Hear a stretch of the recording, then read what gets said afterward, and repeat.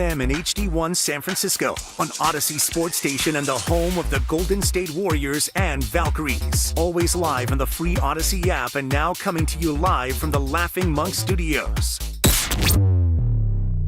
And now, your Live Nation lineup. Everclear at August Hall, September 6th. Eddie Griffin at Hard Rock Live Sacramento, September 19th. The Who at Shoreline Amphitheater, September 21st. Robin Trower at the Fillmore, September 27th. That was your Live Nation lineup. For tickets and info, hit up livenation.com. Losing weight shouldn't be a struggle, and with Jumpstart MD, it doesn't have to be. Right now, your first month is free when you join our medically supervised weight loss program. Our licensed clinicians create personalized plans, including GLP-1 medications, to help you see real results. No insurance? No problem. We have options to meet your individual needs. With 13 Bay Area locations and online visits, expert support is always within reach. This first month free offer ends soon, so call 855-JUMPSTART or visit jumpstartmd.com to start transforming your health today. When I inherited my grandmother's house, it felt like too much to handle. At John Buys Bay Area Houses, we helped Lisa sell her inherited house and start fresh. We take care of everything. No cleaning or repairs, no fees or commissions, no hassle. I sold Grandma's house and finally felt free. Call 510-800-JOHN or search online for John Buys Bay Area Houses to get a fair cash offer today. Start fresh with John Buys Bay Area Houses. Now it's time for the closer of the week. Presented by LiftMaster and RNS Doors. Turn your garage into the envy of the neighborhood. Visit rnsdoors.com. This week's closer comes from Amy in Hayward. What started as an emergency garage door issue was quickly resolved thanks to Christine's support, who dispatched Marcos to assist. Marcos, Terry, and Tracy, all outstanding representatives of RNS. Recently, my garage door opener was not working. I was in need of a closer. I was put in touch with RNS Doors, and they hooked me up with a brand new garage door opener from LiftMaster. With LiftMaster's MyQ connectivity, my garage door opener can be controlled right from my smartphone. You'll know when a door or gate has been left open and can close it with a tap, no matter where I am. Be one of the first 10 callers and receive 20% off a LiftMaster garage door opener. Call 1-800-FIX-A-DOOR. That's 800-FIX-A-DOOR. Or visit rsdoors.com. R&S Doors. Look for the red truck. Do you have $10,000 or more in credit card debt? Are you barely getting by making minimum payments? With credit card debt reaching all-time highs, National Debt Relief is letting everyone know about great debt relief options now available to help people with overwhelming credit card debt. These options may reduce a large portion of your credit card debt. Get a free debt relief consultation when you call 800-586-4040. 800-586-4040. 800-586-4040. A strong heart, a steady stride, a life full of milestones. El Camino Health is here for you. From advanced heart and vascular care that keeps you on beat, to expert orthopedic treatments that keep you moving, and innovative cancer care that fights alongside you. With expert care for women, men, and new moms, supporting you through every chapter of your health, because every life we touch is built on trust and compassion. El Camino Health. Our strength, your health. Do Crohn's disease or ulcerative colitis symptoms keep coming back? Tremfya, guselkumab, may help, with rapid remission achieved at 12 weeks and lasting clinical remission at 1 year. Some even saw visible improvement of their intestinal lining at 12 weeks and 1 year. Tremfya is a prescription medicine used to treat adults with moderately to severely active Crohn's disease and adults with moderately to severely active ulcerative colitis. Serious allergic reactions and increased risk of infections and liver problems may occur. Before treatment, your doctor should check you for infections and tuberculosis. Tell your doctor if you have an infection, flu-like symptoms, or if you need a vaccine. Healing is possible with Tremfya. Approximately 3 out of 10 patients were in endoscopic remission at 1 year, based on areas visualized on colonoscopy, which may not represent the deeper bowel layer or entire GI tract. Individual results may vary. Ask your doctor about Tremfya today. Call 1-800-526-7736 to learn more or visit tremfyaradio.com. Jack London Square, 55 degrees and clear. Weather brought to you by Staples. Have you heard? The Staples Easy button is back with even more easy. Press it for custom prints, shipping services, even passport photos. Staples. That was easy. It's It's time to wake on up. Wake up, wake up, wake up. With a nice cup of Joe. What's up, Joe, bro? Featuring Joe Spadoni. He's an Italian. And Joe, the Butcher Boy Shasky. I am slippery. Oh! The best part of waking up is morning roast in your cup. It is the Morning Roast, man, on 95.7 The Game. For me, like solid 7. Christian Koss pounds one to deep left. The big part of the park, gone! A 2-run homer. The first hit of the game for the Giants, and he mashed it. Wow. Yeah! Wait, Wow. What was that? Was that phlegm or was that? What's that? Wow. That was great. NBC Sports Bay Area, the call, Dave Fleming, as the Gigantes get back on track, as Dom Smith, friend of the program, predicted yesterday, Joe. We got this, and we'll take the series today. 8-1 the final. Back at 500 as this up and down season continues. They're right in the middle. Shout out Jimmy World, and shout out to all you lovely people tuning in right now. If you're getting off work and ready for work, start of school for some people. If you're tuning in, we appreciate it. And you can tune in various ways. We're on the Odyssey app. We're on YouTube. We're on Twitch. We're on Twitter. We are everywhere. And if you're driving in your cars the old-fashioned way, that's great. As we were just having a 20 to 30-minute discussion on traffic and how you talk about traffic. It sounds very exciting, and it is, I promise you, because apparently Steiny and Guru were talking about it yesterday with E-Dog, Evan Giddings, and it got Joe Shasky's blood boiling a little bit. Well, like the Giants, so about time they busted out. It was great to see. Ramos looks great. Logan Webb was battling in that third inning after the Giants put up a couple runs. I'm thinking, we're in trouble here, and he ended up getting out of that. No, the traffic thing is funny to me because I think there's two ways of viewing it. There's, I live in the city, and I view it one way, and then I live outside the city, but I come into the city, and you view it completely different. Just to me, city traffic, and I'm talking about San Francisco traffic, you throw the time out the window because it's awful. You could hit a block, Park Presidio, you could be on Sunset Boulevard, 19th Avenue, pick where you want. And all of a sudden, the left lane is closed because they're doing construction, and there are giant trucks everywhere, and a Muni stopped, and this, and the next thing you know, your Google Maps, Apple Maps, whatever you're using, Waze. Could say 7 minutes. Yeah, Waze could say 7 minutes. 7 minutes. You're sitting there for 48 minutes.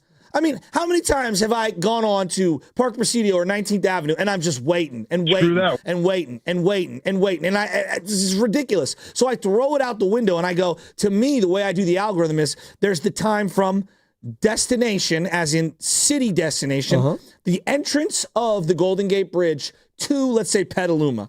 Or from when I get on to the Bay Bridge at the last possible exit, or I'm leaving the city as I see that giant tower on the right-hand side, and I get the above portion of the Bay Bridge above me. That's when my clock starts, because the clock inside the city is just throw it out the window. It's awful.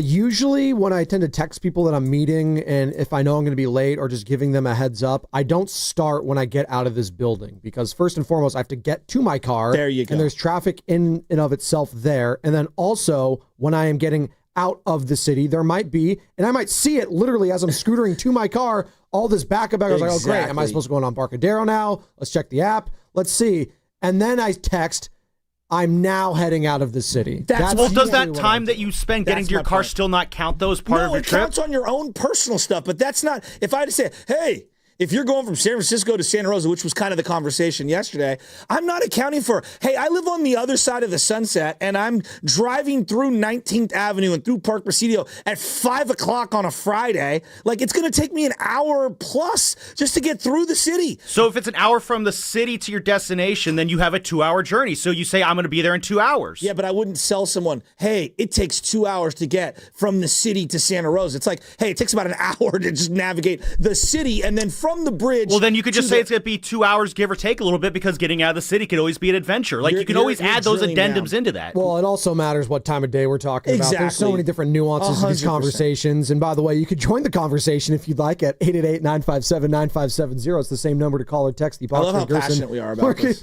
Work injury attorney stuff. Because, I'm never going to trust you when you say what time you're going to be somewhere. Yeah, but I wouldn't, see, that's the thing. I wouldn't tell you a time without understanding. I really can't know until I enter the bridge. Shout out to those watching on YouTube, brought to you by First NorCal Credit Union. For a low-rate auto loan, apply online or just ask for First NorCal Financing at the dealer. And as always, we are coming to you live from the Laughing Monk Studios, Laughing Monk, righteously brewed in San Francisco. And we will be in Laughing Monk in Sunnyvale tomorrow. Pretty and we would fired up. love for you to be there. And not only will we be there, but the aforementioned Steiny and Guru will also be there after us. So cannot wait for that. And Shasky and I will also be attending the joint practice tomorrow between the 49ers and Broncos. And there's a lot to be made about certain positions. First and foremost, though, Joe, I don't think we've talked about this guy enough. And he's going to be the talk for a lot of people these next coming weeks when it comes to fantasy football. He's going to be the talk of the town because when he is on and when he is right, he may be the greatest player in football. And I don't say that lightly. With the likes of Patrick Mahomes, Josh Allen, Lamar Jackson, Saquon Barkley, Myles Garrett, TJ Watt. He's amongst those names as best when he is on. I'm talking about Christian McCaffrey. I don't know what he is going to look like. He may look like Christian McCaffrey 2 years ago. He may look like he lost a step completely and he might be done. It could be one of that. It could be in between that. I have no idea what Christian McCaffrey we are getting this upcoming season. It's great if he's doing it in pads, without pads, not getting touched. It's a contact sport. He's going to get hit. He's going to get knocked around. And after that first hit, after he takes that big blow, is he going to get up? Is he going to be fine? After a couple games, is the Achilles going to flare back up? These are questions that are going to be in the back of 49ers heads. And hell, the back of everyone's heads come fantasy football time, which is around right now. Usually I don't even start, though, until like literally like the day or two before because injuries happen all through training camp. That's what you should be doing. The pros do it that way. But when you're going online. Well, if you're doing an in-person one, I grant more leniency. Well, you should do the in-person ones probably a week before. I would just... Okay, the week before is typically Labor Day weekend. Trust me, we deal this every year in my friends league. I'm just saying. So it's easier said than done. But I do feel like, as you were mentioning that Brock Purdy was kind of like, the noise around him is pretty quiet right now. The noise around Christian McCaffrey, like, I haven't been seeing a lot of, wow, this looks like the same old Christian to me. Now, maybe we'll see that in joint practices. Are they even going to like put him out there in like tackling situations in these joint practices? I don't know. I don't know what to expect from Christian McCaffrey this year. And I guess that's kind of the thing that scares me right now the most about this team, that I feel it's still so CMC reliant. And I don't know if I could rely on the guy going forward. I don't know how to feel about it, Joe. He had 2,000 yards and 21 touchdowns. He was incredible in 2023. He was incredible.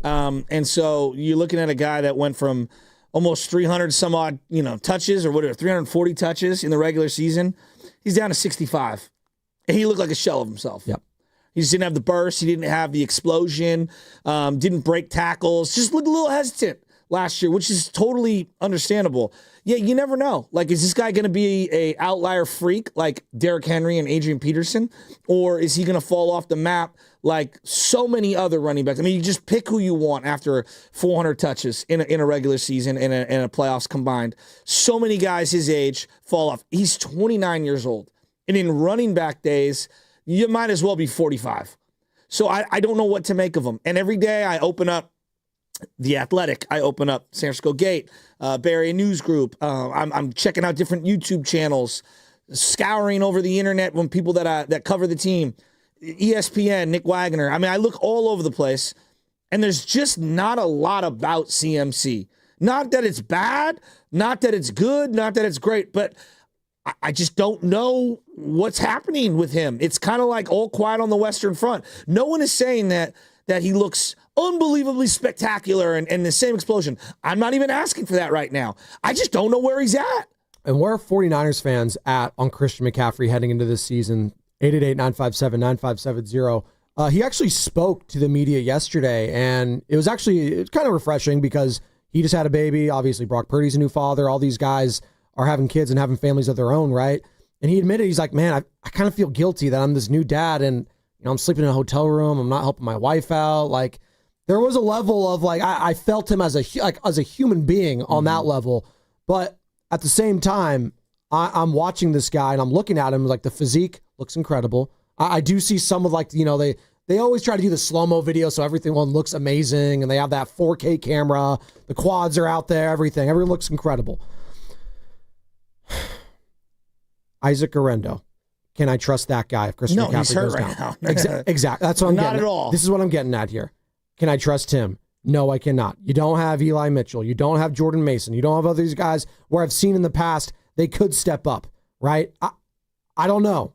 And I'm just wondering from 49ers fans, when you think Christian McCaffrey, does optimism come to your mind at all? Can you be optimistic about Christian McCaffrey heading into this season at all if you're a 49ers fan? I wonder that, because if Christian McCaffrey is healthy, Joe, and he is back to CMC, which is a big, big if, I do think this team can shock some people and go on a deep run in the playoffs. If CMC is that, because we saw it 2 years ago, as you mentioned, the stats are incredible. Hell, if this was maybe a decade plus ago, maybe he wins the MVP, because it's a quarterback award now. That's what we do. It's going to be Lamar. It's going to be Joe Burrow, Josh Allen. Hell, Saquon had an argument for being MVP last year. He didn't win it because we give it to quarterbacks. That's what we do now. But Christian McCaffrey in his own right, when he is on, is one of the best in the league. And I think we forgot about it because of Saquon last year and because the Niners were down. And because, quite frankly, a lot of the drama of last year, yes, it was contract related. But Joe, wasn't it around this time last year that the injury news started creeping up? Yes. It's like, oh, we're not seeing Christian McCaffrey. What's going on? What? Mm-hmm. And then all of a sudden we hear the dreaded A word, Achilles? Wait, what? And then it keeps leaking, it keeps going. And then not until Monday Night Football with Joe Buck and Troy Aikman, we finally learned, yeah, he's not going to play. It's going to be Jordan Mason. Everyone losing their collective minds because they held out hope that Christian McCaffrey is going to start for their fantasy squad. And I keep bringing up fantasy because it is an interesting aspect in how we view all these things. Because I don't know about you, Joe. I know some people that literally go into fantasy drafts. And people might scoff at this for not into it. That's fine. It's a huge thing. There's hundreds of millions of people that do it. People that aren't even football do fantasy football. You're going to start seeing that around your offices, around wherever, your schools, whatever. Hell, Dom Smith and the Giants probably have one. They always do.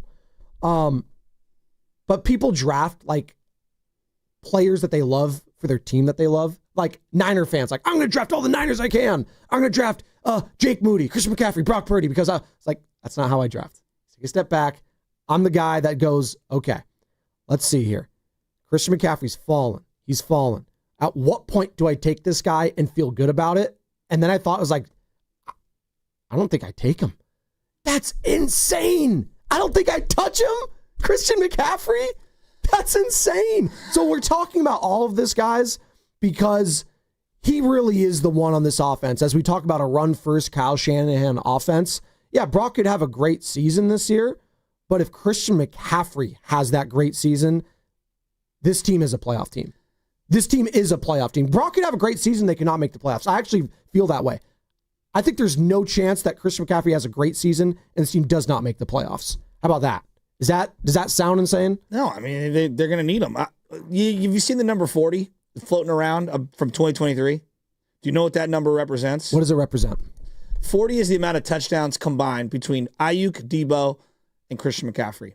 That's what they scored in 2023. It's incredible. 40 touchdowns. It's incredible. 40. What do you think they did last year? My God. Less than 10. Oh, significantly less than 10. So that's kind of where I'm going. You're not going to have Debo on the roster this year. Is it less than 5? Well, the entire number is basically Debo had 4. Ayuk had 0, and Christian had 0. So the number is 4. Less than 5 is 4. 4. I thought Ayuk snuck one in there, but he didn't. He didn't sneak in any at all. Oh, my God. He had a huge drop in the third down in the Rams game coming across the middle. But you went from 40 to 4. Now, you're going to have to find that production somewhere. Are you going to score 40 touchdowns amongst 3 guys? I don't know.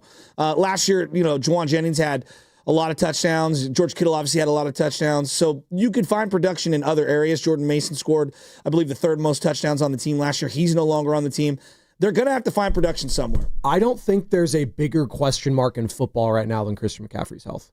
I would dare someone else to find me a bigger question and what-if scenario than Christian McCaffrey's health right now, because I can't find one. I mean, you can probably say like one of the young quarterbacks. The Vikings won 15 games last year, and they're going to a guy who didn't take a snap. Sure, but I think people expect J.J. McCarthy to look like a rookie this year. Again, they won 15 games, Joe. Okay, they won 15 games, and we're on the doorstep of being the number 1 or number 2 seed in the entire NFL.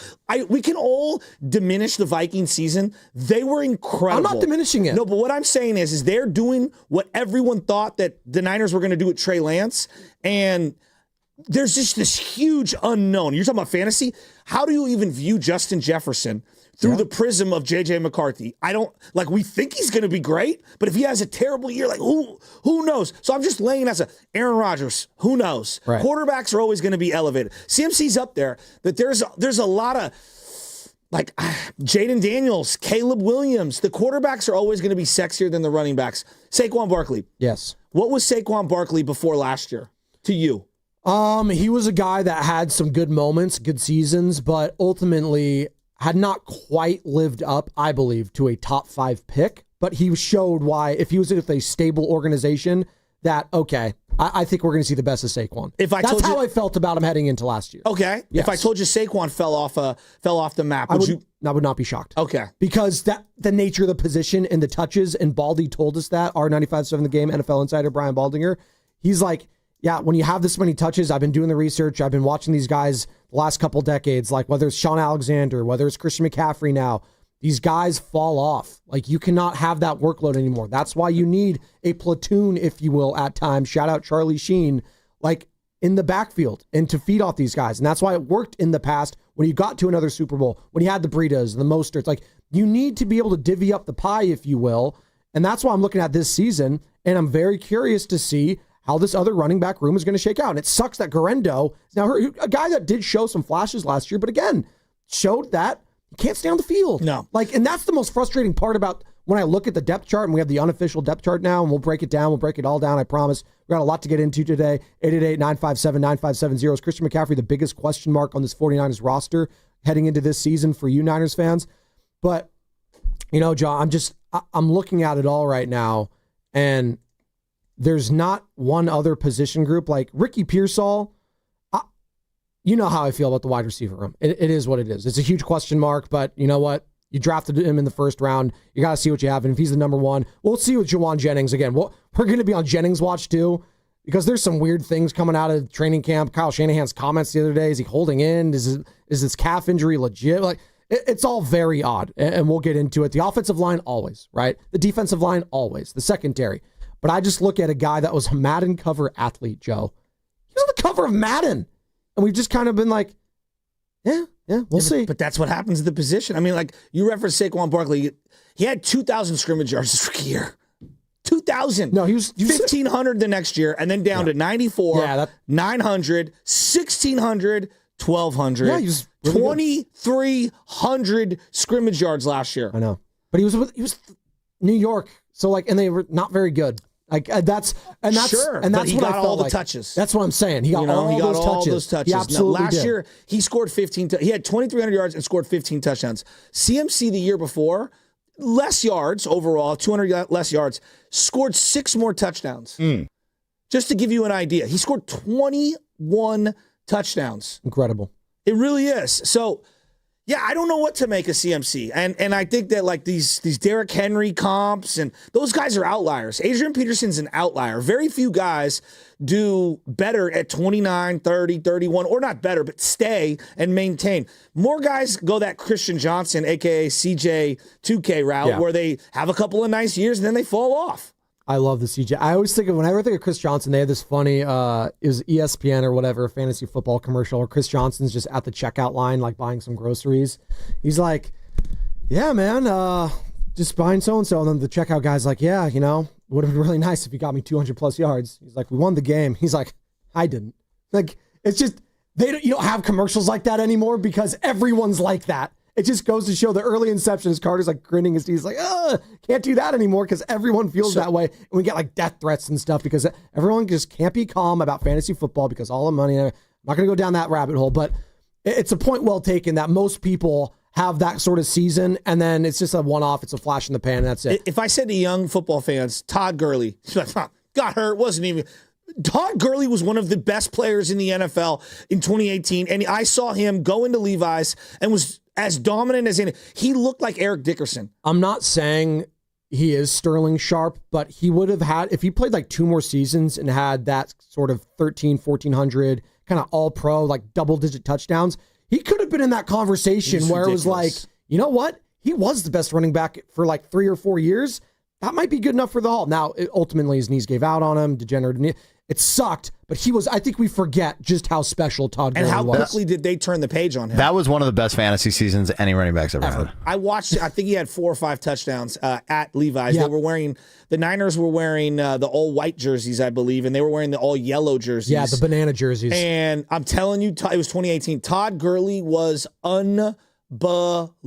He averaged like 29 points in half PPR leagues. He was unbelievable. And then, look, but if you said it to a younger NFL fan, Todd Gurley, what are you talking about? He was that good. Is CMC going to go the route of him? Like Todd Gurley, it was the knee. The knee got shredded. It never really recovered, and he had an ACL injury early on in his career. Kind of, I think his rookie year was cut short because of it. Is he going to be that, or is he going to be the bounce back guy? Joe, I have no idea. I have no idea. But unlike the quarterback position where we just talk about it, we almost expect running backs to fall off the cliff. It's true. It's true. And are we expecting that when it comes to Christian McCaffrey this upcoming season, Niner fans? 888-957-9570. I see some of you on hold. We will get to you on the other side. They had 40 touchdowns between Ayuk, Debo, and CMC in 2023. 40. And how can you replicate that with this roster heading forward? Going to be on Brock Purdy, baby. It's all on Brock. 40. Brock's got this. Come on, 40. Guys. By the way, what's coming up in the game is brought to you by the American Cancer Society. We're going to hear from Kyle Shanahan, Christian McCaffrey, and even Brian Baldinger on the biggest question for the 49ers. Is it Christian McCaffrey? It's Spadoni. It's Chasky. It's the Morning Roast. It's 95.7 The Game. We are the American Cancer Society, making strides against breast cancer. Are you ready to join the #1 breast cancer movement in the country? Sign up today at makingstrideswalk.org. If you have back-to-school shopping to do, then you should make Macy's your first stop, because Macy's has back-to-school styles from brands like Nike and Jordan, must-have denim from Levi's and Good American, and now Macy's has Abercrombie Kids too. It's all in one place, all at great prices. And here's another reason to come in. If you're already at Macy's and you saved so much, you could stop by the fragrance counter and pick up something for yourself too. The best back-to-school styles are here now at Macy's. Shop organics at Whole Foods Market. Get organic black, red, and green seedless grapes for $2.99 per pound with Prime through August 19th. Enjoy them at their best with a crisp skin and juicy center. While supplies last, shop in-store or online. Terms apply. For over 70 years, Golden State Lumber and Showroom has developed strong partnerships with top brands like Trex. Leading the way in performance-engineered decking and railing, Trex offers products that won't rot, splinter, or fade. Their sun-comfortable, heat-mitigating technology keeps decks cool underfoot, and Trex marine-grade decking withstands saltwater, sun, and sand. Explore their latest Transcend colors, Hatteras and Salt Flat, featuring a 50-year limited residential warranty. For a link to Trex, visit GoldenStateLumber.com. Golden State, when you succeed, we succeed. Boxer & Gerson, Northern California's premier workers' compensation law firm, helping injured workers get their lives back for over 40 years. Make some noise! Screen set for Shanahan. Fires it through. Ball is going wild. They probably can't even hear down there. Floating inside. As he gets it again. Steph Curry likes it. Tonight, the Golden State Valkyries return to Valhalla for a home crowd rematch against the Las Vegas Aces. Coverage starts tonight at 6:30, live on KPIX+. And puts it in with 3 seconds remaining. Golden State by 2. I feel things when people talk about their struggles, about their problems, especially families. I have a kid. When I see parents who are struggling or kids who are struggling, I really feel all of those stories. I shouldn't. It's probably not good to take those things home with me, but I really do, and I really deeply care about what they're going through. I think that has to be the most rewarding part of what I do. The Late News with Sarah Donchi, tonight at 11 on KPIX. Express yourself with personalized cafe appliances at Friedman's Appliance in Pleasant Hill. And for a limited time, receive up to a $3,000 rebate with a purchase of select suite combinations. Uniquely style your kitchen at Friedman's Appliance in Pleasant Hill or at friedmansappliance.com. And we're back, live during a Flex Alert. Dialed in on the thermostat. Oh, we're pre-cooling before 4 p.m., folks. And that's the end of the third. Time to set it back to 78 from 4 to 9 p.m. Clutch move by the home team. What's the game plan from here on out? Laundry? Not today. Dishwasher? Sidelined. What a performance by Team California. The power truly is ours. During a Flex Alert, pre-cool, power down, and let's beat the heat together. Step back in time and honor the greatest generation at Spirit of 45 Living History Day and Swing Dance on August 16th at History Park in San Jose. This year we celebrate the 80th anniversary of the Allied defeat of the Axis powers with authentic 1940s fashion, music, dance, and historic exhibits, along with heartfelt tributes to our World War II heroes. Don't miss this unforgettable tribute to America's finest hour. Living History Day admission starts at $5.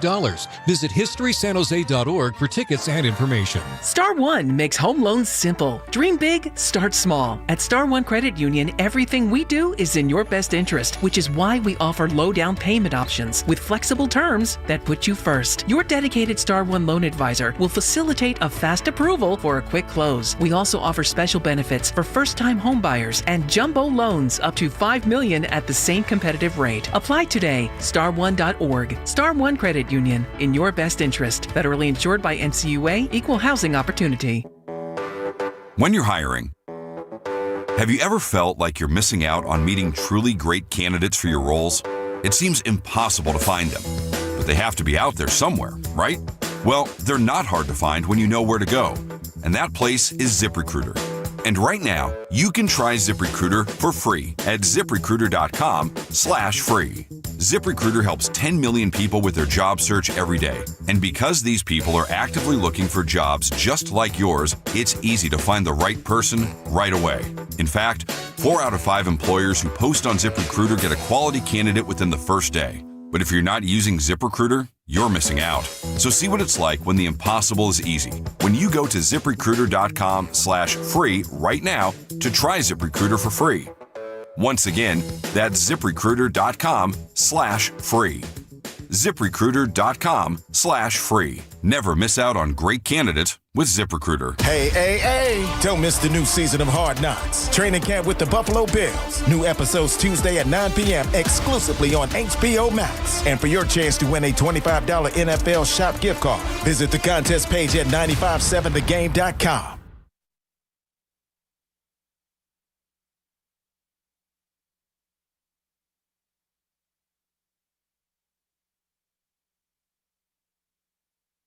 Now new 14 to work with for Carla and company. Late, gets past Jewel Lloyd and lays it in with the left hand off the glass on the left of the lane. Take from the left wing. Everything left for Late.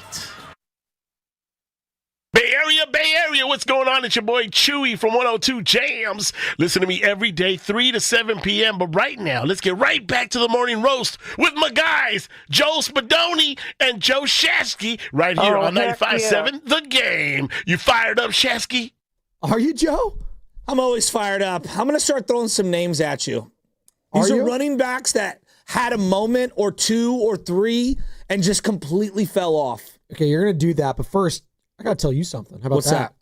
And that was Kevin Dana on the call right here at 95.7 The Game. You're home for Golden State Valkyries basketballs. The Valkyries are back in the Bay at Valhalla tonight, Joe, taking on Tom Brady and Mark Davis's Las Vegas Aces at 7 o'clock. And you can hear the game right here on 95.7 The Game on the Valkyries channel on the Odyssey app, which is free.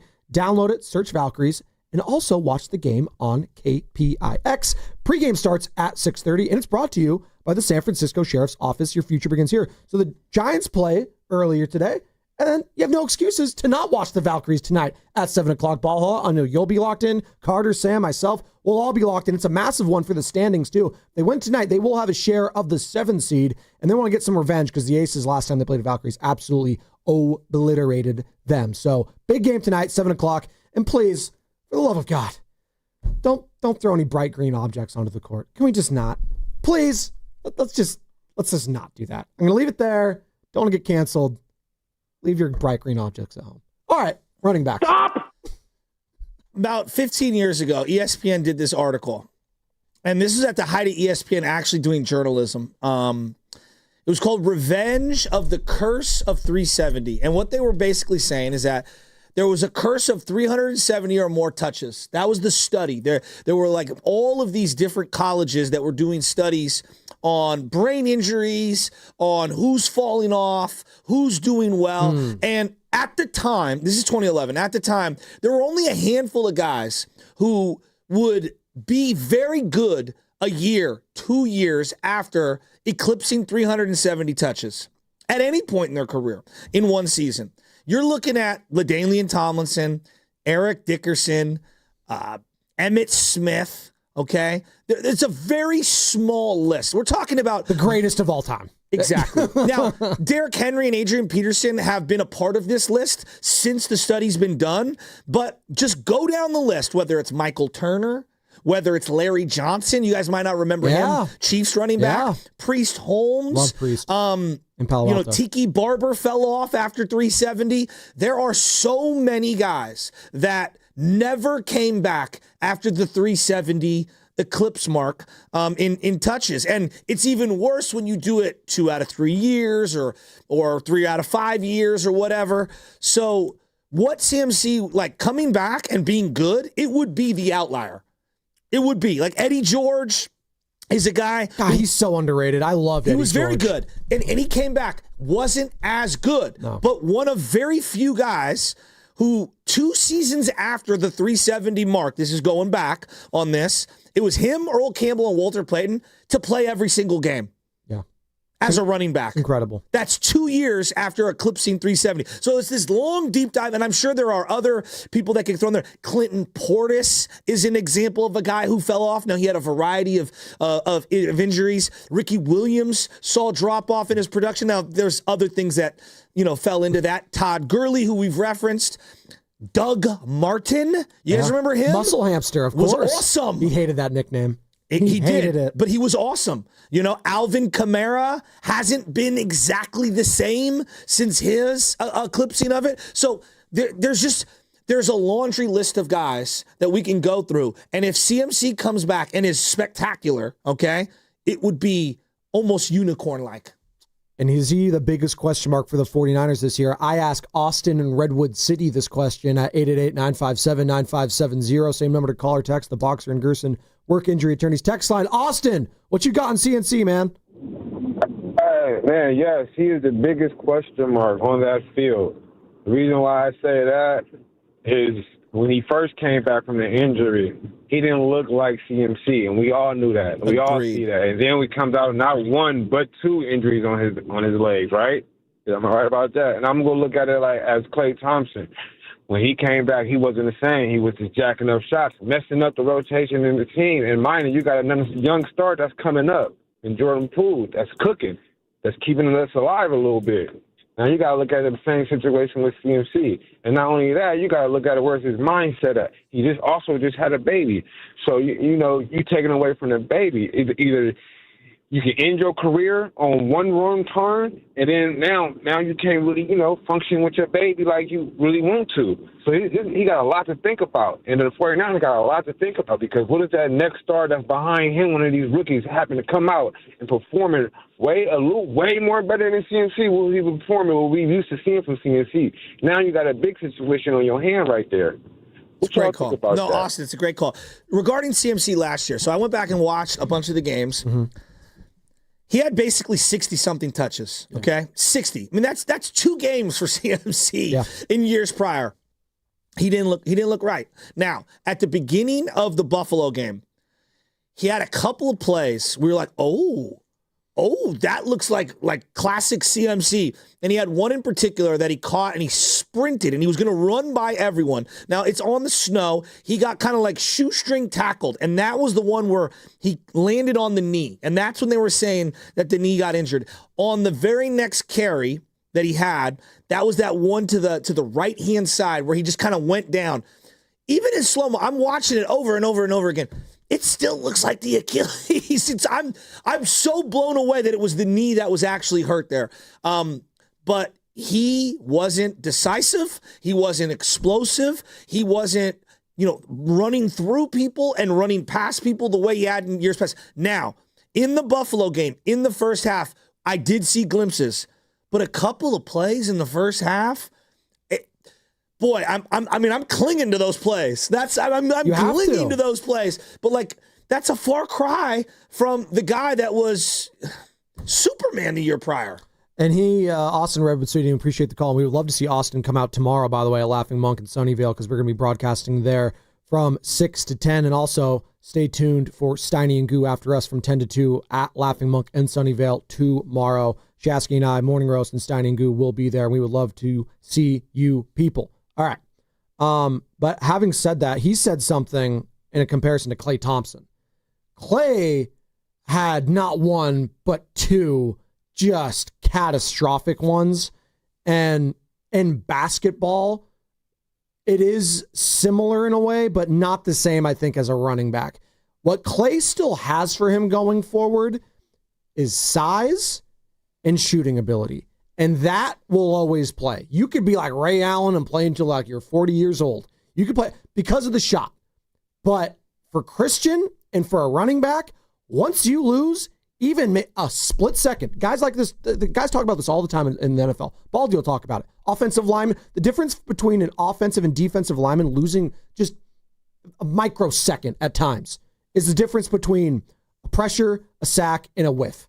Or just not even get it. I don't think that's with every player. Not with every player, but with running backs, it could be the difference, though, Joe. Yeah, but I watched Frank Gore. Old man Frank Gore could barely move, and he had vision and patience. And he's a Hall of Famer, though. And there's something to be said about him being able. Not Christian is one of the great specimens of all time. No, he is. But what made Frank great was he recovered in college early on too from devastating injuries that some guys may never get back from, and he was able to complete and play until damn near he's 40 years old. We're up against it, but I want to get into this because I think your point on like Gore, it would require a change of play to a degree for CMC to do what Frank did. But I would just say Anquan Bolden, Keenan Allen, Mike Evans, Frank Gore, there are a lot of guys that don't rely on speed, but they do have other attributes, vision, size, toughness, catch radius, that override whatever lack of speed they might not have. And we're going to hear from Christian McCaffrey and Kyle Shanahan on the other side, talking about this training camp and how Christian's feeling going forward. And that's what's coming up, brought to you by Fremont Bank, here for you, here for good. With the Pettinelli Financial Partners 10th Annual Tournament to Support Autism Society, San Francisco Bay Area, committed to providing resources and activities for local families touched by autism. Sponsored in part by Atco Pest Control. This year's event offers a chance to golf with 95.7 The Game favorites and local sports celebrities. Have your company co-sponsor the event or get details on how you can play. Search 10th Annual Pettinelli Golf at Harding Park. Neuropathy is a debilitating condition that is sometimes misdiagnosed. Symptoms can include pain, numbness, and tingling in your hands, legs, and feet. Neuropathy is a progressive condition that only worsens unless you get effective treatment. SF Bay Wellness is a leader in neuropathy reversal and uses FDA-cleared, non-invasive electric cell therapy to restore nerve function with no injections, no drugs, and no surgery. The treatments have a 95% success rate. If distance is a factor, ask about our virtual consultation option. Call SF Bay Wellness at 844-94-NERVE for the $99 neuropathy evaluation and receive a personal treatment plan that is tailored to your needs. Don't wait another day. Call 844-94-NERVE. That's 844-94-NERVE. Why keep suffering with the painful symptoms of neuropathy? You deserve to live a pain-free life. Start getting the treatment you need for your neuropathy symptoms. Call today. For full details, including terms and conditions, visit unlock.com/legal. Call 1-888-780-6854 to speak with a representative today. Actor portrayal. Terms and conditions apply. Not available in all states. Hey homeowners, can I get a minute of your time? If you need cash but don't want another loan, I've got the perfect solution. You can access up to $500,000 of your home's equity without monthly payments or interest ever with Unlock. This isn't a loan. It's a home equity agreement. With Unlock, you may qualify for cash today in exchange for a share of your home's future value. No debt, no No extra bills, just financial flexibility on your terms. Use the money however you want. Home improvements, paying off debt, investing, or boosting your retirement savings. Unlike HELOCs, home equity loans, or cash out refis, there are no monthly payments. No stress. You've built this equity. Now it's time to use it. Go to unlock.com for more information. Don't wait. Call 888-780-6854 to unlock the equity in your home and get up to $500,000 in cash with no monthly payments and no interest ever. Call 888-780-6854. 888-780-6854 or visit unlock.com. That's unlock.com for more information.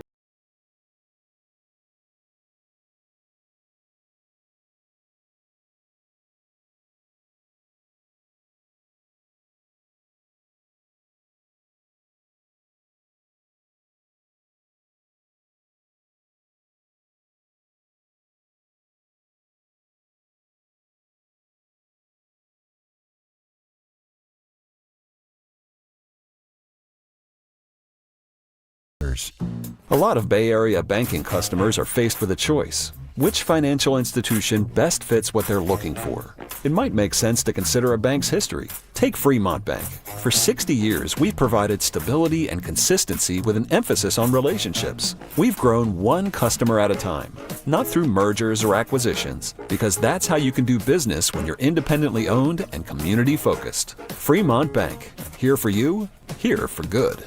Here's Comedians and Sketchers Getting Comfortable, presented by Hands-Free Skechers Slip-Ins. Hey, I'm Bobby Slayton, and I'm here with my pal, comedian, and Skechers ambassador, Mr. Howie Mandel. Why did it take so long to invent something as amazing as slip-ins? I know it seems simple, but it took Skechers to invent a better pair of shoes. Yep, with Skechers Slip-ins, you just step it and go. You don't have to touch your shoes. And by the way, Slip-ins are for the whole family, men, women, and kids. In all your favorite Skechers styles, find Skechers Slip-ins at a Skechers store, Skechers.com, or wherever stylish footwear is sold.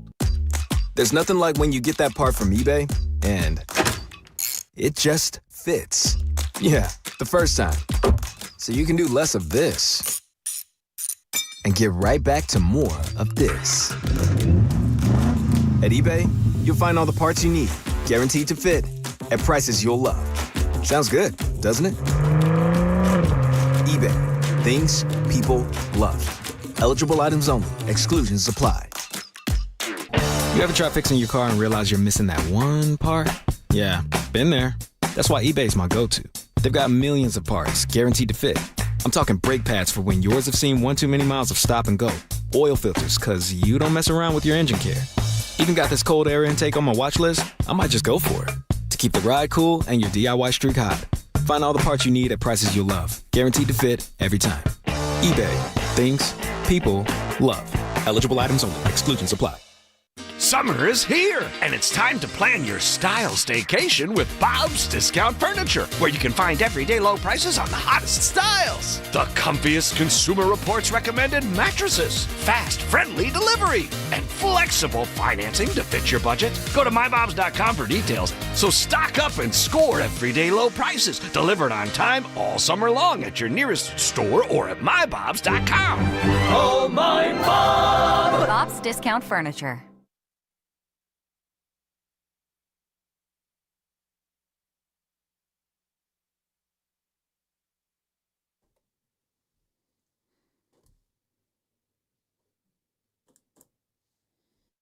Hey, this is Rob. This is Chase. And you're listening to the Morning Roast on 95.7 The Game with Joe and Joe. You really are. And it's brought to you by Golden State, serving the Bay Area for 3 generations. When you succeed, we succeed. Visit goldenstatelumber.com. We're talking Christian McCaffrey. We're talking 49ers football. We're talking the body. Look at the body. Look at that bubble butt. A famous person once said. Was that Mike Mayock from NFL Network when they were doing the draft coverage? I kind of miss Mike Mayock on my draft coverage, by the way.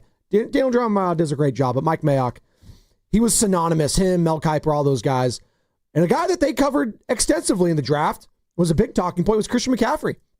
And all the touches that he had going back to college, Joe, he was dynamic. Should have won the Heisman. Talk about East Coast bias. That's what we talk about when we talk about East Coast bias. Christian McCaffrey losing out to Derrick Henry, who, in his own right, incredible, probably the best 1-2, like, when it comes to Heisman voting and votes that translated to the NFL, like, I can't find another 1 and 2 option that are probably going to be Hall of Famers like them. I'm sure there are some, but those guys could potentially be 1 and 2 in Heisman and go to the Hall of Fame. But Christian McCaffrey, what he did in college as a kick returner, punt returner, the passing game, the running game, all of it, all those touches, it finally feels like last year it caught up to him, and it sucks. But I don't think his career's just going to be over like that. That being said, Joe, can he look to a 49er great in the past? One named Frank Gore as a reason to be optimistic going forward in his career. A guy that played till he was damn near 40 years old and was productive all the way to the end. Does he have that in his game to, you know what, say, maybe I need to take a little load off here.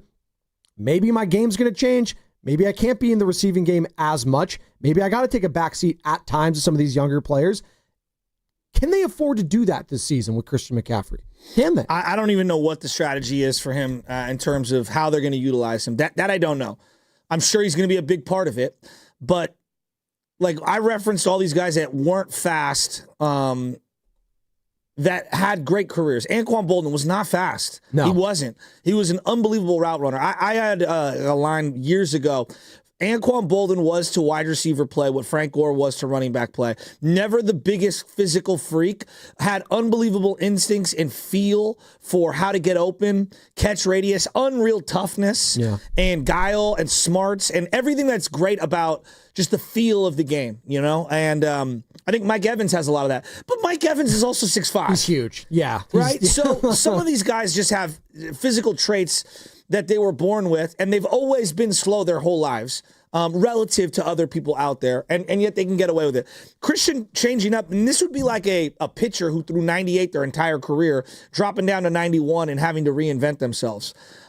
I don't know. I don't know how dramatic the drop-off is going to be for him.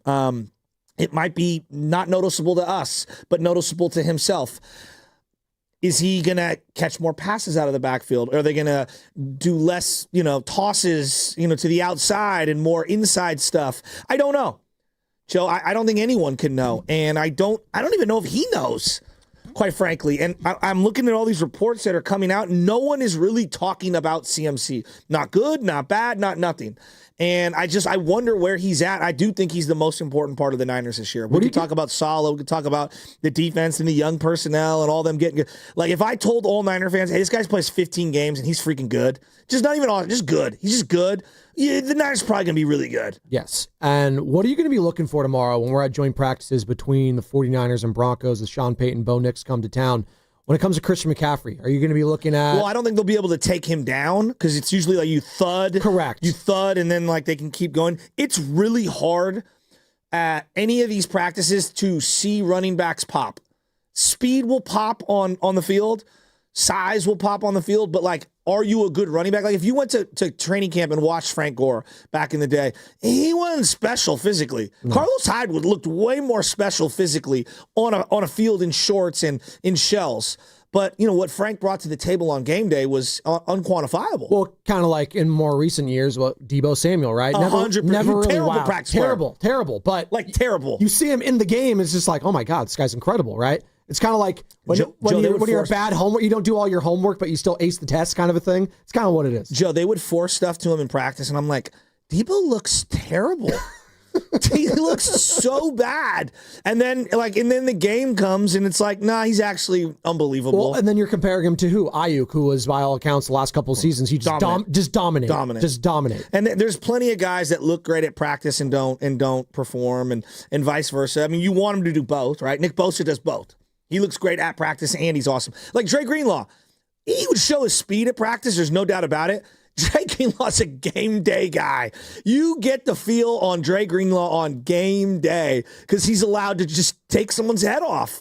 So I don't know where McCaffrey's at, Joe. Like I really don't know. Now, your point about the draft on him, the Niners had the number 2 overall pick, and then they ended up trading down and taking 3. I consumed every bit of radio, both this station, the other station. I consumed all, at the time, the podcasts and the YouTube stuff, which was at the very forefront, all the ESPN stuff, all the NFL Network stuff. Nobody, except one person, was saying the Niners should take CMC, number 2 overall. Not one journalist, not one. You know who said we should be taking season? My boy Rocco. And to this day, he's the only person I know. I am dead serious. No one suggested that the Niners take CMC in the top 5.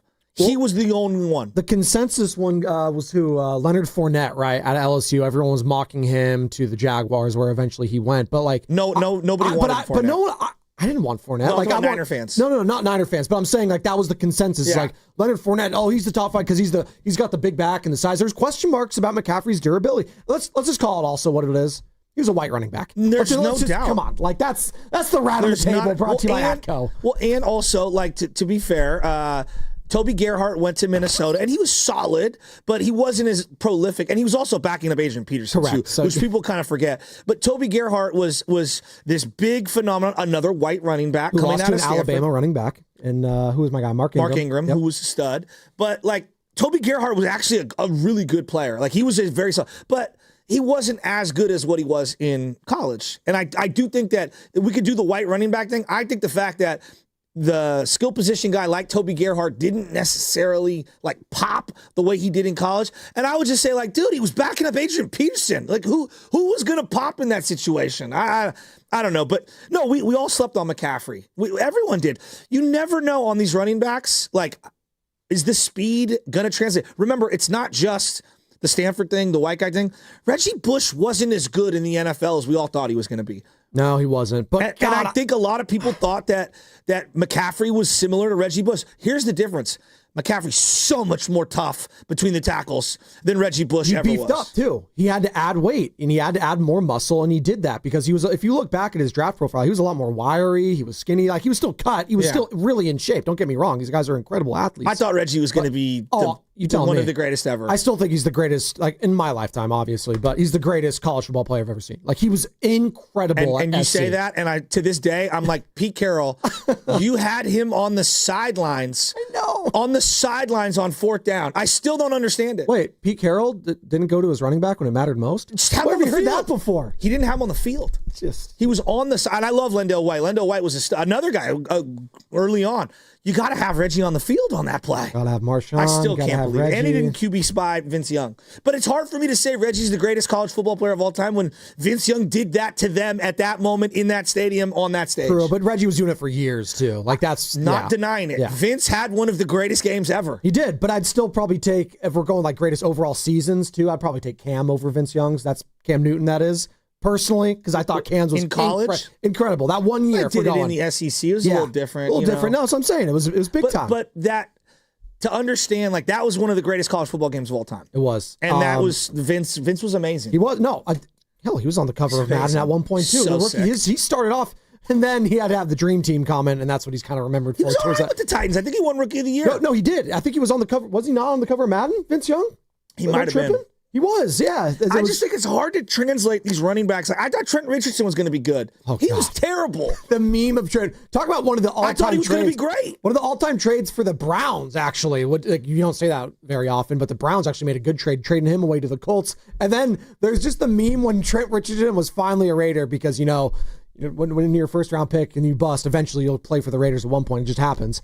And then they just had in preseason, maybe it was a regular season game, where it was this gaping hole wide open on the right side, just dying for anyone to walk. Joe, you could have ran for a touchdown in this hole. And then where does he go? Congested on the other way. It's like, all right, there's Trent Richardson for you. You just look back at that draft, by the way, with Christian McCaffrey. He was 8th overall, going to the Panthers. No, it's insane he fell that far. That first round was Hall of Famer. Myles Garrett, first of all, Hall of Famer. Well, the Niners, to this day, they won a game at the end of the year prior, to not get the number 1 pick. It's just Chip Kelly. I hate him so much. We lost to Johnny Manziel the year prior. You know that, right? Yeah. Yeah. Johnny Manziel. That's how bad the pre-Shanahan. Well, that was Kyle Shanahan, right? Manziel. Was that Kyle Shanahan, offensive coordinator? Yeah, for the Browns. And then Kaepernick threw for -7 yards in Chicago for a half. That was your Chip went 0-14 against everyone but 2-0 against the Rams, right? Yes. And the Rams deactivated everyone and Jared Goff so that they could, move up in draft position. I would love to be a fly on the wall. Such a terrible when it came to Kyle Shanahan, the offensive coordinator, and Johnny Manziel and what they would talk about. I just wanted to see Kyle's face when he saw this guy. That was click. Johnny clearly partying the night before, showing up to meetings, and Kyle's just like staring at him. I would love to see that. So that draft, Myles Garrett, Yep. Trubisky gets traded up for. Yep. Niners take Solomon Thomas. Correct. Are you going to go through it all? Yeah, I'm just talking about Leonard Fournette to the Jacksonville Jaguars.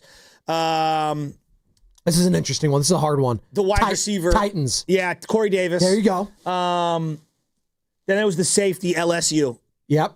Jamal. He's a Raider now. Yeah. Is he a Raider now? Yeah. Jamal Adams. There you go. There we go. Traded for like a 1,000 picks.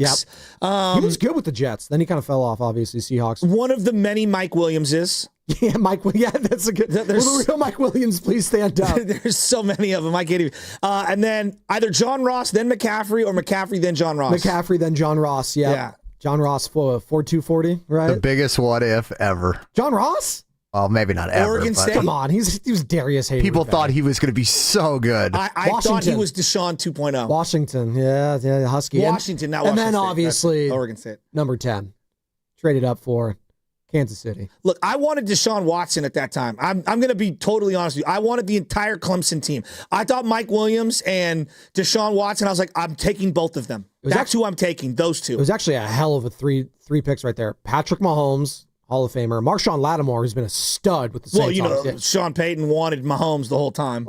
Look at the Saints draft that year. It's unbelievable, frankly. They got Kamara, Lattimore. They got Trey Hendrickson in like the sixth round. Yeah, and Ramchick is like a legit offensive tackle for them. They got Kamara, they got Marshawn Lattimore. It was one of the best drafts ever by any team. That entire draft is such a like woulda, coulda, shoulda, because there's a lot of like players that I look back on that the Niners easily could have had. It was like the worst possible draft to be like 2 through 5. It was. I mean, it really was like the worst. It's just like the Alex Smith draft. Like this is like the worst year to have it. Well, and then you get your GM and your head coach saying, "Oh, well, maybe we ought to throw out our draft board and take this guy Patrick Mahomes." You don't say that, John. You don't say that after the fact. You can think it, but you don't say it. He goes 10 overall. The rest is history. I didn't know anything about Patrick Mahomes, quite frankly. I didn't watch Texas Tech at that time. He was putting up, I thought he was going to be like another like Case Keenum, right? Who was putting up all these numbers with Houston. Well, I'm a Graham Harrell's truther. You don't remember that name, but when Michael Crabtree was at Texas Tech. God, that 08 Texas Tech team was so good. City College has this guy that used to play there, Johnny Mack, and I always followed Texas Tech. And I know that sounds crazy, but also because a buddy was coaching there, not only in basketball, but there was a lot of ties to Texas Tech. So Crabtree, the double Bolitnikoff winner, I wanted Crabtree from day one, and Graham Harrell, I thought, never got a chance. Never got a chance. Yeah. As you're listening to 95.7 The Game, KGMZ, FM, and HD1 San Francisco. And Odyssey Sports Station. White, Jabril Peppers. I wanted Jonathan Allen. It's like, if you're going to take a D tackle, get Jonathan Allen from Alabama. There were so many guys. No one thought that TJ Watt was going to be TJ Watt. There's just, that draft was so bad. Oh, one of the all-time names, too, Taco Charlton. Remember that one? The Cowboys, he was a bust. Reuben Foster, your boy, towards the end there. Reuben did have a couple of plays, though. He had a couple of plays. I mean, Reuben woke up out of bed with a high ankle sprain. Marlon Humphrey, Malik Hooker. There you go. Who we got else here? Evan Ingram, is he still out there? Didn't the Rams take Robinson, or was that the Jaguars took the tackle? Because the Niners might take the tackle at the top of the second. Did the Rams even have a pick in the first round here? I don't think they did. Maybe it was Jacksonville. Cam Robinson? Yeah, might have been Scam Robinson, maybe. Yeah. Hassan Reddick was in there too. God, I do love looking back at certain drafts and what we think and what we know now. We took Akella Witherspoon and had a Cooper Kupp that year. Cooper Kupp? Well, no one knew who Cooper Kupp was, in fairness. Like, come on. I'm just going to stop. Joe Mixon was in the second round there. Yeah. Deshaun Kaiser. Did you like Deshaun Kaiser, Notre Dame? No. No, not at all? No. Juju Smith-Schuster. There you go. Just naming some names as we're talking 49ers draft. We're talking about Christian McCaffrey, and we can continue the conversation. Is he the biggest question mark going forward here? This is what Brian Baldinger had to say, Joe. And this was after the season was over. So we're going through it right now. The chronology. After 2024 or after this past season. Okay. So after this past season, when Christian McCaffrey was not a factor at all, a lot of injury concerns. It was a down season, obviously. There was going to be turning of pages when it came to this roster. Brian Baldinger, our 95.7 The Game Insider, talking about CMC being the biggest question mark for the 49ers. I think so, Joe. I do. The one thing, if you compare the two, I mean, look, Christian was beat up all year. The offseason, he was never really healthy, right? It affected the way that he played. Saquon went through years like that in New York. where he wasn't healthy. And that's why he was basically allowed, to go into free agency with the Eagles. I mean, for the most part, because of his injuries. And they didn't know. The Giants didn't know that he didn't get nicked once this year. Maybe his wrist in a playoff game looked like it bothered him a little bit, but his legs were healthy. And when his legs were good, he was the biggest difference. It's the reason why the Chiefs had the game plan they did, where they pressed outside. They played two deep safeties and they loaded the box and they corralled him. He still had some plays in the passing game, but for the most part, they corralled him. One of the few teams that are able to do it.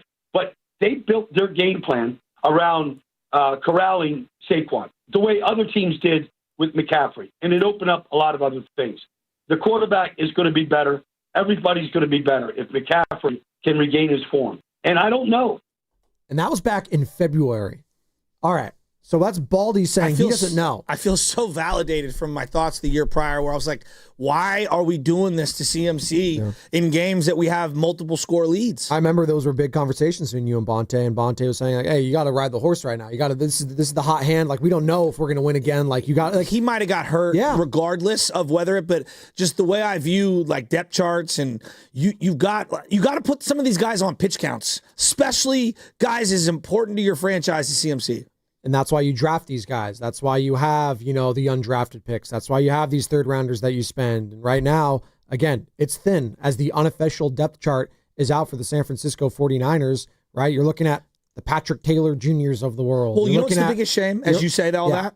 The biggest shame is that we never really got a chance to see Jordan Mason play alongside or back up, if you will, CMC in an offense consistently. What a 1-2 punch that would have been. Yeah. We never got a chance to see it. And I know Jordan Mason's not better than CMC. No one's saying that, but you couldn't have utilized both players and found a way to make it work a little? He's not. That is one of the big Shanahan bugaboos that kind of goes under the carpet for me that is just, it's mind-boggling. He's not better than Christian McCaffrey, but you can't argue he wasn't one of the best running backs in football last year for a given time. Yeah, starting off the season for the first 5-6 weeks, he was incredible. He can help an offense. Yes. That's kind of where I stand. Absolutely. And to take the load off of somebody. Now, he has his own issues, right? Like, he's not a great pass catcher. He had some fumble stuff. So there's some good and some bad. But I think it's more about, like, team building so you have more weapons come January, December, where football's the toughest, and having a fresher version of CMC. That's why I look into this year, Joe, and I'm like,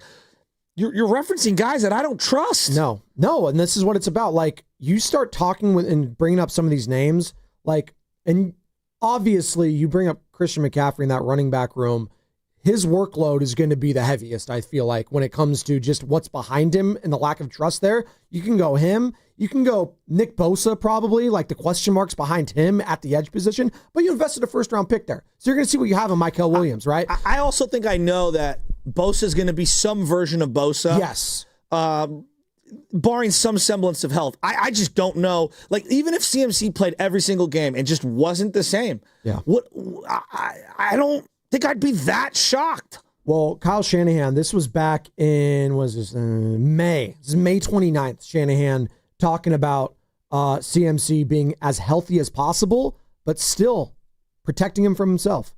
Christian is he's as ready as any player I've ever been around. When he gets hurt, he's got to rehab and get better. Right now, he's healthy as can be. We got to kind of protect him from himself. But Christian has a good idea of what he needs to do right now. He's doing a lot less than he normally would do, but I know he's excited on how healthy he feels and the fact that he can get out there. These preseason games where there's real tackling, I know that the joint practices they're going to have is going to be very important. I am interested, like the running backs. We kind of know, like early on, if someone has the vision and that cutback patience for Kyle's system, if they're going to be good. Can they stick their foot in the ground and fly? And conversely, don't fumble the damn ball. Yeah, well, because I feel like that's kind of what we learned early on. These guys got butterfingers, and you do that in a game. That's the one-way ticket to lose trust in that coaching staff and, quite frankly, get kicked off the team. Well, as we talk about Jordan Mason, had a couple of huge fumbles last year. Early on that really did them in. So there's no doubt you got to hold on to the ball, but I think it's the most important spot that no one's talking about. Running back, as in McCaffrey, and who's backing him up. So that was Kyle Shanahan back in May. This was Kyle Shanahan just a week ago on what CMC's workload has been like in camp. No, I mean, it's real similar to workload we did 2 years ago. His lightest workload was last year when he didn't do training camp. But no, I mean, this has been part of the plan. Christian gets frustrated with it. He wants to be out there. He wants to do everything. But Christian also is very smart and knows what the deal is and knows that we do need to protect him from himself. So he's on board with it all, but I know he's feeling good. And when he feels good, he doesn't like days off. But he understands why he's got to.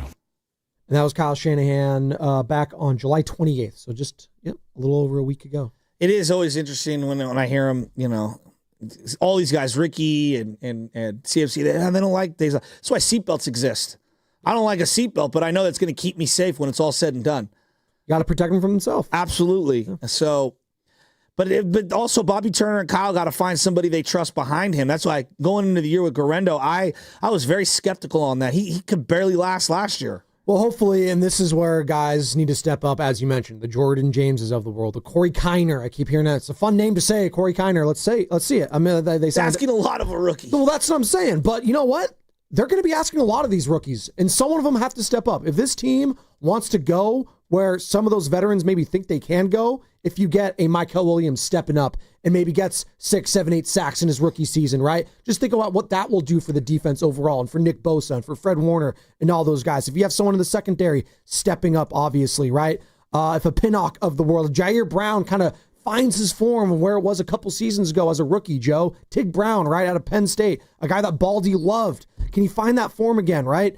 Kadimo Lenore just continue to do what he's been doing, right? I think we're asking a lot of some of this secondary, but we're asking a lot of everyone here, and people need to step up. So I hear you, we're asking a lot, but this is the NFL.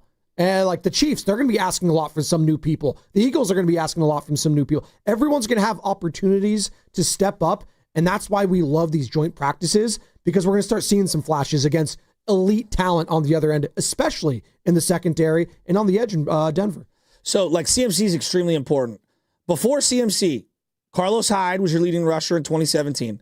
Matt Breida in 2018. Raheem Mostert in 2019. Jeff Wilson in 2020. Elijah in 2021. CMC back-to-back years. And last year, Jordan Mason. So the only repeat was Christian McCaffrey. It's almost like the left fielder for the Giants in opening day. It's crazy, isn't it? It is. That's insane. We're up against it. We got to take a break. He's also the only 1,000-yard back during the Shanahan era. What does that say about Shanahan in this offense? I want to get into that on the other side. Yeah, you're going to need other bodies. Correct. 888-957-9570. Plus, wait till you hear what Sean Payton had to say about this Denver Broncos team and how that relates to this 49ers team. I'll explain on the other side. It's Spadoni, it's Shasky. We're rolling, baby. And by the way, coming up this afternoon, it's at 7 o'clock. It's at night, baby. Night. Valkyries, Aces, at Valhalla, Chase Center. You can hear the game right here on 95.7 The Game and on the Valkyries channel on the Odyssey app. Just download the app and search Valkyries. And you can also watch the game on KPIX. Pre-game starts at 6:30. It's brought to you by the San Francisco Sheriff's Office, and your future begins here. That's what's coming up in the game, brought to you by Cars for Kids. That's Cars with a K. 95.7 The Game congratulates Cars for Kids on 30 years of turning car donations into supporting children. Cars for Kids has helped more than 100,000 kids nationwide. Donate your used car today at carsforkids.org and join over 1 million proud donors making a real difference. 1-877 Cars for Kids. Donate your car today. We finally switched to T-Mobile because with them, we can be connected here and there. Listos todos. Estas son las mañanas. Now we just need to harmonize. Switch today. Get 4 Samsung Galaxy S25 phones with Galaxy AI. Plus, get 4 lines for just $25 per line. Visit a store, T-Mobile.com, or call 1-800-T-Mobile. 1-800-T-Mobile. For well-qualified customers with autopay plus taxes and fees and $35 per line connection charge. Minimum 4 lines on plan. Contact us if canceling lines. Plus $5 per line without autopay. Debit or bank account required. Visit T-Mobile.com. When you travel well, your KLM Royal Dutch Airlines ticket takes you to more than just your destination. It takes you to front row views, voices lost in the music, and new shared memories. And when the last song fades, Welcome aboard KLM Royal Dutch. the KLM Royal Dutch Airlines crew is here to ensure your journey home hits all the right notes. Fasten seatbelt signs. KLM Royal Dutch Airlines. When you travel, travel well. When you own your own business, you own every decision. Catch the red eye or take the 6 a.m. Make a new hire or promote internally. Celebrate a win with a toast at the gate or unwind at the lounge. Big props to this team. Some decisions are a win-win. like earning 8 times points on Chase Travel. Introducing Chase Sapphire Reserve for Business. With $2,500 in annual value, it's the business card that gives back all you put in. Visit chase.com/reserve business to learn more. Cards issued by JPMorgan Chase Bank and a member of FDIC, subject to credit approval. Terms apply.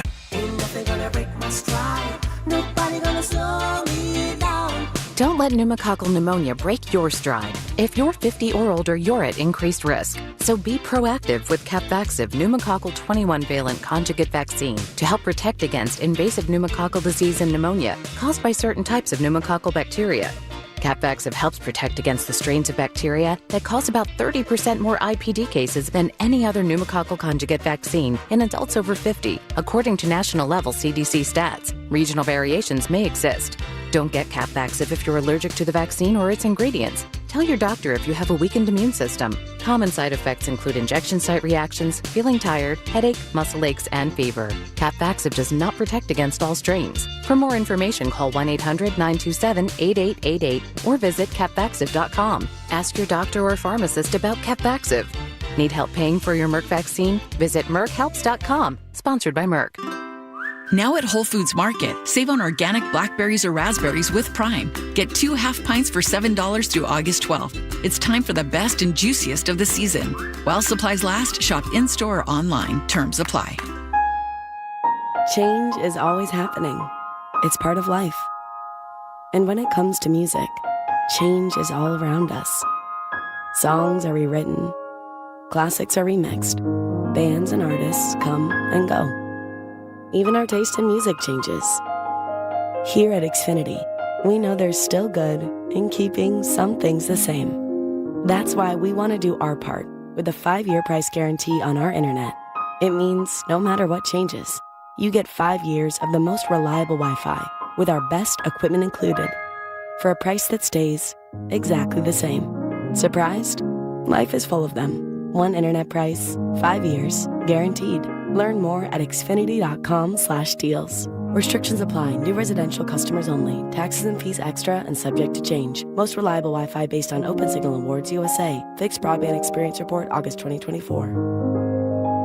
I'm Piera Palazzolo, VP of Digital Marketing for the American Management Association, a company focused on the management training skills needed to enhance the careers of business professionals. We did our research when it came to the best companies for website development and chose AmericanEagle.com. And we couldn't be happier. AmericanEagle.com worked closely with us to understand the front and back end requirements needed to launch an e-commerce website that could handle the complexities of running thousands of seminars nationwide. Our robust new website and improved SEO saw immediate increases in site traffic and web revenue. If you're in need of managerial effectiveness and success, visit our website at amanet.org. If you're in need of a website that provides an unparalleled consumer experience, I highly recommend AmericanEagle.com.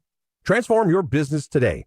Dial 877-WebNow1 for a free digital consultation with AmericanEagle.com. This is the story of the one. As a safety manager at a manufacturing plant, he does everything he can to keep his coworkers safe. From finding ways to reduce risks to keeping safety supplies in stock. And for that, he relies on Grainger. Grainger offers a broad range of quality products and next-day delivery, so he can always play it safe. Call 1-800-GRAINGER, click Grainger.com, or just stop by. Grainger, for the ones who get it done.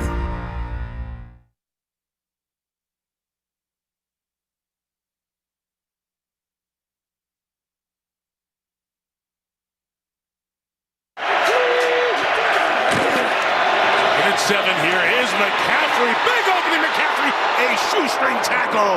He was ready to take it to the house. Brought down at the 30-yard line. That wasn't even a full shoestring. That was a half-string tackle on the tail end of this one. This is Oreo Cookie from Oakland, California, and it's plain to see you can't change me because I'm going to be a roaster for life. What's up, Oreo Cookie? Maybe Oreo's going to be out at Laughing Monk tomorrow in Sunnyvale, Laughing Monk Brewery. We're going to be broadcasting live 6 to 10 You know who's a.m. making an appearance? Who? I got about 17 calls from him the last 2 days. Bonte. Is he really? Yeah. The king is going to bestow his presence upon us. The trumpet. Try not to sound too excited. The red carpet. People are going to be bringing him in like Xerxes and 300. They're all going to be like lifting him over there. There you go. I'm just well-rounded. Yeah, well-rounded. He is. Like a peach. Crushing it. Like a peach. He's been crushing it. He's been in a lot of these training camps, obviously. We got joint practices starting tomorrow between the 49ers and Broncos. And how is one Christian McCaffrey going to look? We'll talk to Bonte about that tomorrow then. And we're talking about it right now. And you know the number. It's 888-957-9570. It's the same number to call or text the Boxer and Gerson Work Injury Attorneys text line. And hopefully, I don't see a lot of CMC on the injury report via Boxer and Gerson. I don't want to see that this season, Joe. Like I've seen Gerard Encarnacion 50 times on it. I don't want to see CMC on the injury report this year. I know. What? I know he had a home run yesterday. He's back. He doesn't have a position. Can we assemble more designated hitters on this? Let's have an entire lineup of DHs.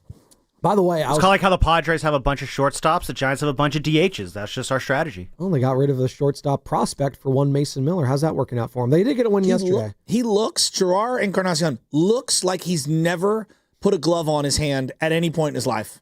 Really? Yeah, LJ is a more natural fielder than Gerard Encarnacion. Damn, Joe.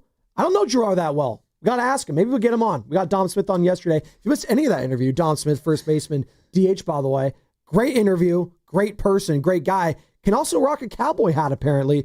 Dom Smith. Made a great play down the line, too, yesterday. Find it on YouTube or on the free Odyssey app. Again, it's free. Why don't you have it downloaded? So, Carter, our technical producer and just producer extraordinaire alongside Sam Lemon in the back. Well, let me. I'll set Carter up here. Carter, because, he has great thoughts, but I'm just going to give you the overall numbers, and you tell me where you stand on this. Carlos Hyde, 938. These are your leading rushers since Shanahan took over.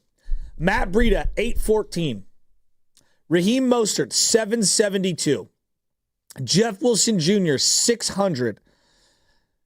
Elijah Mitchell, 963. 2022, you have CMC with 746. No, he was acquired midseason. Then it jumps up to 1459. And then last year, Jordan Mason, 789. What do you make of them not having one guy outside of CMC crack 1,000 yards? That tells me Kyle Shanahan likes to platoon it. He likes to have a couple bodies there. He likes to run these guys into the ground. He's not going to waste, sorry, it sounds harsh, but he's not going to waste first round picks on these guys. He's going to find them because he can, because his dad did it, and now he does it. He could find, who's my guy? Just the random, Ito Smith, is that the name I'm thinking of back in Atlanta days? He finds these guys, just random dudes, and he feels like he could do it. And he does feel like I am smarter than you a little bit when it comes to the running back room. And I'm going to find guys where you can't. I'm going to make them look like all pros or pro bowlers. The Raheem Mosterts of the world, the Matt Breidas of the world, as you mentioned. Those kind of guys, he feels like he can do that. Now, when he actually got like a legit one, it looked way different. Well, he tried to sign McKinnon. He tried. And it didn't work out. Yeah, and McKinnon is a far cry from CMC. Correct. It's just, there's different levels to this. Now, I guess the only other comparison I could have, and this guy wasn't on his Christian McCaffrey's level, when he did have Devontae Freeman that year in Atlanta. And Tevin Coleman. That was incredible. Like, Devontae Freeman looked like an all-pro player. But again, those guys fell off. They were more in the light of a Raheem Mostert and Matt Breida. They also had one of the greatest wide receivers of all time. And they did. And Mohamed Sanu was pretty damn good in his own right. And Matty Ice, I know, not Hall of Famer, but pretty freaking good player, and he was an MVP that season. Still probably should have won that Super Bowl, and I don't blame Shanahan for it, although a lot of people like to blame him. So I make of it that they don't really have like a true number one running back, if that makes sense, outside of Christian McCaffrey in the Kyle Shanahan era. Like, that's what I make of it. When was their offense the best of all those years, you think? 2 years ago. 2 years ago? 2 years ago, yes. They had an MVP what would be candidate. second, what do you think? I don't even know if I know the answer. The other Super Bowl year, I'd assume. Maybe 2019. Probably. I mean, 2019 was so unique because they hit the scene and it was Tevin Coleman and a little bit of Breida and a little bit of Raheem Mostert at the end of the year. It was just so many different guys. Well, then in the Super Bowl, it was evident that, like, God, they need to keep leaning on the running game. And that's what it was so damn... I know, I'm bringing up... Debo was really good in the jet sweep stuff in the Super Bowl, and they kind of went away from it. And Raheem Mostert didn't get a touch till the 12-minute mark of the second quarter. And when you got guys like Frank Clark and the Honey Badger just talking smack after the game, saying, I don't know why they stopped running the ball. We couldn't stop them. Makes it even worse. Thanks. Right? I'm just saying, like, That's part of the equation here when we're talking about it with Kyle Shanahan and this offense. It's just knowing when to ride the hot hand and knowing when not to. And how much is he going to ride Christian McCaffrey this year? I don't know. And this is the great question. As you were setting up Carter there, Carter came in and he was like, hey, is Christian McCaffrey still the most valuable player on the Niners? Because he absolutely was 2 years ago. He was the offensive player of the year. Save you Brock Purdy's season. It was Christian McCaffrey who was the most dynamic player. I think he is if you're going to say like the most important player, I agree. And the reason why is because I think there's a direct correlation to if he's great, I think they're going to be great. Okay. Nick Bosa could have a great year, and I don't know if the team is a 10-win team. Most important or most valuable? Because I guess most valuable if you're saying quarterback, when the quarterback goes down, it's tough. But even then, if Brock Purdy goes down, you got Mac Jones coming in there. I know I'm going to ruffle some feathers here. Well, okay. Well, we don't want to see that happen. Is the drop-off from Brock Purdy to Mac Jones more precipitous than Christian McCaffrey to Isaac Guerendo? Is it a bigger drop-off? I mean, I don't trust Guerendo at all. I trust Mac way more than I trust Guerendo. So, which is not a hot take. I think that's just the correct take. So then you are going Christian McCaffrey, so the most important 49 this season. People might want to argue Trent Williams, and fine. Like, go right ahead. It's CMC for me, because if CMC is right and really good, I bet you Trent Williams is good. If CMC is right and really good, I bet they're killing it in the play action game, and they're forcing defenses to back up a little outside of the box. If CMC's awesome, I bet you Kittle's awesome. You know, if CMC's awesome, I bet their offense is awesome, which really helps out their defense, no matter how good or bad their defense is. Is Christian McCaffrey the most important 49er heading into this season? 888-957-9570. And like I brought up the red zone stuff a week ago, and I can rehash it for those that weren't listening now. They were middle to bottom of the pack in almost every red zone efficiency in terms of touchdowns last year. When they were good, they were the number one red zone offense in terms of touchdown percentage in the NFL. God, it drives me nuts. And that's CMC. He scored 21. It's so maddening as a fan. There's not anything more frustrating. Maybe in baseball, but even then, it's baseball. There's so many damn games. Like runners in scoring position, bases juiced, no outs. It's basically the same as, first and goal. From the four, and you just can't get anything. You kick a field goal. Maddening, dude. There's nothing more frustrating. I don't care if it's fantasy football, if you're just a fan of the team. It was maddening for a guy that is an offensive genius, he is dubbed, Kyle Shanahan. I need some more creativity in that stretch of the field, especially if I can't rely on Christian McCaffrey, all that. Like, if it's that correlation with McCaffrey in the red zone, that means you have to get more creative in your schemes. You have to get more creative when it comes to either the bootlegs, getting Brock Purdy to be more mobile, because he was rushing it in more often than not. And I actually like that about Brock's game last year that I did think improved, was just the decisiveness of saying, oh, I'm just going to run it in right here. I don't have to do anything. Just seeing it immediately, saying, oh, they're dropping all these guys off these wide receivers, and I can just have this space in the middle. Yeah, I'll just run right in. That was refreshing. Now, with Christian McCaffrey, it just gives them another layer of scoring in there, especially because, I don't know what the Juwan Jennings thing is, and we'll get to Juwan Jennings. What's going on with him? Is it the calf? Is he holding out? Is he holding in? I don't know. Not Christian McCaffrey, but Kyle Shanahan spoke about it the other day. I don't know what to make of Juwan Jennings, but I'll say this. If he's going to be out, that's another big body that's out of the way. Obviously, you have George Kittle, which that is the exploitative matchup I would love to see more of, too, in the red zone. Throw it up to your big boys, dude. As Antonio Gates is getting inducted into the Hall of Fame this last weekend, Joe, and doing his speeches, just box out George and toss it up to him. And good things usually happen. Just that's the chemistry, too. But you can also get the easy play action boots with Kittle being wide open if CMC's a threat. Correct. The gravity on the court, as we talk about with like Steph Curry, the gravity on the field when it comes to Christian McCaffrey. What kind of team were they in 2020? Does anyone remember? Well, they were a team that got hurt a lot. Yeah. Their defense actually was really good. Yeah. It really was. It was the offense was so bad that it did them in. So I know people want to make the argument for Bosa. They want to make the argument for Fred Warner being the most important guys on the team. Look, the offense has got to carry their weight. And last year, I thought the offense, as bad as the defense was, and the offense was prolific in the sense of it racked up a ton of yards, they've got to be more efficient in the red zone. I think it takes so much pressure off of everyone. And I think CMC being back, he is the most important player heading into this year. 888-957-9570. You agree with Joe Shasky on that? Is CMC the most important 49er heading into this season? Call or text the Boxer and Gerson work injury attorneys text. I'll give you 5 reasons. And the first one is obviously complementary football. It helps your defense out if you're sustaining drives. Number 2, it helps your quarterback have a safety blanket. We know he likes the check down stuff. He wants to get rid of the ball quickly. You talked about him holding the ball and running around. I think a lot of that had to do with CMC not being there. Number 3, obviously it's going to open up the field for other guys. You know, Ricky Pearsall is very unproven. He's going to get jammed at the line, and people are going to say, we dare you to beat us in one-on-one. And he's going to have to prove that.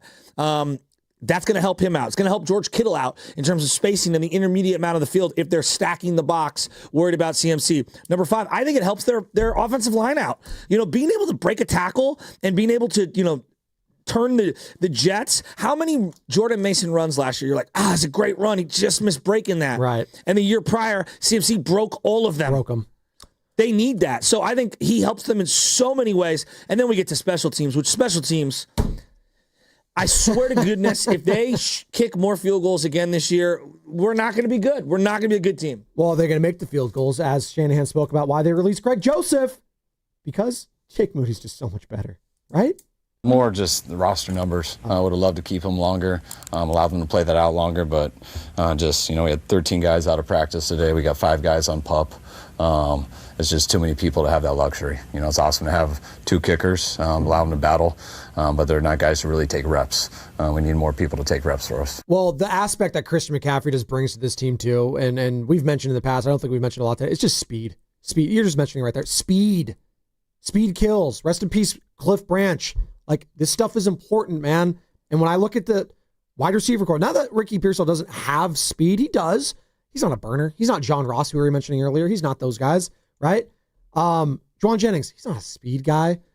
Brandon Ayuk, whatever speed he did have, it's probably going to be diminished when he comes back, you would think. Like, they don't have any speed on offense right now. And that's a problem. Am I going to rely on Brock Purdy's speed? Yeah, he's quick. He's not Lamar Jackson. No. I don't want him running all the time. Now, he's using his legs. You got to be smart about it. And I do like that element of his game, Joe. But that's not what I want to be seeing more often than not. I want to be seeing those breakaway runs from Christian McCaffrey. That's what made this team special. And when you have guys like Jordan Cowing out, like Jacob Cowing, out, like, it just heightens what's been a problem of this 49ers offense for years now, is the lack of explosiveness at times. Debo had it. He did. He was kind of losing a step, and the shape wasn't there at times, and it was frustrating. It was maddening. Like, the speed element of this team is very glaring right now, and it's a hole and it's a weakness. And if Christian McCaffrey is even just 80% of what he was, that would be a huge boost for this team. They need it. No, they definitely do. I mean, gosh, I just keep coming back to, like, CMC, the great unknown. I can't think of another player, maybe Buster Posey heading into 2012. I got no feel for what this guy's going to do. No feel. Did you, even Klay Thompson, like... Yeah, I'm trying to think of some in the past, even like with the Warriors, like, heading into this season, like, is it like Jimmy Butler and Draymond? I feel like I know what I'm getting with those guys. What am I getting with Jonathan Kuminga? By the way, we have another Kuminga crisis update at one point. Has to do with one of our producers' personal lives, by the way. That's a tease for you. What do you mean? Well, you just want to play it real quick? You want to play the Kuminga crisis, Carter? Come on. I mentioned it. I know I mentioned it, Sam. It's okay. Kuminga crisis. It's fine. It's not going to derail the show. He's upset at me. It's okay, Sam. It's 30 seconds. What's the update, Carter? Jonathan Kuminga. Only the Lord knows, Spinoni. I have no update for you. Yes, you do. He was a part of your class. Oh yeah, Carter. in my class, the guy started to explain something in my class, and he goes, "It's really a lot like what Joe Lacob thinks of Jonathan Kuminga." He goes, "He just can't get over this thought that he drafted him at 7th, so therefore he's a good player, and we can't move on from him. We can't take the loss." And his ego's in his way. And we went on for about 40 minutes on Jonathan Kuminga in my class. What's the class, first of all? Data and analytics. Oh. So does the teacher think Kuminga's good? No, he thinks he's horrible. Horrible. He went off on Kuminga through the whole class. And I just thought, good Lord, I have to do this in the morning. Can we not do this right now? Did anyone defend Kuminga? No one. No one defended him. They thought, yeah, we need to get rid of this guy. He stinks, yada, yada. So what about, did Malik Monk's name get brought up? Oh, my God. No, How thank about God. Dunleavy?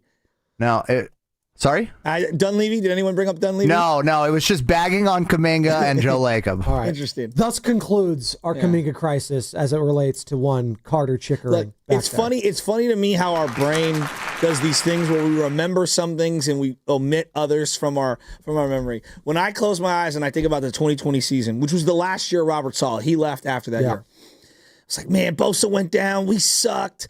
It was like so many moments. Jimmy came back with a high ankle sprain. He looked terrible. Remember that cornerback, number 48, that Ryan Fitzpatrick was destroying, and like that team, the offense let down the defense. They were top 5 in least amount of yards given up in the passing game, and then top 5 in the least amount of yards in the rushing game. That defense, without Bosa, was actually excellent that year. It's pretty crazy. Relative to the personnel and everything, and relative to the league. They did a great job. What did that team in that year? Injuries to specific offensive personnel. Debo was battling injuries that entire year. Jimmy was battling injuries that entire year. They didn't really have a run game. Remember, it was Jeff Wilson Jr. who doesn't break away from people. Nope. Right? So if they can get CMC healthy, that helps their offensive line. I think that helps their quarterback. I think it helps them play complementary football, which we know Kyle wants to have a good defense. This is not a coach that doesn't like defense. Special teams, I don't even know if he even knows that there is special teams involved. But defense, I will give him. He has always been heavily reliant on having good defenses and wants to have good defenses. I think the running game is what plays into giving that defense time off and rest. And we don't know what kind of defense they're going to have right now. So the best thing to do with a young defense that might be tinkering on the sidelines in between series with Robert Saleh coaching up the youngsters, they're going to need a not just good run game, a great running game. A great running game. And this is where, CMC, big wild card, don't know. Behind him, who is it?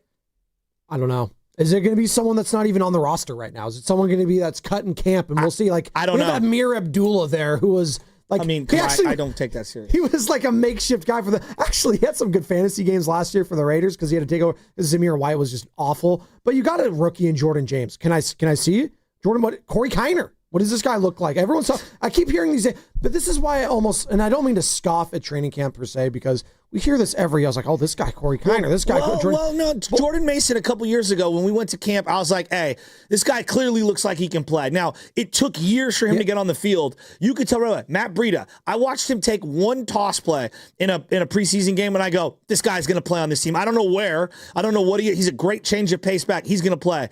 So they will find random guys. But there's a difference between being a Kendall Hunter, I can get a couple of touches here and there on the field, and being a bell cow. Correct. And you might have to be, like, considering, like, and we keep getting a lot of this on the... Like, Jordan Mason was not a bell cow. No. I like Jordan Mason as a change of pace guy. How many bell cow backs are still out there, to be honest? Like, it's not, you don't... Like, I know fantasy, and I keep bringing it up because this is what we always want to draft the bell cow backs first, right? Although there's been a shift, PPR, all that. I don't have to go all the way into that. But, I look at Christian McCaffrey, and you're saying he's the most important, player on the 49ers? by far.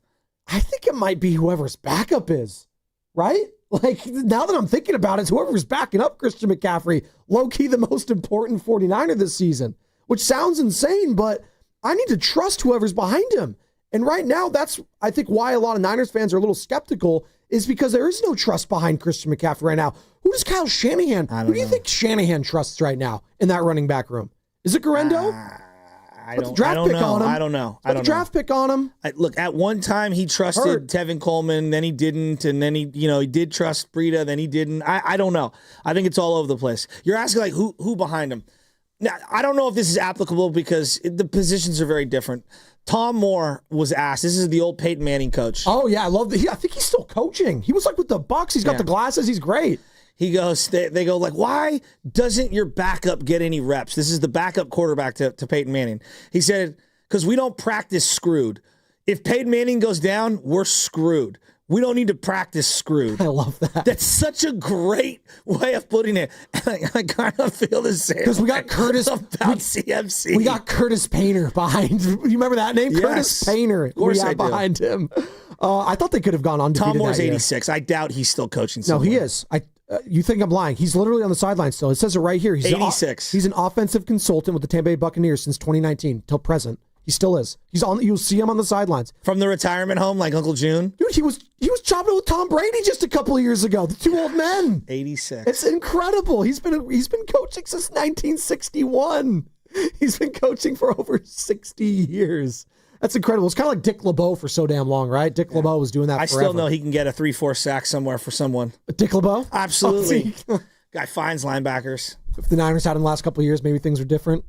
90-year-old Dick LeBeau. Speaking of Christian McCaffrey, there's all this consternation about him and the physical and everything. CMZ's telling us, and this was a couple months ago, again, hey, he's feeling fine coming off the Achilles.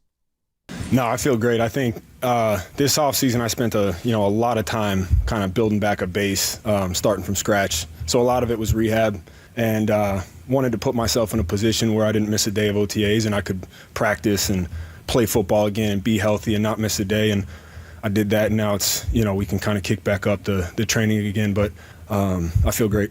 Okay, he's feeling great. That's awesome. It's hard for me to take any Niner talking about their injuries at face value when they did what they did last year, which was, he's got a little calf thing, he's going to be fine, and then he's going to start on the pup. What were you could probably search it in the wide orbit in our sound vault back there, Carter. I do kind of want to hear some of what Christian was saying this time last year, because there was so much, no one knew what it was. And we thought it was a 1 week. He was 50-50 heading into Friday to play on Sunday night.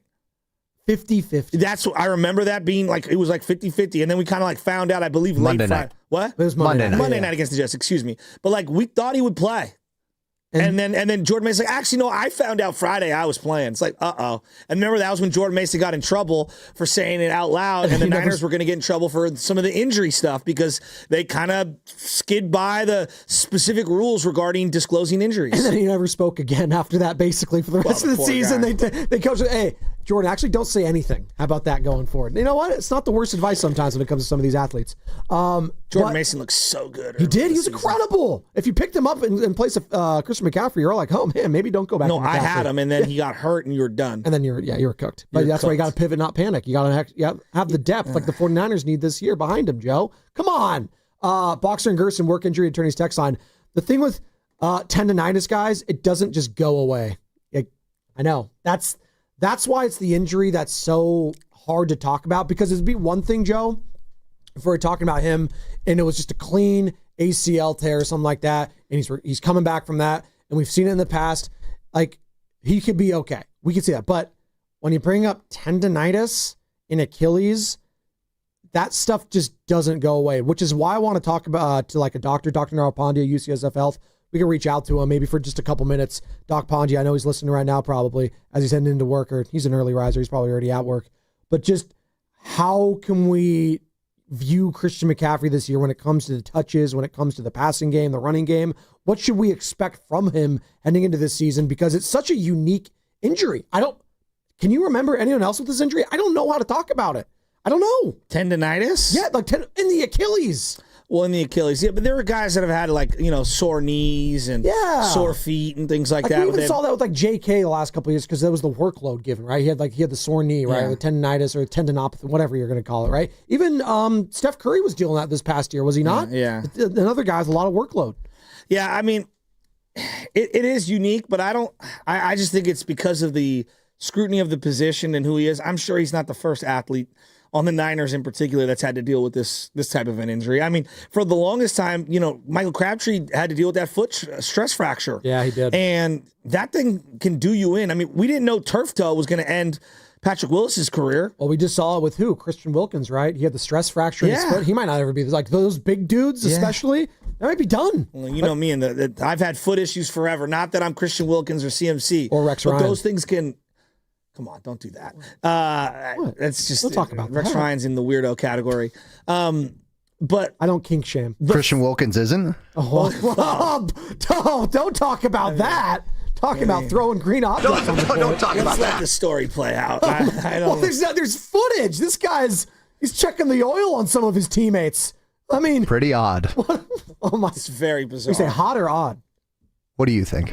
Well, I'm just throwing it out there. Hey, Christian, what do you think about balancing your workload at this age? Yeah, definitely. I think it's funny. I've had a lot of people tell me that as you get older, you need to do less, and I think there's just a middle ground with that statement. And so, for me, it's kind of a constant evaluation of where your body's at and what you need, and you put a lot of trust in other people, and your trainer, your treatment people, the guys at the facility, and so. If you follow their plans and you like where it's going and you start to feel good, but you're just constantly evaluating where you're at and trusting the whole off-season process. Trust the process. Again, we're not going to know until week 1, until we see this guy play. I don't even think week 1's the barometer. It's like week 4, 5, 6, because it's week after week after week after week. Well, that's how I'm going to judge it. Well, no, but you're going to be watching Christian McCaffrey in week 1, Joe, up in Seattle, and saying if the burst isn't there, you're going to be concerned. That goes without saying. But what I'm saying is I think the true barometer on this is, week 4, 5, 6, when you're a month into the season, right? Like, because it's one thing, like a lot of running backs early in the season get stymied because they got to get their feel for timing, and defenses are a little ahead of the offenses, and you're just kind of figuring things out. I'm going to give it a little patience. Are we going to look at individual bursts? Of course, because people lose their minds over everything. But like Jordan Mason talked about it, like it's one thing to be the bell cow 1 week. It's another thing to be the bell cow week after week after week when you're a month into the season. And can you still practice?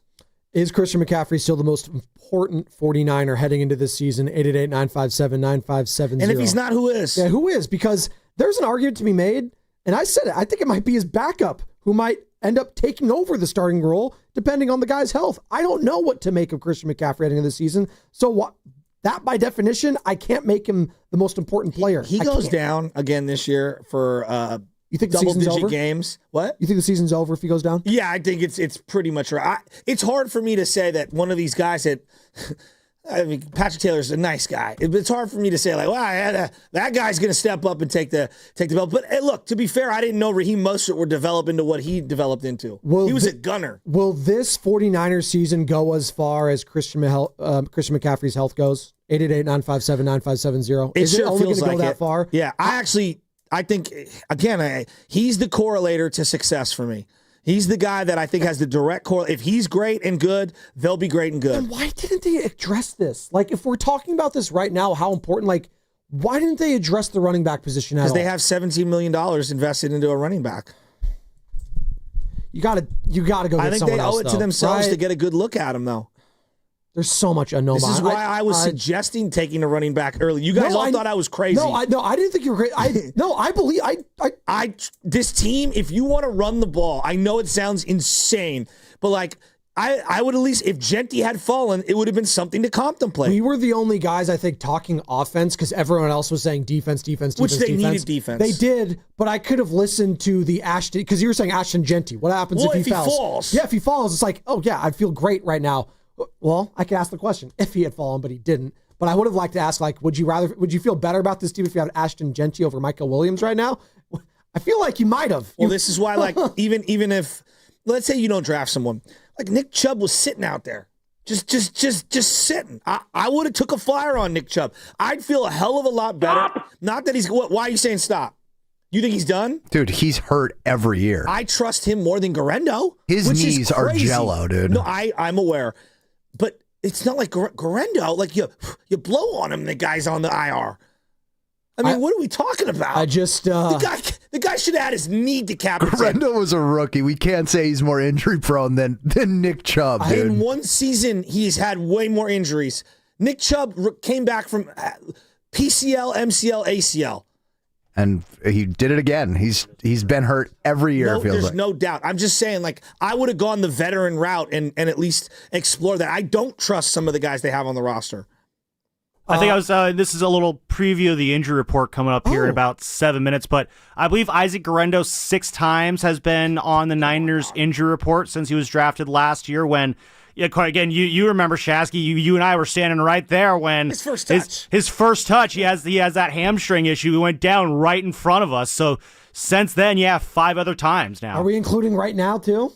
Is this including? I guess right we'll now? find out in about 6 minutes. Oh my goodness, I hate to be so conclusive, but there is and someone's texting this in. There is a Steph Curry quality. Like he goes down, it's kind of over. No, but I was literally just going to say that to you. That's not. Christian McCaffrey is not the same level of Stephen Curry, what he means to the Warriors offense and team. I just don't buy that. It's a quarterback-driven league, guys. And I hear you when you say, oh, if Saquon goes down, the Eagles have no chance. Actually, no. I trust Jalen Hurts. I trust Devontae Smith. I trust AJ Brown and the offensive line. Okay, they could still win the NFC. They still can if they lose Saquon. I think we all would agree. Like, of course they could. Anything could happen. Yeah, but the Warriors could not do anything without Steph. Nothing could happen. Pod's taking his place. Come on. Seriously. That's the way I view CMC. Oh, my God. You paid Brock Purdy all this money. No, I'm not going to take that as an excuse this year. But you paid Jimmy Butler's the 10th highest paid or 8th highest paid player in the NBA heading into next year. You paid him all this money, and he what? Disappeared after Steph was gone. He helped you. No. He helped this team even get to the second round. Of course, with Steph. Yes, with Steph. It's a team sport. So you could pay Brock Purdy and him not be a guy that can. Joe Burrow just had an unbelievable year and fell short, right? The quarterback needs weapons around them. They absolutely do. But CMC is in that special, Steph Curry era, excuse me. I've watched Jerry Rice in his prime. CMC, when he was fully healthy in 2023, is as good talent-wise. I'm just talking talent, not the resume, whatever. He is on the level of Jerry Rice on what he did. What he did is one of the most special seasons we've ever seen. That's how good he was. In the pass game, the run game, I don't sleep on that. That was Frank Gore is an all-time player. He didn't have the talent that CMC has. No, he didn't. No, his resume's way better. They're just totally different players. CMC is on a very short list of talent all time in the history of the game. Can he stay healthy and all that? That. Those are legitimately fair questions. LT was much more healthy for much longer than he ever was. But when he's healthy, similar to a Mike Trout type of guy, no one doubts how great he is. He is top 5 in the entire league. That's how good he is when he's healthy. That's a good comp as of late. This is an interesting one, and I was thinking about this too, Sammy. Shouldn't Brock have more value for this season than Christian McCaffrey? Shouldn't he be the guy we're all looking at? It's kind of a problem. We're putting all this importance on the running back and not the quarterback because everywhere else, it's the quarterback's the best player. Hell, and say what you will about Saquon, and we mentioned it, he was the best player for the totality of last season for the Eagles, but in the Super Bowl, their best player was the quarterback because they shut down Saquon. Their whole game plan for Kansas City was, we're not going to let Saquon Barkley beat us. And they got destroyed in the passing game. Absolutely eviscerated. So I'm looking at Brock Purdy. That should be the guy we all look at and say, no, if Brock Purdy goes down, we're screwed. I think we're kind of tiptoeing around it a little bit here, and maybe not saying you are. I think we expect Purdy to be solid no matter what. But shouldn't we expect him to be great after getting this contract? Shouldn't we expect that a little bit? Yeah, but if I took away Derrick Henry from Lamar Jackson, he's not the same player. No, he's awesome in the playoffs. But we've seen Lamar be an MVP without Derrick Henry. Okay, twice again. But in the playoffs, and go deep, no, you got to have weapons. Everyone needs weapons. And he had Mark Andrews. Well, Mark Andrews fumbled the ball. He screwed him. Thanks. Hell on the ball, Mark. Okay, but it goes both ways. All these guys need to have weapons. Everyone does. Why did Brady look washed in the final year of New England? They're throwing to Jacoby Myers, who I like, but come on. Chris Hogan. I'm just saying, when I look at the Buffalo Bills, and you mentioned them, yeah, I'm not looking at the running back. They go down, their season's over. I like James Cook. James Cook's pretty good. I do, but I'm not saying their season's over. When I look at the Kansas City Chiefs, whoever their starter is going to be this Purdy year. is not on that guy's level. Okay, he's a really good player. He's not on that level. Well, then let's go to whoever. And who's on Purdy's level then, you would say? Justin Herbert, if they lose their running back this year, are they over the Chargers if they lose their starting running back? They had no weapons, and they got blown out in a playoff game. But they made the playoffs. Sure. They made it. But when they got there, they didn't have weapons, and they looked terrible. All right? You took away just some tackles for Kansas City, and they just crumbled. I'm saying... And they lost Rashee Rice. I'm saying I look at all the other contenders and playoff contenders. If they lose their starting running backs, I don't think any of those people are saying, oh, well, our season's over.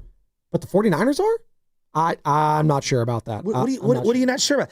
Look, like Tampa Bay, they didn't have their 2 tackles for months on end. They didn't look good at all. Then they kind of get healthy and they get right. And wow, Tampa Bay could go on a run here. Like, I think a lot of teams, look, Lamar Jackson, Josh Allen, I guess you'll throw Burrow in there. Most people will. And Patrick Mahomes, they're on a whole nother platform. Those guys are supermen. It's unfair to put Purdy through that prism. Yes, he got paid, but if Tua's out his weapons, he's no good. And Purdy's better than him. Yes. If old Dak Prescott doesn't have weapons, look what he looks like, right? There's a lot of guys. Jared Goff, I take away his weapons. What's he going to look? I don't know what Goff's going to look like with a new offensive coordinator. Like, we will see. Like, Stafford didn't have weapons. He looked pretty mediocre in that week 3 matchup against the Niners when he had no Puka and no Cooper Kupp. But he still had Kyron Williams, So, like, you got to have weapons. And no, Purdy's not on Josh Allen's level, but he's freaking good. Who's more important to this 49ers season? Is it Brock Purdy or Christian McCaffrey? 888-957-9570. You can call or text the Boxer and Gerson Work Injury Attorneys text line. In the meantime, it is time for the injury report.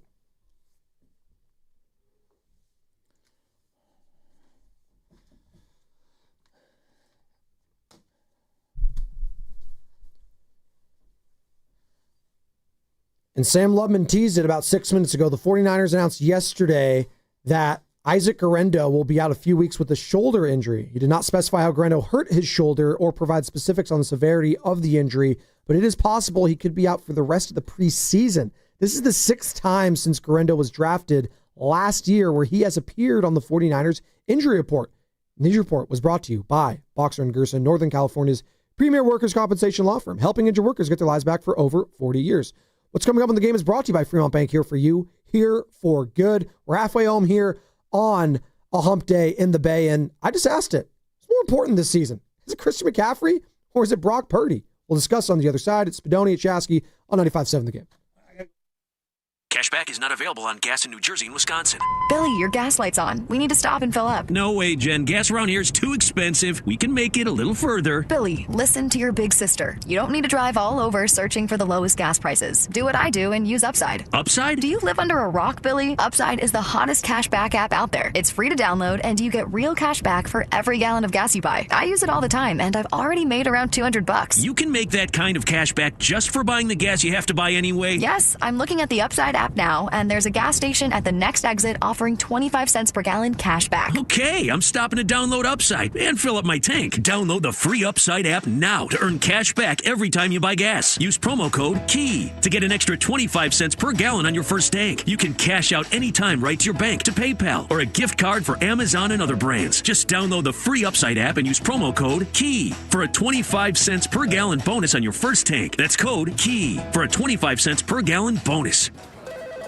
Comcast Business High Five Hotline. What's the state of your excitement? I signed my business up for the 5-year price lock guarantee, and I can't stop high-fiving people. High five! Okay, deep breath. You're in a good place. You signed your business up for 5 years of gig speed internet and advanced security, all on our ultra-reliable network. Gig speeds and advanced security? I'm so stoked. Yep, and you get it at a great rate that's locked in for 5 years. Woo! The high five is just your body's way of saying, I'm winning. So this is natural. High-fiving everyone you see in a state of business savings enthusiasm, totally natural. Sweet! Thank you! Thank you! High five, everybody! High five! The Comcast Business 5-year price lock guarantee is back, but only for a limited time, so sign your business up today. High five! Comcast Business, powering possibilities. Ends 9/21/25 for new customers with qualifying bundle. Current customers may be eligible depending on services and area. Guaranteed rate applies to monthly service charge, excluding taxes and fees. Other restrictions apply. 1-877 Cars for Kids. KARS Cars for Kids. 1-877 Cars for Kids. Donate your car today. 1-877 Cars for Kids. KARS Cars for Kids. 1-877 Cars for Kids. Donate your car today. Ready to get rid of that old car? Donate it to Cars for Kids. Call 1-877-CARS-FOR-KIDS to reach a friendly live agent. Donation is super easy, and your car can be picked up as soon as tomorrow. Call us now, 877-CARS-FOR-KIDS. That's Cars with a K to donate your car today. 1-877 Cars for Kids.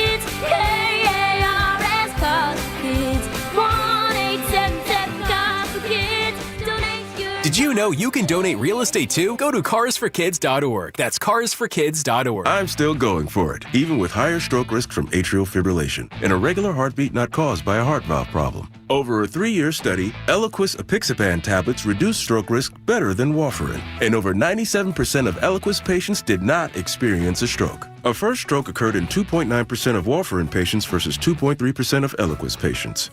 Don't stop prescription Eliquis without asking your doctor. Stroke risk may increase. Eliquis can cause serious and potentially fatal bleeding. Don't take if you have an artificial heart valve, abnormal bleeding, or antiphospholipid syndrome. While taking, you may bruise more easily or bleed longer. A spinal injection increases blood clot risk, which may cause paralysis. Get medical help right away for unexpected bleeding or bruising, or back pain, tingling, numbness, muscle weakness, or incontinence. Aspirin products, NSAIDs, SSRIs, SNRIs, and blood thinners increase bleeding risk. Tell your doctor about planned medical or dental procedures.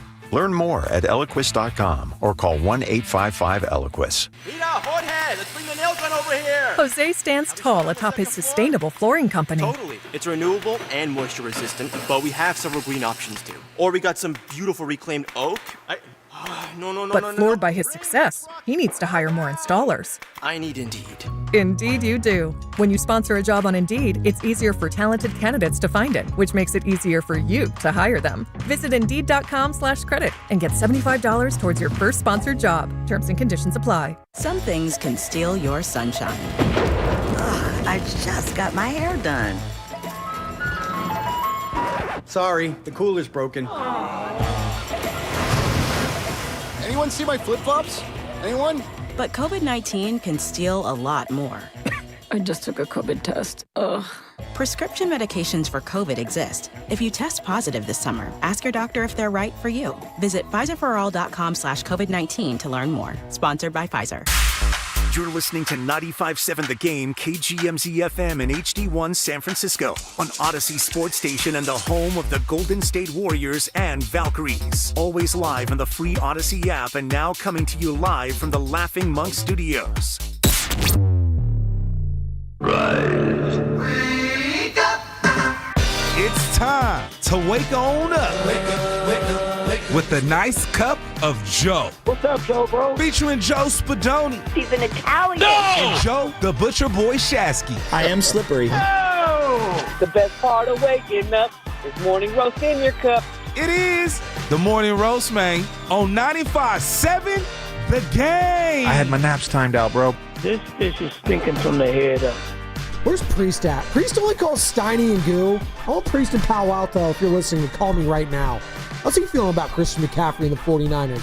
As joint practices start mañana, which is Spanish for tomorrow, Joe. I don't know if you knew that. Tomorrow, Broncos in town. Bo Nix, Sean Payton, the reigning DPOY, Pat Surtain in action. How's Christian McCaffrey going to look? You know, Isaac Guerendo is going to be shelved for a little bit. How important is Christian McCaffrey's health for the success of this season coming up for the 49ers? And quite frankly, who's more important for the success of this season? Is it Brock Purdy or Christian McCaffrey? And that's the number what we are leaving you with last segment, and it leads us to this at 888-957-9570. It's the same number to call or text the Boxer and Gerson Work Injury Attorneys text line. And you can also hit us up on YouTube, where we are streaming all day long. And shout out to those watching on YouTube, brought to you by First NorCal Credit Union.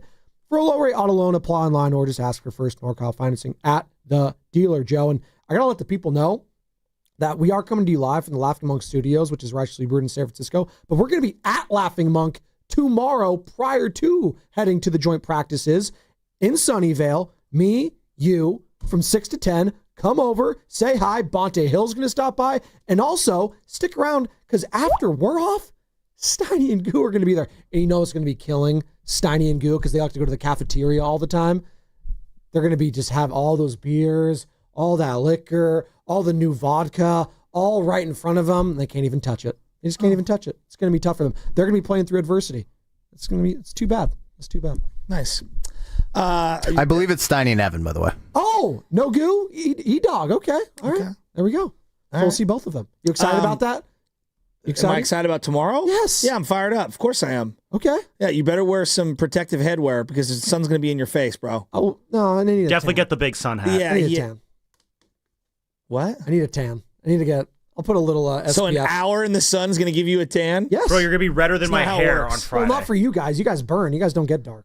So Okay. Carter and I over here, we got that olive skin. We got it. So you know what? Test this theory. We'll see what goes on Friday. Exactly, Sam. We'll see. I'll be a different shade for the YouTube audience on Friday. There you go. This guy, by the end of next week, he's going to be doing commercials for sunburn creams and lotions and things. I do like Sunbum. Their after sun lotion is very good. I smell like the beach. You and Tiger, red on Sunday. That's right. That's pretty good, Sammy. That's pretty good. But my red turns into a different shade. So, all right. Brock CMC. Last year, my faith level in Brandon Allen was 0. Oh. Yes, I agree with you. I was not happy. 0. Well, I thought it should have been the Pastronaut. Like, not even Brandon Allen. I thought Josh Dobbs showed more. No, but Josh Dobbs actually won games the season prior. Good either. No. But Josh Dobbs actually won NFL games like a season before. Couple. Yeah, but Brandon Allen, he's not doing anything. Yeah, I'd rather. Brandon Allen sucks. Well, so did both of them did. Yeah, yes. and that's kind of my sentiment. Look, is Mac Jones the end-all, be-all? No. But I've seen him look really good with competent offensive coordinator play as a rookie and win a division, or at least come close to making the playoffs, excuse me. And I know that he could be solid, at least more so than what Brandon Allen was last year. I don't think Brandon Allen's good at all. And so I think that they can be okay if Purdy goes down for a couple games. That being said, look, any starting quarterback goes down, your season's probably cooked, period. Just cooked. Yeah. I don't care who it is. The Niners are very unique in this scenario because they had a third-string quarterback go all the way to the NFC Championship. He ended up being their starter and franchise quarterback. Yes. Right? So it's probably not your traditional number 3. The Nick Foles things, they don't happen very often. No, they don't. They don't. And they're outliers. But getting back to, I feel more confident Shanahan and Mac can be okay than I do, what the drop-off is from CMC to whoever's behind him. Now, maybe by the end of the year, there's some guy that we're talking about, Corey Kiner, for example. Oh, my God, look how good he is. They've got another Matt Breida, Eli Mitchell on their hands, and that's amazing. Remember, the year they took Eli Mitchell, they also took, whatever the guy's name was, Trey Sermon in the 3rd round. We thought Trey Sermon was going to be good. He stunk. He's literally played on 3 different teams and barely played. No, now he's attending sermons on Sunday instead of football games. So you never know, but I know if CMC's in there, Brock isn't just good, he's freaking great. Great. So I think he's the big differentiator for this team. If there is no CMC next year, I think Brock will be all right. I think he'll be good. But I think there's a ceiling on the amount of wins this team can have during the regular season because you got to have somebody that is a threat in the run game for this offense to thrive. See, I think that you're expecting Brock Purdy to look more than just like he looked last season without Christian McCaffrey, where I'm saying he needs to be better. If Christian McCaffrey's not going to be out there, you're paying him this much money. The expectation is now going forward that you're going to be the guy. To hell if you're missing a running back or 2 or a wide receiver or a tight end. Brock Purdy needs to be that dude going forward. Not to say he had an awful year last year. It wasn't as good as his MVP caliber season the year prior. It just wasn't. Now, there was all the stuff that happened, the drama, your left tackle not showing up, being out of shape, your wide receiver, your number 1, their second-team All-Pro wide receiver, in Brandon Ayuk going down, 6-7 weeks into the season, but he wasn't right before that. He didn't have any training camp. Deebo Samuel not really producing the way he should be. And then George Kittle, outside of that, he was really the only guy that showed up offensively consistently. Him and Juwan Jennings, I want to give him his credit as well, but it was really just George being that second-team All-Pro player. So I'm saying, the most important player needs to be the quarterback. He needs to be the guy that people look to when things go wrong. When I look at Patrick Mahomes, Lamar Jackson, Josh Allen, I'm not saying Brock Purdy's those guys. I just know the other teammates, the other players on said team and the coaches, they gravitate and look to those guys to say, you know what?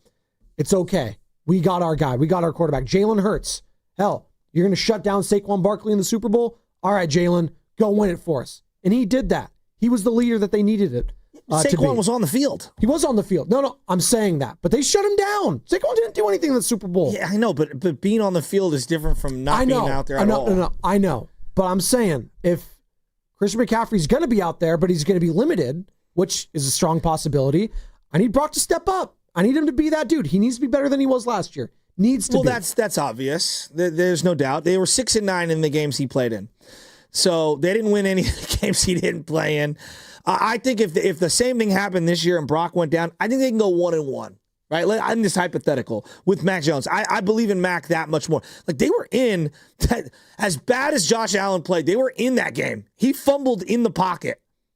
He did. He was terrible. Brandon Allen was terrible. Made a couple of throws. He was absolutely terrible. Look, Brock's got to be better. There's no doubt about it. But I keep coming back to, once Jordan Mason went down, they were done. They weren't on their third stringer. They were on technically like their fourth. Because remember, Elijah Mitchell was on the IR. They didn't have that happening early in the year. It's insane that we're still talking about Christian McCaffrey and his health being make or breaking the Niners season. It's insane to me. We've known this for months, and we're still talking about him being the difference between going to the playoffs or not, when you could have addressed this situation, and then maybe they just feel great about the rookies. Maybe they feel great about Garendo when he comes back, which is just insane to me if I'm John Lynch and Kyle Shanahan. Maybe it's just because they paid him all this money and say, you know what, we got to go down with the ship. We invested all this money. We got to see what we got. And maybe they're just telling us right now, Joe, that they believe this season, if it does go that way and Christian McCaffrey's not healthy and he gets hurt, that, oh yeah, well, that sucked. But you know what? We can get out of the contract and we'll see going forward. Like, no, that's not good enough for me if I'm a 49er fan. That's not good enough for me. We had our bad year last year. We should be getting back to a Super Bowl. We should be getting back to contention this year. We should be. We have George Kittle, best at his possession or second best. I'd still say he's the best tight end in the NFL right now. All right? We got Nick Bosa. He's top 5 at his position. At worst to me. He's top 5. It's him, Crosby, TJ Watt, Myles Garrett, Micah Parsons. That's the 5. He's a part of that conversation. Fred Warner, best linebacker in football. All right? Trent Williams, say what you will about him. I still think he is one of, if not the best left tackle in football. There's a couple other guys, but he's a part of that conversation. He's been here at training camp. I love me some Trent Williams. And then Deommodore Lenoir, paid him like he is one of the top cornerbacks in the NFL. So you got guys paid and extended at premium positions everywhere.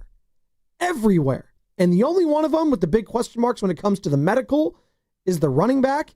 And he did nothing to kind of help that position out depth-wise. It's kind of concerning.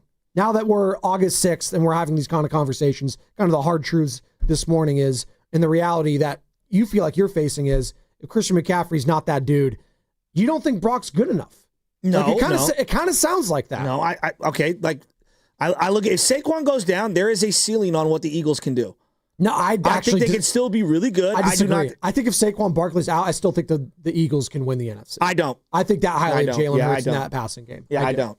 That's fine. I watched that team with a different running back get just decapitated because nobody. I watched them without Saquon Barkley go to a Super Bowl, and Jalen Hurts totally different team. They had older players that were in their prime. Fletcher Cox and the center. They were a totally different team. But their defense stunk in that game. They were slipping and sliding all over the place. The offense looked great. Jalen Hurts looked awesome. He fumbled in the pocket. That was it. That was his only mistake that entire game. Look, I don't believe in them without Saquon. That's fine. I don't believe in the Packers without Josh Jacobs. Okay. Right? I don't believe in the Baltimore Ravens ceiling wise. We're talking ceilings. I don't think this is exclusive to the Niners. I think there's a lot. Do you believe in the Vikings if Justin Jefferson goes down?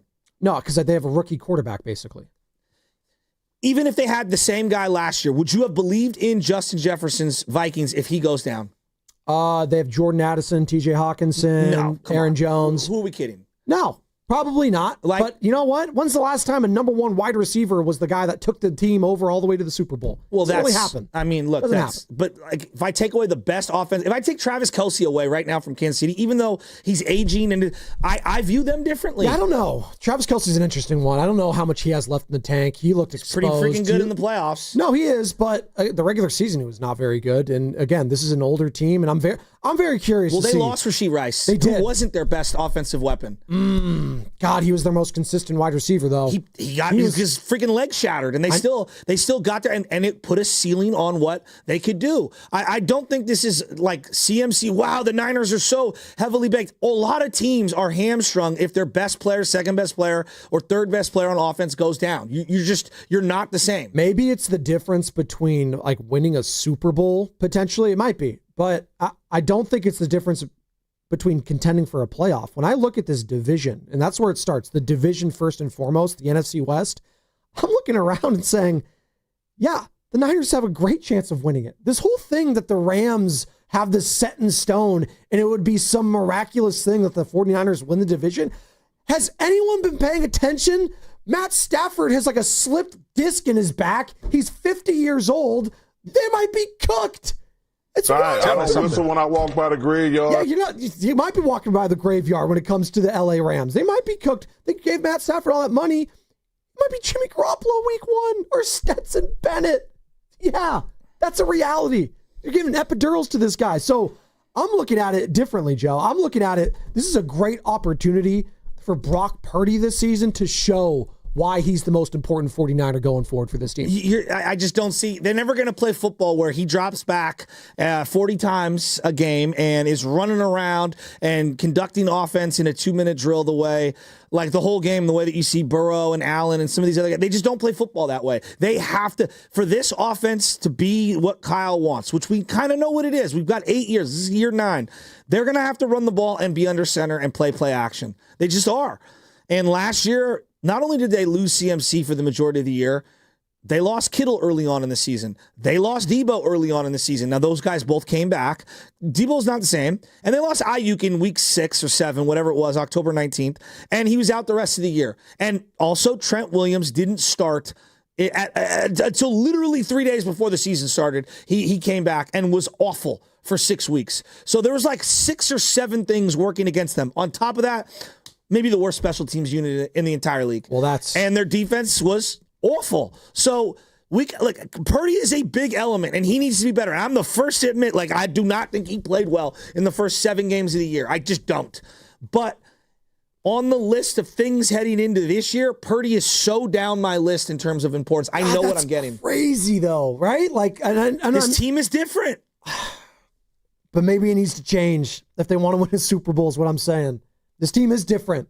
And maybe we're finding out why it's different because you're relying so heavily on a running back in an age where it's a quarterback-dominated league. Maybe you need to shift a little bit mentally. They've won a lot of games. They have won a lot of games. 2021. The difference between winning Super Bowls, though, is different. And you got to pass to win. I don't think they're going to win a Super Bowl this year. But 2021, Jimmy was and was injured and in and out of the lineup. He was all year. And they found a way with Elijah Mitchell to get it done. And how did they do it? They didn't throw the ball all over the yard. They transformed Deebo Samuel into one of the greatest weapons at that time that we had seen in the league, right? And then obviously bring in CMC, and so that diminishes Deebo. But this play caller knows what he's doing. He's going to figure things out. And so CMC is extremely important. If it's not CMC, who is it on the roster? That's the question for me, because you're going to have to be able to move the ball somehow. Kittle's been a constant. The quarterback's just being healthy. He's got to be healthy, no doubt. But they've got to find these playmakers, and that's why CMC's so important. 2021, Debo gave you CMC-like production. Who's more important for the success of this Niners season? Brock Purdy or Christian McCaffrey? 888-957-9570 from the 650 on the Boxer and Gerson Work Injury Attorneys text line. At one point, the 49ers had 3 undrafted running backs. Breida, Mostert, Jeff Wilson. Yeah, we know. But this is what Christian McCaffrey this season.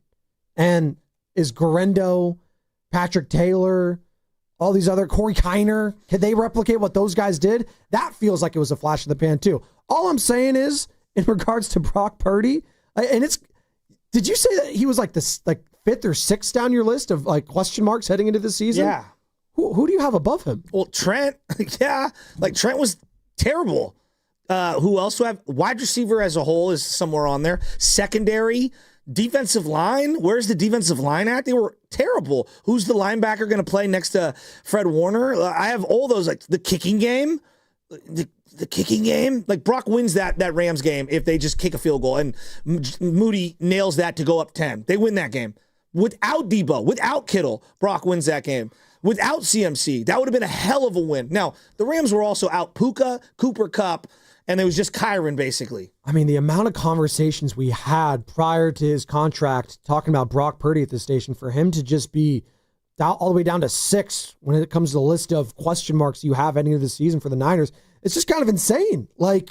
He's the quarterback of the team. He's the highest paid player in the history of the franchise. He's coming off a down year. I feel like he's the number 1 question mark to see what kind of year Brock Purdy has. Because if he has anything close to what he had a couple seasons ago, now You're saying that, and I think you're going to be telling me, once I finish this thought, that the reason he had that season was because of Christian McCaffrey.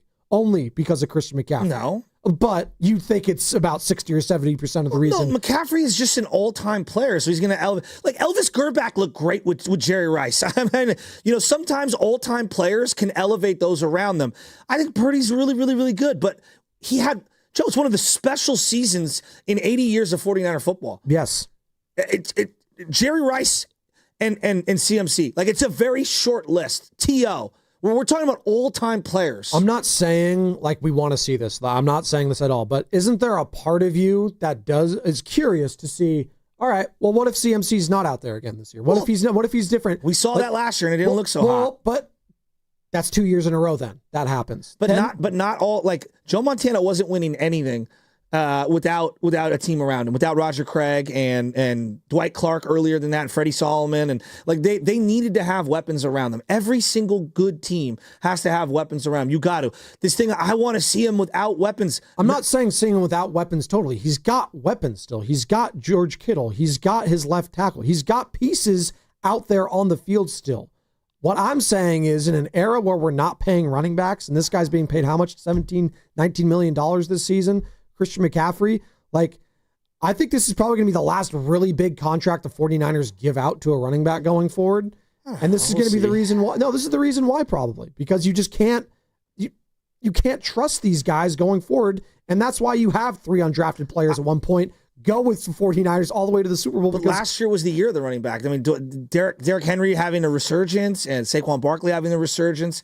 The way Bijan ended the season on a high note with Michael Penix going in there. Like, I think it's going in the other direction. It was the year of the running back until it wasn't in the Super Bowl when the running game didn't matter at all. Well, like the biggest game of the season. Kyron Williams was awesome last year. There was a lot of really good players in the game last year at running back. It's never going to be what it once was, but the running backs are going to be extremely important. I mean, look, why did the Chiefs win 2 in a row? Isaiah Pacheco was really freaking good as a 7th-round pick. Yeah, every quarterback is going to have some semblance of a balanced running game. The days of just throwing the ball all over the yard and trying to win just aren't real. But in that Super Bowl, I will say the difference ended up being that connection between... That's an individual game. No, I know. To get there, you got to have balance. Sure, absolutely. But I have to trust my quarterback at the end of the day. The quarterback's ultimately going to lead me to the promised land, and they need to be not perfect, but they need to play within themselves. And Brock Purdy, although in that one-game sample size in the Super Bowl, he didn't lose them the game. They don't win them the game either. He didn't do enough on both ends of the spectrum as far as I'm concerned. 888-957-9570. I would challenge anyone to name a Super Bowl champion without 2 Pro Bowl weapons somewhere on that team. On offense. When was the last time? Let's go down the list. That you always have guys that have a Pro Bowl either in their rearview mirror or they're going to hit a Pro Bowl. Every one of even those Patriot teams, as much as we're like, oh, the Pats have no weapons, like Gronk and Edelman. Edelman never made a Pro Bowl. He's one of the greatest playoff wide receivers of all time. I'm telling you, he never made a Pro Bowl. Well, it's because he was playing in the Super Bowl every single year. I mean, come on. What are we doing? Like, come on. Edelman is. Wait, he was never named a Pro Bowl, or he was never at the Pro Bowl? He was never a Pro Bowler. It's insane. Okay, because we all know that Edelman's freaking amazing. Come on. No, he may not be Calvin or Larry Fitzgerald. He's one of the great playoff players of all time. He is. No, I agree. You don't have to wax poetically about Julian Edelman. He is insane. He's sensational. All the champions have to have weapons. Like this, got to do it without this guy. No, you got to have weapons. I'm not saying he has to do it without him, but you know what? Sooner or later, Christian McCaffrey's not going to be here, and Brock Purdy's going to be here, right? He's going to be the guy. Do it without Christian McCaffrey at points in this season. Strong possibility you're going to have to. Strong possibility. And I need to see a better version of Brock because of that. You don't think McCaffrey's going to play well this year? You don't think he's going to play a lot of games? What's the over-under, Carter? Yeah, I'm going to let you finish. The yardage. They put it up 950 and a half. 950 is what Vegas is saying that? Yeah. Okay. I'm taking the under there. Why? Because I don't trust bilateral Achilles tendonitis to get better.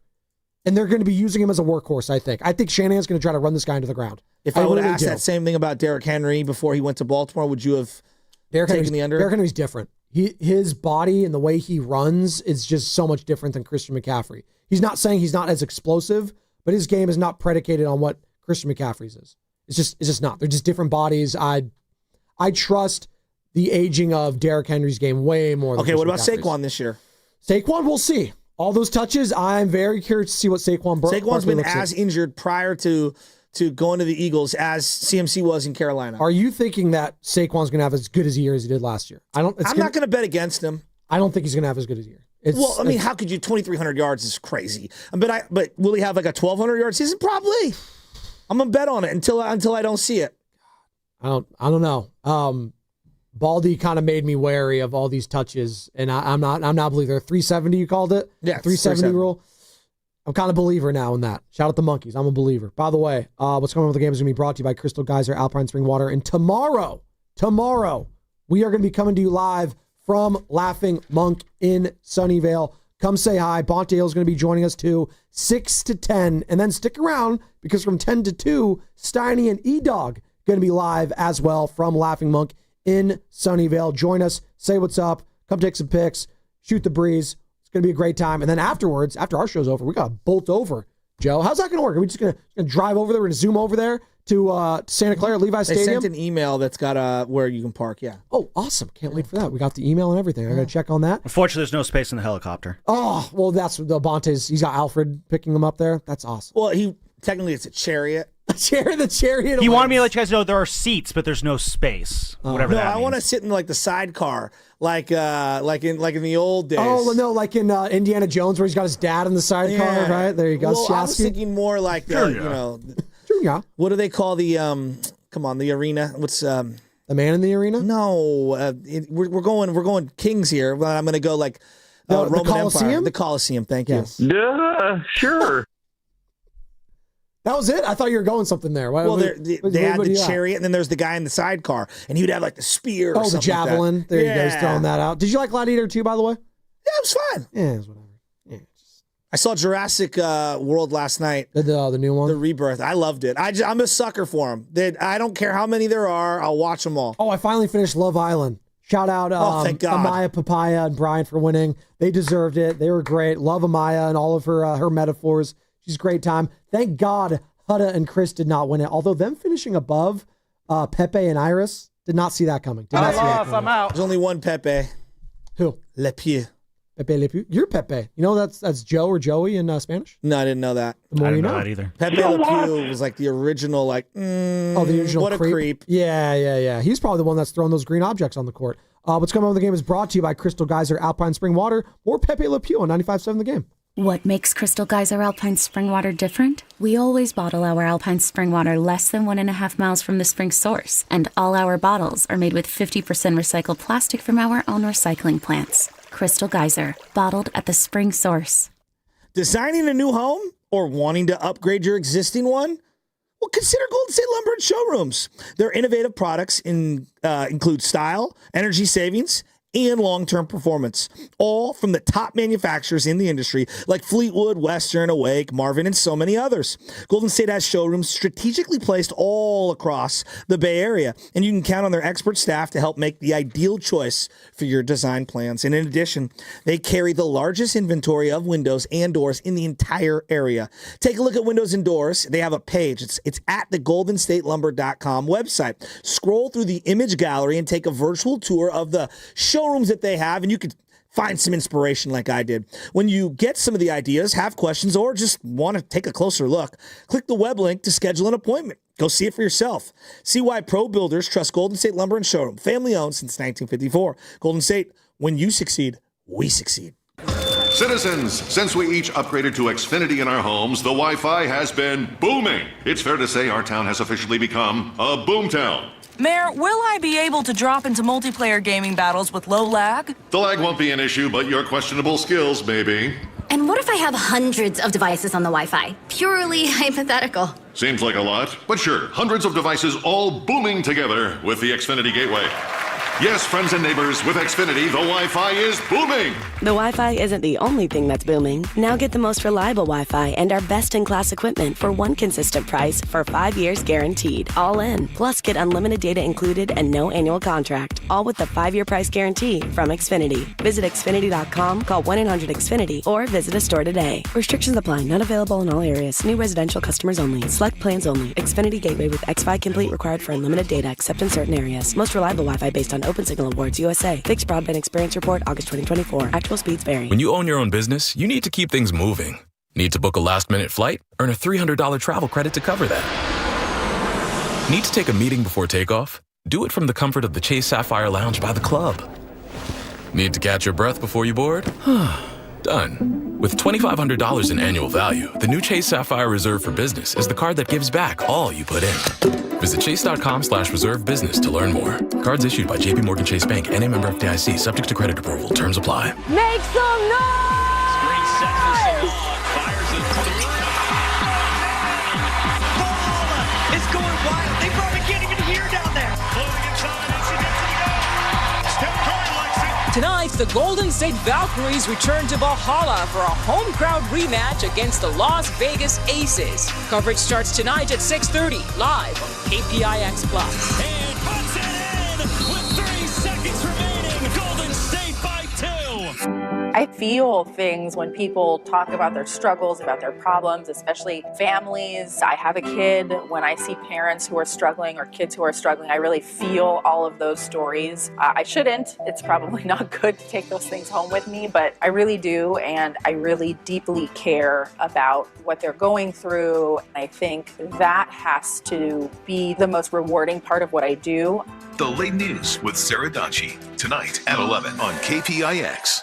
The world's best amateur golfers are coming to San Francisco's iconic Olympic Club August 11th through 17th for the 125th U.S. Amateur Championship. 312 players will compete on the legendary lake and ocean courses, where the winner will join past U.S. amateur champs like Tiger Woods, Phil Mickelson, Jack Nicklaus, and Arnold Palmer. Walk the fairways and see the future stars of golf up close. Get your tickets now at usga.org. That's usga.org and click tickets. This is the story of the one. As a lineman, he does whatever it takes to keep the power on in his community. And he wants a partner like Grainger who does the same. Grainger offers the professional-grade products he needs, from voltage detectors to harnesses to hard hats, plus fast, dependable delivery, so he can rise to every challenge. Call 1-800-GRAINGER, click Grainger.com, or just stop by. Grainger, for the ones who get it done. Some people just know they could save hundreds on car insurance by checking Allstate first. Like you know to check for your wallet first, before hitting the drive-thru. $6. Sorry, forgot my wallet. I have change, though. Here's 40 cents, another 40. Ooh, a bicentennial. What's that? Oh, gosh. Checking first is smart. So check Allstate first for a quote that could save you hundreds. You're in good hands with Allstate. Savings vary. Subject to terms, conditions, and availability. Allstate Fire and Casualty Insurance Company and affiliates, Northbrook, Illinois. Welcome to Dugout Radio, the undisputed home of Boomtown baseball. The Wi-Fi is booming with Xfinity, baby. Our next caller is Stacy. How do you stay locked in on every pitch and play? We stream it all live on Xfinity Internet with low lag, 99.99% network reliability, and speeds faster than a base runner beating the throw to home plate. I stream on my TV, tablets, even my smart fridge. Smart fridge? With all those games, we gotta refuel. Stream live baseball with Wi-Fi built for the biggest moments. Xfinity. Restrictions apply. Actual speeds vary, not guaranteed. America's favorite car show returns to the Bay Area with the crown jewel of hot rodding. Don't miss the 38th West Coast Nationals Good Guys Car Show, August 22nd through 24th at Alameda County Fairgrounds in Pleasanton. For your chance to win tickets, visit 957thegame.com.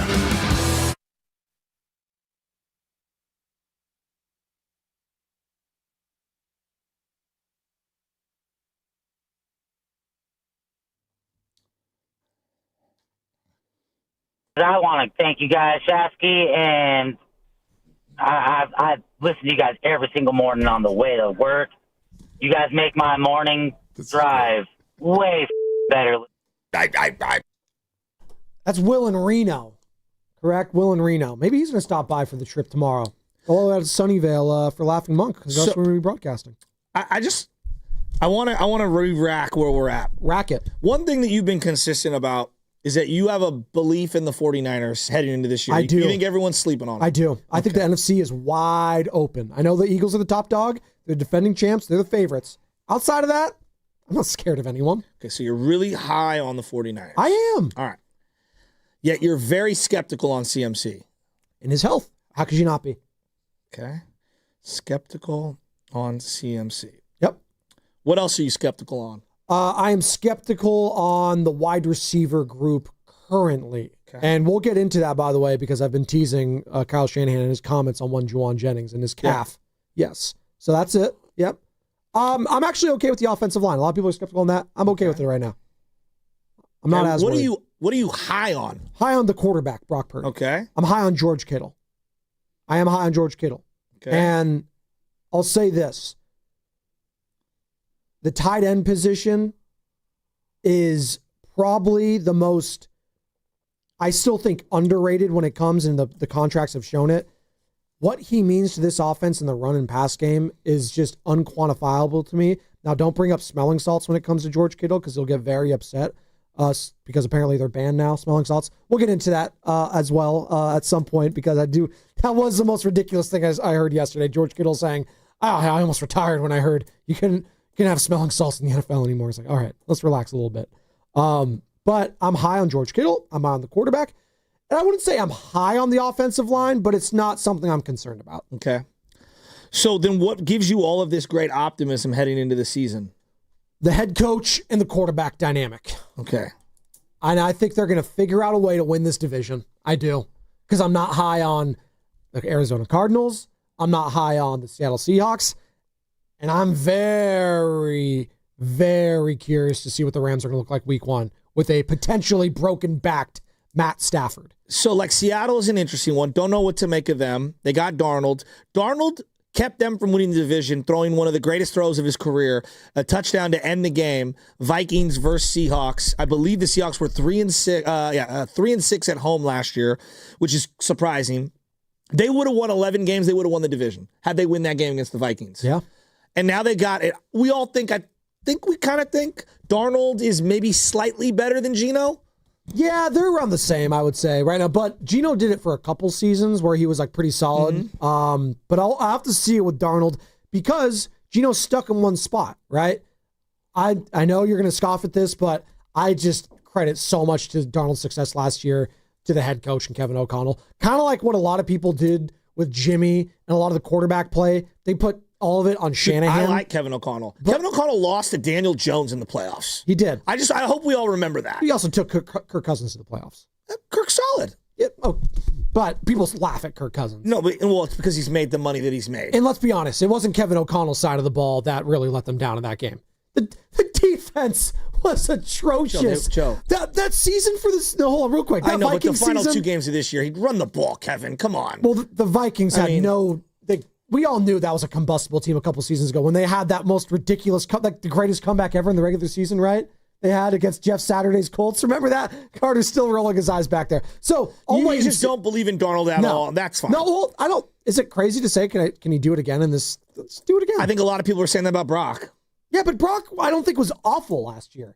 Like that's the thing. Brock did last year when everything around him was a dumpster fire. He wasn't horrible. Yeah, but he wasn't great. No, he wasn't an MVP candidate, but I don't think that means he was some scrub like everyone's making him out to be. I don't think the scrubs. That's obviously too harsh. He just wasn't great. I mean, it's fine. I thought he was solid. Thought he was a solid quarterback last year. All right. Well, solid in the NFL now is what, between 12 and 16? Sure. 12 and 18? But I still consider Brock Purdy a top 10 quarterback in the NFL. I do. Okay, I don't even want to get down that list because that list moves all the time. And look, maybe by the end of the year, Baker, who I had way below Brock, maybe Baker drops back down because I have him now higher than Brock currently. Jared Goff, who I have higher than Brock today, maybe by the end of the year, I'm looking at Jared Goff a little different. I think a lot of those guys in that 7 to 15 range, they oscillate a lot year to year, personnel, coaching, all that. Fair enough. I guess where I'm going is I think we're all kind of sleeping on Seattle. They got a really good coach. They made a big trade to get rid of DK, and they brought in Darnold. We don't know about them. The Rams, we don't know about them. Real quick, do we know that Mike McDonald is a really good coach? He is literally called boy genius by he's the best defensive young coach in the game. Everyone views him that way. It's different when you're the head coach, and let's see him because they had a lot of success under Pete Carroll, who he's basically taking over for right now. Let's see. Make the playoffs before I start crowning all these people. He won 10 games last year with Geno Smith. Okay, but Yeah, Geno Smith was a good quarterback, though. Pete Carroll went to the playoffs with Geno Smith. Geno Smith was ahead of the 49ers in a playoff game here. I think we were underrating Geno Smith a little bit here. But I guess is where I'm going. Like, both can't be true. You can't just dismiss Seattle and then also tell me how good they are. So, like, the Niners were 6-11 for a reason last year. They were not good. I'm very skeptical on everything when it comes to the Niners because of all the unknowns. And I get back to CMC and I say, he's one of the best players in the league when he's healthy. And if he's not there, that's another hole on a team that has a lot of holes right now. Now, I don't think Brock Purdy is the end-all, be-all who can win no matter what the circumstances are. There's very few players that I think have ever played in the NFL at quarterback who can win no matter who the offensive line is and the coach. And that's really, really difficult. This team requires great teammates around you, great play callers. You got to have infrastructure. CMC is so important to what this coach and this quarterback want to do every single week. Run the ball, establish time of possession, suck the air out of the ball, get into third and manageable situations, which opens up their their playbook, And this quarterback, who's like 6'1"-ish, doesn't want to sit in the pocket for a 7-step drop the way that the bigger guys do. We want to get rid of the ball quickly. And so being on the right down and distance is the key to this offense. 2 yards here, 3 yards there. All right, it's 3rd and 5. Let's go. We can run a variety of different things and quick hitters and get rid of the ball. CMC is so important. And the drop-off behind CMC is just so unknown. It's just so unknown. If Purdy goes down for a couple games, I think Matt can stabilize things for a game or two. They can win a game or two.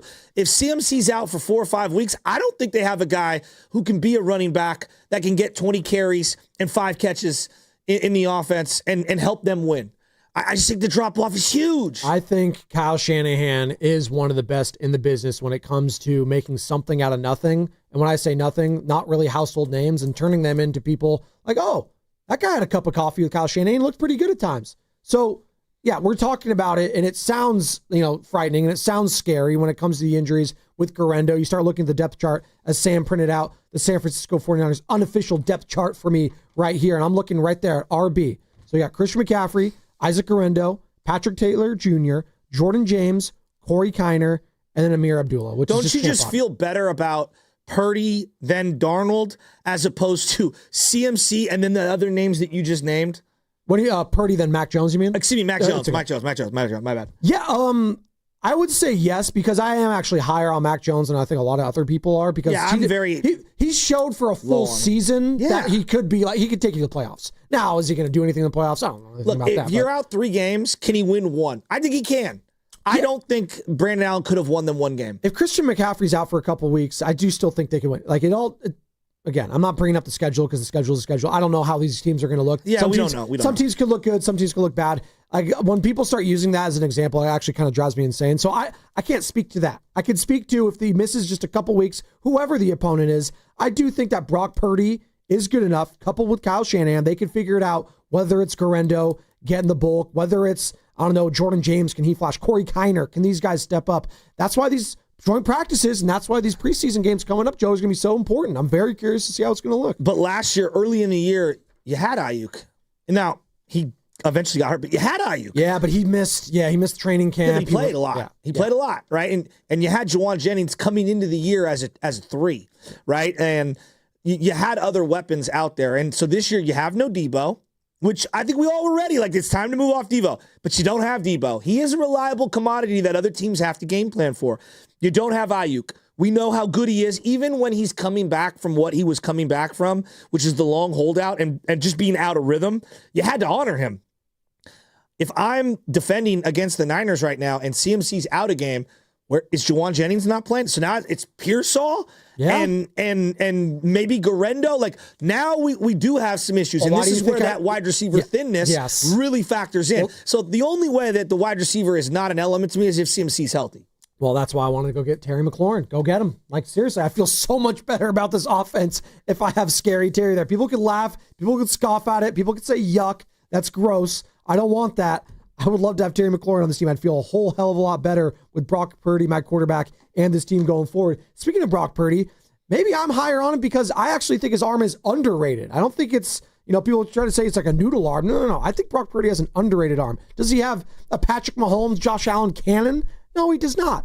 But I think it's serviceable, and it gets the job done. And Kyle Shanahan spoke about it and how Brock's deep balls have looked in camp.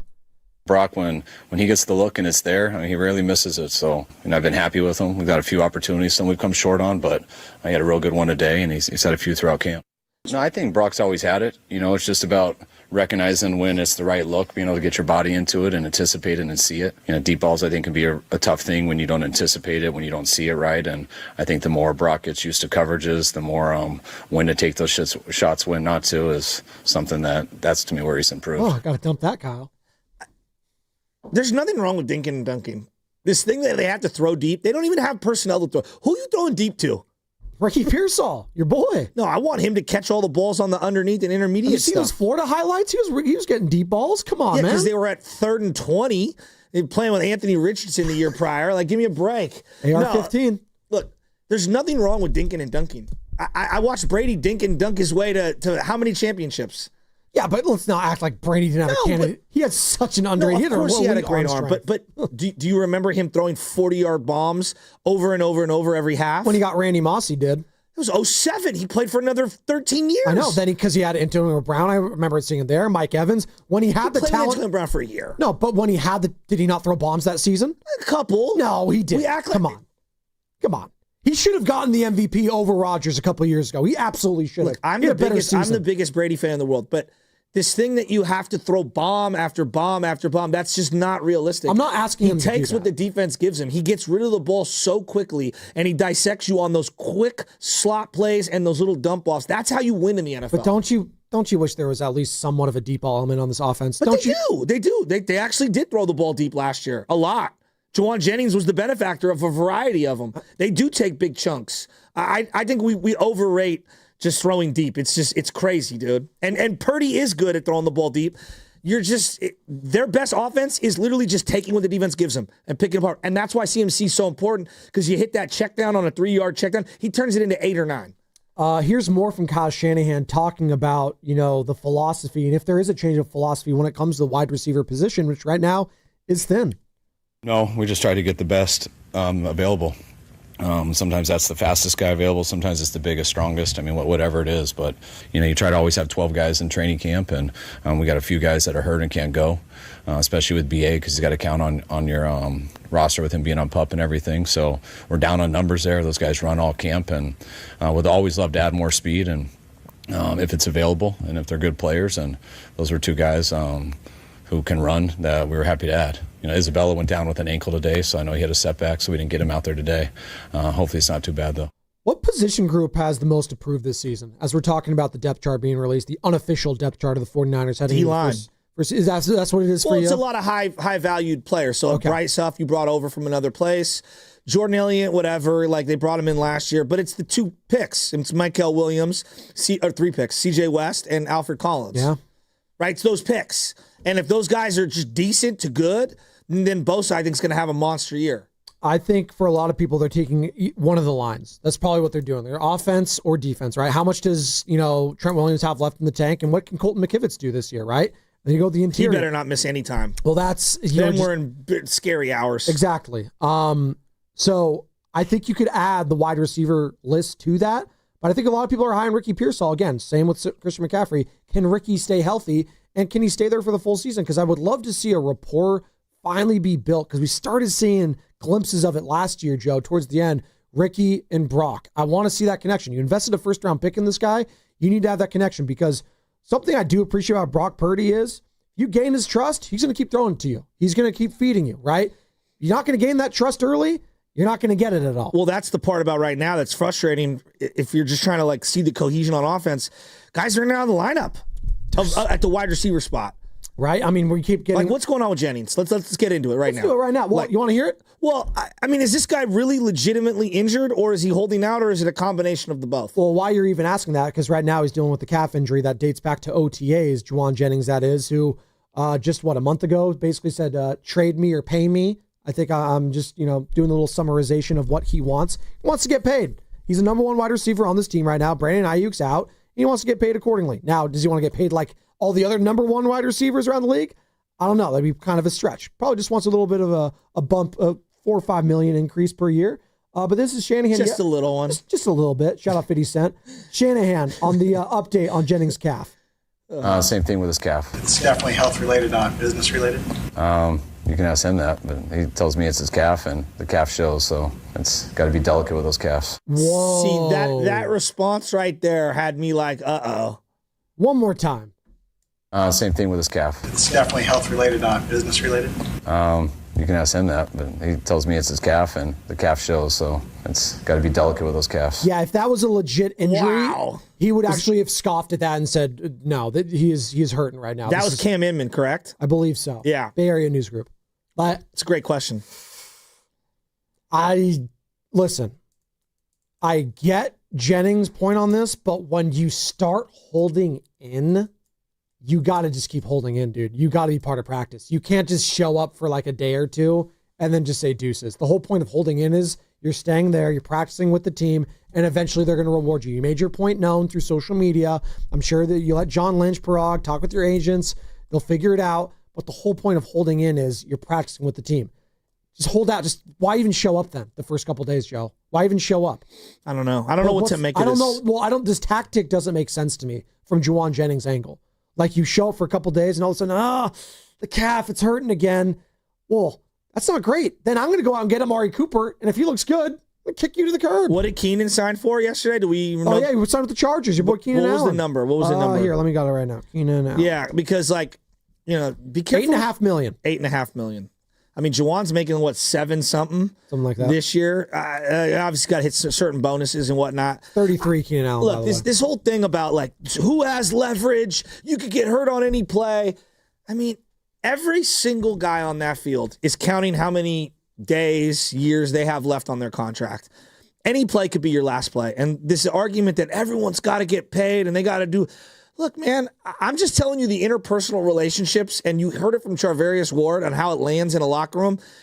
He was in the final year of his contract, and he's looking around at all these guys not participating in practice, and he's like, I'm in my final year.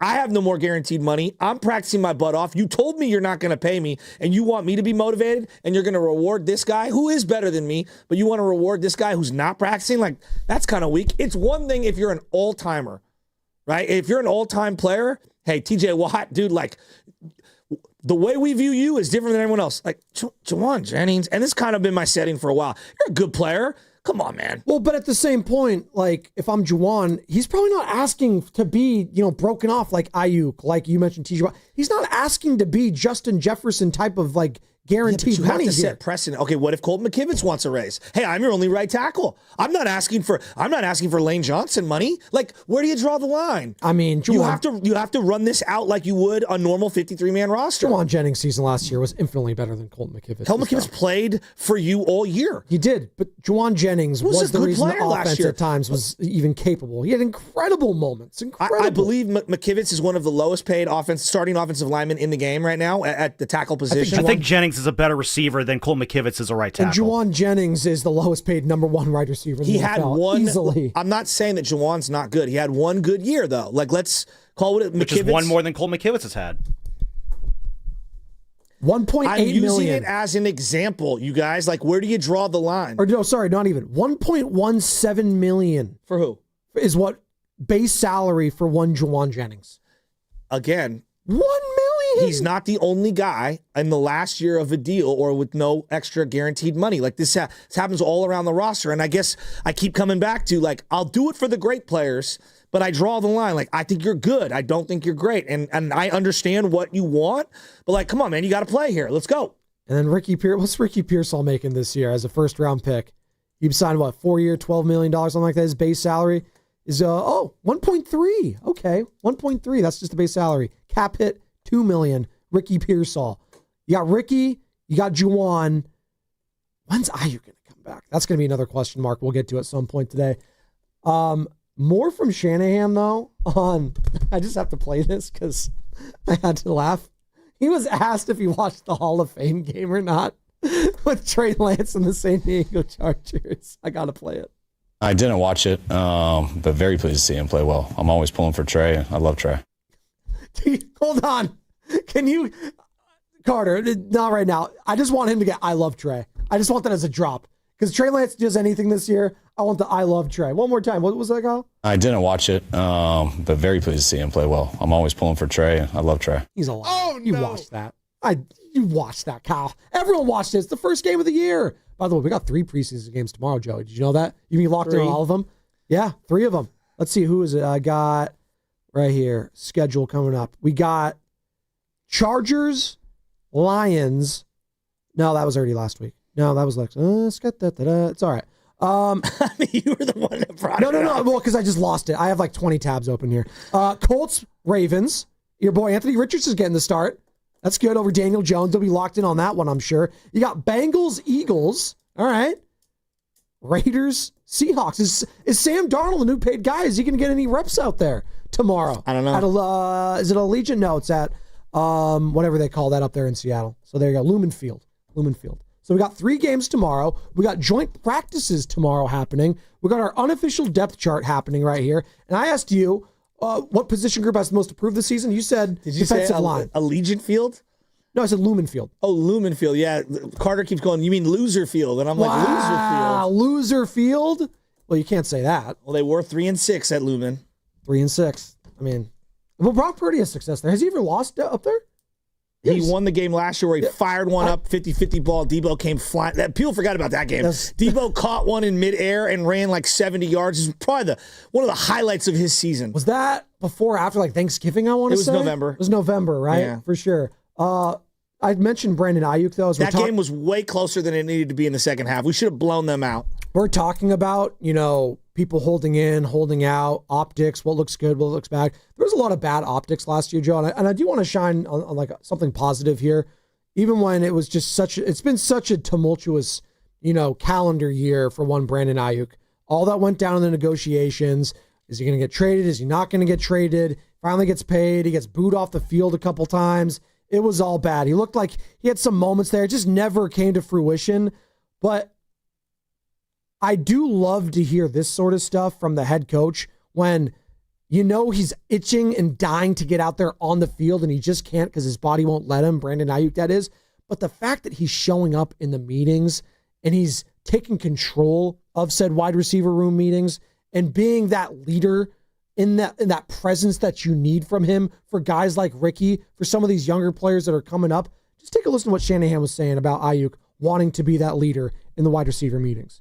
He's interested in leading the wide receiver meetings? No, they could be fake, but I did read that on Twitter.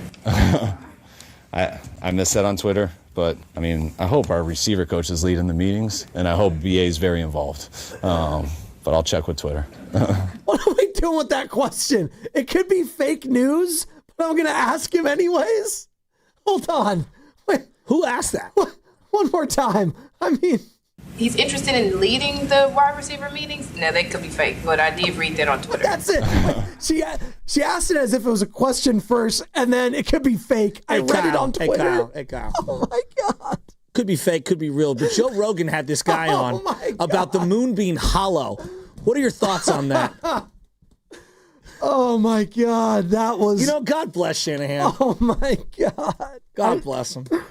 Oh, I listened to most of the sound before, but sometimes I'm glad I don't, and I get to react to it in real time with the audience, because that was chef's kiss. Could you imagine Ayuk, by the way, up there leading the group? With his hood on and the glasses, because whenever he does, when he does the media scrums, he's always got the hood on with the glasses, and he's up there. He's like, all right, see, on this play, you want to run a little skinny post right here. This is what you want to do here, Ricky. I can't even envision it. Is he wearing the right shorts? That's all that matters when he's doing those meetings. Here's more of Shanahan talking about how important it is to have Ayuk around, though. I think it's very valuable. It's so hard on these guys when they're hurt because meetings aren't the most fun. And when you go out there and watch football, all you do is think about how bad it sucks that you're not playing. So that stuff wears on those guys.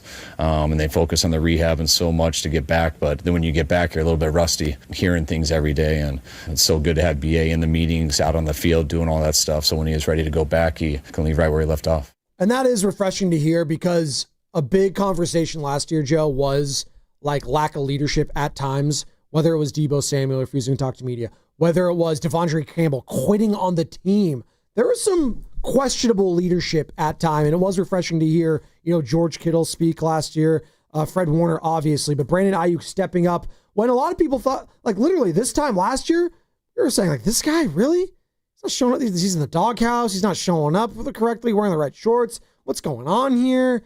He wants to get traded. Like there was a lot. So for him to have that growth and maturity and be a part of all these meetings it is refreshing. Which relationship do you believe is on the uptick more? Kuminga and Kerr or Ayuk and Shanahan? Ayuk and Shanahan. Come on, right? Ayuk's been second team All-Pro guy. Like he's actually like contributed way higher. No. I said relationship. I think the relationship's fine between Shanahan and Ayuk now. I think it's great. It's fine. You think it's bad? I think it's over. I think it's water under the bridge. Shanahan understands it's a business. It's all. I don't think Shanahan forgets anything. No, I don't think Kerr can stand. Brandon Ayuk, the player. The person's something else. The player, I just don't think it fits into the equation at all. Now, can they mend? Can they make up? There's going to be major question mark. Talking about ultimate question mark, it's that one. I don't know what to make of Jonathan Kuminga going forward in the Golden State. By the way, we got this or that coming up in about 10 minutes. This or that. Could be sports related, could be not sports related. This or that. Fastest growing segment in Sports Talk Radio. Plus, we got this new thing we're doing in a little bit here. Fact or fiction, Joe? Fact or fiction? If I asked you who plays more games this year, Ayuk or CMC, who are you taking? Ooh, that's an interesting one. I don't think Ayuk will be back till about week 10. Yeah, I guess I have to go Christian because he's the one on the field right now. I'm going to take Christian. I got to go Christian McCaffrey. I'm going to take Christian too. I hope I see a lot of Ayuk. That knee's shredded, man. And you got to take your time with that one. You got to take your time with it because Christian's was obviously he had the PCL and he had the tendonitis. That was more of like a workload thing. Brandon Ayuk, he could just not even be the same player at all. At least we're seeing like highlight tapes of Christian McCaffrey and seeing him cutting and seeing him doing all this stuff. And by all accounts, he feels healthy. There's a chance Ayuk never feels healthy again, Joe. That's a possibility. It is a possibility, but guys like Willis McGahee, Nick Chubb, who I referenced earlier, like I thought their careers were over. Bowman, over. They did come back. Bowman was never the same. No. Never the same. But we just don't know. We have no idea. He does seem to be like, again, just walking, so it's tough to tell. But he did like some light jogging and stuff. I mean, he looks like he doesn't really have a limp or anything, but I have no idea. I'm expecting nothing from Brandon Ayuk this year. If I get anything, it's like gravy at that point. But I'm expecting this to be a total rehab season for Brandon Ayuk. And maybe like it could be an added, but like we could look back at the end of the year, kind of like what we do in basketball sometimes. You add a player that was like rehabbing, kind of like what, like, not to say it's the same level, but like Kyrie Irving, right? He's going to be rehabbing. I'll give you one. What? 2013, in the offseason after the Super Bowl, Michael Crabtree tore his Achilles. There you go. And he came back like week 13 or week 14. Wasn't the same at all, but came back and they needed a jolt. They had Anquan Bolden, and so you had the two of them out there, and just having them out there boosted the offense. And I think there could be that situation this year. If you look back in the last couple weeks of the season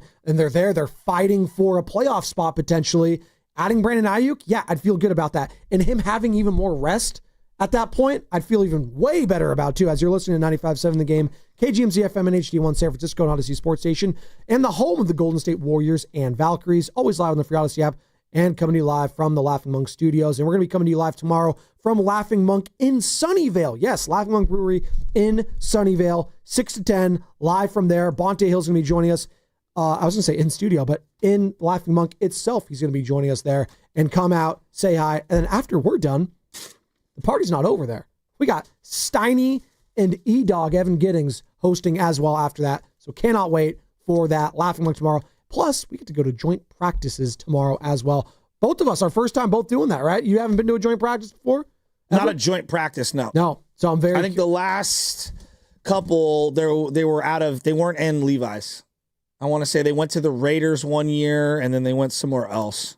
I think they went to Denver in the past, too, because they've usually done the joint practices with these two. I remember the year that they went to Las Vegas, everyone was complaining because where the media was way, way far away. I think that was last year. Yeah, from where the rest of the field was. Yeah, they did that the last couple of years. Like McDaniels was weird about it. Antonio Pierce was. I guess Pete Carroll is like letting everyone on the field. Well, what I don't understand, why we don't stream these things. I watched the entire Packer scrimmage It was incredible. Like, I watched the whole thing from a zoomed out view, and they had 3 guys just kind of talking. It was awesome. Some people are weird about like, we're going to steal the secrets. What secrets are you having? Did you see the Packers, they posted their Saturday video, but then they took it down because Jordan Love threw like 3 interceptions? He didn't, though. I watched that entire video. He didn't throw 3 picks. I watched it. He actually completed a bunch of passes. I didn't think he looked bad at all. It's so dumb. Again, there were a lot of holds and stuff, and wide receivers like stopped running their routes, and then, the DB ended up picking one of them. There was not 3 picks in that video. Oh, no. Okay, I saw the headline. Like, I don't Packers think that took was it down for accurate, that. because I watched the whole video. He's practicing. It could have been fake. We'll have to ask anyway. He's practicing. Thank you.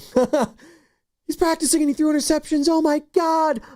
Steph Curry's practicing. He missed 5 straight 3-pointers. He's cooked. Well, Steph's established. I think for guys like Caleb and, like the younger guys, Cam Ward, practice is extremely important. It is. And that's how you learn, is from your mistakes. Is it not, Joe? In life, you learn from your mistakes. Yeah, right? but like once you're established, I'll buy the whole hey, we're just experimenting and playing around. But even then, you still see like 6 Patrick Mahomes crazy highlights every single week. And then you see some dumb interceptions, and you're still going to do that in the regular season. It's okay. So do we have a bed? Do we have anything we have for fact or fiction as we're going to do this? So this is going to be 49ers related, NFL. Okay, 49ers related only.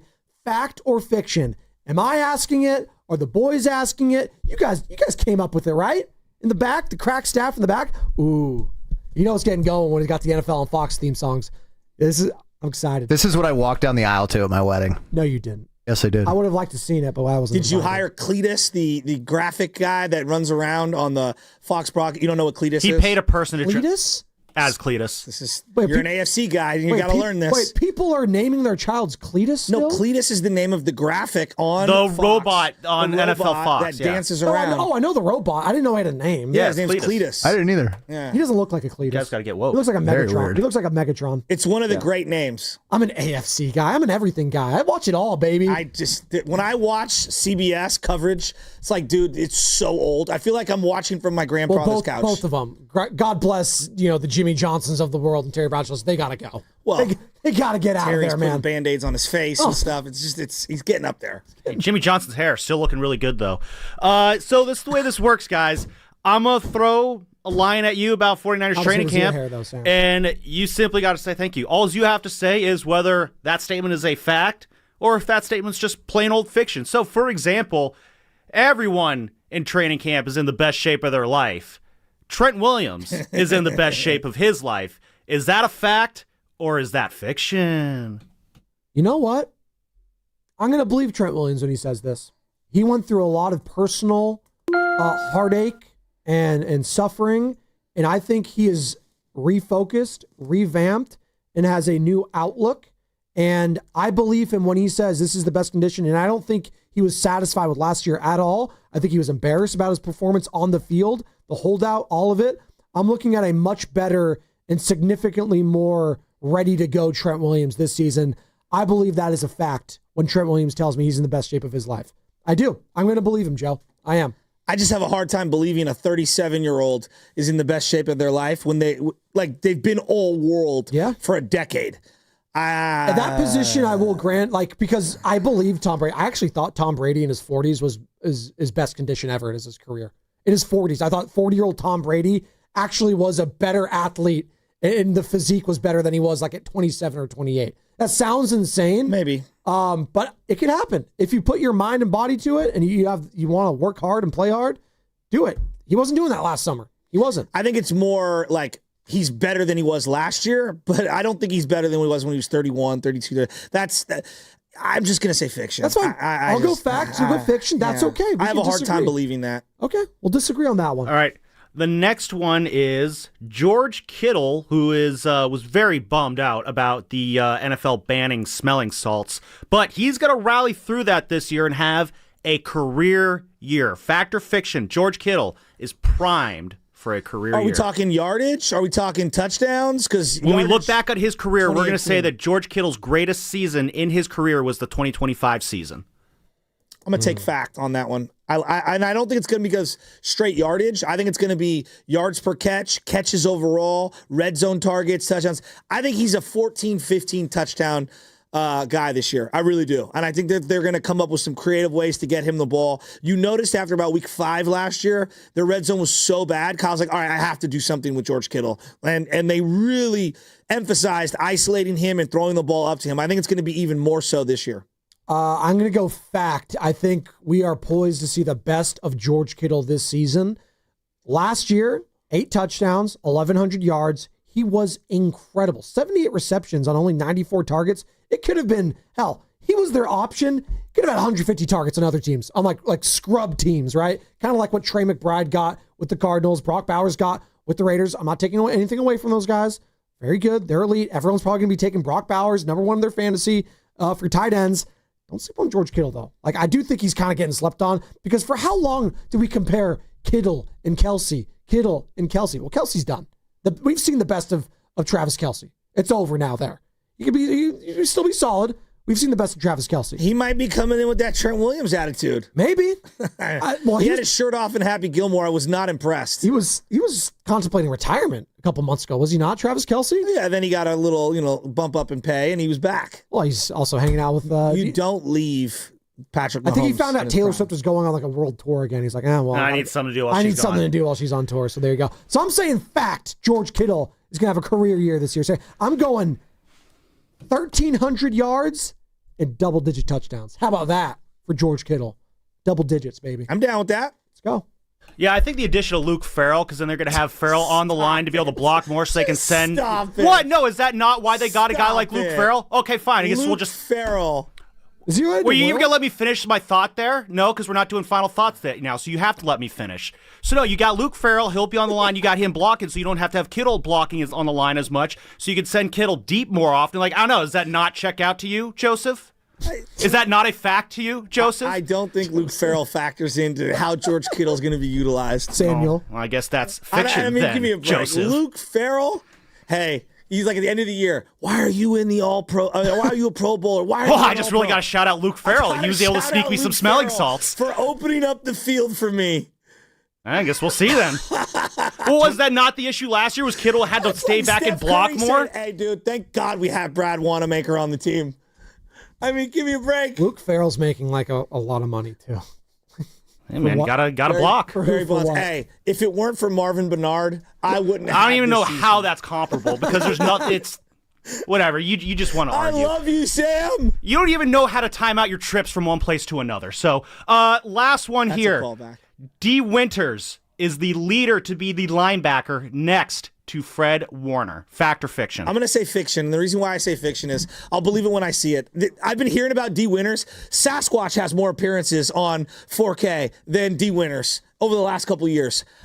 I've heard about him. Everyone's writing about him. I have barely seen this guy play football. So until I see it, I can't believe it. I'm not saying what people are reporting from practice isn't true. The majority of Niner fans have been hearing about D. Winters for 2 years now, and we haven't seen anything. I'm going to hold it out until the games are played and I watch a little. I'm not canceling out Nick Martin yet. We're going to do this or that on the other side, but my answer, as a great house once said in the north of Westeros, Winters is coming.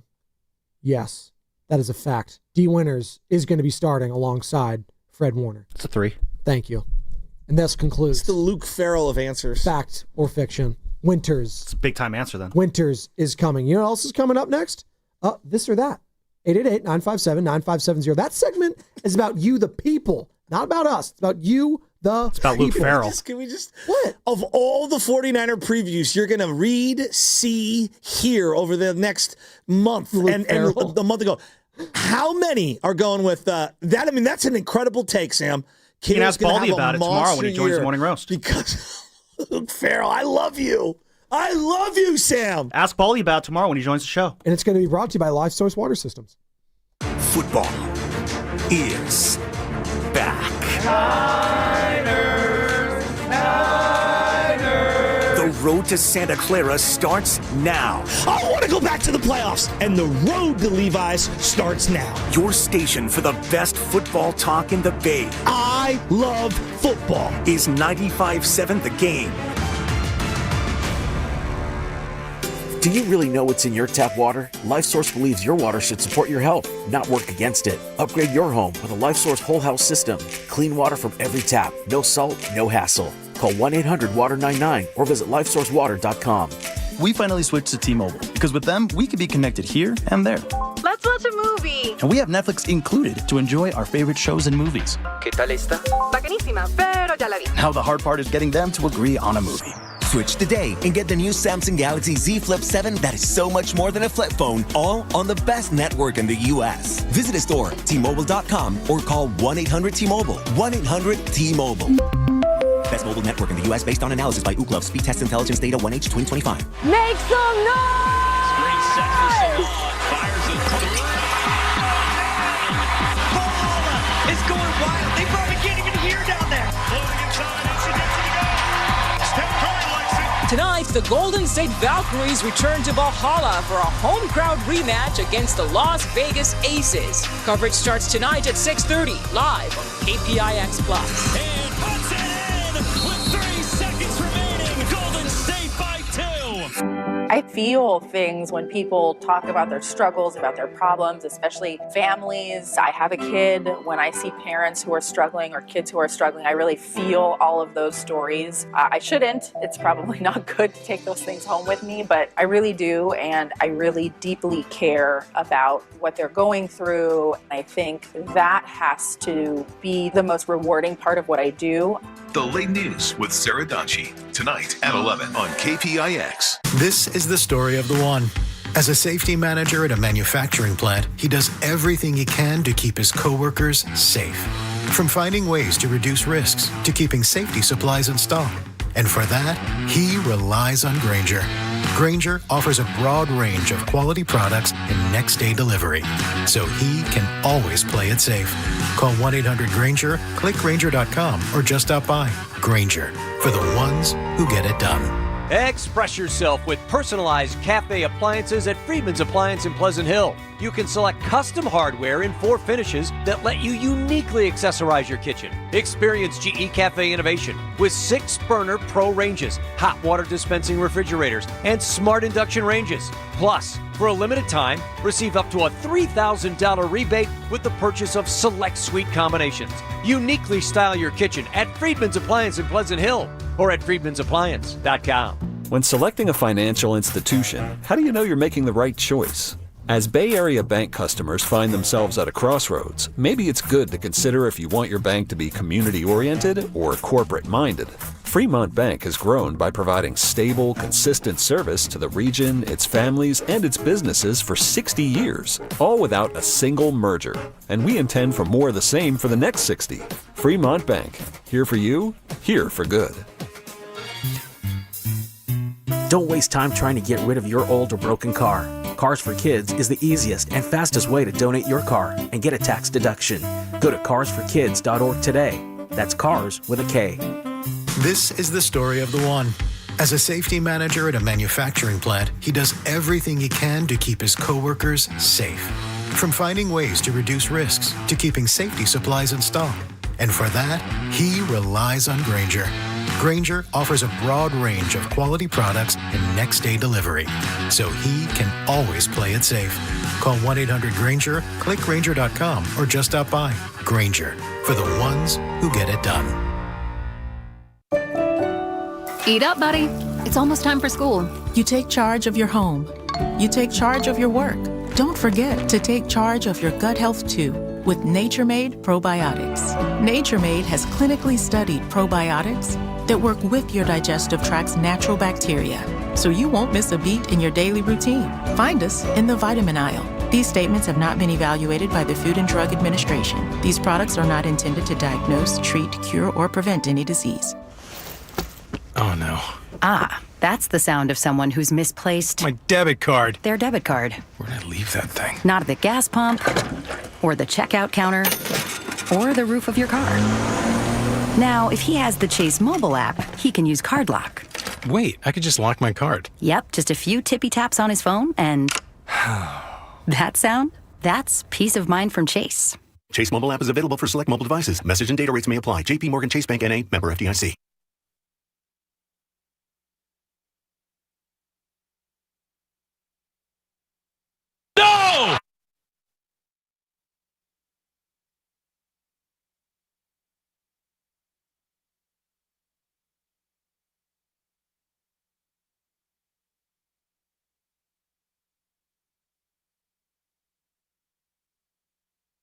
Playing with Brock is so special because he does such a good job of just doing his job, but then people forget how good he is at making plays that are unscripted, and maybe one time he sees something that's covered and he knows it's not covered, and playing with instinct and swagger, and that's something that it's tough to coach that because that's just confidence, that's him being him, and I think that's what makes him so special is his ability to make any throw on the field, do it on time, but also those unscripted plays, the scrambles, and just making plays with his feet, with his arm. Some of those things you just can't teach.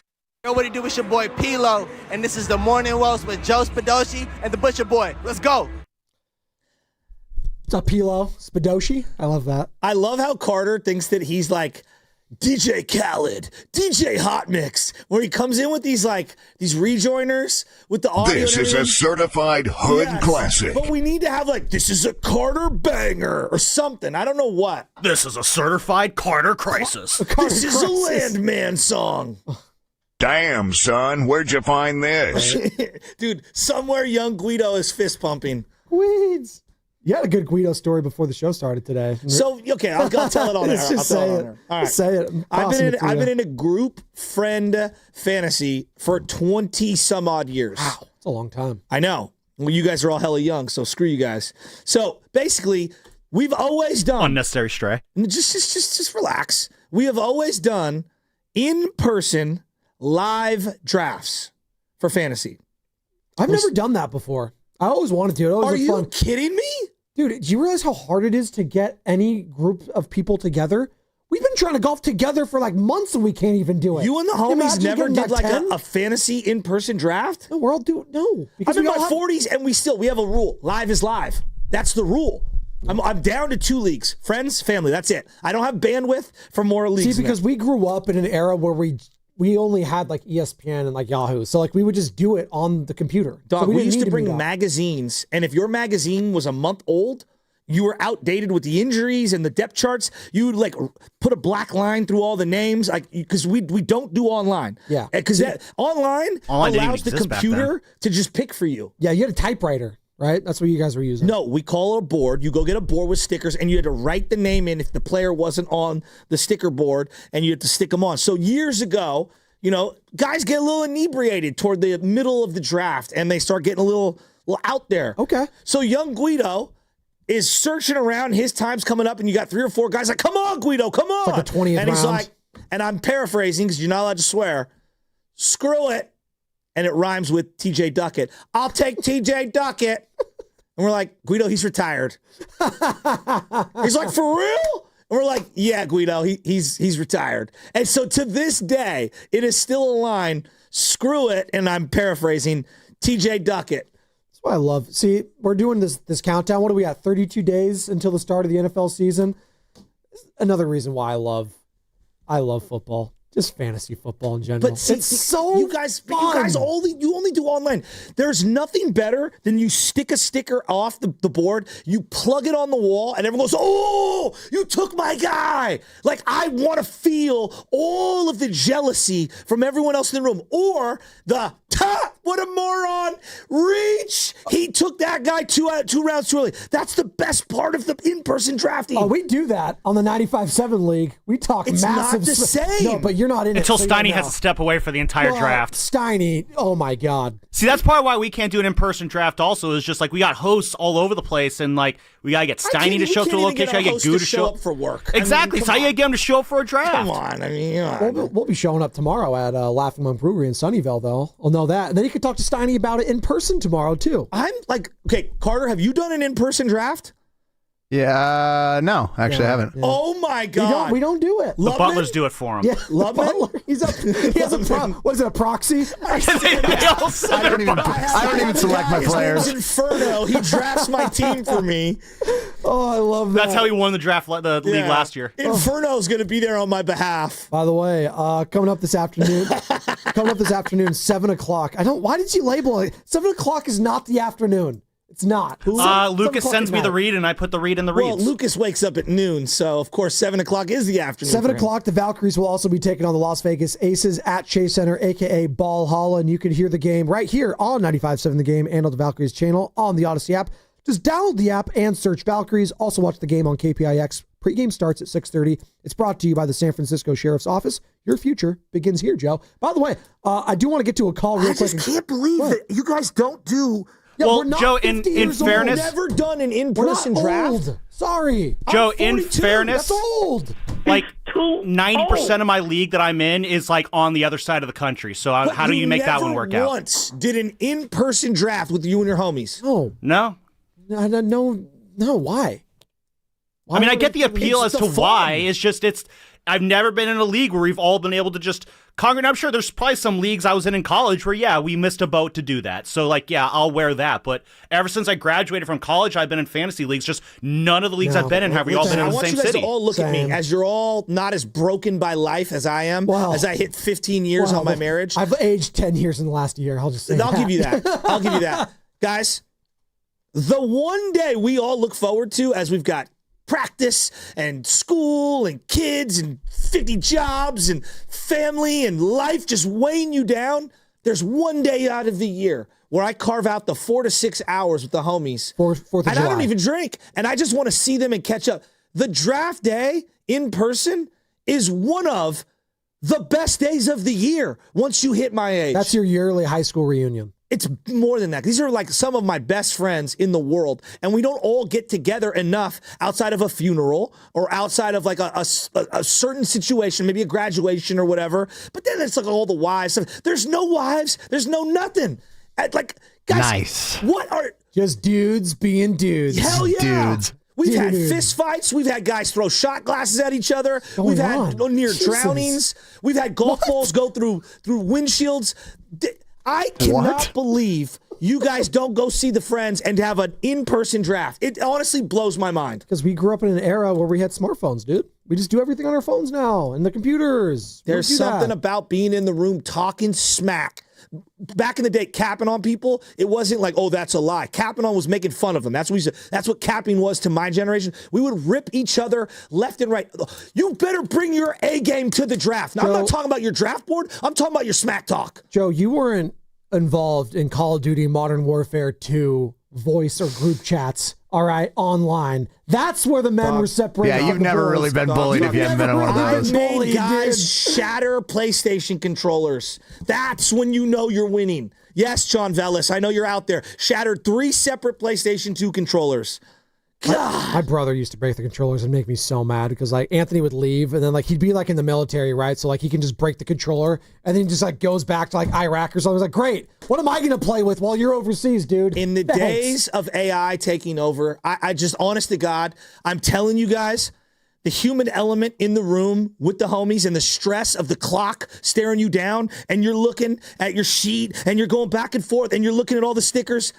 Live is live. That's all I'm going to say to you guys. Sam's right, though. I do on a Zoom. So, like, because people are around the country. It's not everyone's here. Look, I understand. It's not as realistic for everyone. I'm just saying the fact that you have never, ever had a live draft breaks my heart. Well, because first and foremost, Joe, it takes one person to, like, it takes like a leader almost. Someone has to be able to coordinate all that stuff. And we just don't have that in our lives. Like someone has to take initiative and be that guy and have the type A personality. Spinoni, it sounds like you're going to be that guy from the 957 The Game League who's going to wrangle up all 11 other employees here at the station, and you're going to get us all together at your house for the draft this year. I'm not saying studio apartment. Exactly. I'm not here to say that like I don't understand. There's like dynamics of like people can't physically be together. I understand that, but I'm telling you, try to keep your tradition alive. Do it one time. And look, you have to make a sacrifice and figure it out. Dude, I've made sacrifices to the point. Do you know when my anniversary is? It's August 21st. Why is it then? Because I know week 1 is the weekend after Labor Day, and I didn't want my wedding reunion or anniversary every single year being during the NFL season. I made that commitment early on. So you know what? I say, Michelle, I love you. We might have to be drafting on the Saturday, which is our anniversary, and I just might have to do it. And you might have to go to Petty Theft up in the Russian River, which is a cover band. And I just meet you later on. Because, look, I got to be there to see my boys because we're all getting older and we're all dying. All right? Quickly, do you guys prefer an auction or a snake draft? Snake draft, personally. I've never done an auction. I've only done auctions snake. Are so much fun. I want to do Dynasty so bad. You should. I'm surprised you guys don't do Dynasty. You guys have been around because forever. what ended up happening one year, a guy bailed out and he dropped all of his players right before the playoffs, and we kicked him out of the league. And then we made him come to the next draft, bring food, beer, and a letter apologizing to everyone, and we still kicked him out of the league. We got Chris and Clovis. And that's the same guy, Velas. Before we get to this or that in a couple minutes, you got Chris and Clovis wants to talk about one D winners, but I just this whole notion that you're shaming us because we can't meet together in person. No, I'm shaming that you didn't have the OG feel of all of your boys one time. I'm not saying you have to do it now, but the fact that you not one time did an in-person draft, like I think you've been robbed of some of the experience. We were all degenerates and no one wanted to freaking wrangle us all together and do it. In high school, you guys didn't just get together, drink 40s, and pick teams. Why would I be drinking a 40 in high school when I'm underage, Shasky? Thank you. That's I waited exactly till I was what 21 to consume those things. Thank you, Sam. Come on. Chris is in Clovis. Get us back on track, Chris. Honestly, Hey, speaking of the draft, man, I still do that to this day. Do what? The draft. I do that in person all the time with my friends every year, man. Thank you. It's a lot of fun, man. It's the day you look forward to, isn't it? Yeah. I don't know what my draft spot's going to be this year, but you know what, man? Since we're getting close to the season, like we're talking about, man, D. Winters, man, Butcher White, I guess you got to wait and see, man, like Bigfoot, like they say, man. I like what he did against Christian McCaffrey yesterday in coverage, man. He's got that coverage skills. Nick Martin is still a work in progress, but he's a good physical presence. But I think we drafted the wrong Oklahoma player, if I'm being honest. Ooh. Okay. Yeah, Continue. Stutzman's the real deal, bro. We went with the small linebacker when we got D. Winters. Who was the name you were Winters saying? was TCU, right? And then Nick Martin was Oklahoma State? Yeah, TCU for D. Winters. Yeah. So I'm confused. No, but D. Winters has got that coverage skills. Okay. Which is something that Nick Martin has to work on the most. I mean, D. Winters has been on the system for 2 years. He's more advanced. Nick Martin's up to speed. I'll give him that. Hey, Chris, real quick before you go, this is enlightening stuff.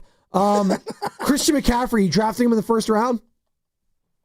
No, I'm going to get, you know who I might want to get, but I don't want to spoil it, but I might get Ashton Genty, man, since that Raiders offense has nobody else. It's actually not a bad pick. There you go. All right, Chris and Clovis, Ashton Genty, who you're going to see next week when they're at joint practices in Nevada. So there you go. Which leads us to... See, if you would have taken, like, if we were all in the room together right now, and you had the 7th pick, and it's a 12-man league, and you went and grabbed McCaffrey, you know what we would all say in the room? Ooh, I don't know. Ooh, well, we played 3 games last year. Ooh, you better be healthy. Night. Yeah, but I want you to feel how uncomfortable that pick made you feel. When you're doing it online and you're anonymous, there's no, like, then it's just like, oh, next person's on. Oh, is he auto-drafting? Oh, he's in and out of the draft room. He's back in. He's back out. Like, you're looking at your phone. It's not the same. It's not the same. It is fun, though, when you're at, like, because I have, for the longest time, I did have such a huge, and it's for the longest time, I always have a huge family. I got 9 brothers and sisters. But we did a fantasy football draft, like, all the brothers, right? Yeah. We would do that. I think my sister was in it one year. And then my grandfather's 89, and he physically shows up to my cousin Porter's house for the family draft. That's amazing. He lives for it. It's his favorite day of the year. This should be a documentary. Why aren't we recording this stuff? He also has won 2 championships in the last 5 years. Your grandpa? 89. I swear to God. Does anyone help him out? He does it all by himself. He's really good. That's incredible. But again, because he's just like all over the waiver wire. He wakes up early to try to put in the claims. Oh, my dad's that guy too. My dad's like maniacal. My dad's 76, so the old guys, they get up early. Yep. That's what they do. They just check. He's like, for the longest time, my dad's so funny. Shout out Bob Spadoni. This or that, Carter.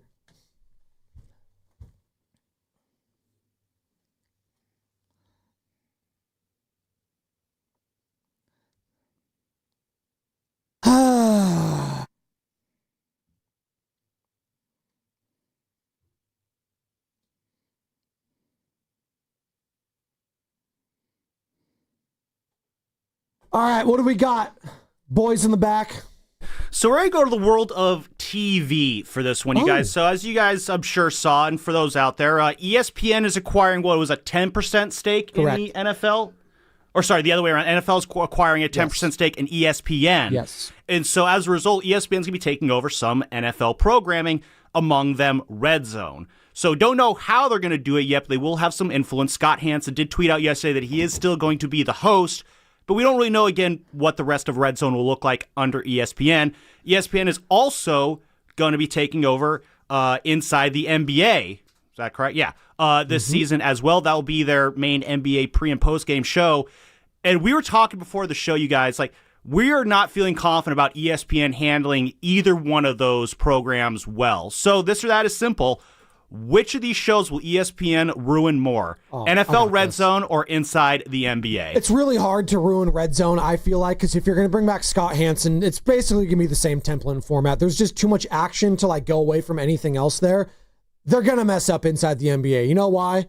Because they're going to shoehorn Stephen A. Smith into the conversation with Charles, with Chuck, with Kenny, and I'm going to be over it in 2 seconds. The first time I see him on that panel, I'm already going to be over it. Yeah. I'm visualizing it in my mind right now, Joe. I'm already over it. So Inside the NBA is my pick for what could get ruined between both of those entities for ESPN, Inside the NBA or Red Zone channel. It's Inside the NBA. If I were to just ask America, what's the better product, Red Zone or Inside the NBA, which wins? Ooh, 888-957-9570.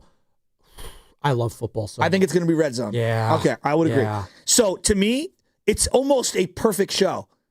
It's almost perfect. The only place it can go is down. I don't know how you can, like... I'll tell you how. Tell Greeny. me how. Well, why would he be Stephen A. involved? Smith. Oh, we got to shoehorn in Matt Hasselbeck's top 6 or whatever. They're going to screw it up. Just mark my words. Somehow, some way, the Red Zone will drop. Now, I know Inside the NBA is going to get messed up because that's like a foregone conclusion. Yes. It's almost impossible. It's plug and play. It's the most plug and play product anyone has ever purchased in their lives. I guarantee you ESPN ruins the Red Zone. I'm trying to figure, you said like Greeny, all this stuff. Like there's too much action for like anything else to be happening other than Scott Hansen talking and then whatever's on the TV, what games are happening. Like there's not a lot of in-between time though. There's no time. Joe, they'll find a way. How? I don't know. How? I don't think they ESPN can. to me was the gold standard of sports television, and it's turned into MTV. MTV was once the music video gold standard. What is ESPN? It's called music television. That's what MTV was. Yeah, but if you talk to a young kid, hey, what do you think about MTV? That's some old thing that used to play videos. Well, what's YouTube? It's where I watch all my music videos and TikTok. It's the same thing with ESPN. It used to be the gold standard. It is no longer such. Mike in Fremont wants to join in. It's this or that. 888-957-9570. 888-957-9570. Same number to call or text. ESPN now has control over Red Zone and Inside the NBA. Yeah. Which one's going to get messed up more between those two, you think? I guarantee commercials somehow, some way are going to destroy the Red Zone. Mike in Fremont. What say you, Mike? Good morning. What's going on, fellas? Good morning. Good morning. Top of the morning. I think wholeheartedly that Red Zone will get screwed over more than Inside the NBA. As much as I can't fathom Stephen A. Smith, they're going to turn Red Zone into a complete disaster with commercials and turn it into a debate show somehow, some way. It's just going to happen. I feel the same way. It's going to be in some weird, and I love Mad Dog. It's going to be like, Mad Dog is going to do 5 minutes with Scott Hansen and talk about what we just saw in the witching hour, or, Greeny and Keyshawn Johnson, or like, and individually, I like all these guys.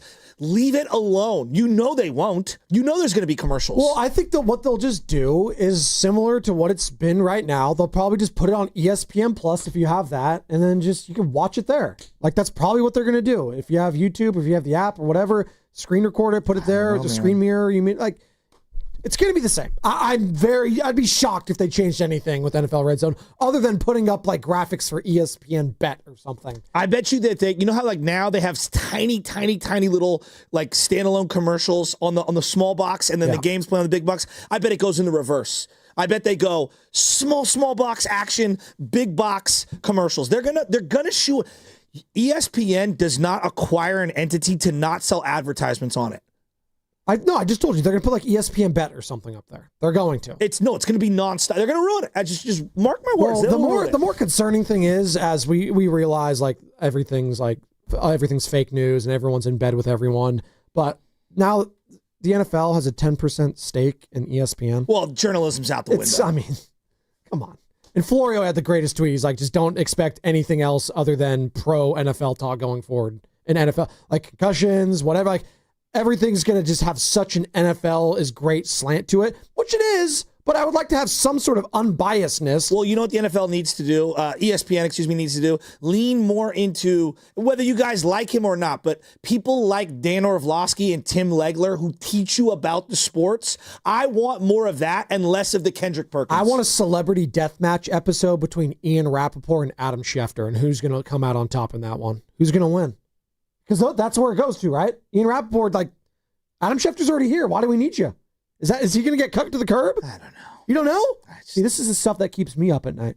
Ian Rappaport versus Adam Schefter. Chernal? Is that the name? Or is it Chernal? Well, either way, they're in Hayward. Hey, Chernal. Inside the NBA. Hopefully we're pronouncing it right. Inside the NBA or Red Zone. Which one has more of a chance to get ruined by ESPN? Yes, no, 1, 2, 3, gone. All right. It said inside the NBA, so I'm just going to chalk that up. I do think as soon as I see Stephen A. Smith or Pat McAfee on there or Kendrick Perkins on there. I'm here for Pat McAfee and Chuck a little here and there. I am here for that. I'm out on Stephen A. Smith, period, right now. I just don't want anything to be touched with inside the NBA. It's fine. I know they're going to be trying to do like a little bit more and elevating the guys that are the highest paid people in ESPN. I get it. And now we got WWE, like even on top of that. Do you see that? Now they're going to be doing all their WrestleManias and stuff. Are going to be on ESPN? Yeah.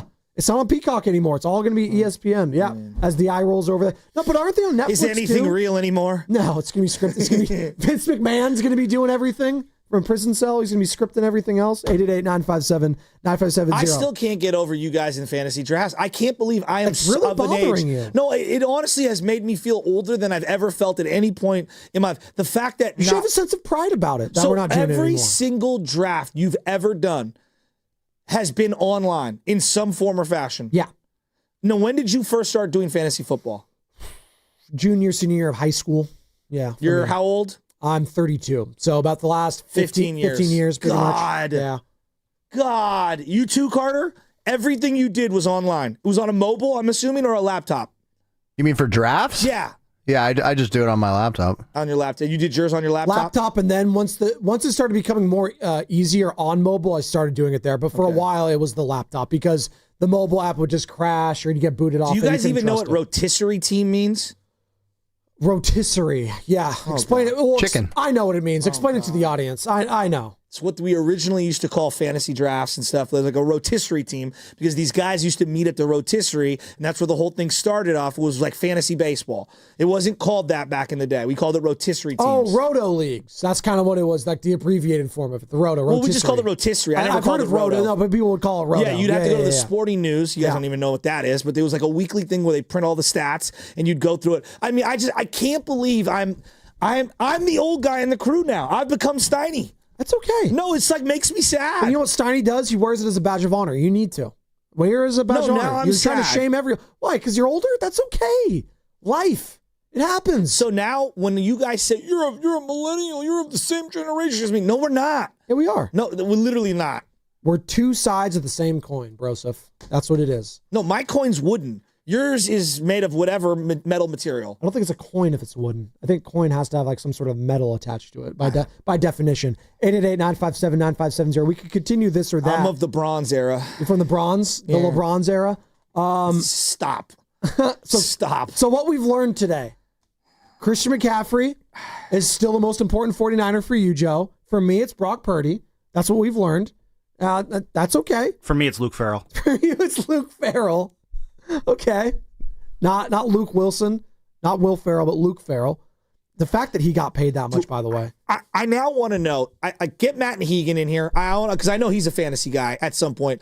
Am I the only guy at this station? Because I know Steiny didn't do fantasy drafts forever. Goo might have done the in-person in-person one. He might. But is Goo in today? I could see Willard and his boys. They're pretty tight. See, Willard. No, you know what? You're right. I bet Willard did. I'm sure Dibley did, right? Yeah, so you're more like those guys. Everybody else behind the scenes is in. I've done online drafts my whole life. That's it. I think you're not realizing at the age demographic, you're more related to the Willards, Dibs, and Steineys than you are to the Spadonis. And that's okay. That's okay. That's all right. It happens. I don't know, man. I fancied myself one of the young guys. The children are our future. It's a youth movement happening. 888-957-9570. I'm going to force LJ to draft in person with his homies. Andy and Benicia wants to touch on the red zone and the fantasy draft stuff. That's what it says. What's up, man? Andy, you're on the morning roast. Hey, real quick for the this and that, red zone's going to get ruined. Thank you. How? Real quick, Andy, how do you think it's going to get? How do you think it's going to get ruined? We don't know how. We just know it's going to get ruined. Because it's fine as it is right now, and they're going to want to change something because they think they're superior, so they're going to change something, and it's going to make it worse. Yep. Okay, what you got on the fantasy draft? Oh, that's it. He's gone. It's over. As soon as he had fantasy draft stuff, that's all right. It's good. It's fine. Maybe he had some smelling salts and he passed out. Did you see that? I didn't know that was like a thing we need to eradicate from sports. Well, this was, I didn't even think it was something that was like serious. I thought smelling salts are something that like you have, like it wakes you up, or like if you're passed out, or like it. So it's ammonia inhalants. And have you ever taken a smelling salt before in your life? I mean, I've done other things. Okay, well, we have the sound. Great, good stuff. So this was George Kittle yesterday crashing the NFL Network set with Mike Garafolo. I saw him there. I think it was David Carr was on the set. And George Kittle crashes it. And he had some grievances to be aired. Take a listen. George, hello, friend. How are you? I honestly just came up here to air a grievance. Oh. Our team got a memo today that smelling salts and ammonia packets were made illegal in the NFL. Wow. And I've been distraught all day. Okay. Illegal? He even said he's not practicing anymore. I considered retirement. Yeah. So they got to go ahead and bring that back for George Kittle. We got to figure out a middle ground here, guys. Somebody help me out. Somebody come up with a good idea. Fred, it's on you. Airing of grievances. Yeah, that's all I had to get out there. I'll get that off. Is it before every drive? I'm an every drive. I've seen guys like that. I'm an every drive guy. In between every play, he that's too much. Pulls out the sauce. That's way too much. Yeah. Well, it feels like the energy's still out here, though. I mean, no, definitely. But I missed those already. Well, they haven't been outlawed at practice. No, we don't have them out practice. Okay, all right, just checking. That's all right. That was my only grievance, but besides that, you guys look fabulous. We'll Fred, fix it. It's all yours. Thank you, George. We'll do our best to help you out with that, man. You did great. Yep. Well, that's an unfortunate development. Yeah, I didn't know that. You know, I didn't get the memo. It just came out this morning, and obviously he's very distraught over it. Yeah. That's Fred Warner there as well, just saying, I don't know, whatever to me, but George Kittle, a guy that obviously wakes up with smelling salts, it looks like. The guy's just energy personified, but no smelling salts. What are the, I'm showing my, I don't know. I'm a novice in this entire thing. What do smelling salts do to the body that's so negative? So ammonia inhalants. So that's what they're called. That's what smelling salts are. Okay. All right. So, by the way, I just want to make everyone aware. Football's bad for the body. If we were doing like, hey, what's bad for the body? Football, just playing the sport is bad for the body. But continue. So it could lead to things that cover up concussion-like symptoms. Yeah, so interesting. So if I am feeling a little dazed or something, or woozy, or feeling like I got a concussion, I take an ammonia inhalant, snaps me back into, I'm good to go, and it kind of pushes those symptoms a little bit. They don't go away. They're still there. Covers them up. It covers it up a little bit. Kind of like when I take a specific shot to cover up another injury. There you go. Right? So like literally George Kittle did during the Super Bowl when he ran into the locker room, took a big shot, and then goes, now I can lift my arm. Not that it's the same, but as we've learned, the brain is, if we're talking about level of importance, is more important than an ACL or so-and-so, because this is your livelihood, right? But I didn't know this was some rampant thing that needed to be eradicated. And this is via the Food and Drug Administration, right? The FDA. Inhaling ammonia can quickly lead to coughing, airway constriction, and eye, nose, and throat irritation, as well as, obviously, as we mentioned, the side effects of, you can, feel more energized, but pushing away those other symptoms that could ultimately lead to not, identifying concussions, which is a problem for the NFL. That is their number one concern. And this is the memo for the NFL. Quote, in 2024, the FDA issued a warning to companies that produce commercially available ammonia inhalants, as well as to consumers about the purchase and the use of said inhalants regarding the lack of evidence supporting the safety or efficacy of inhalants marketed for improving mental alertness or boosting energy. The FDA noted potential negative effects from the inhalant use.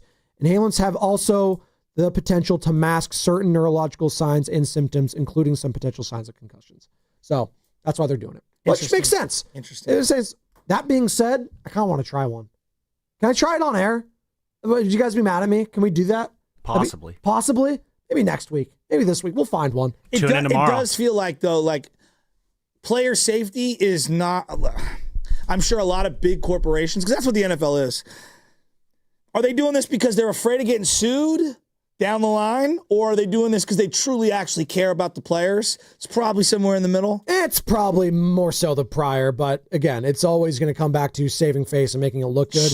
That's kind of where I'm going. That's exactly what it is. Yes. Like, does the NFL care about the safety of players? They'll tell you they do, but really, they just come on. We have to be cynical about this stuff. That being said, I'm glad that they're trying to do something. I'm glad that they finally put this out there. But yeah, I mean. Look, You're still going to go out there and bang heads and bang well, I mean, look at one of your biggest sponsors is like pick the alcohol company. Thank I you. mean, and I'm not trying to like be the moral police on this. Like, if you want to go drink, that's up to you. That is your choice, okay? And you know what those ramifications are. Now, there's a whole nother layer of conversation about children and the influence that all the kids have. And this is where I would say, like, parents, your job is to be in the living room explaining to them, if you're there, have that parent moment of explaining right and wrong and why you don't do X, Y, and Z. But the hypocrisy in society, not just the NFL, on what we deem, hey, we got to eradicate this. let's make a bunch of money over here. Right. It's just makes your head spin. Well, we're out of whack on the priorities of society. It's out of control. And that's a conversation that will literally just take up the rest of our lives. I've seen everybody online as we talk about our city. You know, I love talking about the city, but we got these signs up everywhere to basically slow everyone down, which, look, we want the streets to be safer. I want you to not speed through intersections. I want to slow you down. How many cameras have been added? 500? 33? Well, there's technically hundreds of flock cameras. That's a separate conversation. But, like, all right, we want to slow everyone down. But, like, okay, then I go to park my car and I got to, like, walk over open air drug use and dealers all over the place. Like, all right, let's prioritize these things, guys. Come on. Like, what's really affecting downtown right now? And I'm not saying speeding should not be a priority. It should be. But on the list of issues that our city's got going here, come on. Let's clean it up here. Let's help these small businesses out. Your kids should not be waiting at the bus stop, getting harassed by drug dealers and people using, bent over with the fentanyl fold. Speaking of priority, you know what else is a priority? Fast Five.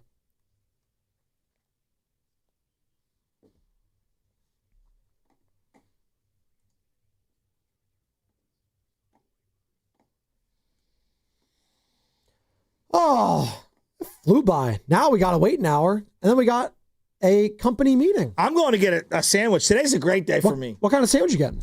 I don't know. I think I'm going to go get the one little, like a pork sandwich that I always get at the place down the street. The one that you took us I forget what the name of it is. You go there all the time. You forget the name. Yeah, it's okay. It's the Luke Farrell sandwich. It's the Luke Farrell sandwich. Actually, it makes the chips much better. The sandwich is so good, it makes the chips better. Yeah, it sends them more deep. Italian sandwich, the GOAT, by the way. Yesterday, I want to talk about this. We're going to have Dave Fleming on tomorrow. Yesterday, Dave Fleming is waxing poetically about the Olympic Club and how they're having the U.S. Amateur. And then Dave just humbly says, in the most humble brag of humble brag ways, yeah, last time I was out there at the lake, I shot a 75. Oh, really, Dave? You shot a 75 at the Olympic Club Lake Championship course. Wow. Under championship amateur conditions. You're not believing him? It's Luke Farrell effect. No, I know he's a stick. Trust me, I know he's a good player. But, like, I had Dave's to fire off a text to him. Like, Dave, that was the most humble brag of all time. And he's like, you should. I actually want to pull up the text. We're airing. Okay. We're airing text grievances messages. here. Okay. Dave goes, I got a good golf trip for me this week. I'll tell you tomorrow. Oh, wow. Because he's in Pittsburgh. That's a tease. He was in Pittsburgh, so that means he played Oakmont. Oakmont is US And then Open. he's going to Washington, D.C., right? Okay, so what's out there? No, they're hosting the Nationals this weekend. Yeah, they're hosting them. Oh, that means he must be coming back and playing somewhere here. Well, he played a bunch of places. I mean, where else were they on the road? Well, he can go to Pebble this weekend if he wants to. Just he can go quick trip anywhere down he there. wants. Cyprus? Has he played Cyprus? That's what I want to know. That's the elite of the elite out in Pebble Beach. It's not Pebble Beach golf links. I want to play Cypress so bad. I want to play Poppy. Poppy's fun. Spyglass is fun. Yeah, I want to go play those. They're all on my list. I got Bandon Dunes on my list. Me and my brother, like, I'm sensing my mortality as I look into a room of people who have never live drafted. And I said to myself, I better start golfing soon because it feels like my time is coming up. There you go. Pinehurst is fun. Played out there in North Carolina. I got to go there. Yeah, Pinehurst is good. It's a good time. Very hot, though. I went around this time last year. Very sticky, Joe. Very sticky and humid, as you would expect in North Carolina. Speaking of sticky and humid, Sam Lubman. There you go. My fall thought. You cookies. Burner might start selling you at his pot stores. So sticky and humid. Okay. I saw the Naked Gun movie last night, guys. Yeah, everyone's saying it was really good. It was really, really good. Okay. Really? Absolutely hand in hand with the original three. Really? Liam Neeson absolutely nailed it. Seth MacFarlane produced it. They nailed it. The humor, the pacing, the I was laughing nonstop for an hour and a half. Naked Gun, go see it. Absolutely worth it. Really? I haven't seen. There are some incredible lines in that movie. I feel like I haven't seen a good comedy since The Hangover. Like, it really feels like a long time. This is up there. I'm talking about like I remember it. How The Hangover was amazing. Hangover was really funny. I really loved Horrible Bosses. Bridesmaids was good. Bridesmaids was good. Really good. Yeah. What was the one you said? Horrible Bosses. That was a good one, too. Really good. I don't think I remember that. Jason Bateman. I'm going to watch it again. I'll watch it again. Yeah, Jason Bateman. Charlie Day. Charlie Jason Day from I love Jason Charlie. Sudeikis. That's my brother. No, but there's so many good cameos. Like Jennifer Aniston, Colin Farrell. It's hilarious. Kevin Spacey. Well, he's funny in it. I don't know what you want to tell me. Jurassic Park. I watched Jurassic Park last night. I'm a sucker for them. They're kind of like the Fast and the Furious. Like, if they come out, I'm going to watch it. It's not the best. It's not the worst. I'm just a sucker for Jurassic Park. I'm a sucker for you. Shout out the Jonas Brothers. I'm a sucker for Carter Scarlett Chickering. Johansson. She's just. I'll keep mine brief. McCaffrey bounce back year. You take the over 950.5 yards. Put it in the books. Lock it in. Locked it in, and that was Fast Five, brought to you by Xfinity. Introducing the 5-year price guarantee. One consistent internet price for the next 5 years, guaranteed. Steiny and Guru next, brought to you by Fremont Bank. Here for you, here for good. Real quick, my final thought. Live tomorrow, Laughing Monk, Sunnyvale, Spadoni, Shasky, 6 to 10. Be there or be square. Us. The broken coffee maker? That one's still on you, which means you'll save hundreds for your business and get the fastest mobile service with 5G cellular and Wi-Fi hotspots on us. But hurry, this deal won't last long. Get a mobile plan and free up the budget to maybe, I don't know, fix that coffee maker? Get mobile on us for 1 year, you guessed it, on us. Comcast Business, powering possibilities. Ends 9/22/25. Restrictions apply. New mobile customers only with internet standard service or above. Limited to value of 1 unlimited intra-line apply via 12 monthly internet bill credits. 1 discount per account. Fastest mobile based on mobile, Wi-Fi, and cellular data in service areas. Ookla Speed Test Intelligence 2H24. If you have back-to-school shopping to do, then you should make Macy's your first stop. Because Macy's has back-to-school styles from brands like Nike and Jordan, must-have denim from Levi's and Good American, and now Macy's has Abercrombie Kids too. It's all in one place, all at great prices. And here's another reason to come in. If you're already at Macy's and you saved so much, you could stop by the fragrance counter and pick up something for yourself too. The best back-to-school styles are here now at Macy's. Americans pay about $5 billion to control termites and repair their damage every year. Many people underestimate exactly how much damage they do. Call Pacific Coast Termite today at 800-PACIFIC for a free home inspection. Certain restrictions apply. No tenting, though. No double bagging your food. No pet sitting. Mention KCBS and get 10% off termite treatments and a 2-year guarantee on their work.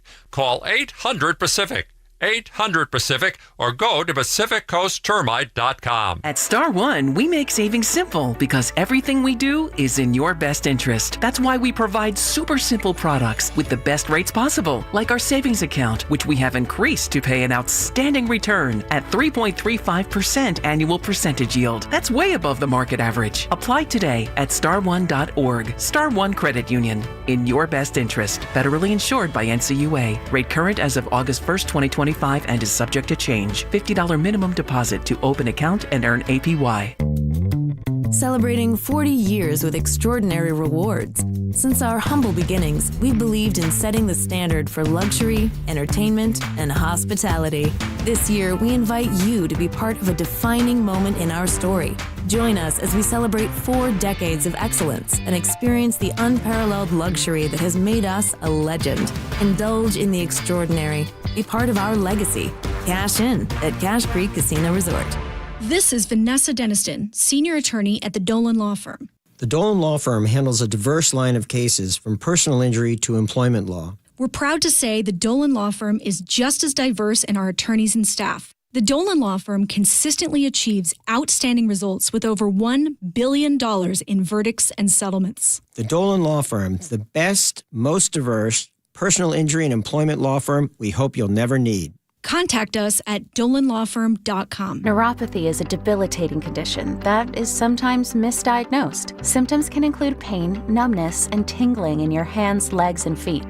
Neuropathy is a progressive condition that only worsens unless you get effective treatment. SF Bay Wellness is a leader in neuropathy reversal and uses FDA-cleared, non-invasive electric cell therapy to restore nerve function with no injections, no drugs, and no surgery. The treatments have a 95% success rate. If distance is a factor, ask about our virtual consultation option. Call SF Bay Wellness at 844-94-NERVE for the $99 neuropathy evaluation and receive a personal treatment plan that is tailored to your needs. Don't wait another day. Call 844-94-NERVE. That's 844-94-NERVE. Why keep suffering with the painful symptoms of neuropathy?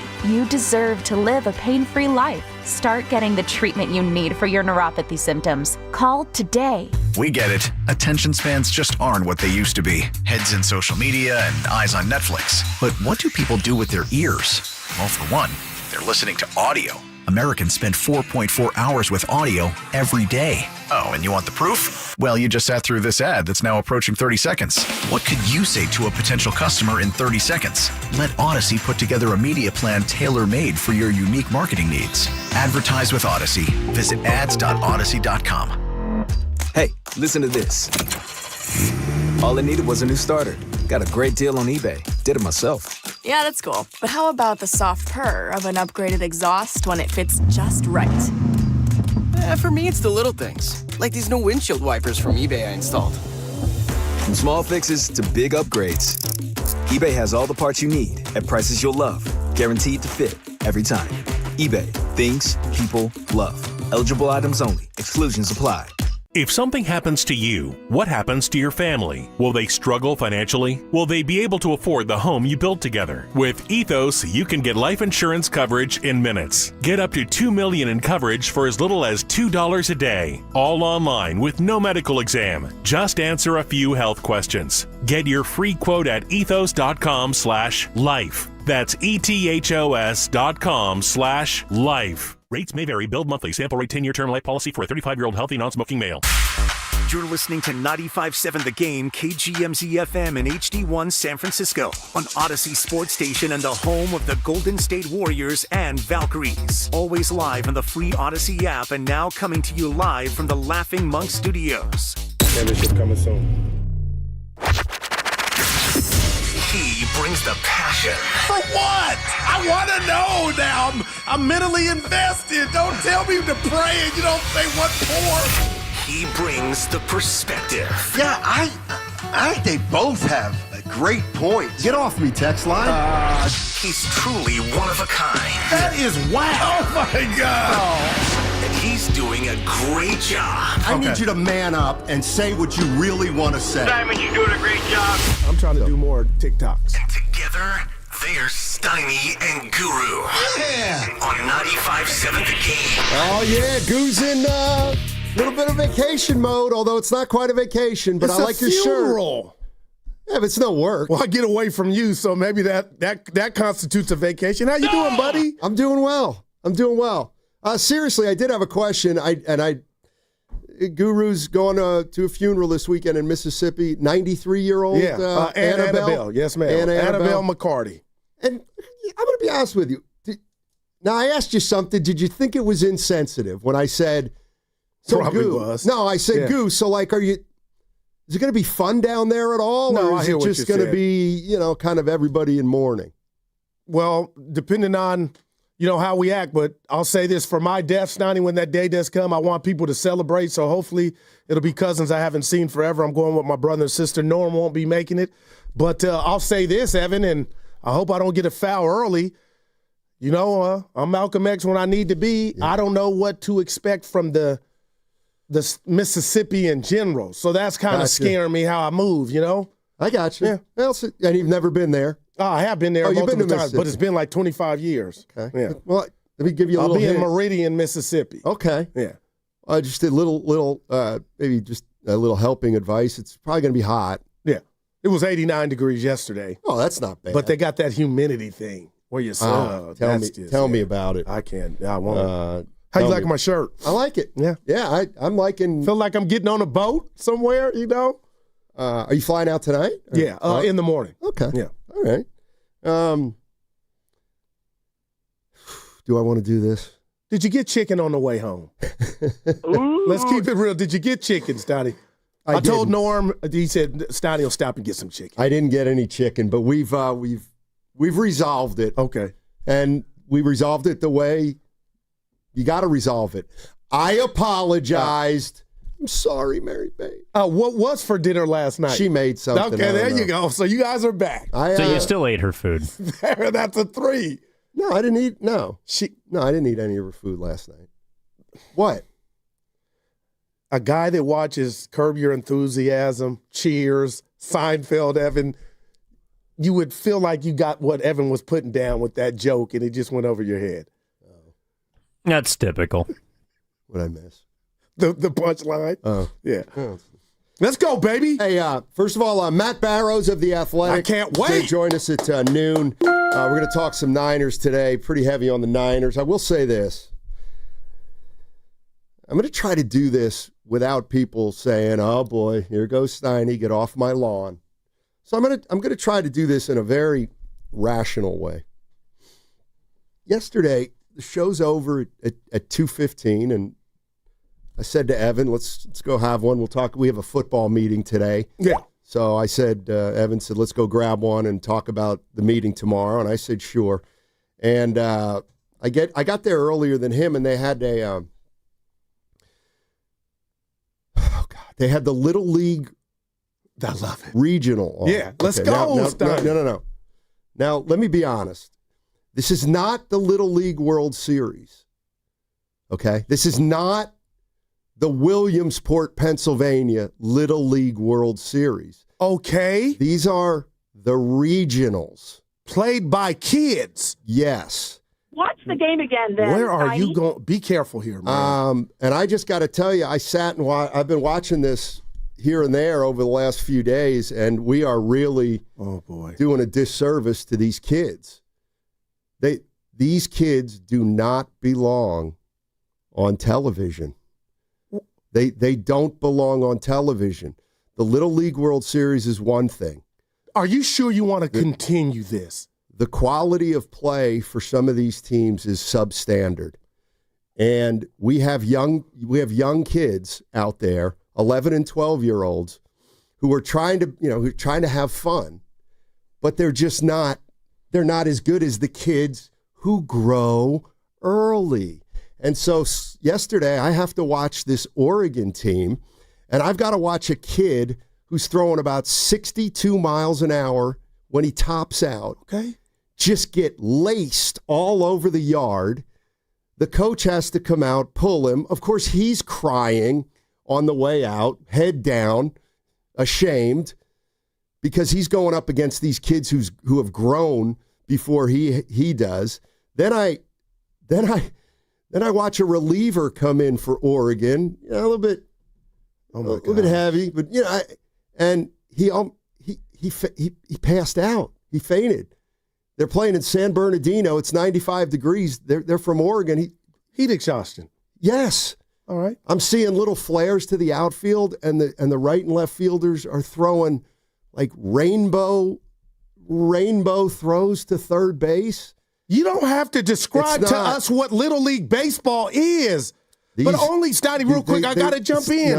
Only a sinister moron would compare what he was watching with the kids to the Giants in the Major League Baseball. These are memories that are going to last a lifetime. Well, they're nightmares. How about you put your pin up and your scorecard down and enjoy the memories that these kids are going to have playing on television? This is worse than my Michelle Obama, which I don't know what I did wrong, but Steiny, take this back. This could ruin you.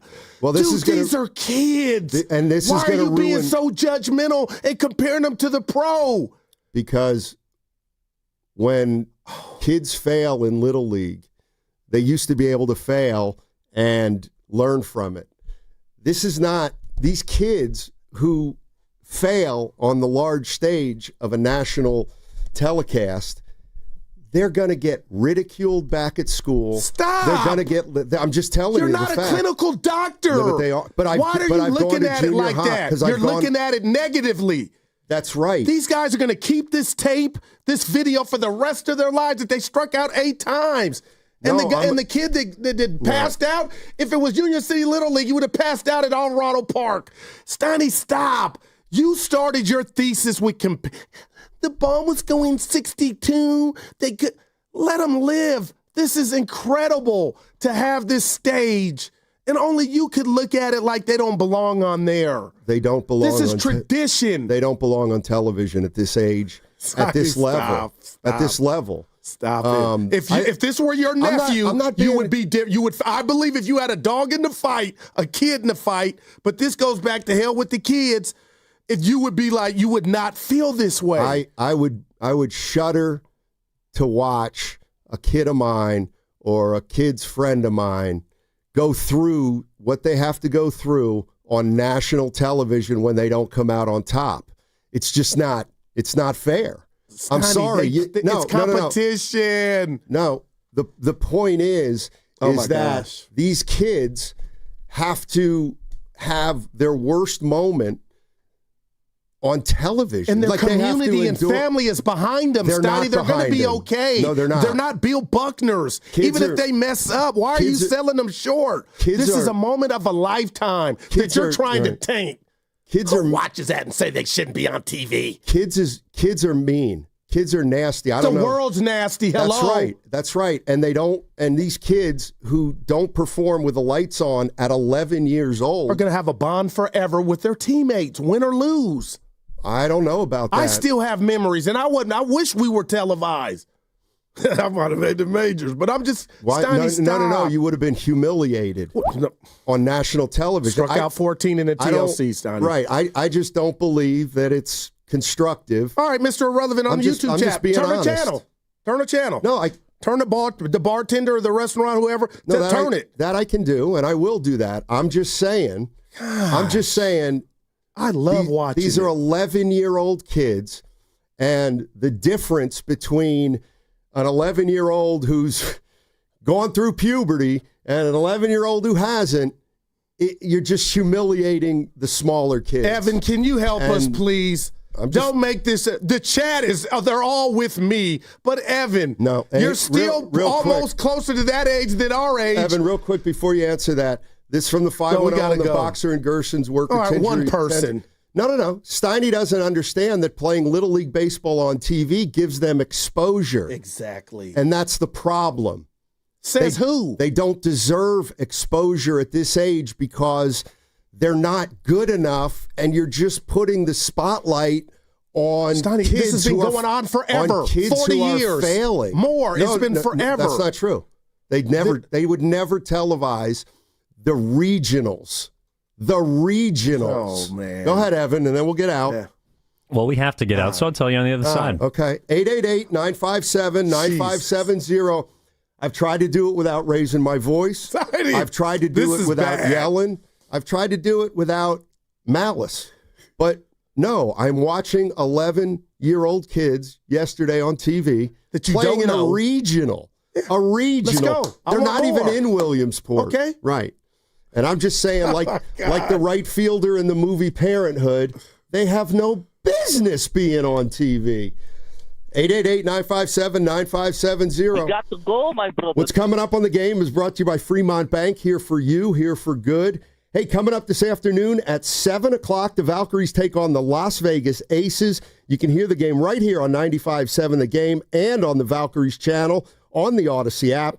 Just download the app and search Valkyries. You can also watch the game on KPIX. Pregame starts at 6:30. Brought to you by the San Francisco Sheriff's Office.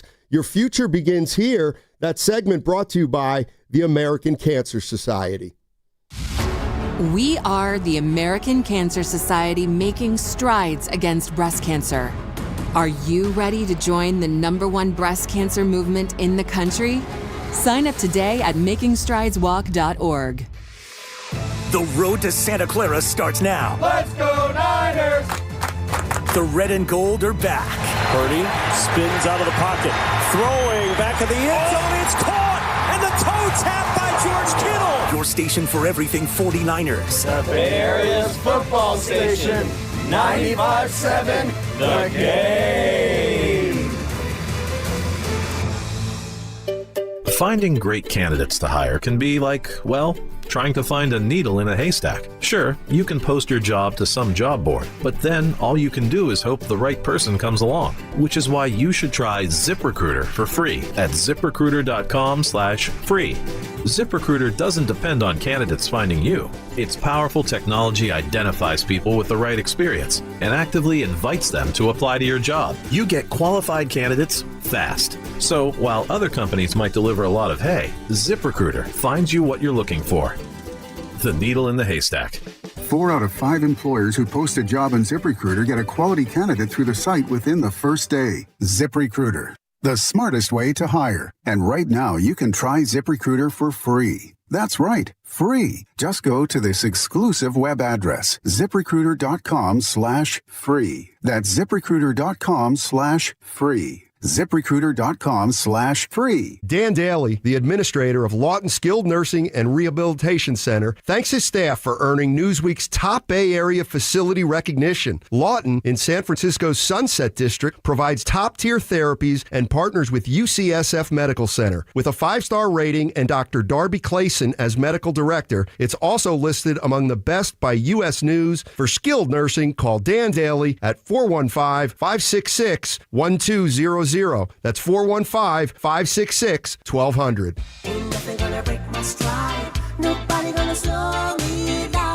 Don't let pneumococcal pneumonia break your stride. If you're 50 or older, you're at increased risk. So be proactive with Capvaxive pneumococcal 21-valent conjugate vaccine to help protect against invasive pneumococcal disease and pneumonia caused by certain types of pneumococcal bacteria.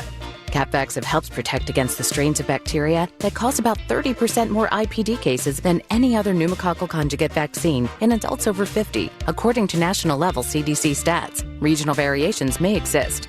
Don't get Capvaxive if you're allergic to the vaccine or its ingredients. Tell your doctor if you have a weakened immune system. Common side effects include injection site reactions, feeling tired, headache, muscle aches, and fever. Capvaxive does not protect against all strains. For more information, call 1-800-927-8888 or visit capvaxive.com. Ask your doctor or pharmacist about Capvaxive.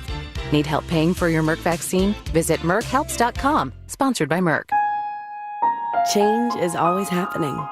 It's part of life. And when it comes to music, change is all around us. Songs are rewritten. Classics are remixed. Bands and artists come and go. Even our taste in music changes. Here at Xfinity, we know there's still good in keeping some things the same. That's why we want to do our part with a 5-year price guarantee on our internet. It means no matter what changes, you get 5 years of the most reliable Wi-Fi with our best equipment included for a price that stays exactly the same. Surprised?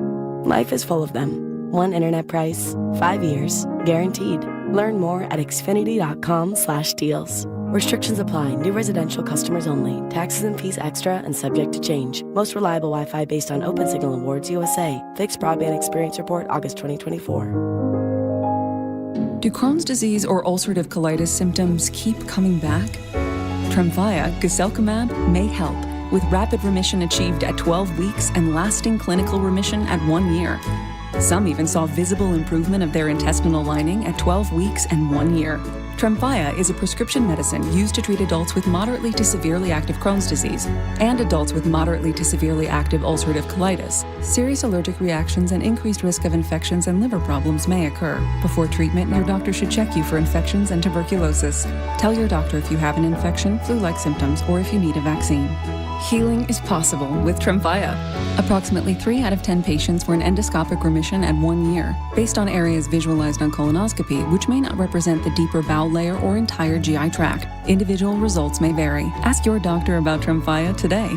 Call 1-800-526-7736 to learn more or visit tremfyaradio.com. Have you tried hands-free Skechers slip-ins yet? Because if you haven't, you're missing out on technology that changes how you think about shoes. First, these are not just regular slip-on shoes. They're not just a pair of loafers without laces. But what makes them different is the technology inside that lets you just step into them. There's a built-in hidden shoehorn that slides your foot in, so they look, feel, and wear just like a pair of shoes you're used to. Except you don't have to bend down, struggle to put them on, or touch them. Try them at a Skechers store, Skechers.com, or wherever stylish footwear is sold. This is the story of the one. As a lineman, he does whatever it takes to keep the power on in his community. And he wants a partner like Grainger who does the same. Grainger offers the professional-grade products he needs, from voltage detectors to harnesses to hard hats, plus fast, dependable delivery, so he can rise to every challenge. Call 1-800-GRAINGER, click Grainger.com, or just stop by. Grainger, for the ones who get it done.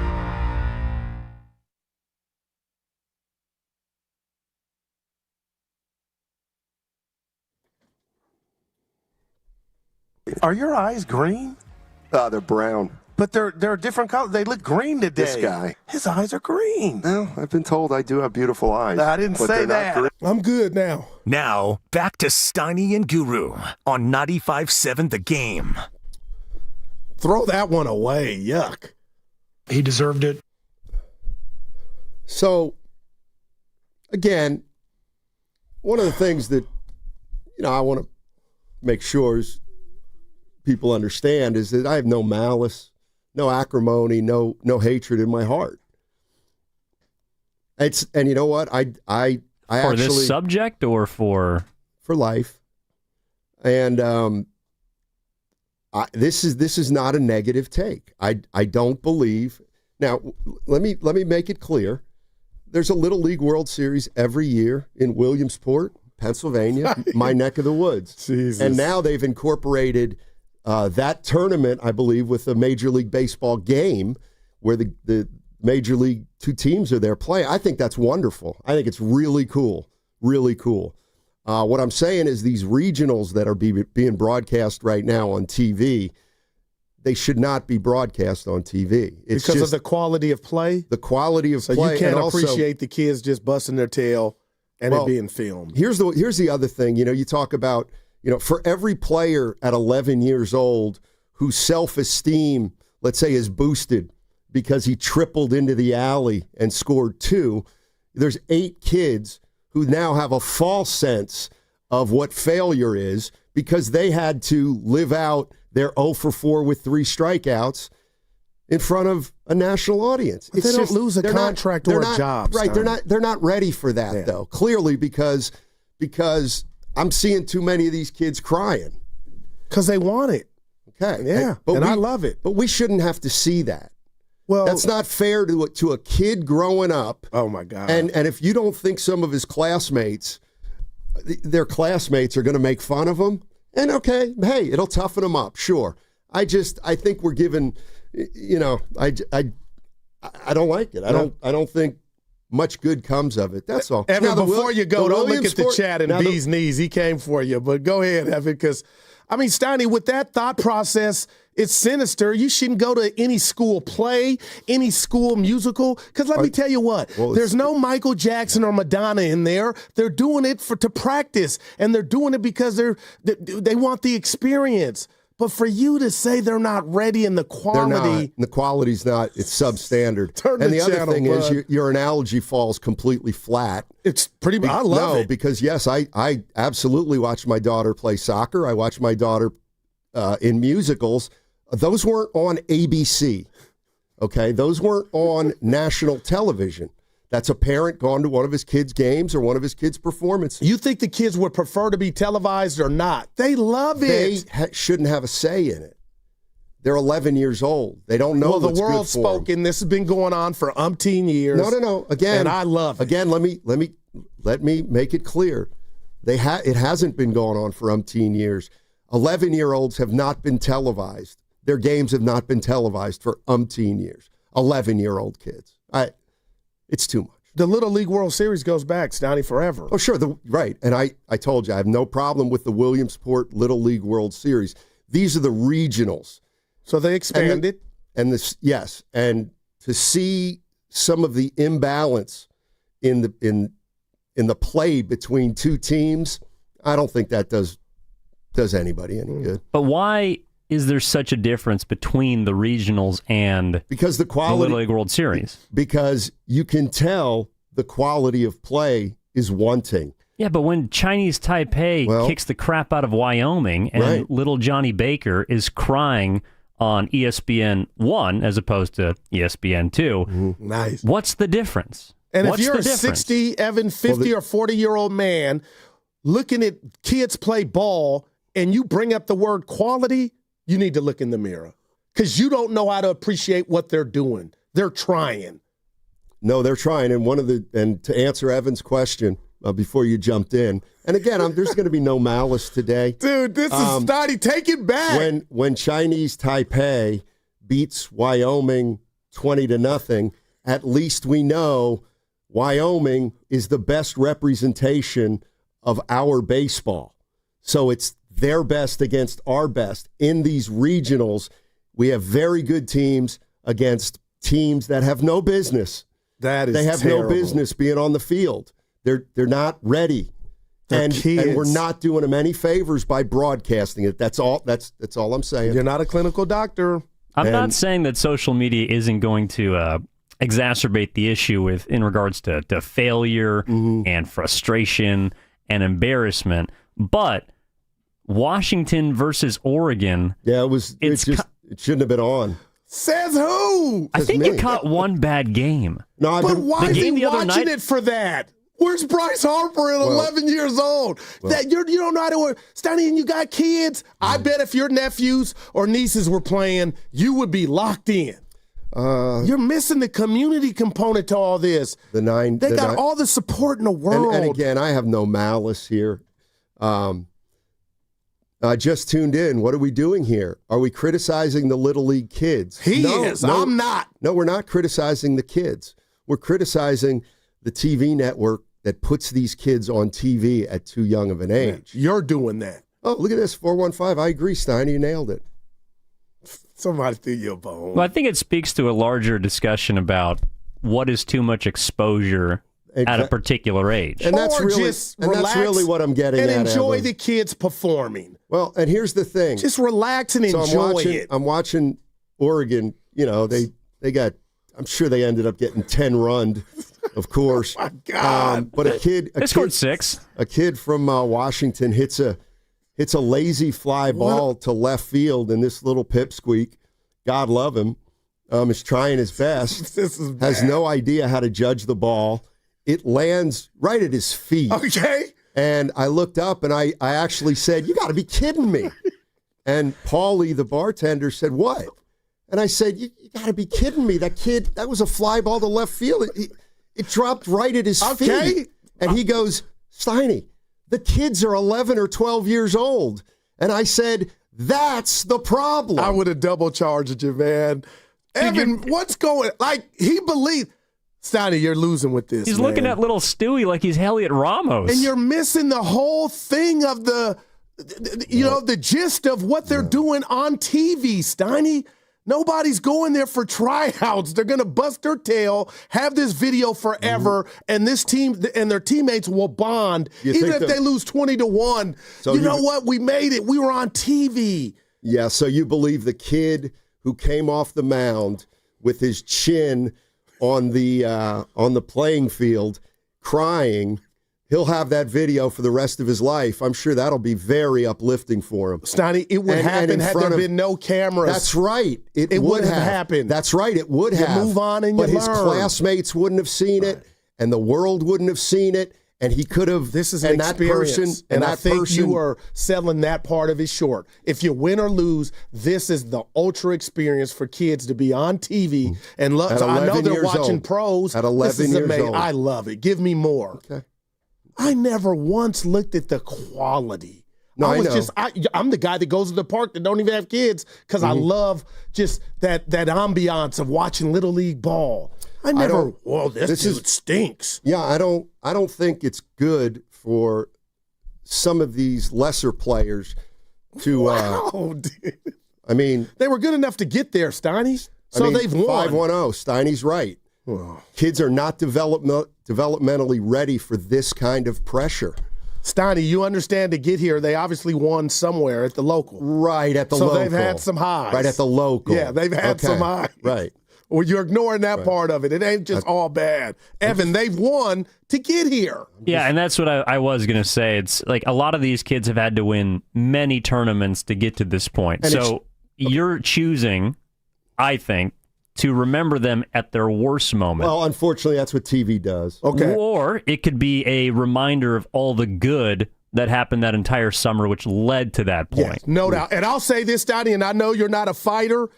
Let's say I heard you mouthing this about my kid. Let's say Donovan, Daryl, or Milan, and I didn't even know you. I would hit you. I would swing on you. And so would some of the parents that their kids are at this forum. They spent their money. This is incredible experience, and they hear a guy like you talk about they're not ready and this shouldn't be. You would catch a couple.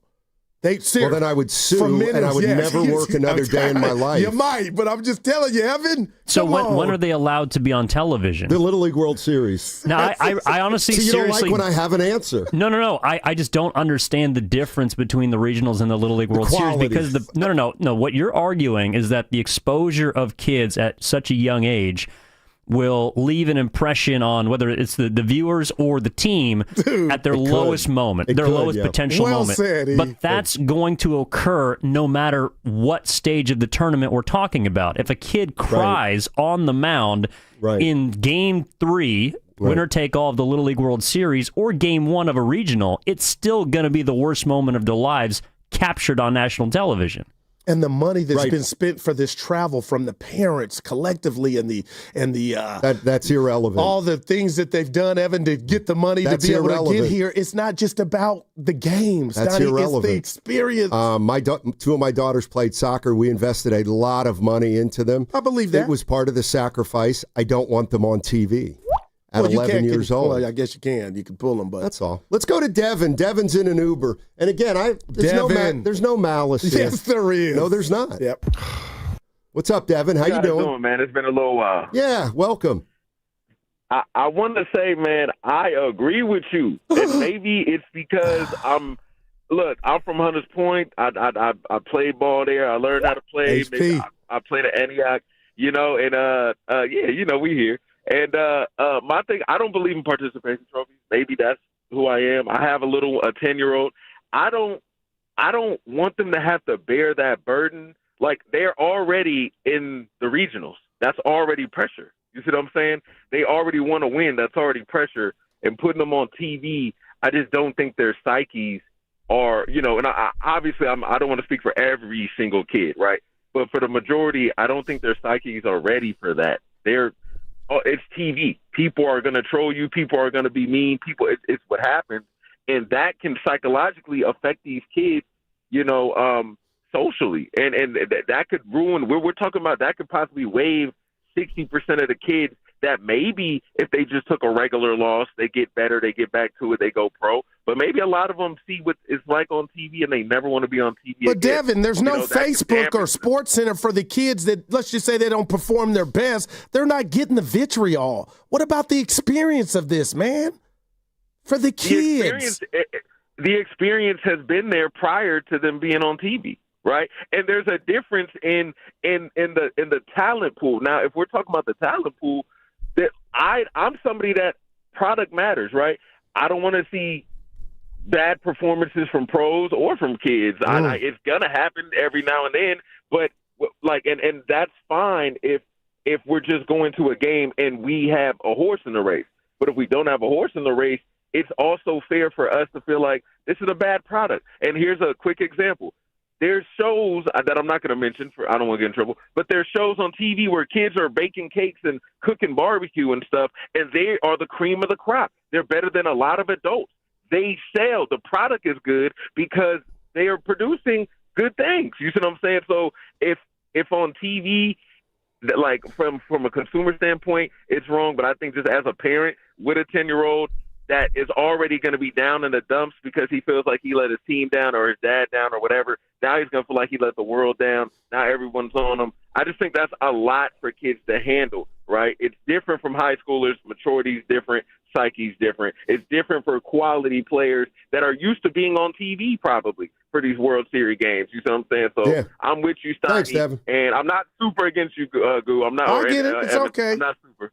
Yeah. Yeah, love you guys. Yeah. Thank you, man. Appreciate it. And I won't raise my voice. I'm just disappointed in this, Steiny. There's no malice here. Yeah, there is. You're saying the kids can't handle the limelight, and some of these kids will never be on TV ever again in their life. And I think it's everything. It's the experience of this. But to think little Johnny's going to go home and put his head under the pillow as if he wouldn't do that if it was the local regionals not televised, I think you're selling the kids short. This is incredible. And as a parent, and like yourself and Evan's parents that watched and supported him on the Little League level, I think this is awesome. So do you believe that it's tougher for kids today at 10, 11, and 12 because of social media? Just makes it harder. Yeah, I think no doubt. And that's pretty much what I'm getting at. But no, you mentioned quality. You didn't mention IG. You mentioned the quality of play was subpar to when you were turned off. That's what you said earlier. Stand on it. No, I'm going to stand on what I said. You said the quality. I'm going to stand on what I said, which is kids are mean, and the kids who fail are going to get laughed at and picked on by their classmates because they failed on national television as opposed to failing at a regional tournament in upstate New York where nobody sees it. It's not just one thing. Okay. The quality is substandard, but these kids are going to get lambasted when they get home. No, I'm just saying, what's the quality substandard too? Like these kids are, it's not Major League Baseball. You know that going in. It's Little League. Right. And they're too young to be put on TV is my feeling. What about some of the kids who do succeed? Yeah. Or some of the kids that go 4 for 5 in a big game? And it might be the crowning achievement of their careers, to be honest. They may never achieve anything more than Little League Baseball. Yeah, I'm happy for them. I'm happy for them. But I'm looking at every player like under one umbrella. And I don't think it's good. I think you're just watching the Oregon side that was getting their ass kicked yesterday. Well, I'm sure we could find some. This is from the 510. I'm sorry, from the 650. An actual child therapist here. I think Steiny's right. Children at 11 years old cannot handle the leverage of having their games televised. He's wrong that their ability to handle the leverage somehow coincides with their athletic ability. Children's sports really should not be televised at any level. But that's not what you're saying. You're just saying the regionals shouldn't be televised. And the quality was a part of it. That's where I was like, Steiny. No, well, don't try to put words in my mouth. You said quality. Right, but the big Don't thing... run from it. Yeah, you said I want to see him on the Little League World Series. You said a couple of things, but you said quality. But don't shortchange yourself and try to think that it's just one thing. What I'm saying is the quality is substandard for some of these teams. They have no business being on TV. Says who? Says me. Okay, but you don't control it, so okay, move on. But you should feel uncomfortable saying that out loud. I would think that you should be embarrassed. I'm not. And you're a parent. That's why I'm if you weren't a parent, I should go in. Embarrassed? Because you shouldn't. The normal people don't think like that. This is an experience for the family. Who are you to sit there and say, I don't see little Pete Rose? I don't get that. Enjoy the kids, Steiny. That's all I'm saying. Well, it's hard to enjoy the kids when one kid's coming off the mound crying because he failed to get out a kid who went through puberty 3 years ago. I'm just telling you. But to Evan's point, you understand that happens without the camera. That's right, and that's my issue. When it happens without the camera, these kids can just deal with it knowing that it happened in front of only the people who are at the stadium or at the game watching it. They don't have, no kid 25 years ago at 11 years old had to live through their worst moments, and it's on ESPN, and every single person gets to see it. I just don't like that. I'm not a big fan of that. That's all. But that's going to occur no matter what level you're playing at if there's a camera. You could be in League One. You could be, if you're 12 years old at the... Here's what I would say. Like, you could be at Williamsport or you could be in Saskatchewan. Like, if there's a camera, you're going to have to relive that. But you're saying that the level of play is what decides what kids should and shouldn't be on television. Essentially, yeah. I mean, like, No. None of them should be on TV. Oh, yeah, I agree. But that's not what you said. I mean, I'm allowing for the Little League World Series because it's the pinnacle. But what I'm saying is the regional shouldn't be. Okay, should we now televise the Bay? Like, how does a team come out of the Bay Area? When Petaluma went there years back, they obviously won a bunch of tournaments in the Bay Area and advanced. Yeah. Should those be on TV? I mean, I don't think so. But if you could get them on, Steiny, why? I think that if you could, everybody, the parents, the kids, I think they would vote yes. That's all I'm saying. Like, I think you're selling the kids short. Like, they can't. I'm just saying, I get it, but I don't get like Steiny is kids, and that's right. Youth, and that's the crux of it. They're kids. They are kids. They're not even like. Let them shine. The kids, I'm not worried about the kids who are going to shine. I'm worried about the kids who are crying, who just got completely overmatched, and they have to live that out in front of a national audience. Like, I remember when I struck out 6 times in Little League. Yeah. It was at the Riverview Park Playground in front of 27 people. Like, well, let's just say that's different. Okay, let's say than had I done it in front of people on ESPN. Real quick, Steiny, let's use that. Young Matt Steinman strikes out 6 times. He's representing Reading, PA. How many people are really going to remember young Matt Steinman struck out 6 times in Reading, PA, Little League World Series? Especially an older guy like you that's at a restaurant watching from afar. You're not going to remember that. What about the kids who are going back to school in 2 weeks? They're going back to school in 2 weeks, and they've just lost 21-3, and... To Evan's point again, Steiny, that's going to naturally happen regardless. So they're just dealing not if it weren't on TV. Don't you see? Like, if it's not on TV, then no one would have been there to see this kid all broken up at his worst. Steiny, people and kids fail every day. It's a part of life. Right. How you bounce back. But it's not on national television. That's all I'm saying. Like, these kids should be allowed to fail without having an entire, whoever's watching the game from all over. I just think you should be able to fail at that age without having to, walk off the mound crying and feeling terrible. And I don't know what these kids are going to have at school when they get back. Matt, you were on TV will supersede whatever you perform. Like, really? You were on TV. Believe that? I swear. Okay, so you don't think social media is cruel? We're talking about 11 and 12-year-olds. That's exactly why I'm saying what I'm saying. But for every kid that's getting buried, there's probably another one of their friends that's saying, dude, you were on national television. That's one of the coolest things I've ever seen. You struck out 6 times on TV. I think you're glossing over the reality of... No, seriously, I think you're glossing over the reality of the humiliation. But not every kid is going to have their best game on national television. That's right. They're not.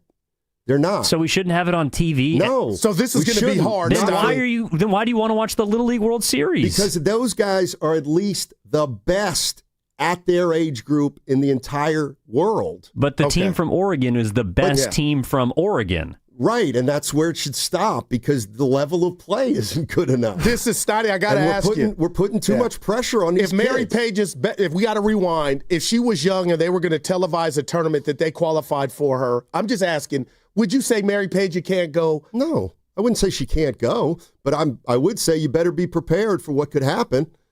888-957-9570 is the number. There's no malice. There's no negative here at all. I just think these kids have a lot of pressure on them already. And do we really need to broadcast out loud to the entire country that this kid's a failure?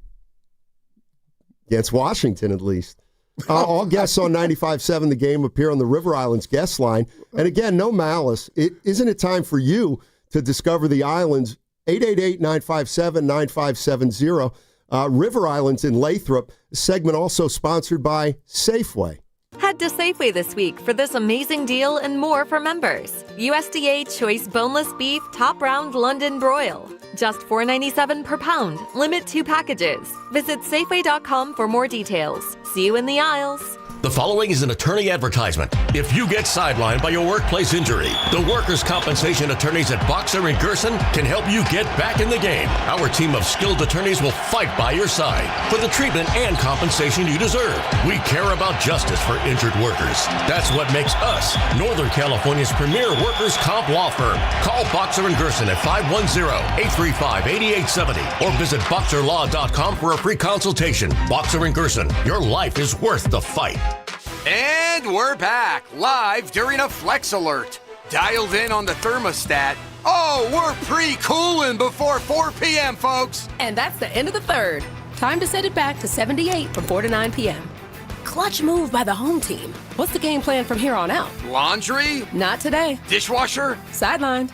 What a performance by Team California. The power truly is ours. During a Flex Alert, pre-cool, power down, and let's beat the heat together. Jack here. My bonus Jack combo starting at $4.49 comes with fries, a drink, and a burger with 1, 2, or 3 patties. It's a meal that'll actually make you happy. Starting at $4.49. Get so much more. Welcome to Jack in the Box. Plus tax. Limited time only. Price and participation may vary. When you own your own business, you own every decision.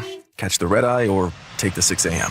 Make a new hire or promote internally. Celebrate a win with the toast at the gate or unwind at the lounge. Big props to this team. Some decisions are a win-win. Like earning 8 times points on Chase Travel. Introducing Chase Sapphire Reserve for Business. With $2,500 in annual value, it's the business card that gives back all you put in. Visit chase.com/reserve business to learn more. Cards issued by JPMorgan Chase Bank and a member of FDIC, subject to credit approval. Terms apply. When back to the office means back in traffic. He's still blocking the left. Turn to the traffic leader, KCBS. Right lane there, and then a second crash. Brought to you by your Northern California Honda dealers. Skip the gas station. The all-electric Honda Prologue makes every drive a breeze. Your next adventure starts here. Now it's time for the closer of the week. Presented by LiftMaster and RNS Doors. Turn your garage into the envy of the neighborhood. Visit rnsdoors.com. This week's closer comes from Glenn in San Leandro. Jonathan was able to fix the safety sensors issue quickly and went above and beyond, tightened loose screws, as well as lubed the hinges. Garage door is operating like new and closes quietly. Recently, my garage door opener was not working. I was in need of a closer. I was put in touch with RNS Doors and they hooked me up with a brand new garage door opener from LiftMaster. With LiftMaster's MyQ connectivity, my garage door opener can be controlled right from my smartphone. You'll know when a door or gate has been left open and can close it with a tap, no matter where I am. Be one of the first 10 callers and receive 20% off a LiftMaster garage door opener. Call 1-800-FIX-A-DOOR. That's 800-FIX-A-DOOR. Or visit rsdoors.com. R&S Doors. Look for the red truck. 1-877 Cars for Kids. KARS Cars for Kids. 1-877 Cars for Kids. Donate your car today. 1-877 Cars for Kids. Donate your car today. Ready to get rid of that old car? Donate it to Cars for Kids. Call 1-877-CARS-FOR-KIDS to reach a friendly live agent. Donation's super easy, and your car can be picked up as soon as tomorrow. Call us now, 1-877-CARS-FOR-KIDS. That's Cars with a K to donate your car today. 1-877 Cars for Kids. KARS Cars for Kids. 1-877 Cars for Kids. Donate your car today. Did you know you can donate real estate too? Go to carsforkids.org. That's carsforkids.org. I'm Jenna Fisher. And I'm Angela Kinsey. And together we have the podcast Office Ladies. Just because we finished rewatching The Office does not mean we're going anywhere. Every Wednesday, we'll be sharing even more exclusive stories from The Office and our friendship with brand new guests. Plus, you can revisit all the Office Ladies rewatch episodes every Monday with new bonus tidbits before every episode. So follow and listen to Office Ladies on the free Odyssey app and wherever you get your podcasts. Eat up, buddy. It's almost time for school. You take charge of your home. You take charge of your work. Don't forget to take charge of your gut health too with Nature Made probiotics. Nature Made has clinically studied probiotics that work with your digestive tract's natural bacteria, so you won't miss a beat in your daily routine. Find us in the vitamin aisle. These statements have not been evaluated by the Food and Drug Administration. These products are not intended to diagnose, treat, cure, or prevent any disease. Oh, could this vintage store be any cuter? Right? And the best part? They accept Discover. Accept Discover? In a little place like this? I don't think so, Jennifer. Oh, yeah, huh? Discover's accepted where I like to shop. Come on, baby, get with the times. Right, so we shouldn't get the parachute pants? These are making a comeback. I think. Discover is accepted at 99% of places that take credit cards nationwide. Based on the February 2025 Nielsen report. Napa Valley Wine Train invites you on a breathtaking journey through Napa Valley aboard their elegant vintage train. Savor world-class wines and exquisite cuisine. For more info and to enter for a chance to win passes plus an overnight stay at the River Terrace Inn, visit 957thegame.com.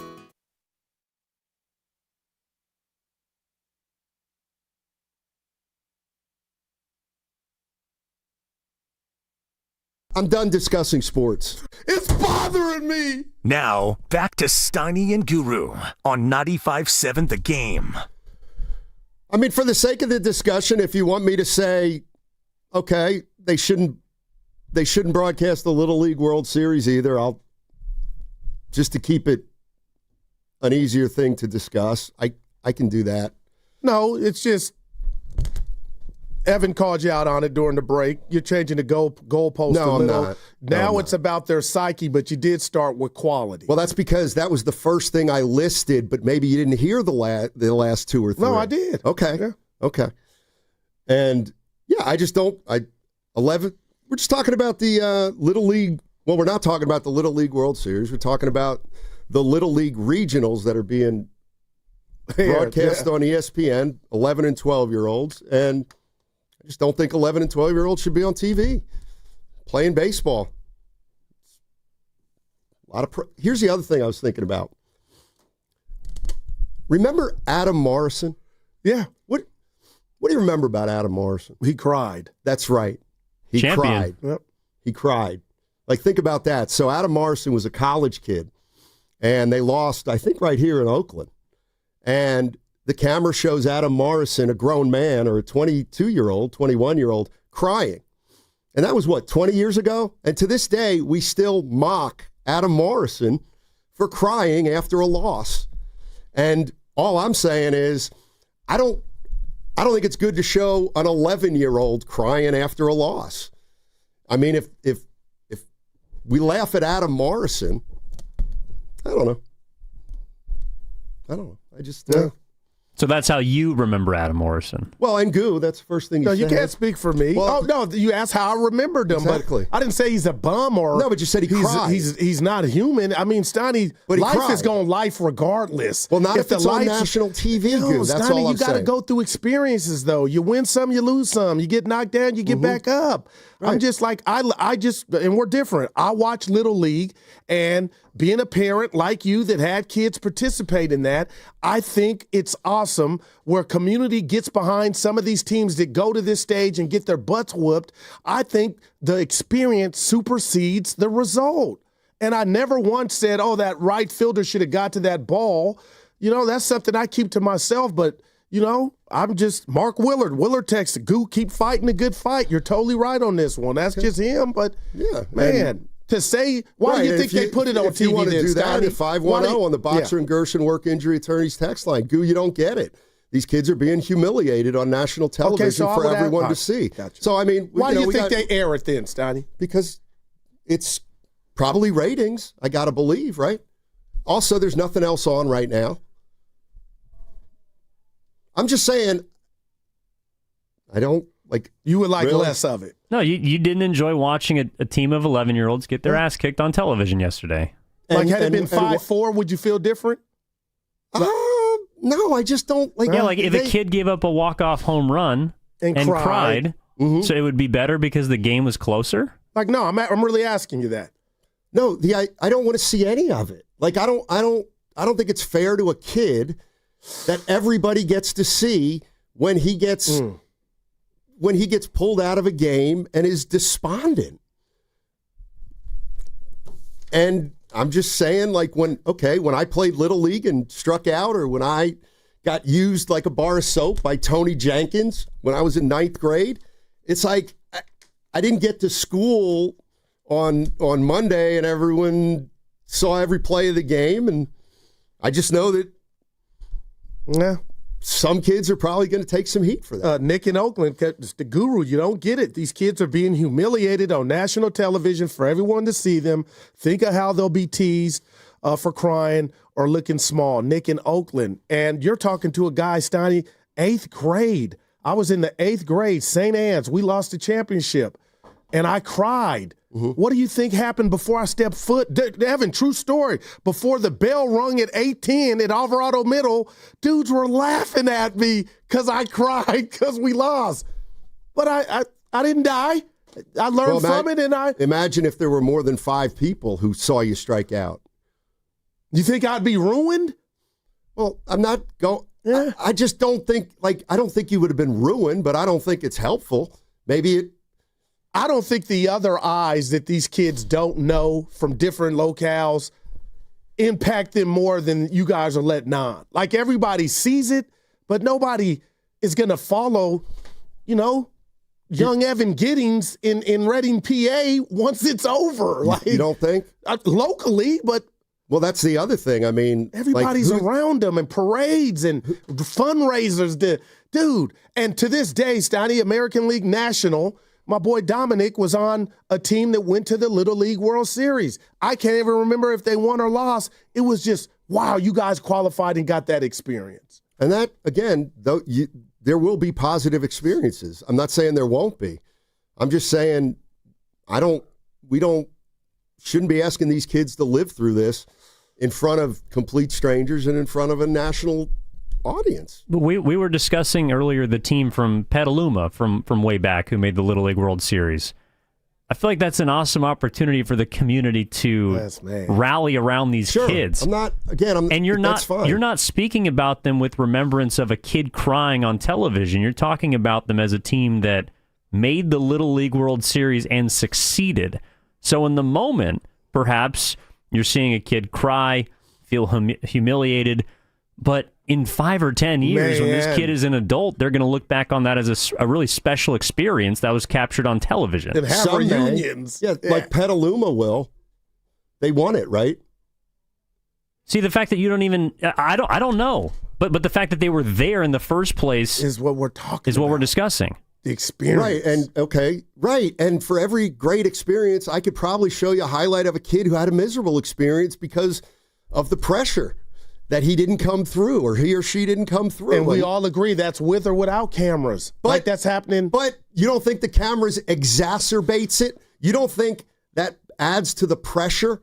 You don't think that adds to the likelihood that more people are getting, and the idea that now all of a sudden, I feel like people are saying, no, Steiny, the internet's really nice.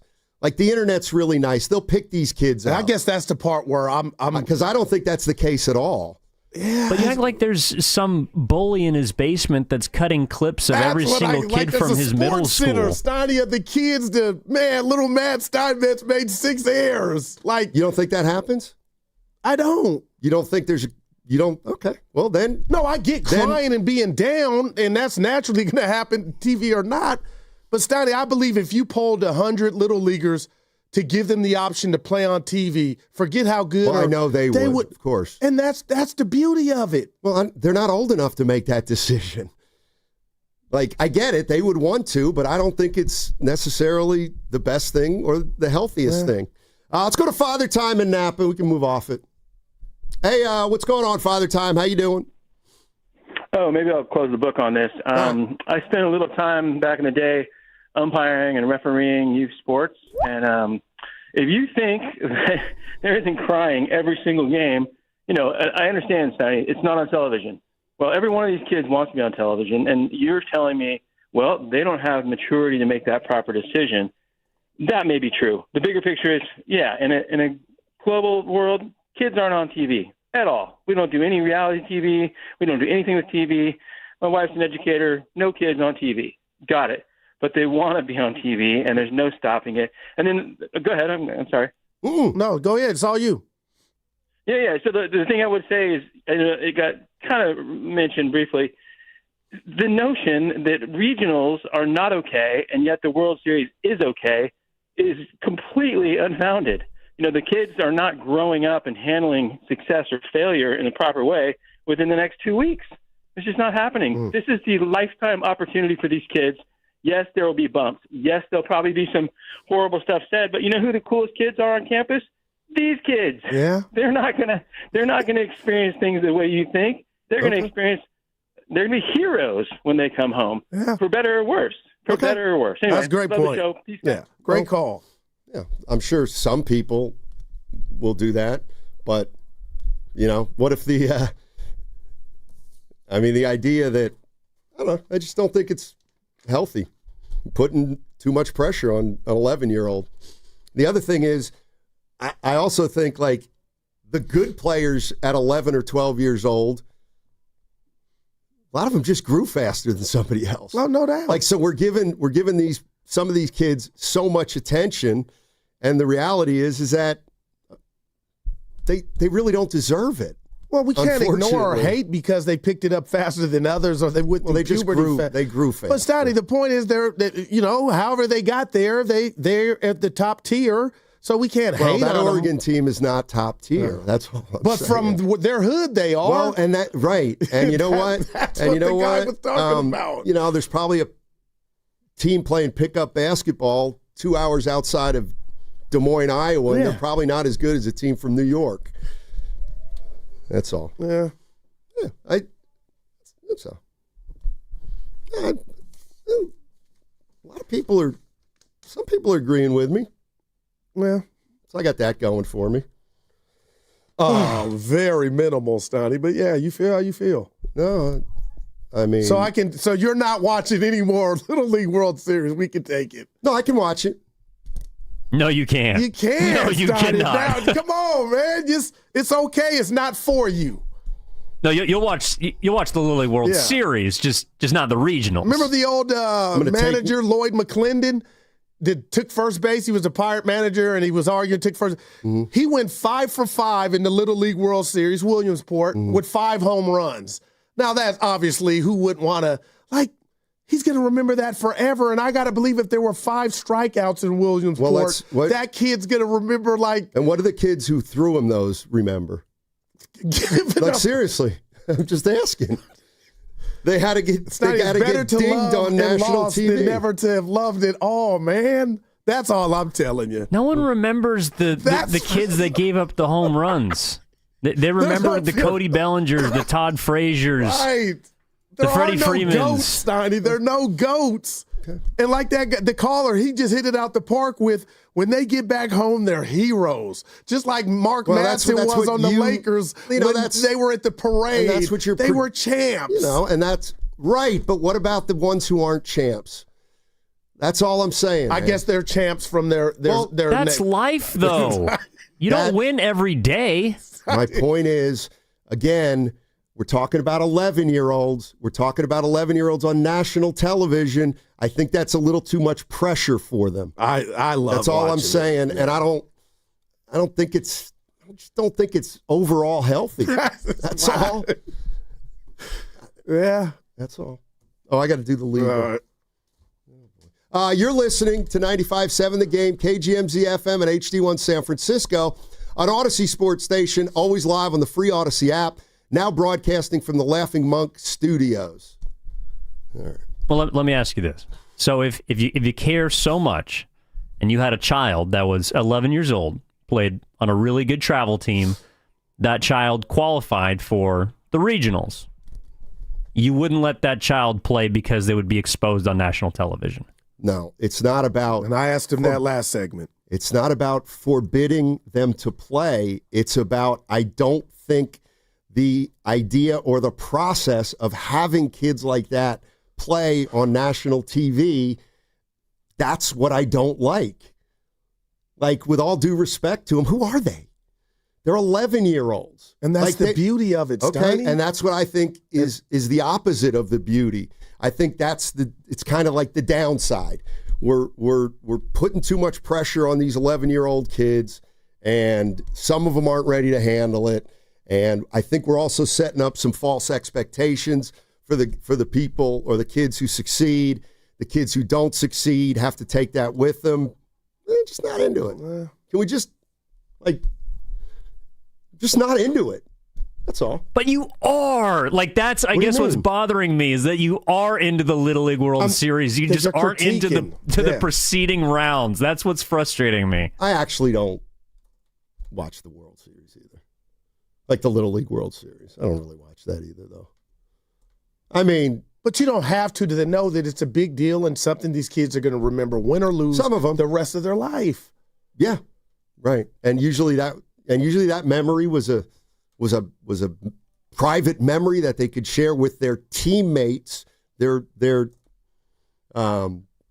coaches, their families, and now let me ask they got to live it in front of strangers. And you could say our goo is not relevant, but I just told you my 8th grade story. Yeah, it wasn't televised. We lost. But didn't that sound like a fond memory coming for me? That we went to the championship and lost? I'm sure a lot of kids have had positive experiences with it, but I'm talking about the kids that may not. And look, 408, Boxer and Gerson, work injury attorneys text line, or 925. Life comes with pressure and life comes with losing and disappointment. There it is. This is good for development. You need to go through failure in your life. I agree with all that. I just don't want it to be on national TV. That's all. When you're 11. At 408, I'm with Steiny. Yes, he's pedantic and thinks too highly of himself, but this is one of the most reasonable things he said. Well, it looks like it's growing. They're not taking away, now that the regionals are being televised. It's going to keep going, I'm sure. It's going to keep going. I can't wait till we have the professional baby races, how they have it, timeouts. Maybe we should see if we can monetize. Saying they're not fast enough. We can monetize that. Yeah, we can't watch the regionals, but we can watch the World Series of the baby races. Yeah, something like that. It's because there's a quality to it. Yeah. Well, you know what? I told you. You can put Little League World Series under this umbrella too. Well, it's here to stay, partner. Oh, I know, and it's one of the reasons that life's harder for kids now than it used to be. Like, I do believe that. Growing up as a 10, 12-year-old, it's harder. It's harder. Little League with social media is the reason, but the Little League World Series is the last on the list of why. Like, that person you just read from the 408, I believe, is real. There is more pressure on kids these days. That's just a given. And the Little League World Series is the last component to me, Steiny, of being, these kids' problems. I just think you're missing out on, like Evan brought up Petaluma. What about the reunions those kids could have 10, 15, 20? Like, that's something that they'll bond over forever. Which they would have done anyway. Which they do anyway without having games on national TV. But going and experiencing that is the reason that you would have those reunions, to me. Well, if a team's won the Little League World Series and the game's not on television, of course they're going to have, they're going to reunite every year. I get that. What I'm saying is that you can do that without having the games on TV. Like, if Puerto Rico won it in 1988. Right. I'm sure they still get together, but they didn't. Their games weren't on TV, and everybody didn't see them. Steinmetz.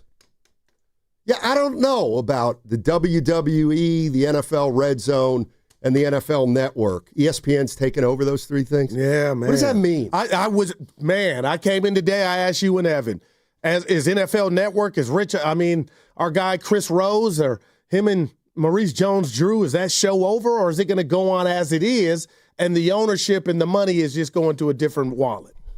I don't know. Do you like it? No. But I can only tell you why I don't like it, and that's because the perception I have right now of ESPN. Well, what about, here I go just to that. We can get to that.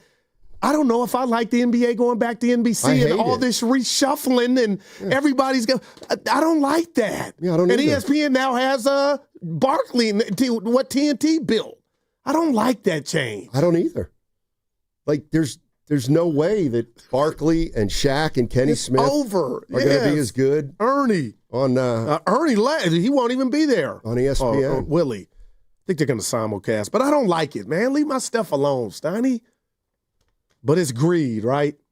Yep, just like Little League baseball. A lot of greed. Steiny, but you will admit, because, dude, Steiny, I done seen some stuff happen. I hadn't been a part of it just among parents. Could you imagine somebody overhearing, man or woman, hearing your take on the thing as their kids were prepping to play? Oh, my God, Steiny. What about them? They would try to cuss you out. They'd get upset. I got to tell you, and I know you can. Yeah. A lot of people are agreeing with me. I'm not saying they're not. Because the reality of the situation is, to some people, it is unseemly that we televise 11-year-olds playing baseball. But the technology now is more easier to do it than it's ever been. To admit doesn't make it right. So are we taking advantage of the kids? No, they love it. Well, I wouldn't say the umbrella statement that they all love it until we know how they did and their reaction to winning and losing. Why do we like the Olympics so much? I don't know. And the Junior Olympics, Steiny, because we get to see. What are the Junior Olympics? I don't even know what they are. You talking about the handicap, no Paralympics? No, the ones that are like in their teens that are not fully.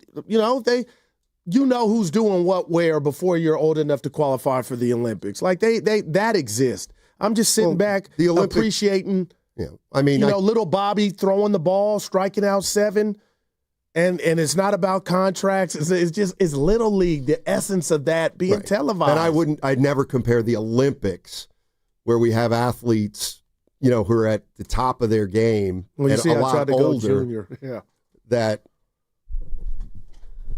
Yeah, we agree to disagree. Netta Harrison saying the ones that I'm saying that would argue with you. You see it at AAU all day, every day. Those are the loser parents. But you feel how you feel.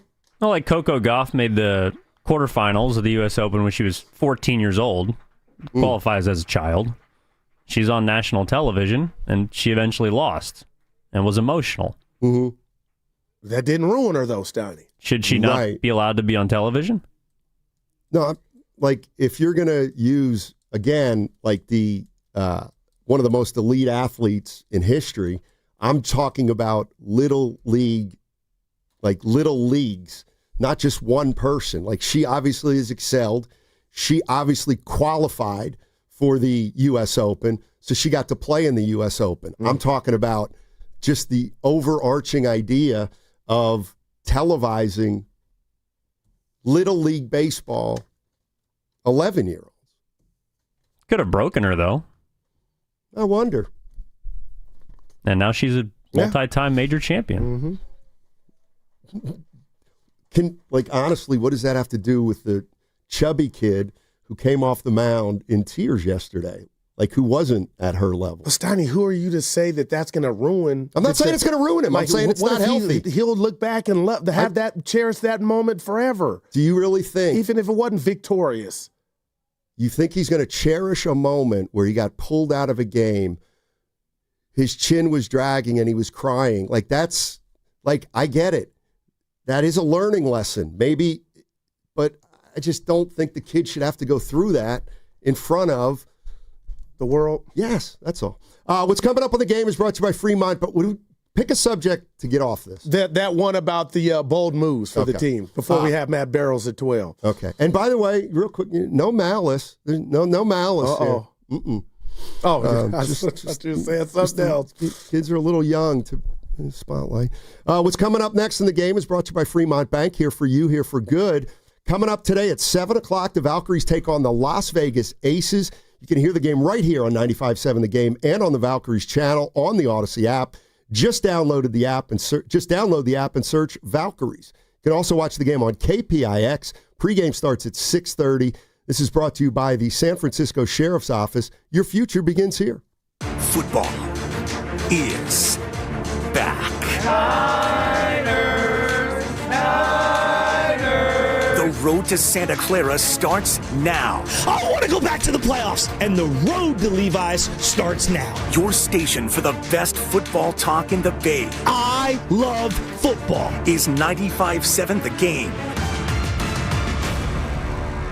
Administrator Dan Daly at Lawton Skilled Nursing and Rehabilitation Center would like to thank his staff, residents, and family members for helping us become both Newsweek magazine and U.S. News and World Report's top-ranked California nursing facility. Lawton continues to be a 5-star facility conveniently located in San Francisco's Sunset District. If you or a loved one is in need of physical, occupational, or speech therapies, contact Admissions Director Dora Zabala at 408-373-6918.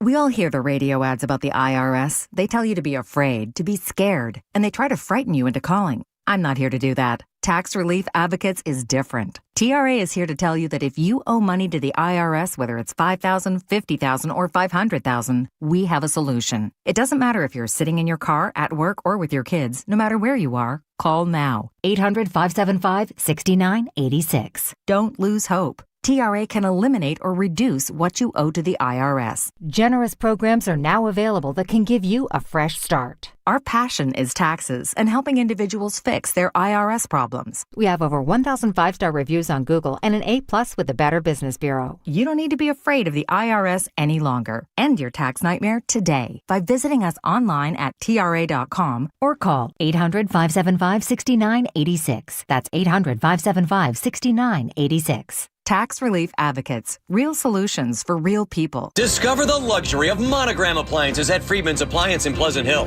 At Monogram, it's not just one detail, it's many.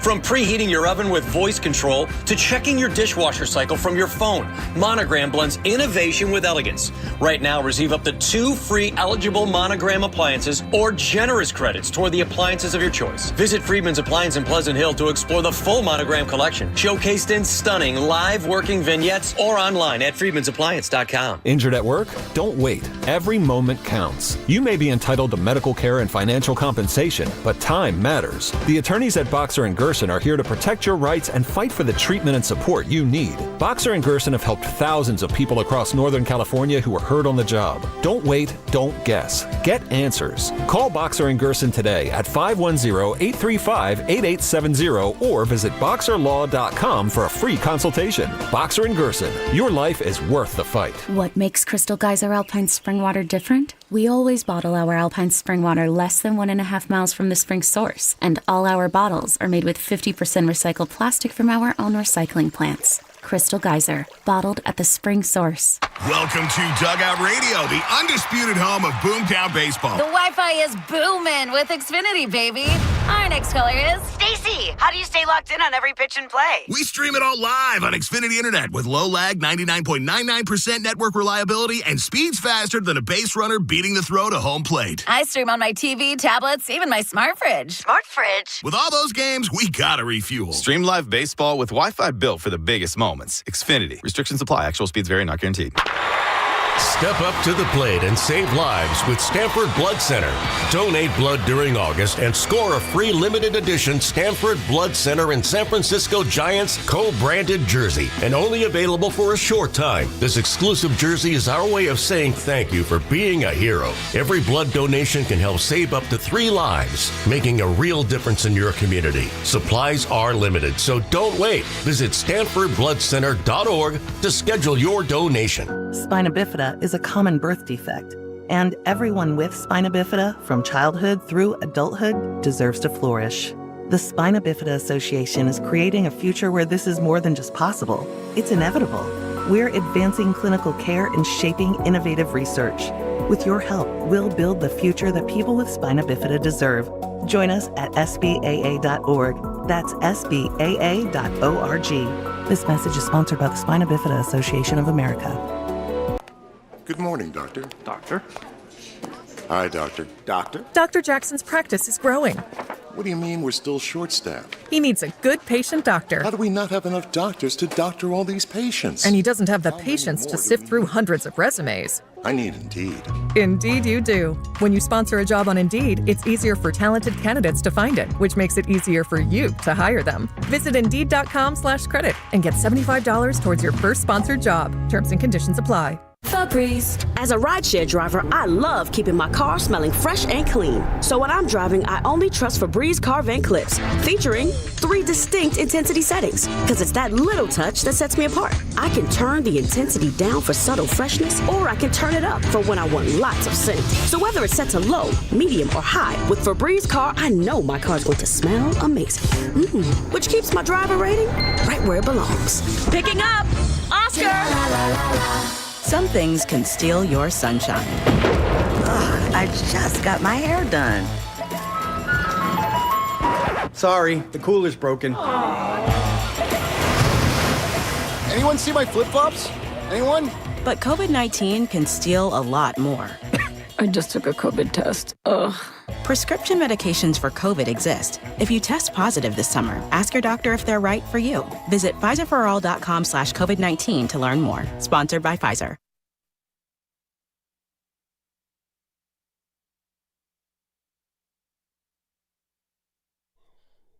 The whole league is just this cosmetic piece of crap. Sports, man. Now, back to Steiny and Guru on 95.7 The Game. Hey, Evan, you know what time that Mid-Atlantic Regional starts between Middletown and Germantown today? I don't. Yeah. Our guy Banya's trying to get the times of these regional games so I can keep up on it. Steiny, he did text in Abanya, as he says, an interesting topic. So you do have some people backing you up, and I'm just telling you as a parent, and you said it, if we can believe you, take your word. If your kids were participating, you would not prevent them from going. No, but all things being equal, I'd rather the game not be on television if we're talking about awesome, my 11-year-old. Let's go. No, wait till Evan gets off the phone there. We got Burrows at 12. Yeah, Matt Barrows of The Athletic coming up at 12, and we will talk about 49ers training camp. And you guys will be at the Laughing Monk tomorrow. Yes, we will. Looking forward to it. See Toyota Tundra on the YouTube chat saying Steiny can't wait to watch kids fail. No, I don't like watching kids fail. It's not about watching. It's on TV. Some of the kids that don't have success may not look at it as failure. It's the part of participating. And again, Steiny, I keep saying the experience word. That's what I love about it. The kids getting the community behind them, getting to watch and represent. It's not, you stunk. By the way, I was watching Washington against Oregon, and it was in San Bernardino where it was really hot. Okay. And I didn't see a lot of bonding of the community. I saw about 7 people. Well, the community's at home. You know what I mean? A lot couldn't make it. Oh, okay. Yeah. Come on now. Gotcha. Let's go to Duck Sauce.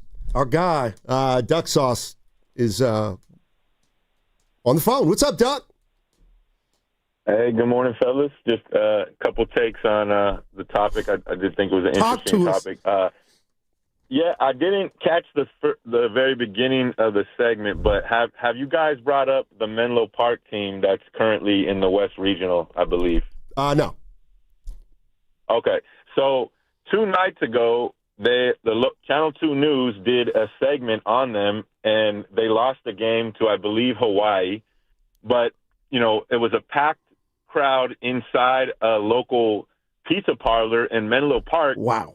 And, like, you should hear the way these kids talked about their peers. I mean, they were interviewing one kid. He's like, yeah, I got a friend on the team who's a pitcher, and I also got another friend who's a catcher. It's just so cool to watch him play on TV. They interviewed another kid. He was like, I know all these kids. They're so good. They practice 24/7. I mean, like, they were idolizing these kids, you know. And what else I wanted to say is, like, I know he was a little older when it happened, but Steiny bringing up Adam Morrison crying on national TV, like, to me, I look at it totally opposite. Like, yeah, it may be painful in the moment, but do you know how many athletes in this world, no matter what the age, would give anything for an organic moment where the world could see them cry over something they cared about that much, particularly the sport they love? So I think you being captured crying on TV, yeah, in the moment it might not be the greatest, but that ages incredibly well for that person. So, you know, that's all I got. No, I love it, man. I love you guys both. Hey, and I didn't even know about the Menlo Park team. That is Steiny. And then they're interviewing not the adults or the parents, I'm sure they did, but the kids. Yeah, my friend Goo and Steiny are in the game. That's what it's about. And then you come home. What about the kids from their rival school? Which would still be part of the community. I think you come together at that point. Oh, I think if Menlo Park is in a league, the internet's got you, Steiny. If Menlo Park advanced to the, advanced, and let's say they're in a league with 10 teams, I got to believe the 9 other teams are rooting against Menlo. Now, see, Steiny, well, it's funny you say that because in the article there's a kid from the Alpine League that is on another team. Yeah. He said it was really fun. That's all of them. Watching them play. They're really good. That's the America I know, Steiny. This kid's he's 11, and he likes watching people he competes against and with on television. And you had that, I'm sure, Steiny, going up against other kids in different leagues or high schools in your neighborhood, that when it was all said and done, you respected and you probably were friends. Well, I never watched them on TV, so I don't know what they did after the rest of the tournament. But that's not the point, is you respect the competition, because when you know it's all said and done, you're from the same spot. That's what I guess I'm saying. Yeah, how are you and your boy, I know it's different eras, the coach of the Timberwolves? How are you guys got your home base in common as to why you guys are friends? Yeah, Finch. Yeah, but I'm talking mostly about the games on TV. I feel like honestly, Steiny, I feel like you're putting Facebook or IG in every 11-year-old's hands, and then they're going ham on the kids or the kids that didn't have success, and omitting or forgetting that a big part of this is just being along for the ride, to qualify, to travel. That's what it's about to me. So when I sat down and watched the Little League World Series, like I have, Steiny, I never looked at it like this is the play is subpar. Well, the play is subpar, and I don't like the idea of putting 11-year-olds on TV playing baseball. Paolo in San Jose. What's up, Paolo? How you doing? Hi, guys. I just wanted to talk about the degree to which these kids are essentially performers, and they're unpaid performers. You wouldn't put a child actor on TV and expect them just to be happy to be seen by the public and evaluated. These kids ought to get paid. I'm not. Hey, Steiny, I'm not mad at that. Well, okay. I am not mad. Yeah. Now you're going to pay them? Now you're going to pay them for being subpar? Well, they're being exploited. Maybe. Well, it's entertainment and it's competition. And Steiny, I got to say this because you called me out left and right. I don't know what's in your heart, your blood, but I'm just telling you, if you could just, for Evan, the listeners, and my sake, could you break down percentage-wise, is it the play or the psyche of the kid that doesn't, the kids that don't win? It's a lot of things. It's the whole, like, broadcasting an 11-year-old baseball game, to me, it's like, it's not a priority. Like, I think they're too young. I think they're too young to be getting that kind of attention. I don't think they're, in general, mature enough to handle the highs and lows of being on that stage at that age. I don't like that some of these kids, some of them, have to walk off the mound or walk off the field kind of in shame or despondent, let's say. I shouldn't be able to see that. I don't know.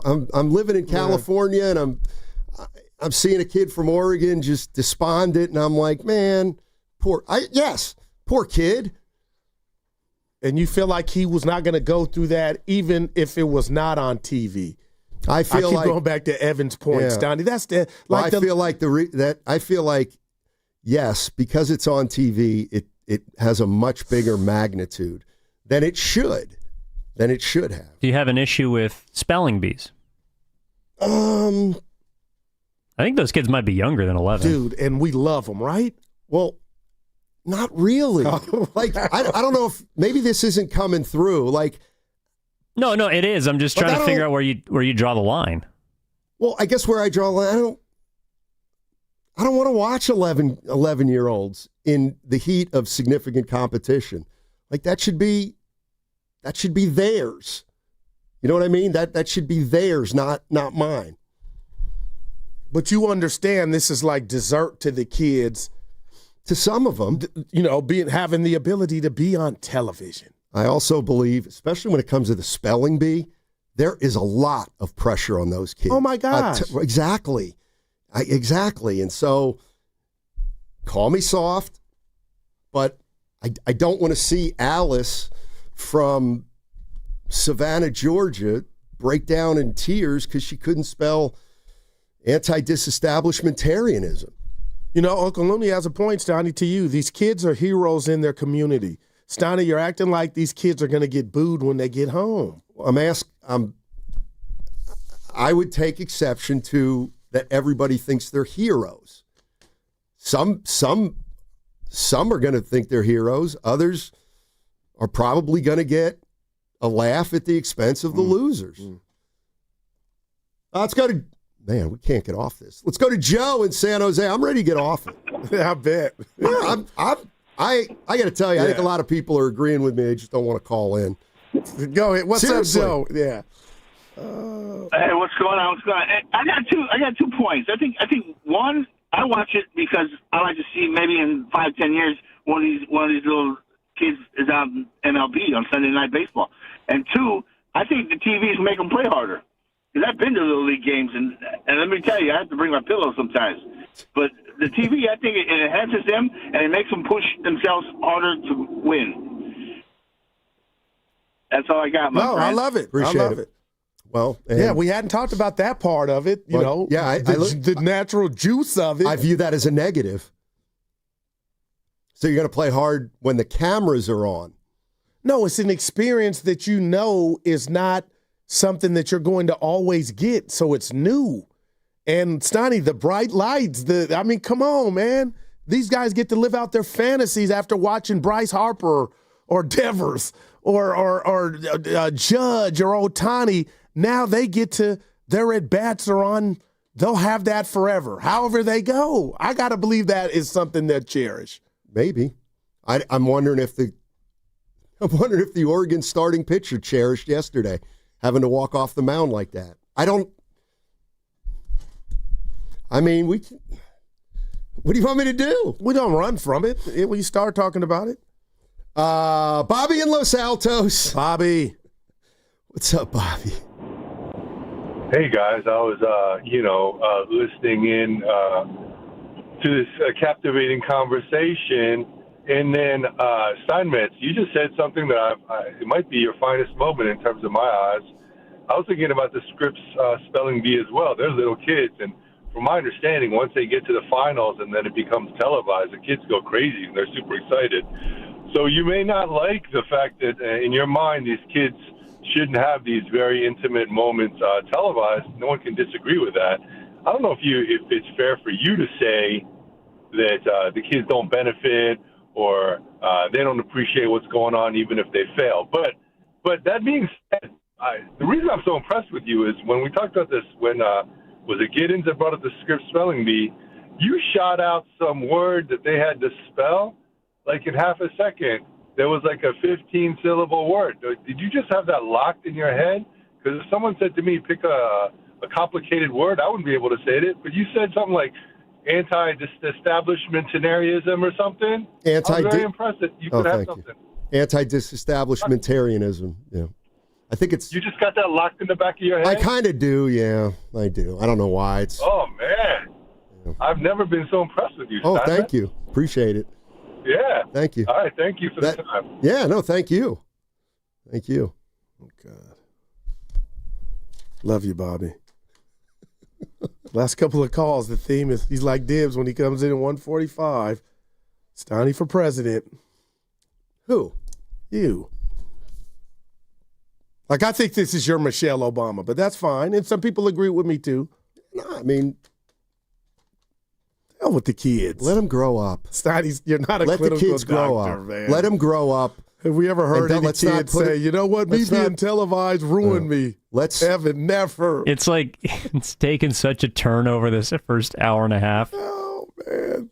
Stay off of that roller coaster. You might throw up. No telling the ramifications. Is that on national TV? Is that the roller coaster ride show? Actually, it was a horrible pool. Yeah. We're no man's land. Yeah.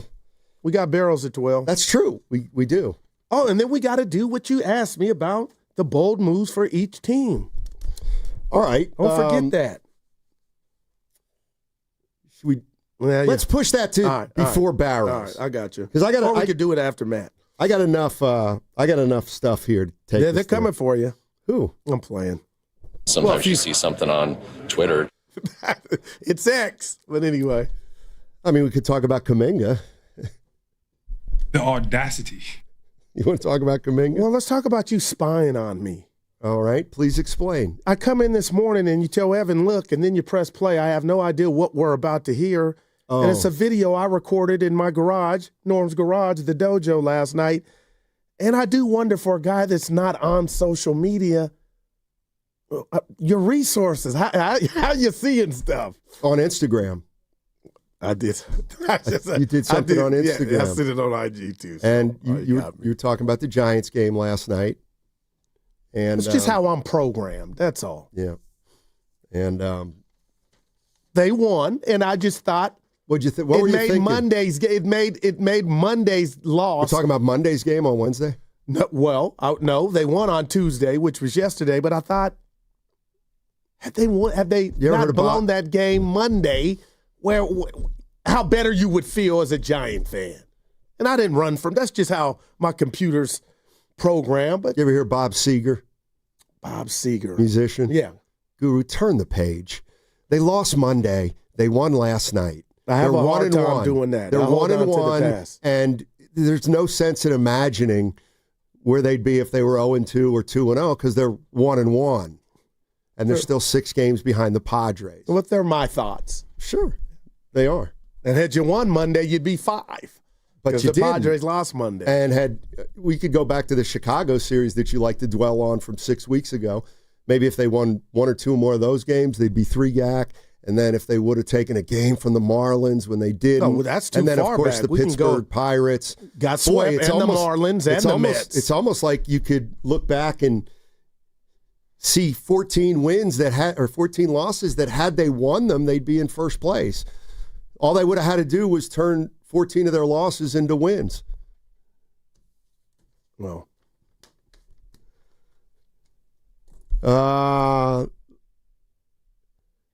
What else you want to talk about? Negan hates that. What? What else do you want to talk about? He hates that. Well, I ain't talked to him in 2 days. He's in a meeting. Yeah. Perfect. Dude, By the way, did he answer you? No. About what? Do we have our... trying to get out of the meeting. The meeting got moved up a day because of my schedule, Al. So I was trying to see if that was still on after. Well, we got to get ready for football season. Well, it's around the corner. Preseason, week 1, 5:30, kickoff. Yeah, I got an idea. Baldy. Yeah, he's Get with the Baldy mornings. in here. Okay. We'll take Ross Tucker again. Ross. All right, we got 2 minutes. We can give Kuminga 2 minutes. All right. So I got a question. The Kings made an offer, right, from Malik Monk. Okay, gotcha. And the one thing I saw in the story, one of the stories, is that the Kings have said Kuminga can start or is going to be a starter. How? How can he start for the Kings? I'm looking at their lineup. They got Schroeder, okay, Keegan Murray, Zach LaVine, DeMar DeRozan, and Sabonis. Where's he starting on that team? Well, who's to say they're done? I know it's getting late in the game, but I got to believe one of DeRozan or one of those guys would have to be moved. But I hear you. But they're saying he's got a starting spot. Yeah, they haven't moved any of those guys Well, yet. that would lead me to believe if there are no more moves on the radar, Steiny, that was kind of whoever came up with that story and report. You know, again, I'm not knocking anybody, but how accurate is that? If you just name those 5, if they're still in a Kings uniform, where he would start? I mean, Would DeRozan come off the bench? I don't know. You think Kuminga's better than DeRozan? Maybe it's maybe it's a better fit to have DeRozan come off the bench. I just know Sack's a mess. I hate to say it, but I just looked at the Kings starting 5 on paper, and I don't know who he's going to bump. God, I wish we could talk to him or knew somebody that knew him, Steiny. Well, if he really is hell-bent on getting out of here. Yeah, he is. Malcolm X, any means necessary. Yeah, he is. We'll see. We'll see. So anyway, the Kings and the just get Grayson Allen from the Suns and we'll make the move. It's pretty simple. It's pretty simple. By the way, we have a lot of young people out there like Evan's age, about 30-ish. Can I give some, I don't know if it's dating advice. What you got? Can I give some advice to a 30-year-old looking for a relationship? Or love? Yeah. It sounds like you're going to give it to me either way. Let me tell you something. If any of you out there, man or woman, if you meet a 30-year-old out there, okay, who's not on social media, that's a keeper. That's a keeper. I'm just telling you. For you, it is. It should be for most people. What if they're not on social media, but they watch the Little League regionals? Well, that's a great topic for discussion. I'm just telling you that. It's amazing you brought that up. I just, because I look at it totally different. If I'm 30. You better be careful, dude. If I'm 30 and I meet a woman and I say, "Oh, you're on social media," and she goes, "No, I'm not on Instagram, Facebook, TikTok, or anything." Now I'm interested. And that's why we would call you a sucker. What are you talking about? SUKA. Because from my experience, the ones that don't want to be on there got a lot of skeletons, if you get with my drift. Yeah, got a lot of skeletons. Really? It's complicated. Steiny, I told my son that something's up, Steiny. Now, I'm with you. That could be a good sign, but also too. No, it is. So why aren't you on social media? You know why? Because you could have a whole lot meet in one intersection and have your stuff out there. Just that's how I look at it, Evan. Yeah, I think that's a fair question. No doubt. I look at it. Goo Mason. Second date. That means the person, man or woman's got a maturity level that is attractive. It also tells me the person has their priorities in order because they don't get into superfluous stuff like that. Or they're hiding something, Steiny. Nobody's hiding. No. Anyway, again, be careful out there, Evan, is a 30-year-old. That's me. I'm just saying. An anonymous 30-year-old. That's right. I'm just saying. If you guys meet don't fall for everything, Steiny. You guys meet somebody at about 30-ish and they're not on social media, That's the definition of a keeper. That's all I'm saying. You don't know who could be listening. Why are you going down this road? What do you mean? Oh, you know what I mean. No, I'm just, it's a universal rule. It not only applies to individuals, but it applies to everybody. And another thing a lot of people are agreeing with me on. Again, I'm getting a lot of love. Where? Everywhere. For what? My take on be careful. Give me one. The social media not on which one? No, I mean, be careful. But who's agreeing with you? You don't need the exact It's radio. You just say it. Do burners count? No, they don't count. Because I feel like you might knows, have one, Steiny. Nobody knows if you have a burner or not, and if you can keep that under your hat. Well, Durant could. More power. Exactly. More power to you. You know I am. All right, Matt Barrows. We are going to get into the 49ers on the other side. Matt Barrows writes for The Athletic. He covers the San Francisco 49ers, and he's coming up at noon. That segment brought to you by Crystal Geyser, Alpine Spring Water. That's really important. For 40 years, Cache Creek Casino Resort has redefined luxury. This summer, play for your chance to win a breathtaking 2025 Porsche. Luxury isn't just seen, it's felt. Cash in at Cache Creek Casino Resort. The world's best amateur golfers are coming to San Francisco's iconic Olympic Club August 11th through 17th for the 125th U.S. Amateur Championship. 312 players will compete on the legendary lake and ocean courses, where the winner will join past U.S. amateur champs like Tiger Woods, Phil Mickelson, Jack Nicklaus, and Arnold Palmer. Walk the fairways and see the future stars of golf up close. Get your tickets now at usga.org. That's usga.org and click tickets. Citizens, since we each upgraded to Xfinity in our homes, the Wi-Fi has been booming. It's fair to say our town has officially become a boomtown. Mayor, will I be able to drop into multiplayer gaming battles with low lag? The lag won't be an issue, but your questionable skills may be. And what if I have hundreds of devices on the Wi-Fi? Purely hypothetical. Seems like a lot, but sure, hundreds of devices all booming together with the Xfinity Gateway. Yes, friends and neighbors, with Xfinity, the Wi-Fi is booming. The Wi-Fi isn't the only thing that's booming. Now get the most reliable Wi-Fi and our best-in-class equipment for one consistent price for 5 years guaranteed. All in. Plus, get unlimited data included and no annual contract. All with the 5-year price guarantee from Xfinity. Visit Xfinity.com, call 1-800-XFINITY, or visit a store today. Restrictions apply. Not available in all areas. New residential customers only. Select plans only. Xfinity Gateway with Xfi Complete required for unlimited data except in certain areas. Most reliable Wi-Fi based on Open Signal Awards USA. Fixed Broadband Experience Report, August 2024. Actual speeds vary. And we're back, live during a Flex Alert.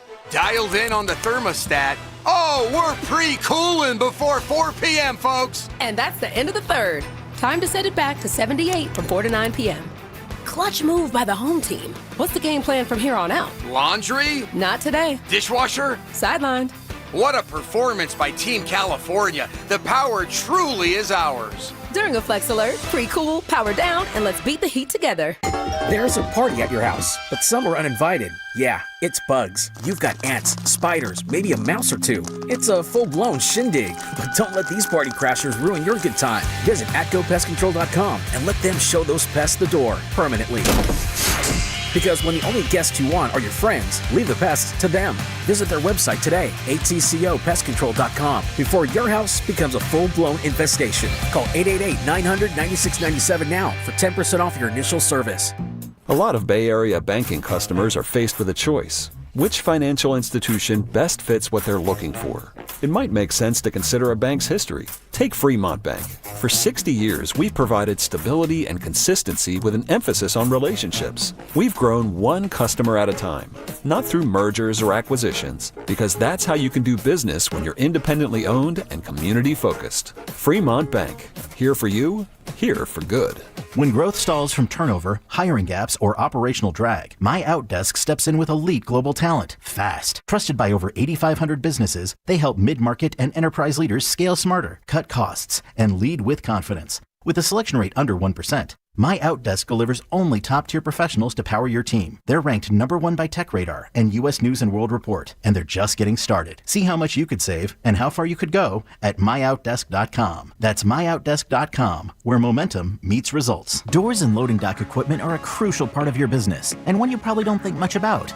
until they break. A broken door or dock leveler can be a real security threat, along with disturbing the flow of goods in your business. Luckily, RNS is here for all your commercial door, dock, and gate needs. From overhead doors and security shutters to fire-rated and personnel doors, RNS can provide your business with safety and security. Call 800-FIX-A-DOOR to schedule a free estimate or visit rsdoors.com. RNS Doors. Look for the red truck. Head to Safeway this week for this amazing deal and more for members. USDA Choice Boneless Beef Top Round London Broil. Just $4.97 per pound. Limit 2 packages. Visit Safeway.com for more details. See you in the aisles. When you're hiring, have you ever felt like you're missing out on meeting truly great candidates for your roles? It seems impossible to find them, but they have to be out there somewhere, right? Well, they're not hard to find when you know where to go, and that place is ZipRecruiter. And right now, you can try ZipRecruiter for free at ZipRecruiter.com/free. ZipRecruiter helps 10 million people with their job search every day. And because these people are actively looking for jobs just like yours, it's easy to find the right person right away. In fact, 4 out of 5 employers who post on ZipRecruiter get a quality candidate within the first day. But if you're not using ZipRecruiter, you're missing out. So see what it's like when the impossible is easy. When you go to ZipRecruiter.com/free right now to try ZipRecruiter for free. Once again, that's ZipRecruiter.com/free. ZipRecruiter.com/free. Never miss out on great candidates with ZipRecruiter. Ghirardelli Square, 54 degrees and clear. Weather brought to you by Robert Half. Our recruiters' expertise and award-winning AI will find you the skilled candidates you want. At Robert Half, we know talent. Visit roberthalf.com/talent today.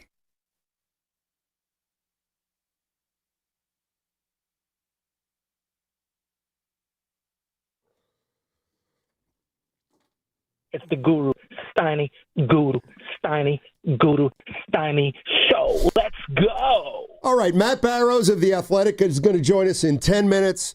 We're going to switch to the San Francisco 49ers. They're in training camp. They got a game Saturday against the Broncos. Football's back, Matt. Exhibition game.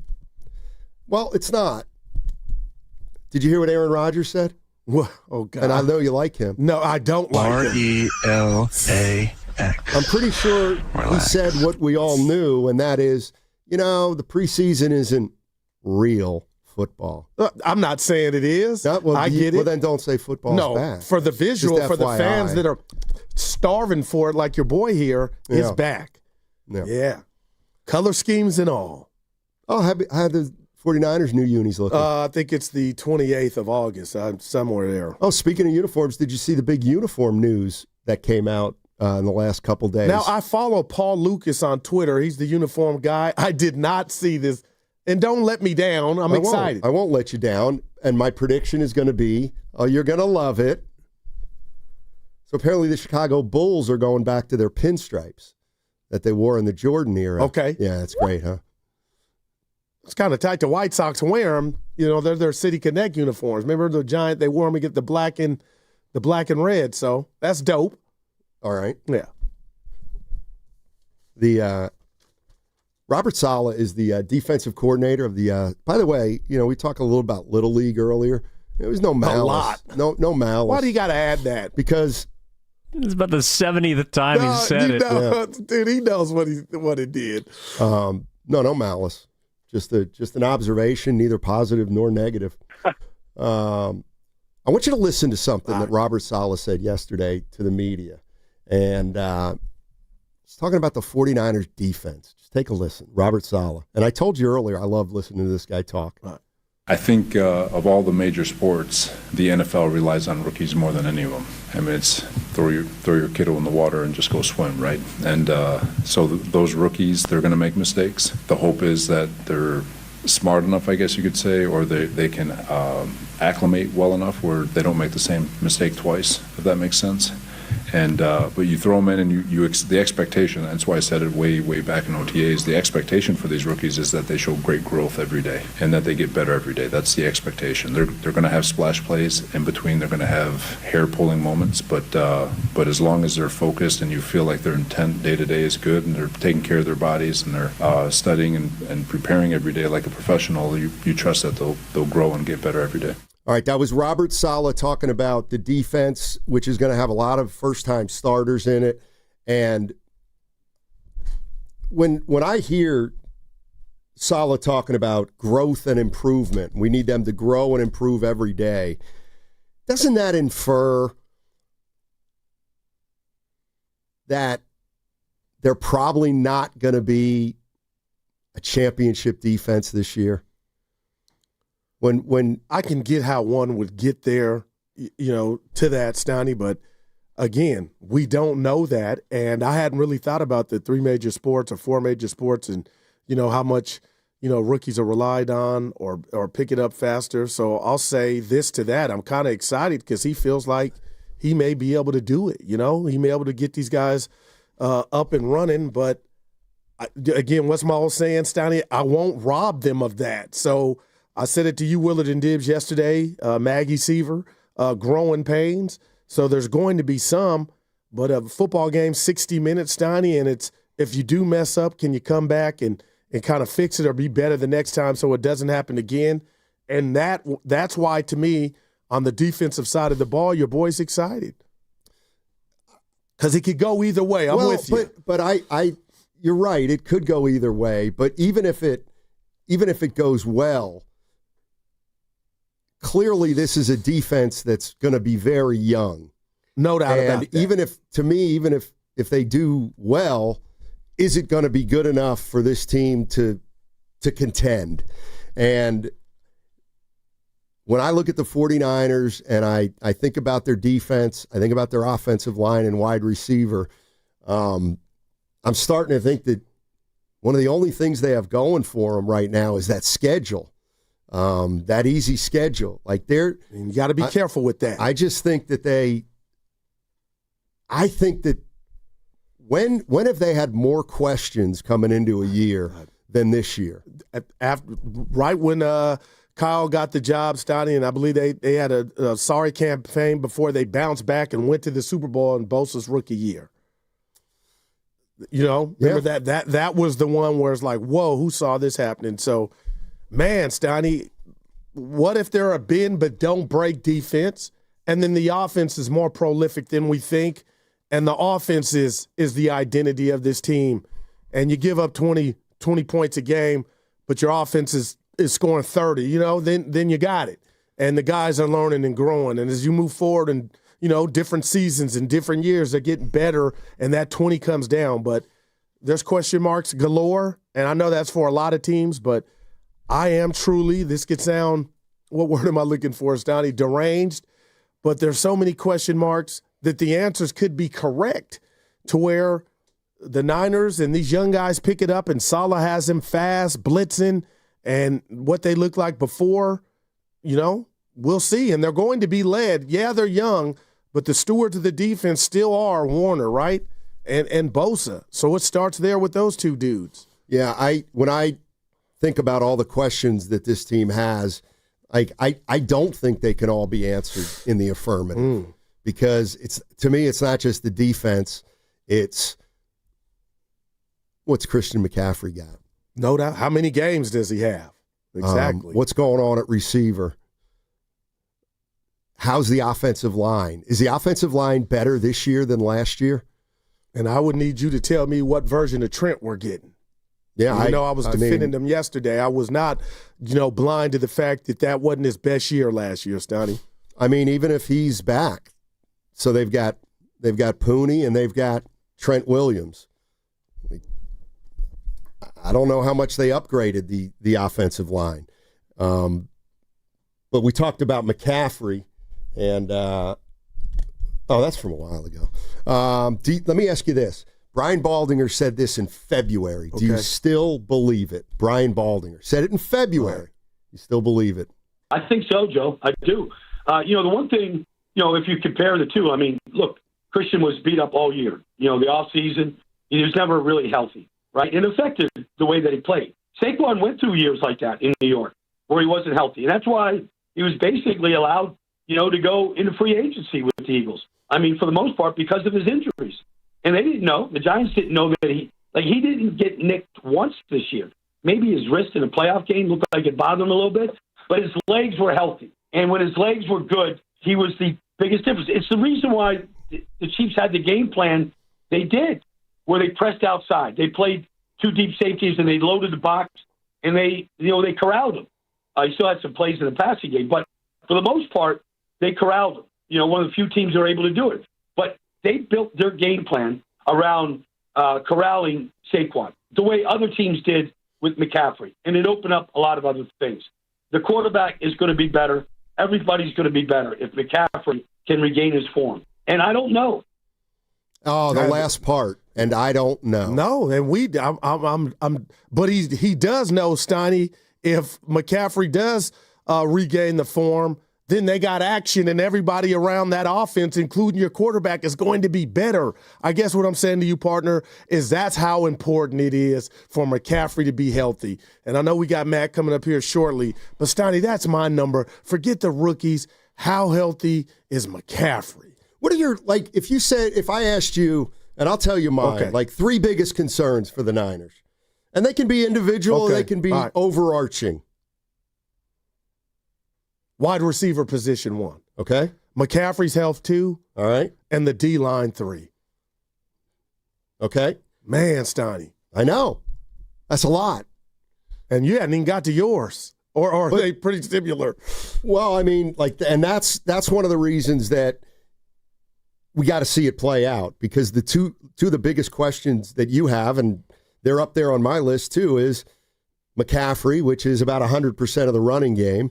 I love that. And the wide receivers right now, who are just that position group is completely undermanned. I'm going to throw somebody else in there as a question mark. I think I know where you're going. Go ahead. Moody. Yeah, absolutely. Man.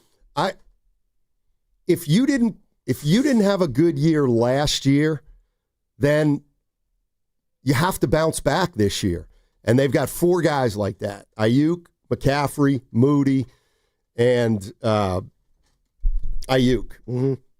But I also think that could extend to Williams, Bosa, and Fred Warner. Fred Warner, not according to me, didn't have the greatest second half of the season after his injury last year. Because he was on one wheel, but bottom line, he didn't. We all know that. Exactly. So if you start thinking about, all the 49ers that have to have a better year than last year, they're gonna have a lot of guys that are either going to be reemerging or guys we're going to be talking about as maybe not the players they were. Man, Jake Moody, Steiny, you just had me looked up his field goal percentage on the year, 24 of 34, 70%. That was good for 39th in the league, Steiny. So I'm just like, man, that's not good at all. And then if you want to talk about the leg, Steiny, 4 of 9, 50 plus, 40 to 49, 6 of 11. So you are right. That's a big part of what they're trying to do. And he won the competition. I really didn't think there was one, but there are a lot of fans down on Jake Moody, and we'll see if he can answer the bell. Yeah. And Matt Barrows of The Athletic joining us momentarily, covers the San Francisco 49ers, and has done it for a while and does it as well as anyone. We're going to talk to him. I think the first question is got to be about McCaffrey and how does he look? And we got to ask him about Jennings. Oh, that was going to be my first one, man. Can I tell you something about Jennings? I'm hoping this is contract related, as opposed to something really going on with the calf that could, linger. You know what I mean? And maybe we don't find that out. But Steiny, I hope it's just him being, you know what, I don't want to risk the biscuit. But, man, if your number one receiver is hampered with the calf, he ain't playing Saturday, how much preseason does he get? Would he get any at all? But moving forward, could this team ill afford another injury when Debo is not here? He is not here. You got Pearsall with a smooth offseason, especially compared to what he had to deal with fighting for his life last year. So you just wonder, man. Yeah. 49ers, they open up the exhibition season on Saturday. They play the Denver Broncos, and I think they're practicing jointly starting tomorrow down in Santa Clara. Today, All right. You're listening to 95.7 The Game, KGMZ FM and HD1 San Francisco, an Odyssey sports station, always live on the free Odyssey app, now broadcasting from the Laughing Monk studios. A reminder, all guests on 95.7 The Game appear on the River Islands guest line. Isn't it time for you to discover the islands? River Islands in Lathrop. Let's welcome in Matt Barrows of The Athletic. He covers the San Francisco 49ers. Matt, thank you so much for joining us. Really appreciate it, man. Matt. Oh, thanks for having me on, guys. Yes, sir. Let me start out with what I think is one of the biggest questions is how does Christian McCaffrey look right now? And what's the plan as the 49ers enter into the exhibition season? I think he looks good. Now, he's not getting a ton of snaps, but, he didn't get a ton of training camp snaps back in 2023, the year that he was the offensive player of the year. I think that they're just kind of governing him, regulating him so that he's not worn out when the season begins. But when he's out there, he looks like Christian McCaffrey. They love to go to him on deep balls when he's being covered by a linebacker. And he had one in yesterday's practice where he soundly beat Fred Warner down the field. I think Warner must have bitten on a play-action fake, and this was an easy score for a long Purdy to McCaffrey touchdown. And the rookie, Upton Stout, happened to make a great play. He came off of his man and ended up tipping the ball with like the very tip of his finger, thwarting it. But I'm just saying that Purdy to McCaffrey connection, short passes, deep passes, that's been available to Purdy in these practices, which leads me to think that, okay, if he's not back to 2023 form, he's pretty darn close. Man, that's got to be exciting for 49er fans, Matt. Always pleasure to hear from you, because when we hear your voice, we know it's football season. But another guy Purdy will be throwing the ball to will be Juwan Jennings. And, Matt, I got to tell you, I was a little worried when, word came out that he requested a trade. He said he never said that. And then Richard Sherman had some comments about just, asking the question, is this a hold in or is the calf really hurt? What can you tell us about Jennings? Because, Matt, I don't have to tell you, this is going to be his biggest role to me since he's been on the Niners. Yeah, for sure. They're going to have to lean on him to start the season. He's going to be their number one, just like he was for most of last season. And, Shanahan was asked that question. Cam Inman asked it the other day. He said, point blank, is Jennings being out of practice a business decision or a medical decision? And Shanahan's response was, well, you'll have to ask him. They're saying that it's a calf issue. You have to be careful with calf issues. He did have a calf issue in the spring. But the initial reaction made you think, okay, it sounds like the 49ers are wondering that as well. And the irony, of course, is that they won't make Juwan Jennings available to us, the media. So we can't ask him that. But that would be the question to ask. I mean, and it would be a really smart negotiating tactic by Juwan Jennings. Juwan Jennings looked like one of the best guys in camp when camp opened. He was absolutely the top receiver. He was absolutely Brock Purdy's favorite target. And when he left with this calf injury, it was apparent that this team was in trouble at that position. Not very deep at all at wide receiver, given that Brandon Ayuk is also out, given that Demarcus Robinson likely will be suspended to begin the season, and it might be 3 games. So it just underscored the 49ers' precarious position at the wide receiver spot. So if it is, part of this contract negotiation, I think it's pretty smart because the contrast is absolutely there as far as Juwan Jennings on the field and Juwan Jennings off the field. Matt Barrows joining us on 95.7 The Game. He covers the San Francisco 49ers for The Athletic. In the past few years, it feel like this team, we've known their identity. They like to run the football when they're healthy, and they rely on, what had been a great defensive line. If I asked you right now, what is the 49ers identity going to be this year? Does it change because they've got different personnel, or is it going to be kind of what we know Kyle Shanahan likes, which is run heavy? No, I think if it changes at all, it might be even more run heavy because you do have a healthy McCaffrey, because you don't have a healthy Brandon Ayuk, because they signed Luke Farrell as a blocking tight end as their top free agent addition, and because you've got Juwan Jennings as your number one wideout, presumably, to begin the season. So Juwan Jennings is a tremendous blocker. You have Juwan Jennings on the field. It's like having yet another tight end as far as blocking is concerned. I think the Farrell addition, and we wrote a little bit about that today in The Athletic, my colleague Vic Tafer did, is one that probably hasn't been played up enough. He's a really, really good run blocker. He's a really big guy. He's not going to catch, 50 balls this season. He doesn't look great as a receiver, but he looks great as somebody who can handle that edge and who can block defensive ends and big defensive ends.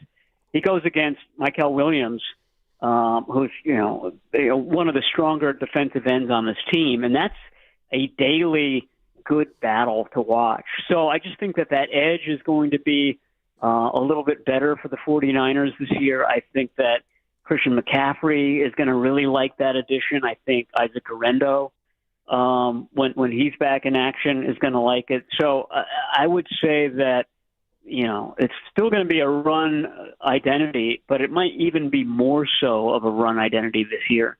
Matt, I'm a guy that runs off emotion. Sometimes that hurts me, Matt, in life. But the bottom line is Robert Saleh parlayed his last defensive coordinator job here into a head coaching job.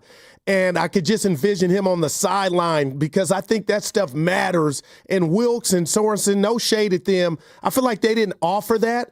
But Matt, if I were to ask you the biggest challenge facing Robert Saleh with this defense, how would you answer that? The secondary isn't as good as it was last year. I don't think there's any way around that. Last year's secondary included Charvarius Ward. It had Talanoa Hufanga. It had Malik Mustafa. He's still with the team, Mustafa is, but he's coming back from an ACL. He won't be available to begin the season. So the cornerback group, I think, is good. As far as the top three. Beyond the top three, however, if you have an injury to Bernardo Green, if you have an injury to Diamador Lenore, I don't know who the next outside cornerback is. And by the way, both of those guys have been injured already in training camp. And then at safety, and you're going to see the safety group on Saturday. You've got right now a couple of guys you don't know. Jason Pinnock and Richie Grant are your starting safeties, and that's a pretty anonymous group. So and beyond that, it's unclear who would be the next guy up. Jair Brown is dealing with an ankle issue at the moment. So that's a group that is kind of unknown at this point. I just don't think it's as good as it was last year. And then the other part of it is linebacker. I think that's been a pleasant surprise for the 49ers this summer. D. Winters has looked really, really good. And the rookie that they had in the third round, Nick Martin, has looked really good as well. So I think that they're expecting better things from that group than they had in 2024. But, will it be as good as 2023 when they had Dre Greenlaw in that spot? I don't know that yet. So all three kind of levels of defense have gone through significant changes. And, all of that are challenges for Robert Saleh. Matt Barrows joining us on 95.7 The Game, writes for The Athletic, covers the San Francisco 49ers. Yeah, I guess that's kind of what I want to follow up on a little bit. Matt, is kind of the defense as a whole. And, I know I read in The Athletic a few weeks back that there could be maybe 6 to 8 first-time starters on the defense. I heard Robert Saleh yesterday talking about what we expect is, daily growth and improvement. I guess my question is, overall, with the, the newness of some of the players on defense, like, what are the realistic expectations on them this year, knowing it's not going to look the same as it's looked in the past? It's a great question. I think that the plan was to have some incumbents in those starting spots to begin the season, and then to gradually turn it over to the newcomers and the rookies as the season's gone on. So to that point, defensive tackle, for example, the quote-unquote starters in training camp to this point have been Jordan Elliott and Kevin Givens. And, you saw a scenario where Elliott and Givens would start the game against Seattle, for example, on September 7th. And then maybe, a few weeks down the line, one or two of these rookies, or maybe Evan Anderson, a second-year player, starts getting more time, starts getting starting reps, et cetera, et cetera. Well, already Kevin Givens suffered a pectoral injury that's going to keep him out, I don't know how many months, but deep into the season. So already you have an issue there. Okay, now who's going to be the other kind of veteran starter at defensive tackle? My point being that they may have to do this turnover to these younger, more inexperienced guys sooner than they plan to do. So that's something to watch. I mean, how quickly DJ West has looked really good. He's looked the best out of all of the rookie defensive linemen. He was a first-round pick, so he's looked even better than Michael Williams at times. And then Alfred Collins missed all of the spring. He's been behind that group. The 49ers think that he has the ability to catch up quickly, but that's still sort of a leap of faith. We haven't seen it yet, but that's the idea, is that as the season goes on, each of these guys is going to get a bigger and bigger role. Matt, let me ask you about Brock Purdy. He got his contract. I'm excited to see. I don't think he had a bad year at all, but the bounce back, he's talked more of a leadership role. But what did you make of his year last year, and what would you like to see from him this year? Yeah, Brock Purdy has been good in practices. I mean, it's a rare summer that we're really not talking about the quarterbacks ad nauseum. But both he and Mac Jones have looked good. And I mentioned all the receiver issues. They've looked good in spite of a disjointed receiver group. And I think part of that is that the cornerback group has been equally disjointed, so they sort of even each other out. But Brock Purdy's been efficient. I think that Brock Purdy's connection with Ricky Pearsall has definitely been a training camp story, especially over the last week. He and Pearsall have looked really good. And I know that probably that's some of it being fresh legs for Pearsall. Everybody else had, a week head start on training camp. And Pearsall is probably fresher at this point. But the timing has looked good. Pearsall's ability to, shake man coverage has looked good. He's catching passes at every level of the field, including the sideline. So I think that's all promising.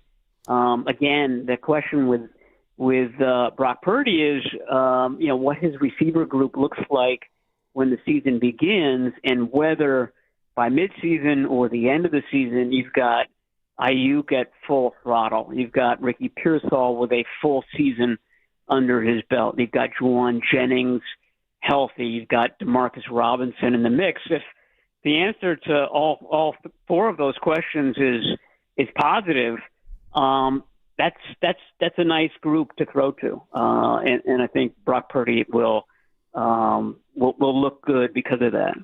Matt, do you have any sense, or Shanahan given you guys any sense for the way they're going to handle the preseason, the 3 preseason games with, let's say, Purdy, McCaffrey, Kittle, Warner, and Bosa, those guys playing time, and how are they going to handle that, do you think?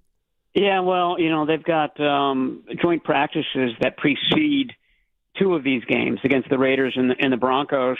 They're having a joint practice with the Broncos on Thursday. So I would think that McCaffrey gets, the usual amount of snaps on Thursday, but doesn't play on Saturday. And I think that's probably the case for a lot of starters. And Shanahan's kind of on record that he thinks you can get more out of the joint practice than a preseason game?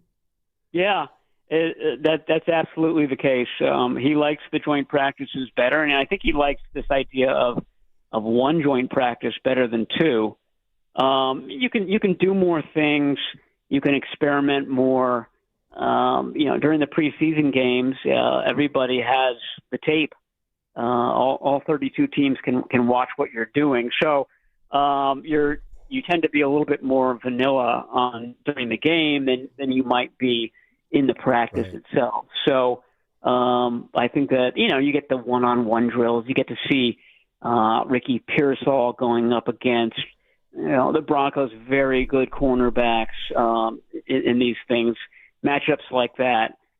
You get to see some of your old players, DJ Jones, Talanoa Hufanga, maybe Dre Greenlaw. I think he's sort of iffy for this, but I think I'm not sure a lot of those guys are going to play on Saturday. So you get to see players and play against players that might not be available in the game. Matt, before you hopped on, my partner, we were just talking about a couple concerns for the Niners team going into this season, and he mentioned Jake Moody. How much pressure is on Jake Moody this season to you? Well, he's got a little less pressure these days since they already got rid of his camp competition, Greg Joseph, who was released a couple of days ago. But yeah, I mean, he's got plenty of pressure on him this year. All eyes are on him. A lot of people were upset, isn't the word, surprised that this camp competition that the 49ers were billing since the spring. We're going to bring a veteran in here to really push Jake Moody. We're not going to make it easy on him this year. Well, they did. They had the camp competition for exactly 9 practices, and only 4 of them did they actually have field goals. So this competition was over before it began, and they're going to give him the job, it seems like, unless there's a real hiccup in these preseason games. But, he knows that all eyes are on him. He knows he's coming off a very wobbly second season. And, that's going to be a theme until he sort of proves otherwise. Yeah, Matt, Guru and I have a bet. I don't think Moody's going to be their kicker for 17 games. I'm going to win this one, Matt. Me. Yeah.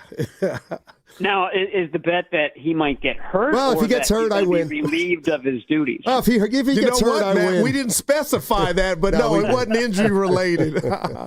Hey, Matt, before we let you go, what about Debo? You think this offense is going to miss Debo Samuel? Because I got to put some respect on his name and what he's meant and done. Last year wasn't the best, but it's going to be weird not seeing Debo out there.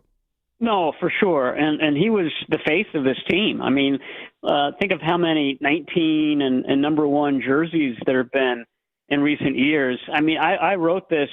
I've been covering this team basically this entire century since the early 2000s, and I've seen 3 truly remarkable offensive performances. The one I mentioned earlier, Christian McCaffrey winning Offensive Player of the Year. Frank Gore had almost 2,000 rushing yards back in 2006. And then Debo Samuel's 2021 season was absolutely remarkable. I mean, the entire offense was Debo Samuel lining up in the backfield as a receiver. They got into the playoffs that year and went all the way to the championship game because of Debo Samuel. The issue was that he didn't come close to replicating that in any of the years since. But for sure, they're going to miss him. Absolutely. Just from an an attitude perspective, they're going to miss him. He was one of the boombox guys. He and Trent Williams would kind of strut out with that gigantic boombox.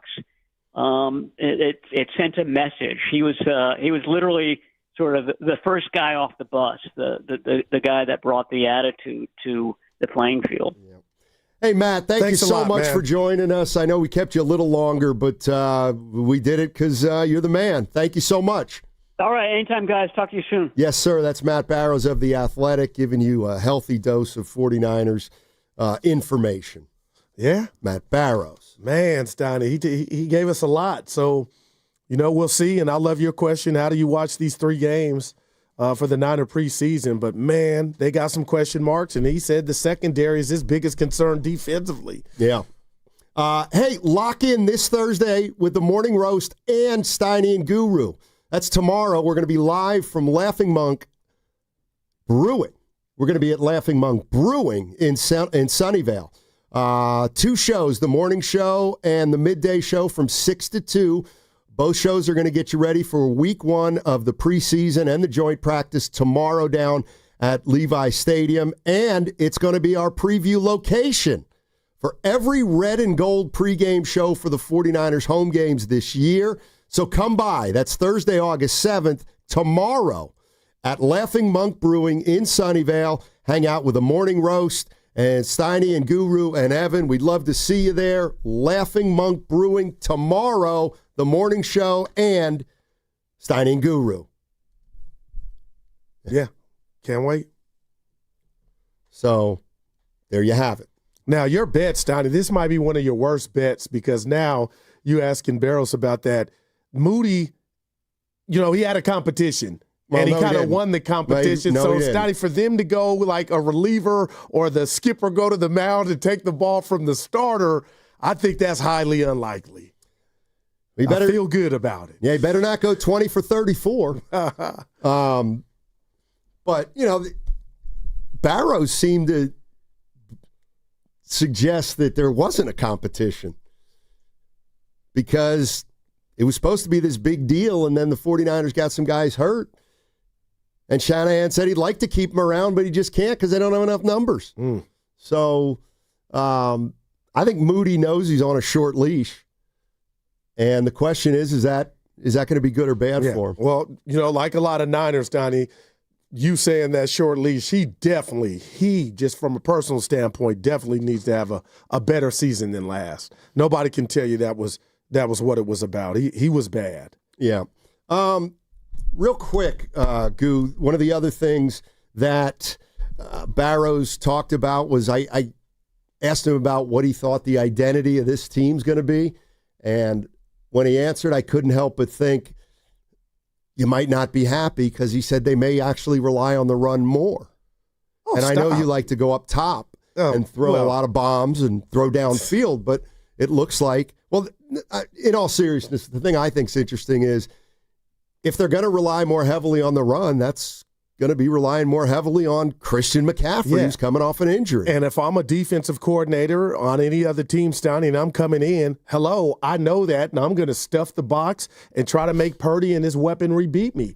He talked about he likes what he's seeing from young Ricky Pearsall and the connection between him and Brock Purdy. And you hope Jennings can get on the practice field and be a part of that. But Steiny, that to me is, I'm not saying McCaffrey can't be effective, but there is no good Debo. And to start the season, there won't be a good Ayuk. So I want to see those question marks answered when you got, defenses trying to take the run away. How Kittle and the rest of the gang, including Brock Purdy, who's by all accounts, Purdy said looks great in practice. What do you think of this text from the YouTube chat from Chicago Jason? Yeah, Moody's leash is so short, Kyle's actually carrying him. I like it. Yeah, he's one of those dogs those little dogs that you can carry with everywhere you go. Chihuahuas. Yeah, something like that, or little Yorkie. No, I was thinking of. I always wanted a Yorkie. I always wanted a Dachshund. Why didn't you get one? Because they were too expensive. That's why I didn't get my Yorkie. Dachshunds are expensive? No, a Yorkie's like a rack. That's a G. Go to a pound.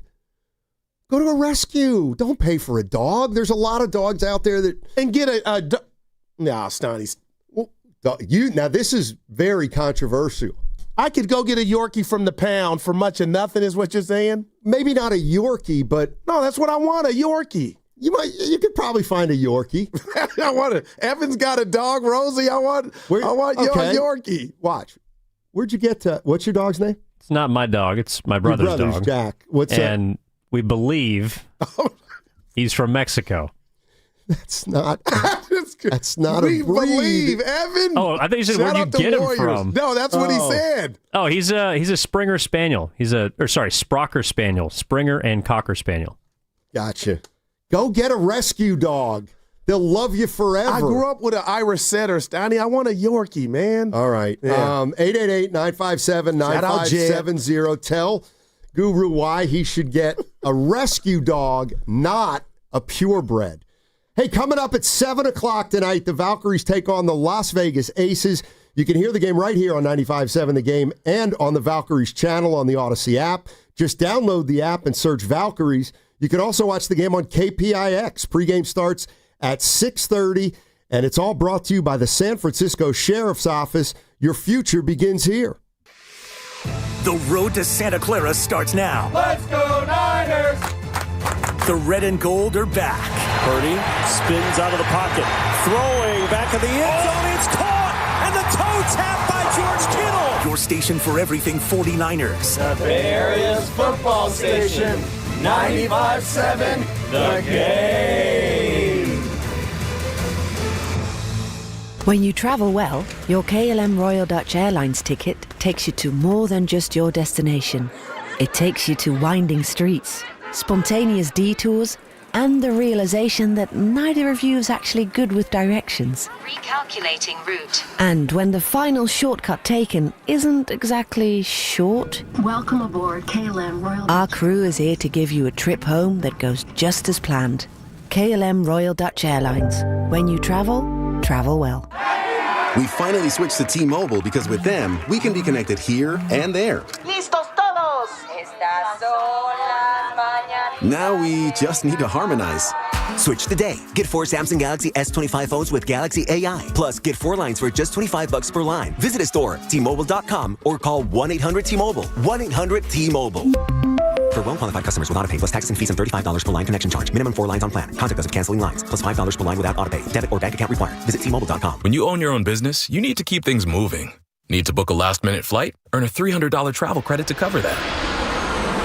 Need to take a meeting before takeoff? Do it from the comfort of the Chase Sapphire Lounge by the club. Need to catch your breath before you board? Done. With $2,500 in annual value, the new Chase Sapphire Reserve for Business is the card that gives back all you put in. Visit chase.com/reserve business to learn more. Cards issued by JPMorgan Chase Bank and a member FDIC, subject to credit approval. Terms apply. Jack here. My bonus Jack combo starting at $4.49 comes with fries, a drink, and a burger with 1, 2, or 3 patties. It's a meal that'll actually make you happy. Starting at $4.49. Get so much more. Welcome to Jack in the Box. Plus tax. Limited time only. Price and participation may vary. Summer is here, and it's time to plan your style staycation with Bob's Discount Furniture, where you can find everyday low prices on the hottest styles. The comfiest Consumer Reports recommended mattresses, fast, friendly delivery, and flexible financing to fit your budget. Go to mybobs.com for details. So stock up and score everyday low prices, delivered on time all summer long at your nearest store or at mybobs.com. Oh, my Bob! Bob's Discount Furniture. Tired of hearing scary radio ads about the IRS? Tax Relief Advocates is different. TRA is here to tell you that if you owe money to the IRS, whether it's $5,000 or $500,000, we have a solution. TRA can eliminate or reduce what you owe to the IRS with zero risk to you. We have over 1,000 5-star reviews on Google and an A+ with a BBB. End your tax nightmare today by visiting TRA.com or call 800-275-2027. That's 800-275-2027. Injured at work? Don't wait. Every day you delay can mean lost wages, delayed medical care, and more stress for your family. At Boxer & Gerson, we fight for people just like you. Construction workers, delivery drivers, factory workers, restaurant staff, hardworking folks who get hurt just trying to earn a living. We won't back down. We get results. You work hard, you deserve real help. Call Boxer & Gerson now at 510-835-8870 or visit boxerlaw.com. The consultation is free, but waiting could cost you. Boxer & Gerson, justice for workers. What's part human, part animal, and rocks? Sunset Fridays. It's back. San Francisco Zoo's Sunset Fridays, a concert series to benefit our wildlife conservation work. Free for zoo members and kids 11 and under. Just $14 for everyone else. This Friday, August 8th, The Dunes. Get your tickets now at sfzoo.org/thegame. Losing weight shouldn't be a struggle, and with Jumpstart MD, it doesn't have to be. Right now, your first month is free when you join our medically supervised weight loss program. Our licensed clinicians create personalized plans, including GLP-1 medications, to help you see real results. No insurance? No problem. We have options to meet your individual needs. With 13 Bay Area locations and online visits, expert support is always within reach. This first month free offer ends soon, so call 855-JUMPSTART or visit jumpstartmd.com to start transforming your health today. If you're 55 or older and into that whole saving money thing, T-Mobile has an exclusive phone and internet bundle just for you. Right now, get 2 unlimited phone lines plus 5G home internet for just $30 each per month with AutoPay, plus taxes and fees. And with 5G home internet, setup is easy with just one cord and no technician needed, which is great if you're also into that whole keeping it simple thing. Switch now and experience the best mobile network in the U.S. Visit your local store to start saving. T-Mobile, it's better over here. Based on analysis by Ookla of speed test intelligence data Q4 2024 to Q1 2025. Ookla trademarks used under license. Unlimited on our network. Customers on voice plan may notice speeds lower than other customers and further reduction if using more than 50 gigs a month due to data prioritization. Video streams and SD on this plan. Home internet pricing after $20 a monthly bill credit plus $5 per line without autopay. Debit or bank account required. See 5G device coverage and access details at tmobile.com.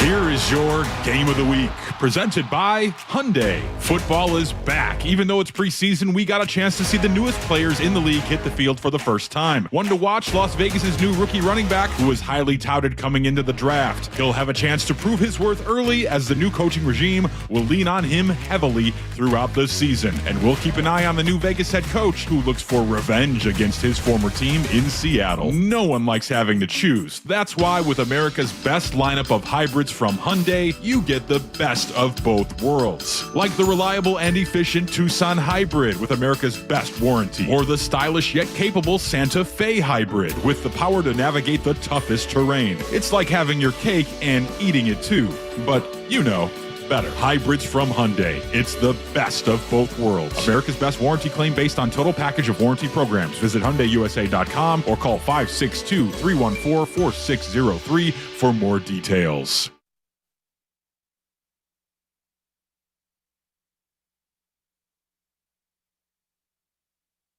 Let me tell you what my new name is. Juwan Jennings. Trade me or pay me. I am ready to go. Now, back to Steiny and Guru on 95.7 The Game.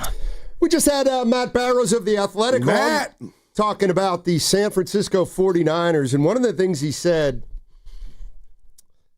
piqued my interest a little when you asked him about Juwan Jennings and whether he's hurt or whether this is a negotiating ploy or not.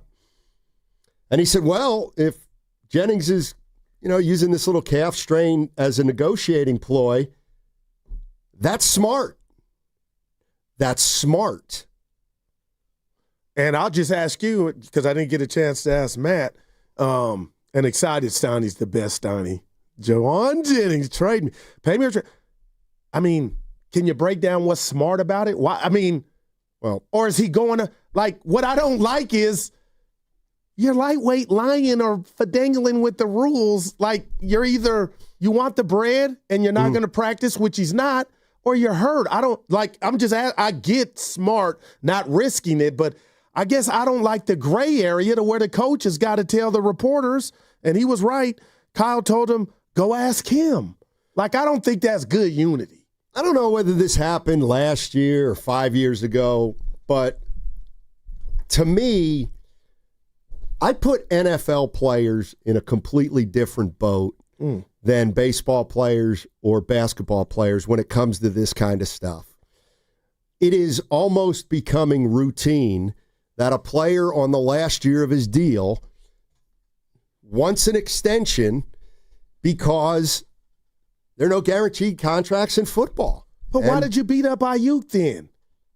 I don't think I beat up Ayuk. I think it changed what you think of him, the way he went about his business. Like it wasn't normalcy then. I felt like you were like, it was kind of punkish the way, I'm speaking for you, but it was kind of punkish the way that he went about it. No. I mean, this is what these, like, do I like what Trent Williams did last year? No, but like I understand it, and it's come down the pike now a bunch for 49er players.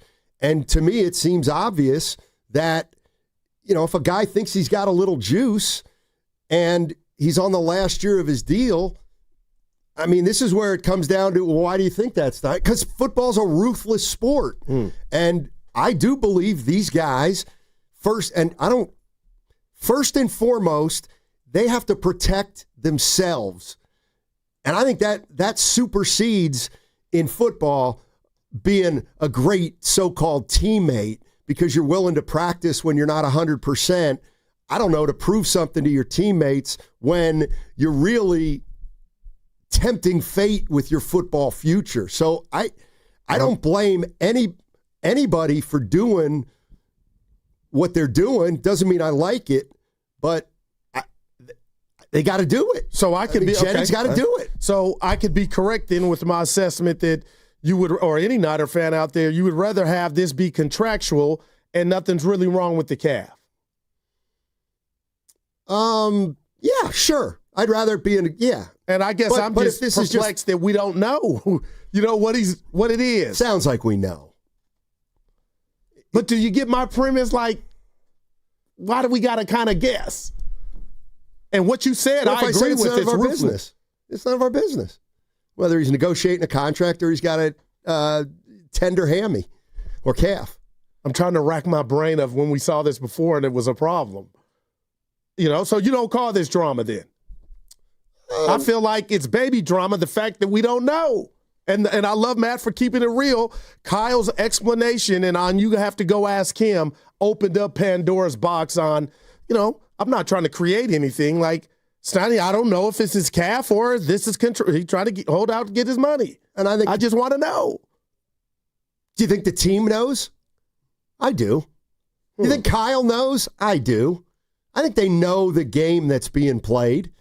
And so what's the secret, I guess, for the outsiders like myself?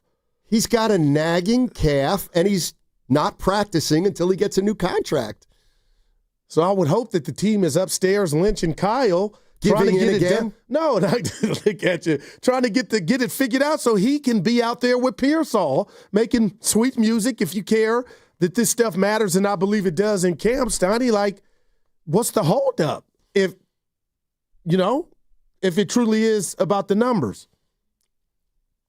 Goo, whenever we have a negotiation, you always ask what the holdup is, and it's negotiation. Like, the 49ers aren't just going to fork over whatever he wants. So I don't know how much it matters if he misses Saturday or a week or two. Well, I didn't expect him to play. I just want clarity in regard to, if he truly is hurt. I mean, this is going to, I would think impede progress in regard to a new contract on how serious he's hurt. Well, that's why I don't think it's serious. If you're right, Steiny, you're giving me the wink, or Kyle's, they know, then there's nothing to be worried about, and I won't be worried. Because they're not worried because it's not a real legit calf issue. Exactly. Right? We can put 2 and 2 together here. Or it could be 5. What's 5? The answer. It might not be 4. It could be 5, where he really, truly has a calf issue. I think he probably does. I think his calf's probably not 100%. Okay. But now that it's only 98%, why go out there and practice if you can get a new deal? The 650, and this is a great question. Steiny, do you have to use your leverage? You know what? I think you do in the NFL. I mean, Ayuk did, and he caught a lot of strays from a lot of fans. Right, but at the end of the day, look, like, that's why he got that deal. Or not why he got it, but that's, like, he got hurt, but he got paid beforehand. So, like, he took care of himself. He had to, And nobody likes to see an injury, but he did get paid. And that's, I think, the same thing that probably Juwan Jennings wants to protect against. Yeah, and I'll say this to that, Steiny, if he truly is not hurt, then and Jennings is going to be your number one. I really believe he should be out there, getting reps. Yeah, and I got to tell you, like, after watching how other players have dealt with this, even if he's not hurt, guys have been rewarded when they've handled it like Juwan Jennings is handling it. I think the interesting thing with Jennings is, he's a pretty quiet guy. We don't hear a lot from him, doesn't get interviewed a ton.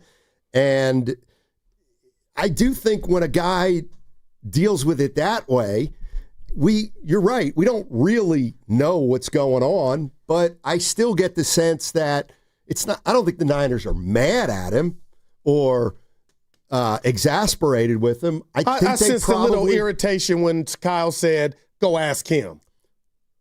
No, we're asking you. You're the captain. Yeah, I don't think this is anything out of the ordinary. Certainly not the last couple of years with the Niners. 888-957-9570 is the number. Juwan Jennings. Anybody out there concerned? Or have we just gotten used to this kind of off-season stuff with the 49ers? Yeah. Coming up at 7 o'clock tonight, the Valkyries take on the Las Vegas Aces. And you can hear the game right here on 95.7 The Game and on the Valkyries channel on the Odyssey app. Just download the app and search Valkyries. You can also watch the game on KPIX. Pregame starts at 6:30. Brought to you by the San Francisco Sheriff's Office. Your future begins here. Bay Area, there's nothing better than watching a game with a cold, righteously brewed beer in hand. That's why I always roll with Laughing Monk Brewing. Okay, yeah, I mean, the beer is fire. Why are you talking like that? Locations in San Francisco, Sunnyvale, Scotts Valley. You can always count on top-notch craft beer, next-level food, and the best game day atmosphere in the Bay. Hold up, bro. Are you doing a commercial right now? Glad you asked, Jasky, because you can find Laughing Monk at the best bars and restaurants in the Bay, or pick up a 4-pack at many fine retailers like Whole Foods, Gus's, and New Leaf Markets. Dude, just pass the wings.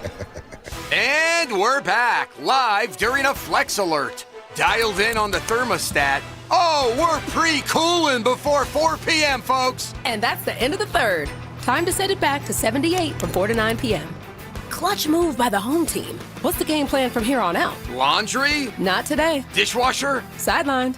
What a performance by Team California. The power truly is ours. During a Flex Alert, pre-cool, power down, and let's beat the heat together. Comcast Business High Five Hotline. What's the state of your excitement? I signed my business up for the 5-year price lock guarantee, and I can't stop high-fiving people. High five! Okay, deep breath. High five. You're in a good place. You signed your business up for 5 years of gig speed internet and advanced security, all on our ultra-reliable network. Gig speeds and advanced security? I'm so stoked! Yep, and you get it at a great rate that's locked in for 5 years. Woo! The high five is just your body's way of saying, I'm winning. So this is natural. High-fiving everyone you see in a state of business savings enthusiasm? Totally natural. Sweet! Thank you! High five, everybody! High five! The Comcast Business 5-year price lock guarantee is back, but only for a limited time, so sign your business up today. High five! Comcast Business, powering possibilities. Ends 9/21/25 for new customers with qualifying bundle. Current customers may be eligible depending on services and area. Guaranteed rate applies to monthly service charge, excluding taxes and fees. Other restrictions apply.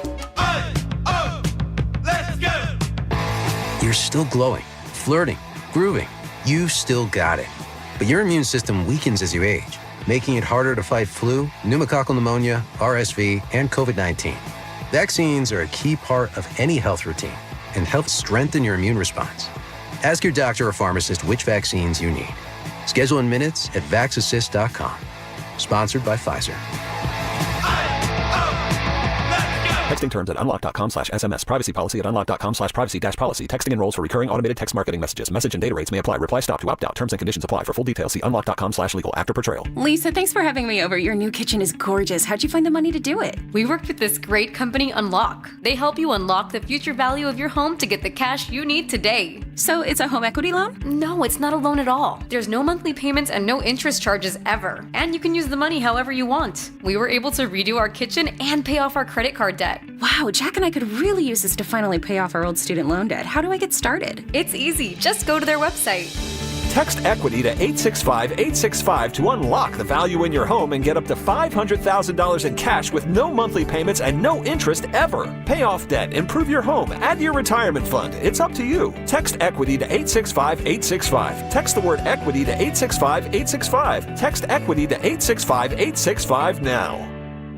Summer is here, and it's time to plan your style staycation with Bob's Discount Furniture, where you can find everyday low prices on the hottest styles. The comfiest Consumer Reports recommended mattresses, fast, friendly delivery, and flexible financing to fit your budget. Go to mybobs.com for details. So stock up and score everyday low prices, delivered on time all summer long at your nearest store or at mybobs.com. Oh, my Bob! Bob's Discount Furniture. Now is the perfect time to start on your next success. Apply now and save with no application fee. Classes start August 13th. An accredited state university, University of Maryland Global Campus offers online and hybrid courses. Plus, you can earn up to 90 credits toward a bachelor's for prior learning and work experience, or transfer up to 12 credits towards a master's. Learn more at umgc.edu. Certified to operate in Virginia by Shea. This is the story of the one. As a safety manager at a manufacturing plant, he does everything he can to keep his coworkers safe. From finding ways to reduce risks to keeping safety supplies in stock.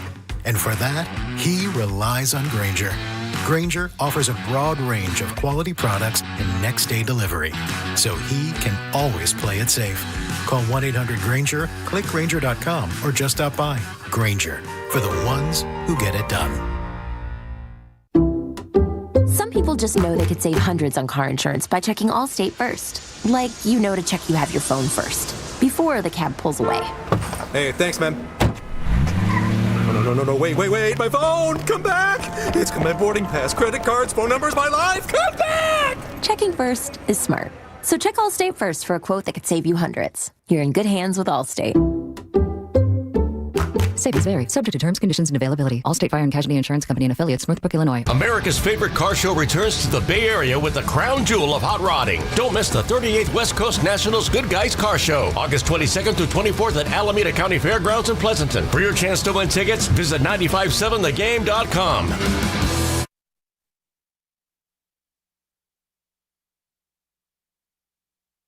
There's negotiating tactics. Sometimes you see something on Twitter. You're working 20 different things at a time.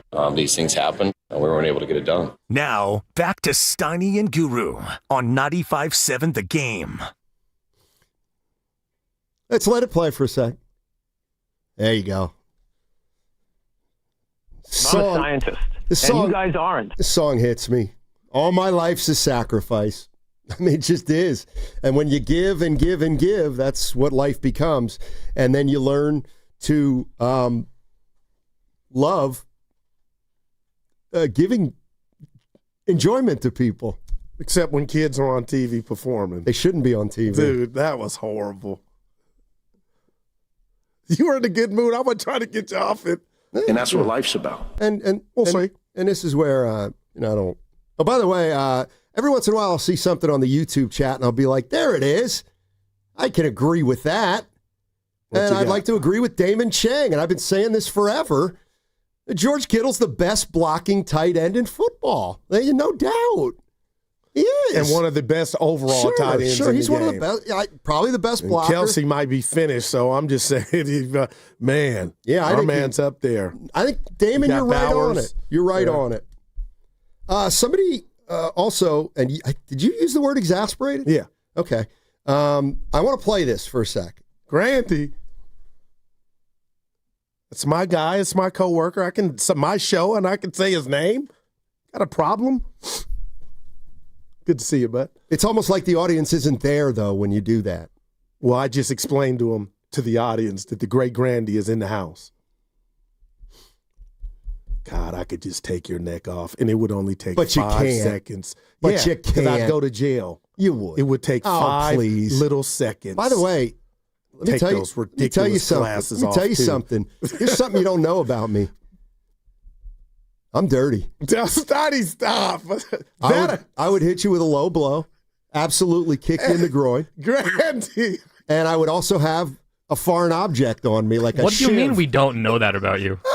Well, because you've never seen me fight. Well, you said you've never been in one. That's right.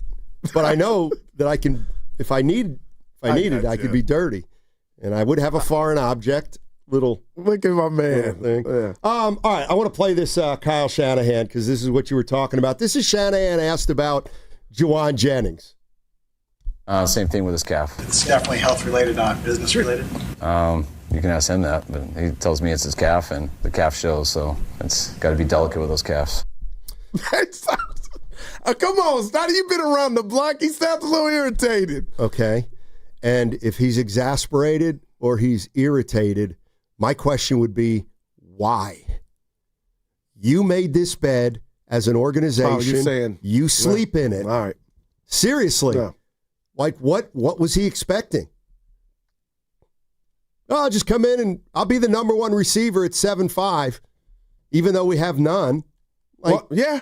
Sorry, Kyle. That's called, unfortunately, 49ers, that's called business as usual. Oh, man. And don't be exasperated because it'll happen again next year and the year after. Yeah. But I would, as a head coach, be disappointed that my new number one is not out there getting reps, because of, the money or the calf. And to Kyle's credit, Steiny, you're right. You made the bed. You got to sleep in it. But I guess I'm not getting the same energy around what we think. Some of us, we differ. What Jennings is doing as opposed to the vitriol that Ayuk got, kind of doing the same thing. Well, I'm not sure how you want to view each one. Obviously, Jennings has been less public about whatever's going on with him than Brandon Ayuk. But, I mean, the way I look at it is last year you had 3 guys pull this. Look how that's what? Good. But they would pull it. But you're saying it's leverage, and you would do it. The way you say it is. But that's what but here's my point. Mischievous, like Steiny. It is. Bosa held out. And he got paid. Yes, and he wasn't the player he was early in that season. But that's a different story, though. Why? He used his leverage. Right, that's what Jennings is doing. Yeah, and I'm not mad at Jennings. I'm not either. I just want clarity because, again, if I'm a Niner fan, I would rather it be contractual so nothing's up with his calf. That's all I'm saying to you. But if it's really his calf and he's not out there with Pearsall and Purdy, I know some naysayers, it means nothing. But if he's not going to play much, and I don't expect him to if he was fully healthy, much of the preseason, I thought that stuff was behind the teams. Why? Why would you think that? Because everybody go ahead. No, I didn't see Debo getting ran and Ayuk getting hurt. But my point is, Jennings is right. They're leaning on him more now than ever, and he's using the little leverage he's got to get the money. Well, I guess what I'm saying is, with all due respect, if you didn't see it coming, you're an idiot. You're a freaking idiot. Well, I mean, last year we had Trent Williams, Ayuk, and McCaffrey. They all got paid. The year or two before that, Bosa held out. But I just feel like as much as I love Jennings, he's not in that he's not in their class. This summer, they paid Kittle, Warner, and Purdy. Gotcha. It's like, give him his money. You're giving everybody else their money. And the minute you say something like, well, I don't think Jennings is in the class of those guys, I may meet you halfway there. Right. But the way that I would button that up is, they may be more important than Jennings, but what did they win it? No. Did they win it all? Well, let me ask you this. They didn't. Steiny, what's taking so long? From the Niners standpoint, what's taking so long? It's the same kind thing. of stuck. It's whatever took them long again with Bosa, and it's whatever took them too long with Ayuk. Whatever's going on with them, that's what's going on now. Why is it taking so long? Why did it take? You think he's asking for something astronomical? I'm sure he's asking for something, and the 49ers think it's too much. And now we enter into negotiation, and it goes, and we'll just find out how long it lasts. But how could you be a 49er veteran with a year left on his deal, and you've seen everybody get broken off, and right now you're the most important receiver on the roster. But it goes to the front office. If you're telling me we're idiots for not seeing it, and I get that, the Niners should have been on top of this to try to get him out there as fast as possible. But they might be on it. They might be on it. Like, were they not on Ayuk last year? Like, they knew that was coming, right? Well, it sounded like somebody had to go run downstairs and pull the cord out the fax machine because a trade was about to get consummated. So I don't know. But I just think this is one, Steiny, it's kind of a layup knowing that you're coming off a 6-11 campaign. There's no Debo. Ayuk's in the sick bay, and Jennings is your guy along with Pearsall, and only one of those guys is catching footballs to pigskin from Purdy. Yeah. But as we're finding out with all these kinds of things, it's not just a matter of Jennings wants this amount of money and the 49ers say, sure, we'll give you that.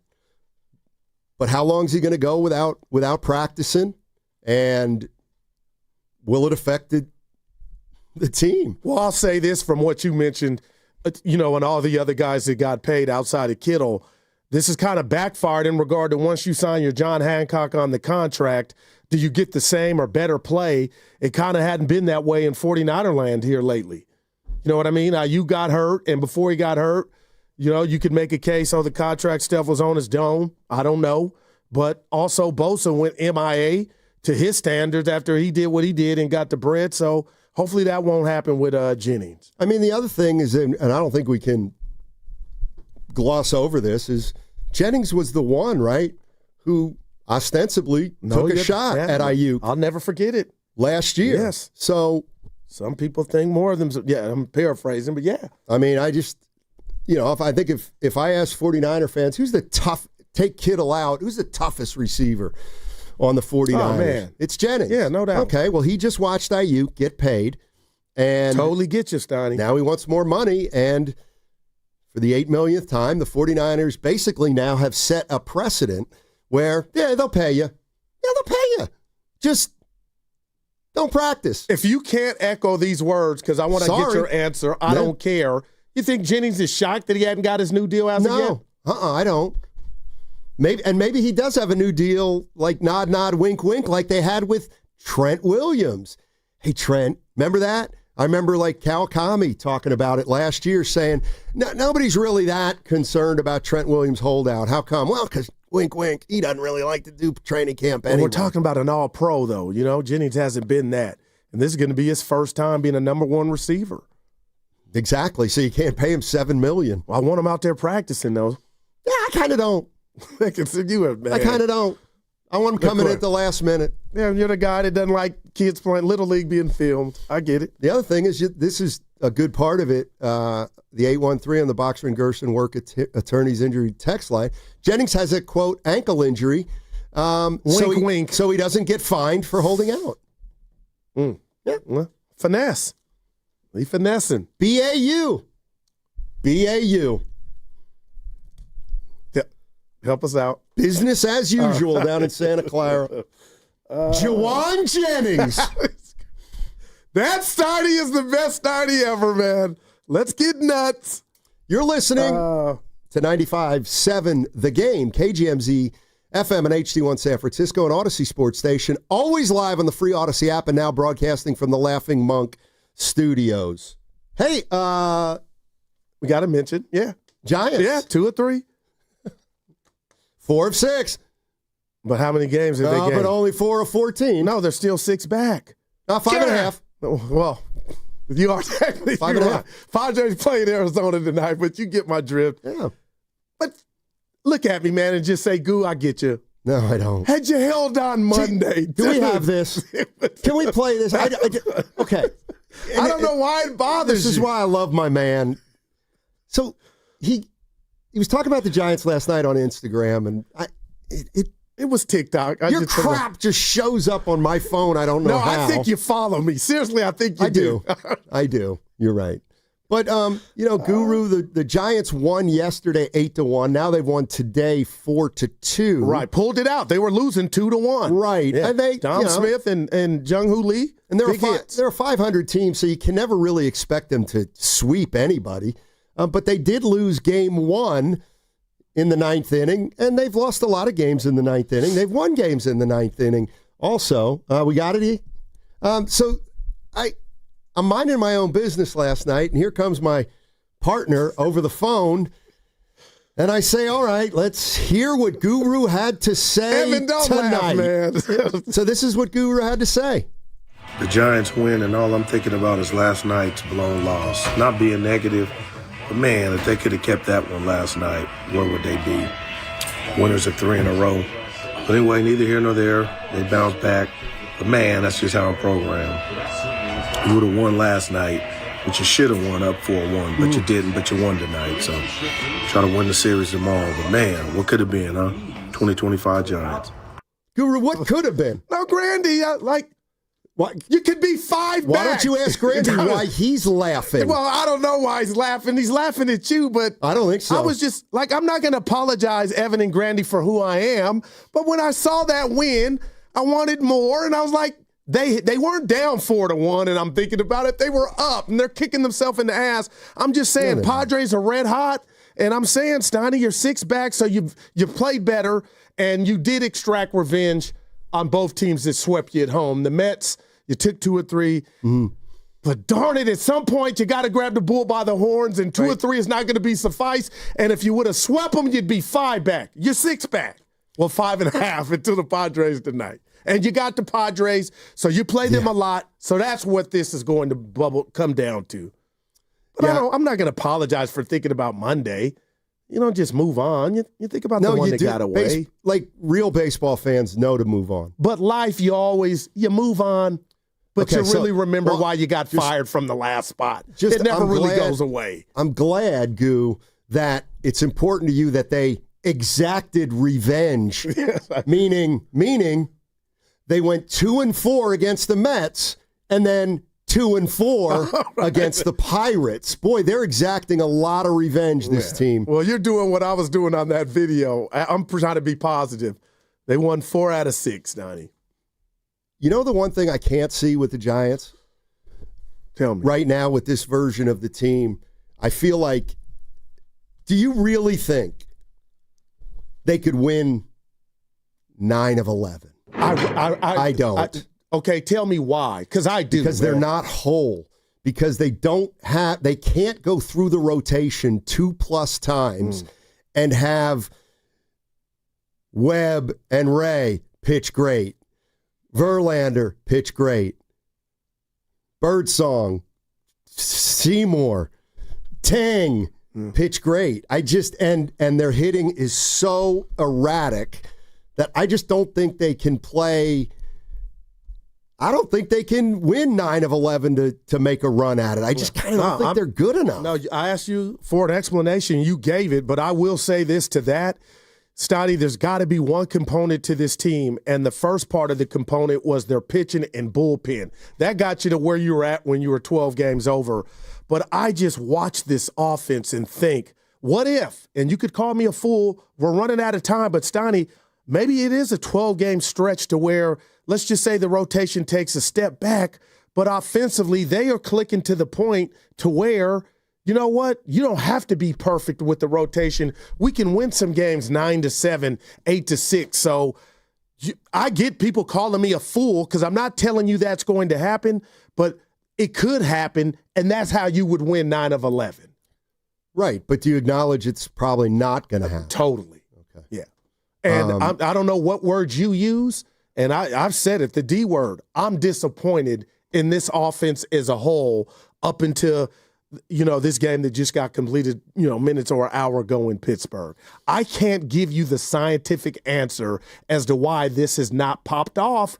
I know it's there, it's capable, but that's why Monday night just blew me away. Like, okay, I'm thinking, here you go. You took 2 or 3 in New York, slapped the Pirates in the face, especially for sweeping you, and you gave 1 back. But you were staring a loss in the face today here, Steiny, and they came back and won the game.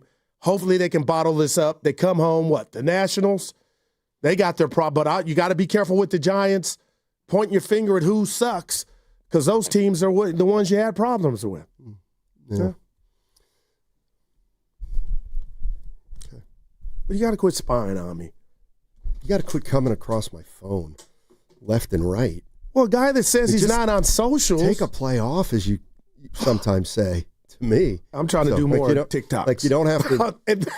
Like what do you? I mean, well, you know what? I'll be honest. So what are you gonna come out and say today now? I mean, they won. Well, they won. So I won't do one today because we're on air.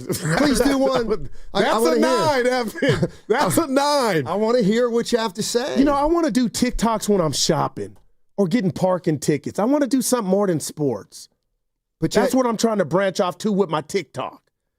I'm more than just ball, Steiny. You do your politic thing on Facebook.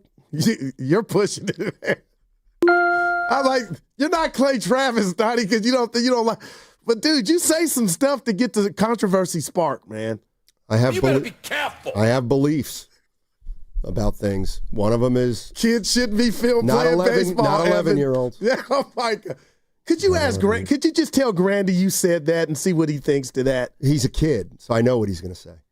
He's not a kid. Yeah, he's 30. Steiny, Evan, I'm not putting you all. 30 ain't 20. Right?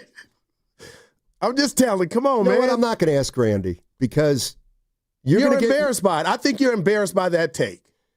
Guru, I'm not close to embarrassed by that take.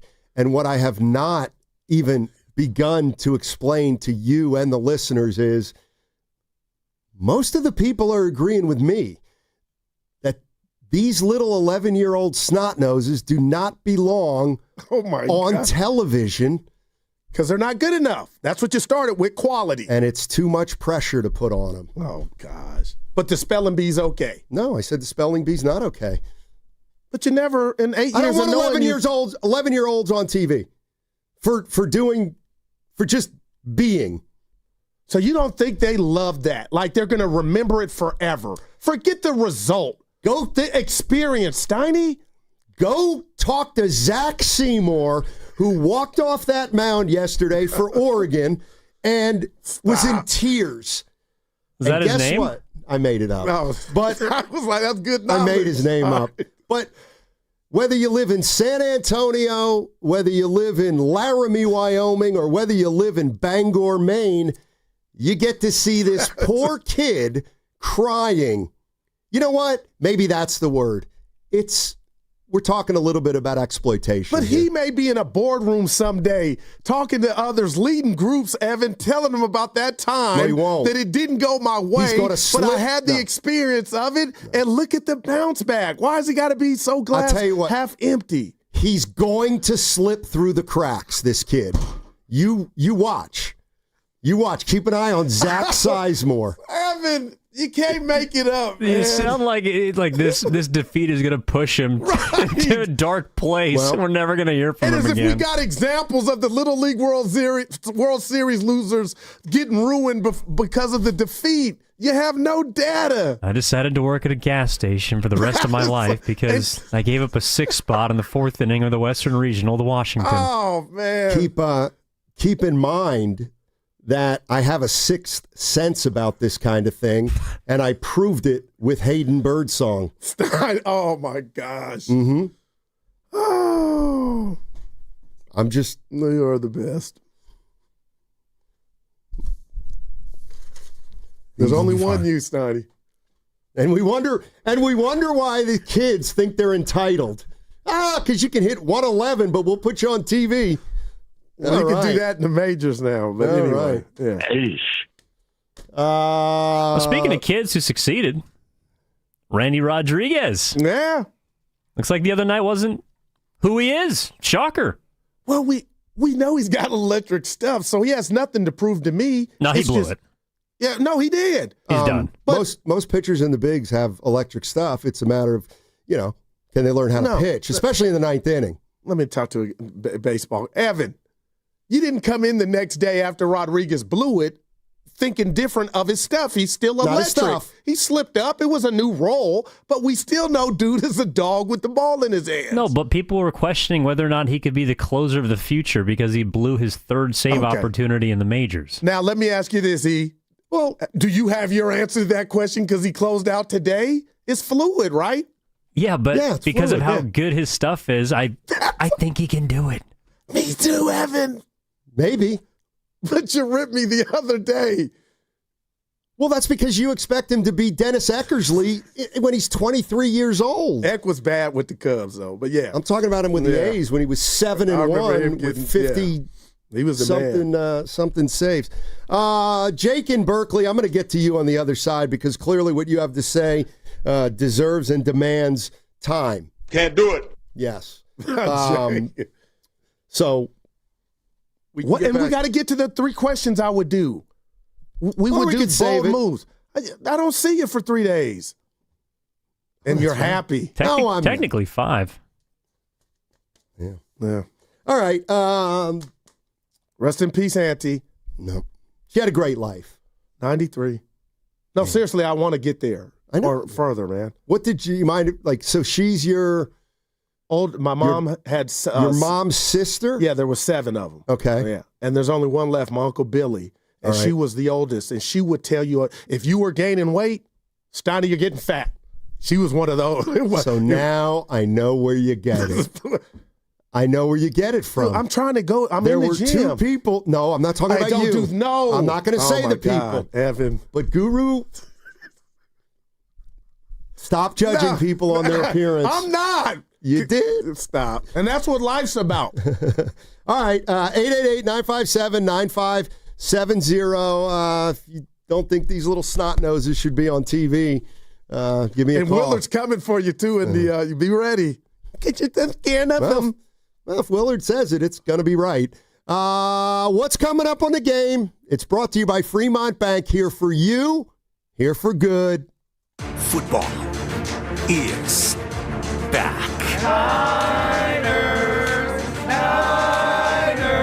The road to Santa Clara starts now. I want to go back to the playoffs, and the road to Levi's starts now. Your station for the best football talk in the Bay. I love football. Is 95.7 The Game.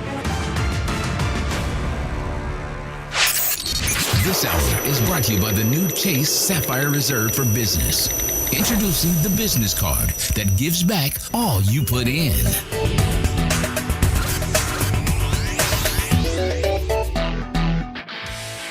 This is the story of the one. As a lineman, he does whatever it takes to keep the power on in his community. And he wants a partner like Grainger who does the same. Grainger offers the professional-grade products he needs, from voltage detectors to harnesses to hard hats, plus fast, dependable delivery, so he can rise to every challenge. Call 1-800-GRAINGER, click Grainger.com, or just stop by. Grainger, for the ones who get it done. Want to interact with the hosts but can't call? Text the Boxer & Gerson Work Injury Attorneys text line at 888-957-9570. Boxer & Gerson, Northern California's premier workers' compensation law firm, helping injured workers get their lives back for over 40 years. Attention, have you racked up $10,000 or more in credit card debt? Are you barely getting by making minimum payments? With credit card debt reaching all-time highs, National Debt Relief is notifying consumers about significant debt relief options currently being made available to help those with overwhelming credit card debt. These options may reduce a large portion of credit card debt for those who qualify.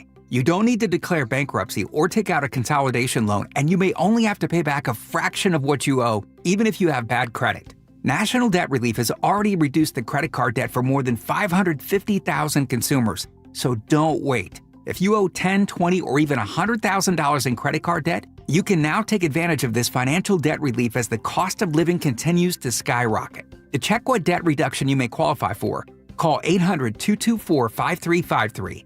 That's 800-224-5353. Again, that's 800-224-5353. Ain't nothing gonna break my stride. Nobody gonna slow me down. Don't let pneumococcal pneumonia break your stride. If you're 50 or older, you're at increased risk. So be proactive with Capvaxive pneumococcal 21-valent conjugate vaccine to help protect against invasive pneumococcal disease and pneumonia caused by certain types of pneumococcal bacteria.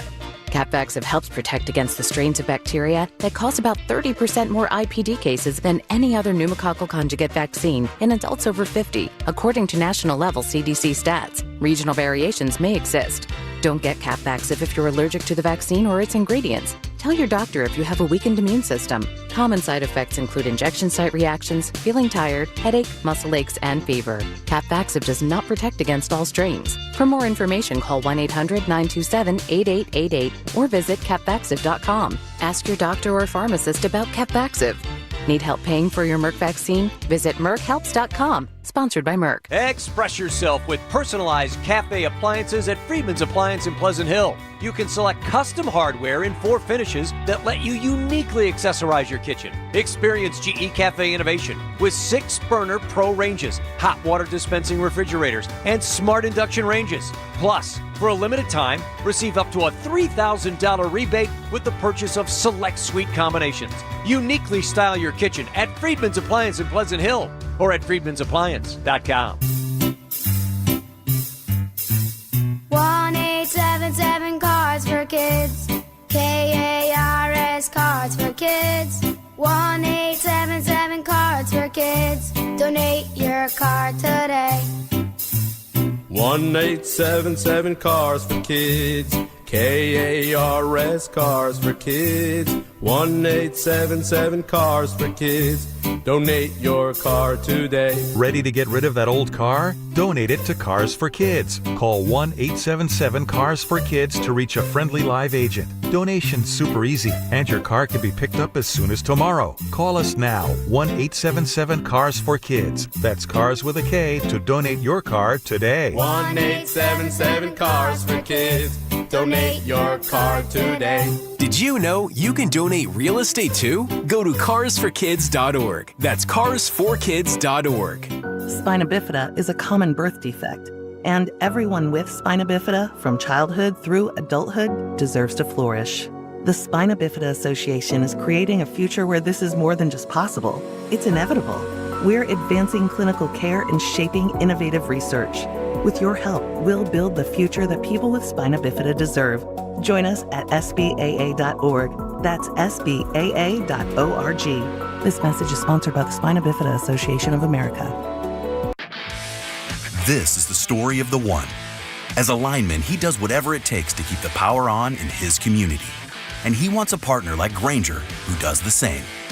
Grainger offers the professional-grade products he needs, from voltage detectors to harnesses to hard hats, plus fast, dependable delivery, so he can rise to every challenge.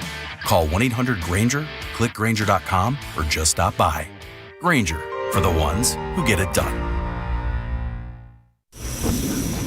Well, these polymers aren't as flexible as batch K3. Researcher Laurie is stretched thin. Did you get the vulcanization analytics from V66? Wait, are these rubber scores from last week? She needs to hire new lab technicians so she can bounce back into her old self. I need Indeed. Indeed you do. Our matching platform lets you spend less time searching and more time connecting with candidates. Redeem your $75 credit at Indeed.com/credit. Terms and conditions apply.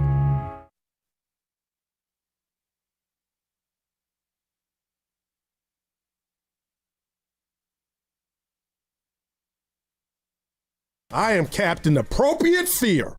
I think he was out of breath. That's like me after a couple pumps. Oh my God. Couple what? Now, back to Steiny and Guru on 95.7 The Game. That was gas related by the... I just can't. I don't even know what to say. I think I don't know what you're doing.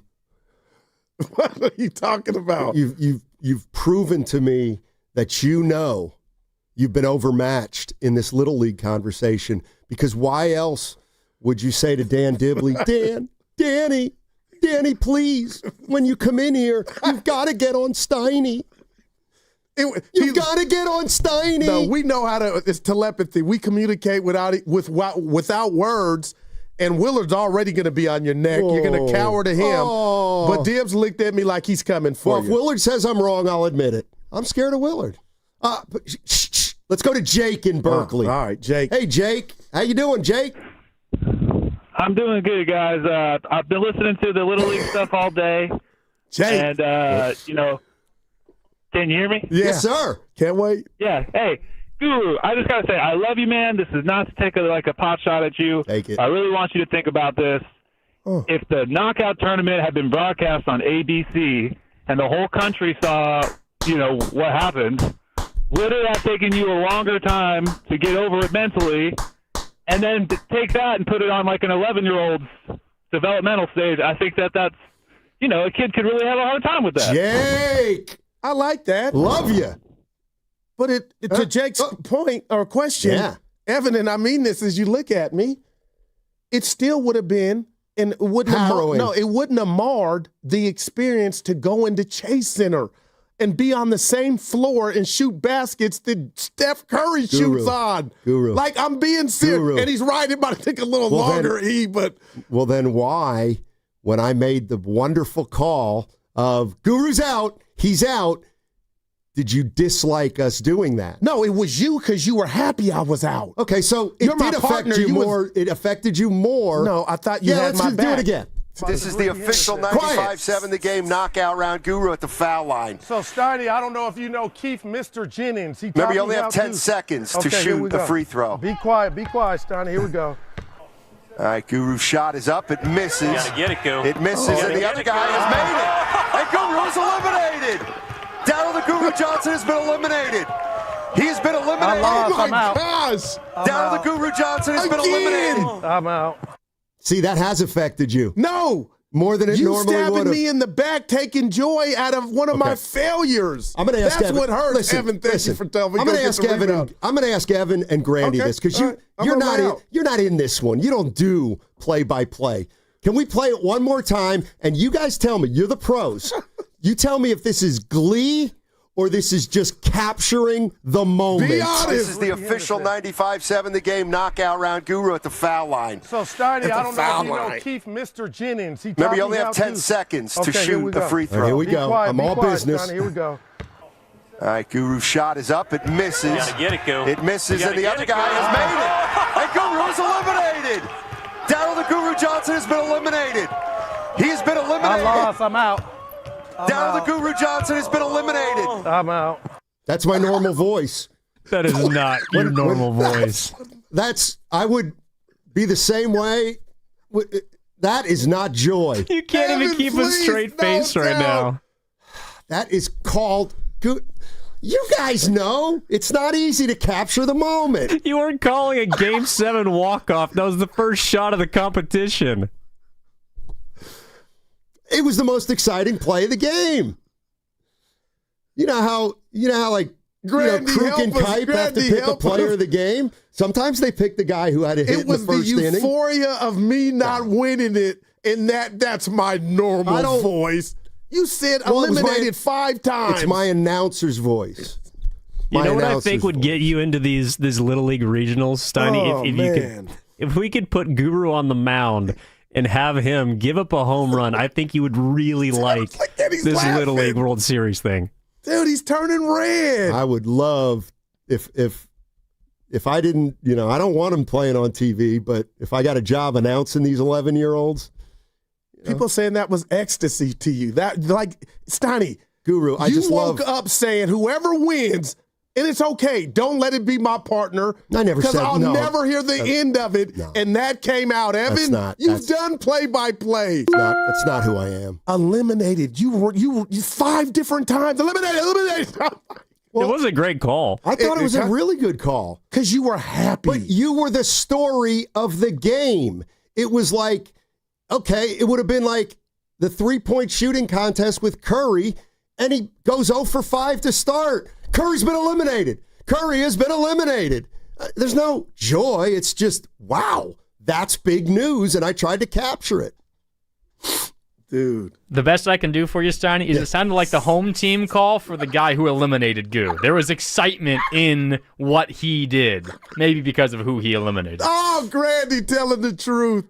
You didn't even know the guy that eliminated me, but you thought he was your nephew, man. Well, it didn't matter. He did the Lord's work for you. It didn't matter who he was.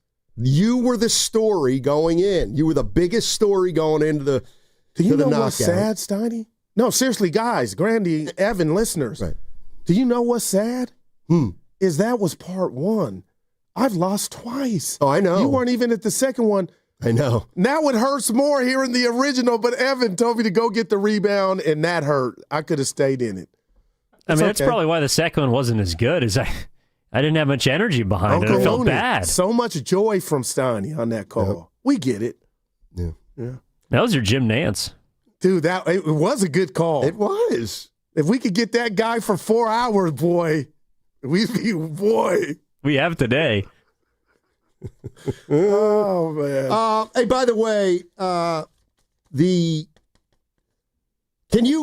if you go to a dog rescue place, do they have corgis? That's what you want to know, Yeah, right? a Yorkie. Or do you have to get I want a Yorkie.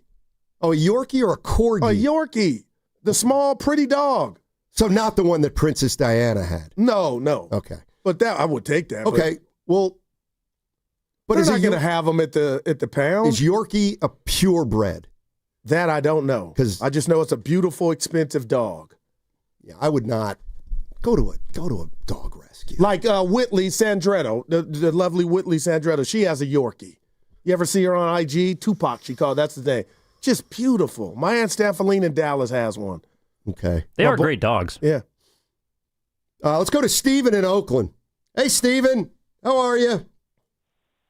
Hey, guys. I hear you bickering again, so I just got a couple of questions because I feel like I'm on Steiny's side with this. Steiny, was this the first, shot out of the game? Yes, sir. The very first one. Oh, okay. Okay, so what you have is your classic David and Goliath situation where Goliath goes down immediately. Mm-hmm. You would never expect this. And the saving grace for Steiny is the inflection of his voice. It doesn't go up. It stays flat. It does, he puts force into it, but it stays flat, meaning he doesn't really care. It's just, it's the moment. Mm-hmm. He had to capture the moment. I'm fully on Steiny on this. Wow. Guru, you got to make sure when you come into these events, you're not coming in Goliath falling flat on your face, or it's going to be called out every time. All right. I got you. Don't be a stranger, Steven. In the 650, this hit me, Steiny. Somehow Guru's eliminated immediately and it's Steiny's fault. But we're not talking about that. We're talking about the joy you took in me being knocked out. It's funny. It's not the joy. Evan would have never did it like that. He would have did it pro in Grandy. But the joy you took in watching me just revel in the reality is I had the good fortune to announce something that doesn't happen all the time. Well, it's like watching. Happens once a year. Now, Evan is, wow. Now that hurt. Wow, yeah. What's your bold move? Go ahead. Well, it's kind of, I know. You and Evan can take over. But you asked me for, if I'm the Warriors and I can make a bold move. Well, hold on. This is not personal. Go ahead. Let me set it up. Yeah. Just because, and maybe we'll do this tomorrow. Man. Laughing Monk Brewing. I know. Gee, Goose wanted to get around to this, and it just so happened we haven't. listening on the Odyssey app. Evan threw out there, what would be the boldest move that each of our Bay Area pro sports teams could do right now? Like what would be the boldest move that the Warriors could do, the Giants could do, and the Niners could do? I struggled with this, but go ahead. On all three or just one? Because I had one. all three. No. All right, I'm going to lead Ricky Henderson. I'm going to lead off with the Warriors. Okay. This would solve the conundrum that you have with Kuminga. This is not personal, and this would be the best for the Warriors right now.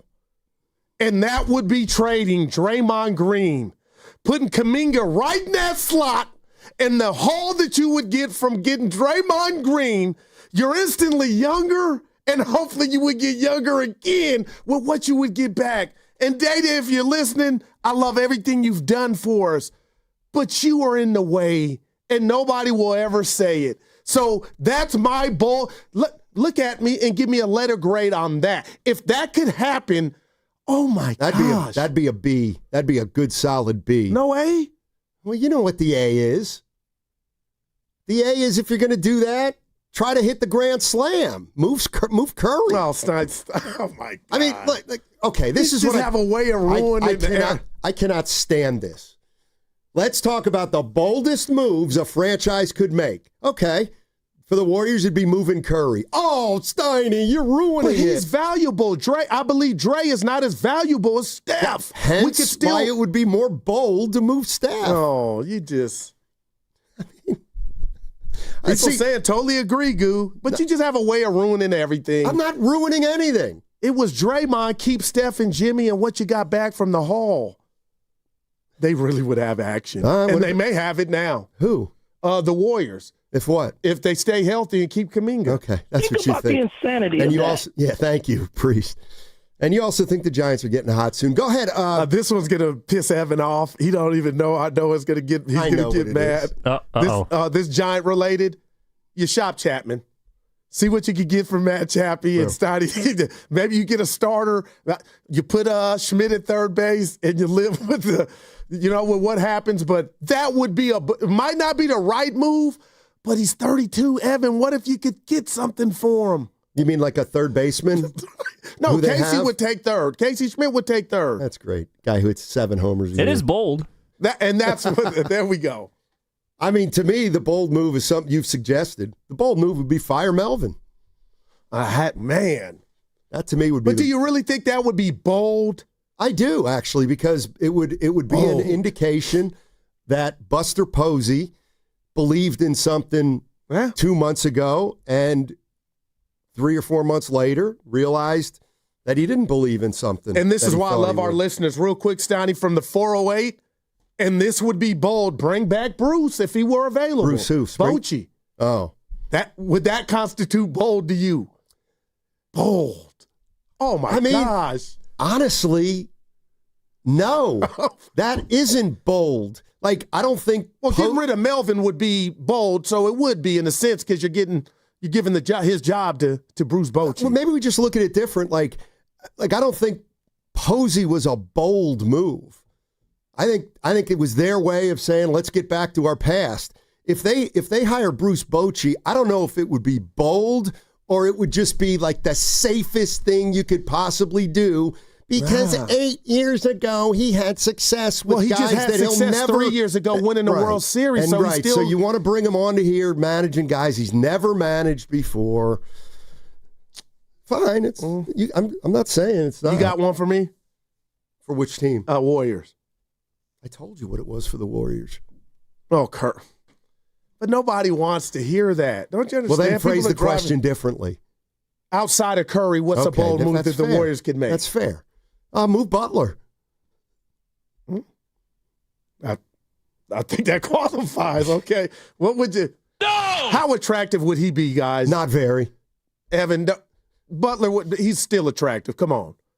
He might be able to get you something. Yeah. But I also got to remember what they gave up for him. Man.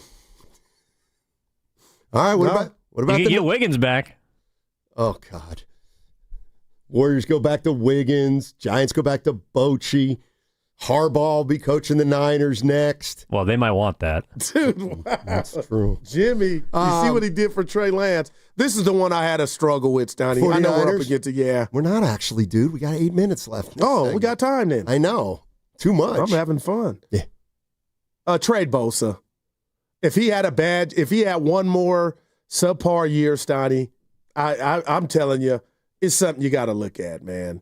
You have paid this man like the beast that he's been up until last year. I think of the playoff run a couple years ago, no sacks. Not blaming up, putting it. I'm just saying, we're talking bold moves, but Steiny, he would fetch you something. Oh, here's a good one from the 925. Bold move on the Boxer and Gerson work injury attorneys text line. Here's a bold move for the Niners. Trade for Terry McLaurin. Now, what would that entail? Because, boy, that would be great. But aren't you in receiver hell in a sense? I guess Evan? that's why you would do it. What if they take Brandon Ayuk and you'd probably have to send picks? Dude. But like a second, a third, and Brandon Ayuk. If I would do that, and the reason I would do it, guys, I'm being real, is you get out of that umbrella of what Ayuk is going to be after injury. But the whole reason that Terry McLaurin is holding out is because he wants a contract. Well, who's better to you two? And you guys are going to laugh at me. Well, it's easy. Who's better? Scary Terry? Yes. I think they're pretty comparable. McLaurin's the only guy who's had 4 straight 1,000-yard receiving yards. Yeah, and Ayuk's the only one who's been a second-team All-Pro. But I think we know. I got my popcorn. Okay. Yeah, Ayuk's better than McLaurin. All right. No, Wait, Steiny, I thought you were the guy that said 1,000-yard seasons don't matter anymore. You stole it from me. Damn it. Evan. I was coming with it. Evan. You shut are up. incredible, Steiny. You cook the I think books more than McLaurin's better than anybody. Ayuk. For no other reason than he's done it. And longer. I don't think you're by yourself. All right. But if the Niners could get off Ayuk after the injury, I think they would do it, Evan. That's all I'm saying, Steiny. Boldest move for our Bay Area teams. The Valkyries hiring Brandon Pajemski to coach. Now that is bold. Yeah, They got to win tonight. That would who? Valkyries. Boss going to be in the house. Who? Nahigan. Said he was going. The game is at home. Okay. Yeah, you want to remind people who they play, Steiny? They play the Las Vegas Aces, who beat the Fever last night. The Fever didn't have Clark, but they still got one of my favorite players. Who? On the Fever. Who? What's her name? Can you name any other player than Caitlin Clark? No, Aaliyah Boston, Steiny. But that's when. Thanks, Evan. No, you're such a friend. No, I'm excited about the conversation we had, man. Lock in this Thursday, ladies and gentlemen, with the Morning Roast and Steiny and Guru live from the Laughing Monk Brewery in Sunnyvale. That's tomorrow from 6 a.m. to 2 p.m. Both shows are going to get you ready for week 1 of the preseason, joint practices, and it's a preview of our live location for every Red and Gold pregame show for 49ers home games this upcoming season. So come by Thursday, that's tomorrow, August 7th, at Laughing Monk Brewing in Sunnyvale to hang out with the Morning Roast and Steiny and Guru. You know what? This is the one that I had, believe it or not, on the Boxer and Gerson Work Injury Attorneys text line. All 3 of my bold moves for the 3 teams. All right. Curry was the bold one for me. But that was real. It was the only bold moves I could really come up with were firing all 3 guys. Like, bold move would be, go ahead, fire Kerr. Bold move, fire Melvin. It wouldn't be Kerr. Bold move, fire Shanahan. Well, I'm reading here. He's got one that, Steiny, if he doesn't fix it, would you think about Devers if you could get off of him? No, not but yet. That would constitute bold. You get your bopper. He didn't really bop for you. You can't trade him I now. know. What was that you said about his home run trot, Steiny? This is where you're going in a little too hard on him. My point is this. If you watch Devers, if you watch his home run trot and compare it to if he's trying to go first to third on a single, it's the same speed. Steiny, stop, man. It's the same speed. It's not, you know it, man. It just is. So,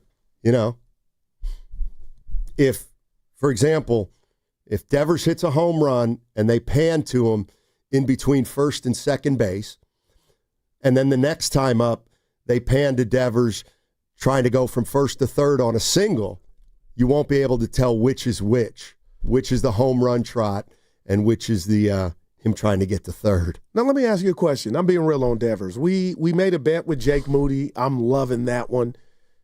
Devers has 4 homers with the Giants. That many, huh? What if I were to bet you he's going to end up with 10 or more? Would you take that bet? With the Giants? Yes.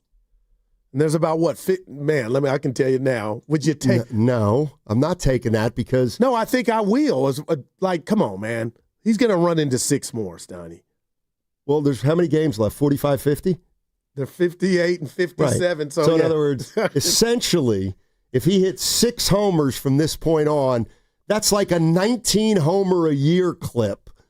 You think he can get to 15? Do it. No, I think 15's too steep. Although you think he can? I mean, they hope. I'll take that bet. 15. Well, he's already got 11 4, more. Right? 11 more. He needs 11 more. You know what a lot of pressureless baseball coming up. But boys. see, I don't want to be you because people come in here when we talk Giants thinking I don't want him to hit one, and I want him to hit many as he can. But what's giving you any indication? And they're coming back home against the Nationals and Padres, so this park has not exactly been Wrigley Field for him. He's got 1 at home. Does he have that many? Yeah, just the one to left hit against Boston. Yeah, you're right. I have to imagine he's going to start hitting some home runs. 15. You know what? I was surprised. Look at Devers' RBI total for the year. Like, he may get 100 RBIs. Wait, sorry, I think he might have 5. Because he's got 2 at home. He had the 2 against the Braves, and then he went deep in this series, right? Oh, yeah, he went upper deck. Yeah, I'll take him getting 10 more home runs. All right, you guys can bet that. I can sit out. All right, Evan, you but got it. I want to beat okay. Yeah, no, he wants to be, and I don't want to win the bet, and I'm not happy. I don't do. You do it to where it comes. You lose that way. All right, you and I go. Let's do it. All right, just for the hell of it. 10 more homers from this moment on. How about you one? He's going to hit 10 more. If he hits 10, Evan wins the bet. Yeah. If he gets 15, he wins. Dude, how many RBIs does Devers have all year? We don't have to talk about that. No, I'm saying I think he's going to still knock in 100 runs. Oh, 78. 78? Look, take that to the bank. 78 RBIs. Take that to the bank. What the hell? He's actually got 20 with the Giants. That's unbelievable. I mean, goo. Well, I know you don't want to criticize Posey. Damage goods. I mean, what would... No, stop. He got a lemon. He bought a lemon. Have you seen the plays he's made at first base? We hadn't talked about it much.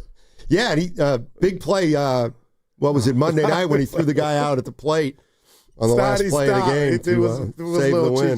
Oh, no, he's a regular Matt Olson over there. All right, we got crossover next, and you know what? I'm not going to get mad. But the fact that you got to psych yourself out is what bothers me. You're He's damn just right. a man. Because you three are going to try to pick at me, and all I'm going to say is there's no malice. Yeah, we'll see. We're not there yet. Baseball has spoken. Get the kids off the field. That was a reminder that all guests on 95.7 The Game appear on the River Islands guest line. Isn't it time for you to discover the islands, River Islands in Lathrop? The segment was also brought to you by Cars for Kids, cars with a K.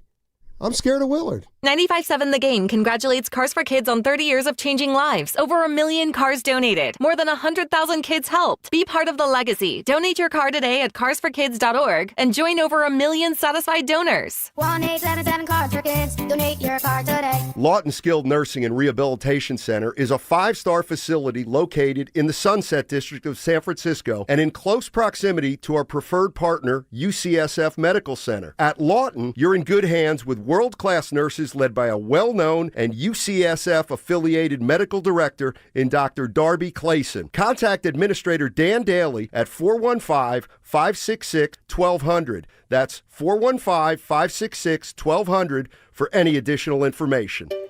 Finding great candidates to hire can be like, well, trying to find a needle in a haystack. Sure, you can post your job to some job board, but then all you can do is hope the right person comes along, which is why you should try ZipRecruiter for free at ZipRecruiter.com/free.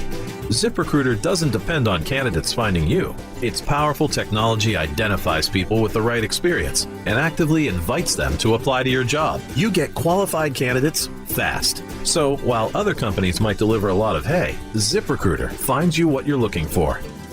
The needle in the haystack. 4 out of 5 employers who post a job on ZipRecruiter get a quality candidate through the site within the first day. ZipRecruiter, the smartest way to hire. And right now, you can try ZipRecruiter for free. That's right, free. Just go to this exclusive web address, ZipRecruiter.com/free. That's ZipRecruiter.com/free. ZipRecruiter.com/free. Do you have 3 ex-wives and your current trophy wife wants a life insurance policy 3 times the size of the policies you had to purchase for your previous mistakes? If so, you need to call Big Lou at Term Provider, 800-700-6898. Big Lou is intimately familiar with your problems, and if you're 50 or 60 years old and in reasonably good health, a $1 million policy should only cost about $100 to $200 per month. Big Lou may have a solution for your previous policies as well. You may even save enough money to lighten the load on your new $1 million policy. Remember, call Big Lou. He's like you, except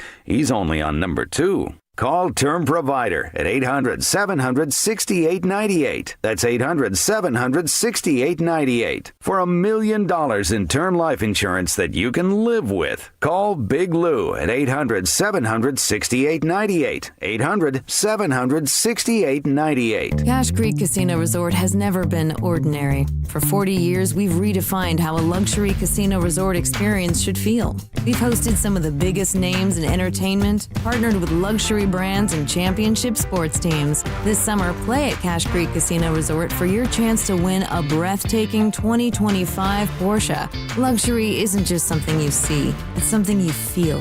Win the drive of a lifetime. Cash in at Cache Creek Casino Resort. This is Chris Dolan. And I'm Vanessa Deniston, senior attorney from the Dolan Law Firm. Chris, what's with all these out-of-town personal injury firms coming into the Bay Area with these catchy jingles and funny names? Unlike the Dolan Law Firm, most of these firms are from out of state or in L.A. The Dolan Law Firm is headquartered right here in San Francisco, going on 30 years. We live here, we work here, we win here. The Dolan Law Firm, we're the best lawyers we hope you'll never need.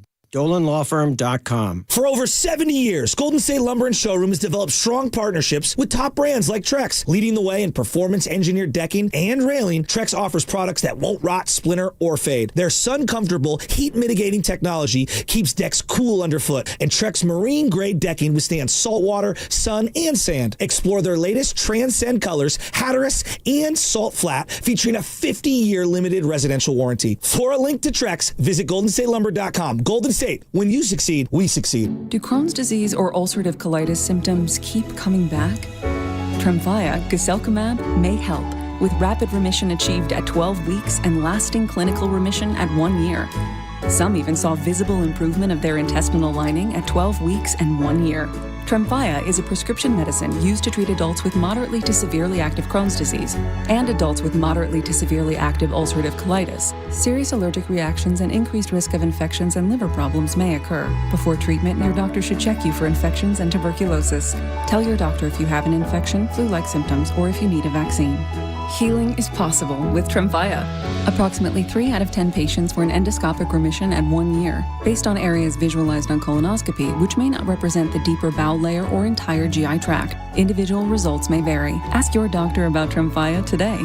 Call 1-800-526-7736 to learn more or visit tremfyaradio.com. Back to school is on the brain. That means new notebooks, pencils, new everything. And while the kids are getting ready to get book smart, it's time for you to save smart with Straight Talk Wireless. Switch now and get a free Moto G 2025 with 5G when you activate select plans. Now that's a smart call. Get Straight Talk covered by Verizon's 5G network. Available at straighttalk.com and Walmart. Offer valid through 10/19/25. Taxes and fees apply. Purchase of Gold Unlimited plan or higher required for offer. Must activate the plan in-store at Walmart. Cannot be combined with other offers.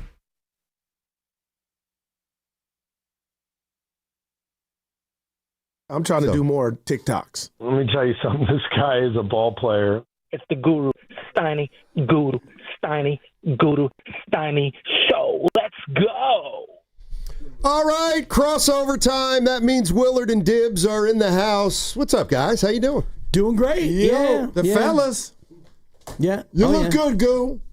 You look good. A little Magnum PI. Yeah. Little and you also, Mr. Furley mix. Then you cut your Denzel. Yeah. No you cut your product. Denzel. I got my secret sauce at the house. Good. Yeah. Hey. High and tight.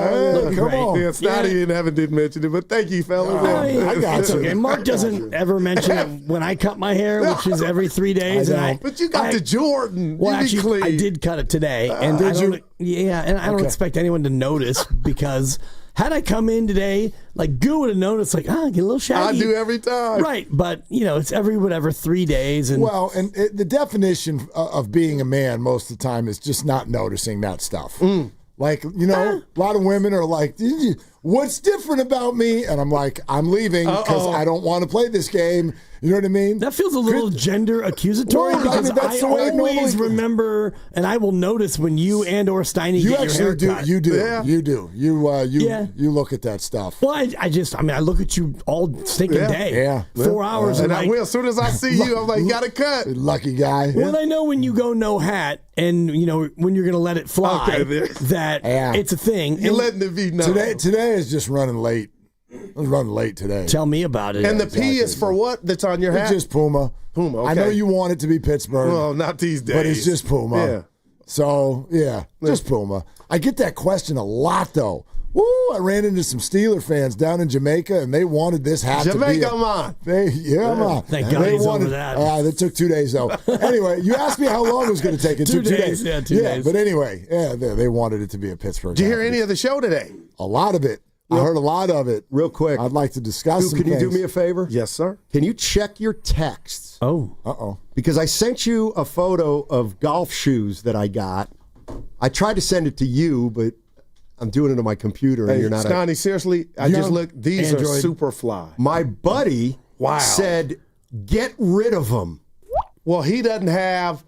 They're the Jordan brand. Oh, wow. Well, Mike's in the front. These buddy, are fire. Bastion? Those are great. Yeah, This makes me want to be a golfer. Yeah, those are great. He don't think have so too. swag. I got two questions. Okay. Though. First of all, who's your friend? You are, Mark. No. His name is Matt Bastion. I didn't tell you to get rid of those. Who's your friend that wants you to lose the shoes? The guy who takes me on all the golf trips. Let's profile him, though. I want height, age, He's my age. ethnicity. I'm sending it to you, Evan. White guy, Okay. my age, filthy rich. Okay. But a big heart. They're And that's what Okay. life's about. Huge heart. What does he like about it? But I also want to know, though, what are you wearing them with? Because you can't just put the kicks on. Oh. Like It's their golf shoes. I know gotta that. coordinate. Do you have like white tube socks Shout and out shorts Ludacris. on with them? I would use those little bunnies or whatever. The no-show one socks. that Freddie Couples uses, where Wait a minute, like yeah. doesn't look like he has socks on. No-shows. Yes, yeah. Okay, you do that. Yeah. All right. And are you wearing just khaki shorts, Probably navy, cargo shorts? navy blue shorts, Let me golf show the shorts, red Vanleys. They're nice. All right, then That's the brand. All right, then your friend's wrong. Okay, cool. Your friend's wrong. Just don't wear him when he flies you out to South Carolina for a 5-day junket. If he's paying, then change the shoes. Yeah. Right? He's a He's a what? Careful. When he flies you out to play, what is it, Pinehurst, #1? Oh, we haven't played there yet. I mean, you've played a lot of places. This is what he does. He said yet. I come down Wow. at 8 o'clock in the morning for our round, and he looks at me and goes, you can't wear that. Oh, he's one of those. And then we go in, and then he's like, why? He doesn't he's a belt guy. And he's like, you can't wear that belt. And I'm like, what do you want me to do? He's like, I'll get you one at the clubhouse. Oh, man. What was wrong with the belt? It didn't match. He got style. Sometimes a little bit of mismatch is good. Mark. A little like you and me, buddy. A little flavor. Yeah, I agree. Let's get a little flair up in here, when you have a friend who will fly you to South Carolina and put you on Scali for 5 days to play every course you've ever thought about. Then you do what he says. Exactly. You're going to change that belt now. You do what he says. No, you're right. And you just, agree with him even when you don't. Exactly. You're like, you're right. doubt. These shoes are ugly. Yeah. Let's break up this happy home, Willard. Hold on. Hold on real quick. This is a filibuster of the nature. Just for the sake of correctness, we're not going to Pinehurst this trip. We're going to Bandon. Oh, where's that? Thank goodness Oregon. you squared that up. Oregon, the same state that fielded one of the worst Little League teams I've ever. All right, let's discuss this for a second. Dibs, I can't wait. You're not aware. No, he is. Aware of what? I watch every inning of every game. I can't wait. Dibs and I already had a pre-show meeting to I asked you to call and text Dibs. Well, if we didn't have an all-company meeting and I wasn't running late, I would have done it. That went long, this one. No. It went short for me because I showed up late. But anyway. Hour on the dot. Anyway, okay, y'all had some points. And I want to update people who are just joining the show. Help us out. But you all had a conversation about the Little League World Series. The beauty of it. And Steiny, your basic point was, especially in these early rounds, this should not be on TV. These kids are, I don't want to speak for you, but what, not good enough? You don't want to see them crying. Yep. You and Evan referred to them as their worst moments being broadcast on TV. Yeah. First of all, if your worst moment in life is because somebody hit a baseball off of you, you got a pretty good life. So let's stop worrying about that. But this really hit me. It hit me hard, actually. Oh, boy. A, I've got an 11-year-old son. B, I've got a 16-year-old daughter. And my God, if I could help her with anything, get off social media and comparing yourself to others and therefore thinking that if you don't measure, that's why I disagree with you. If you don't measure up visually to others, then we need to hide you. Stay in your bedroom. I don't want you to come out because someone might think that you're not good enough. That's what I'm trying to dispel with these kids. So the idea that it can only be on TV if it's perfect and looks finished in terms of its product or measures up to what someone else does, I hate that idea. You brought that home. Put that out to the public and let these kids realize it's okay. You don't need to be the best ball player in your town. You don't need to throw 85. You can throw 65. We got video of a manager on the mound for a mound visit yesterday, and all he did was crack jokes. He didn't even say anything about baseball. He gave them a pun and then walked off the mound, and all the kids were laughing.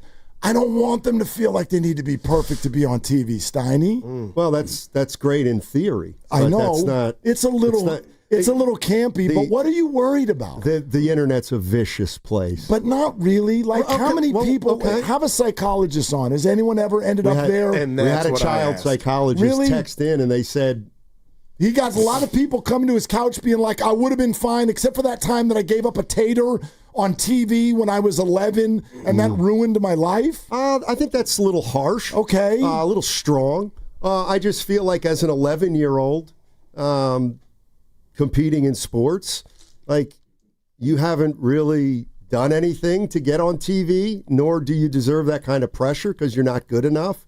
And I do think there's something that I don't like about an 11-year-old succeeding or failing in front of a nation when we got to handle that without all the fanfare. Do you know how often 11-year-olds cry?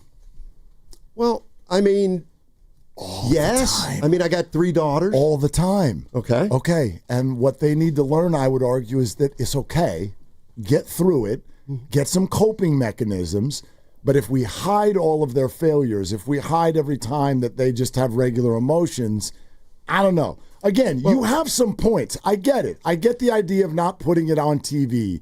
But I just, I think that if we don't make that big a deal out of it, if we keep it light, and that's on us, I think the positives outweigh the negatives in a major way. Did you see Zach Sizemore yesterday? I did not. Is that Grady's kid? No. The Oregon pitcher? No. What happened? It was just really sad. Did he get hit? No, but he may as well have. He got shelled. Was he crying? Yes. I got shelled some at Little League. I still remember those moments. His poor chin dragging across the field on the way to the dugout, and I'm just thinking, why does Matt Steinmetz get to watch this poor kid like being despondent? I don't know. He's going to be stronger for it. Yeah. And Dibs, before you go, he didn't mention the quality of it was lacking too. That's what set me off. And by the way, the quality. Let me make it clear here, because maybe you guys, there's no malice here. There's no malice. Absence of malice. Yeah, it's let's let the kids be kids. You know, let's wait till. I think that's what we're doing. Let's let them grow up. But I think that's what we're doing. Okay. I think it isn't. Okay. Yeah. I get it. Yeah. I mean, Dibs. Well, yesterday we watched a pitcher by the name of Lincoln Pickle. I know.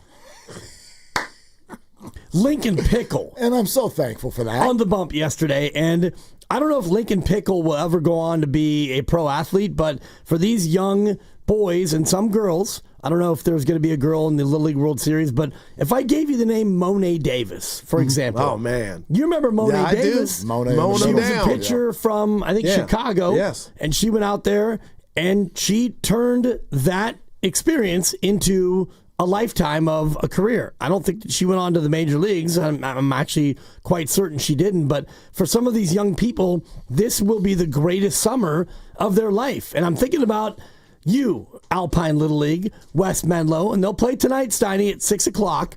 And they're playing for their lives, their tourney lives, because if they lose, they're out. And they just lost their first game all summer long. Hawaii beat them in extra innings. But for these young boys from West Menlo, this will be the greatest summer probably of their lives, and you get to have some of it captured on TV. Oh my where gosh.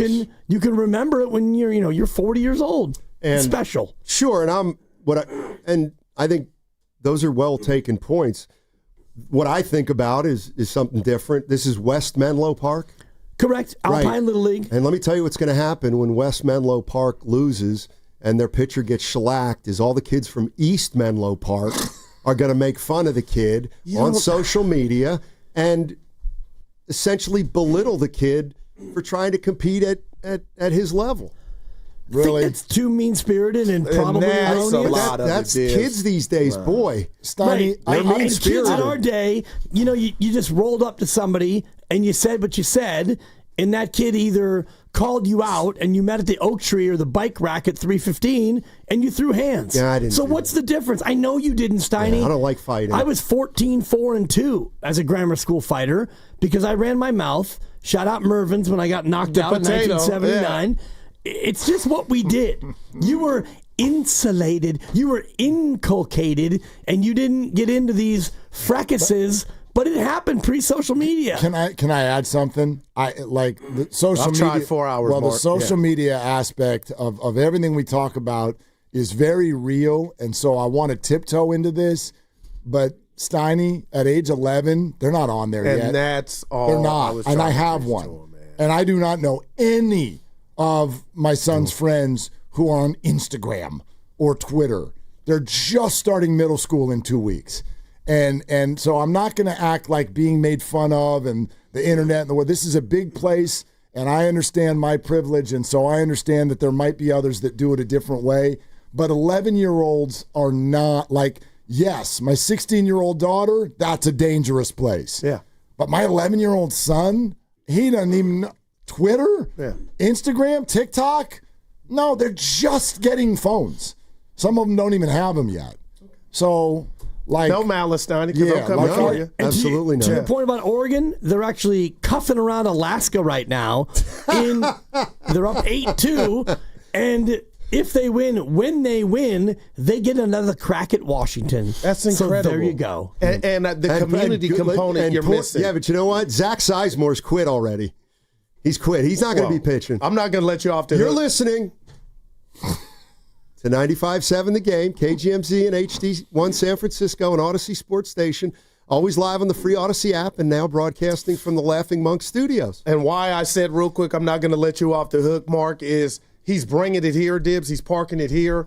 But this started, and why I wanted to go Lawrence Taylor on him and come after him, is how dare you sit at a restaurant and judge these kids and how they play, because he talked about the lack of quality that the kids didn't have. That was your original point. That is what sent me over the top. Yeah. Dibs, it's an experience. We're it's almost the Little making League World Series. Yep. It's not the pros. That's part right. of the attraction. That's part of the humiliation. No, it's not. I think it is. If you make it that. See, to and me, who's you? That's on the adults. Well, that's on the adults. And by the way, your point was, in theory, once the kids aren't throwing 68, once they're throwing 82 in a few more rounds, then you're okay with it. And I would argue the embarrassment doesn't change. And I think this was Evan's point. It only gets worse. Like if you're on TV and you get shelled, you get shelled. The kids are not going to be like, but it's round 3, so now I'm happy. Look, where you know this, everybody in the room knows this. When do you learn the most? Through your what? Failures. Thank you. So let them have their failures, and it's on us to not make that big of a deal out of it, because it's flipping Little League. Right. And like, go get some pizza. That's why it shouldn't be on TV. Well, but it is. I know. And I was just saying, I don't, like that's. Well, when they play the actual game at Williamsport, the final, there'll be 30,000 people there. Should they limit it to just friends and family? But that's not my issue. My issue is they're too young to be on TV, and I don't think they're ready to hand some of them. And I'm not, like, of course, somebody had a great experience. Yeah. Some people didn't. But I just don't like the idea of an 11-year-old failing. 12. Failing, and like, we got to deal with that on our own. At what age should failure be televised?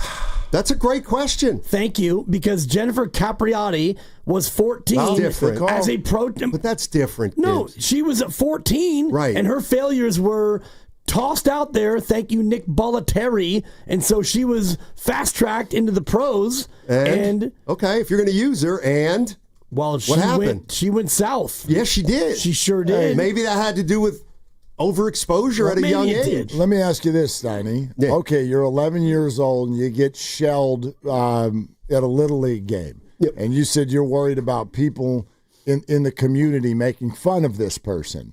That's classmate. Does that only happen because it was on TV? Well, I can promise you from experience that those 11-year-olds show up to school on Monday morning and they know exactly what happened in all of the games. They know who got a hit off of who. They know who struck out who. They all chatter about it. And they do that without the benefit of it being on TV. The only idea of it being on TV is like, what? You think you're going to get made fun of if you're at Menlo by somebody who's in Connecticut because they saw it on ESPN? Where's the example, I guess, of this having gone awry? What going awry? What you're talking about. You're worried about somebody emotionally cratering because they're getting hit in a Little League game and it's being broadcast to the world. Do we have an example of where somebody went into a mental health crisis because of this? Or, you know what I mean? Well, of course I know what you mean. I'm just saying, and again, my overarching point is if we put 11-year-olds on TV, we're asking to see these kids in a way that other kids never get seen. And I failed a lot in Little League. We all did. Exactly, but you just fail in front of your peer group. You don't fail in front of everybody under the sun who's watching the game.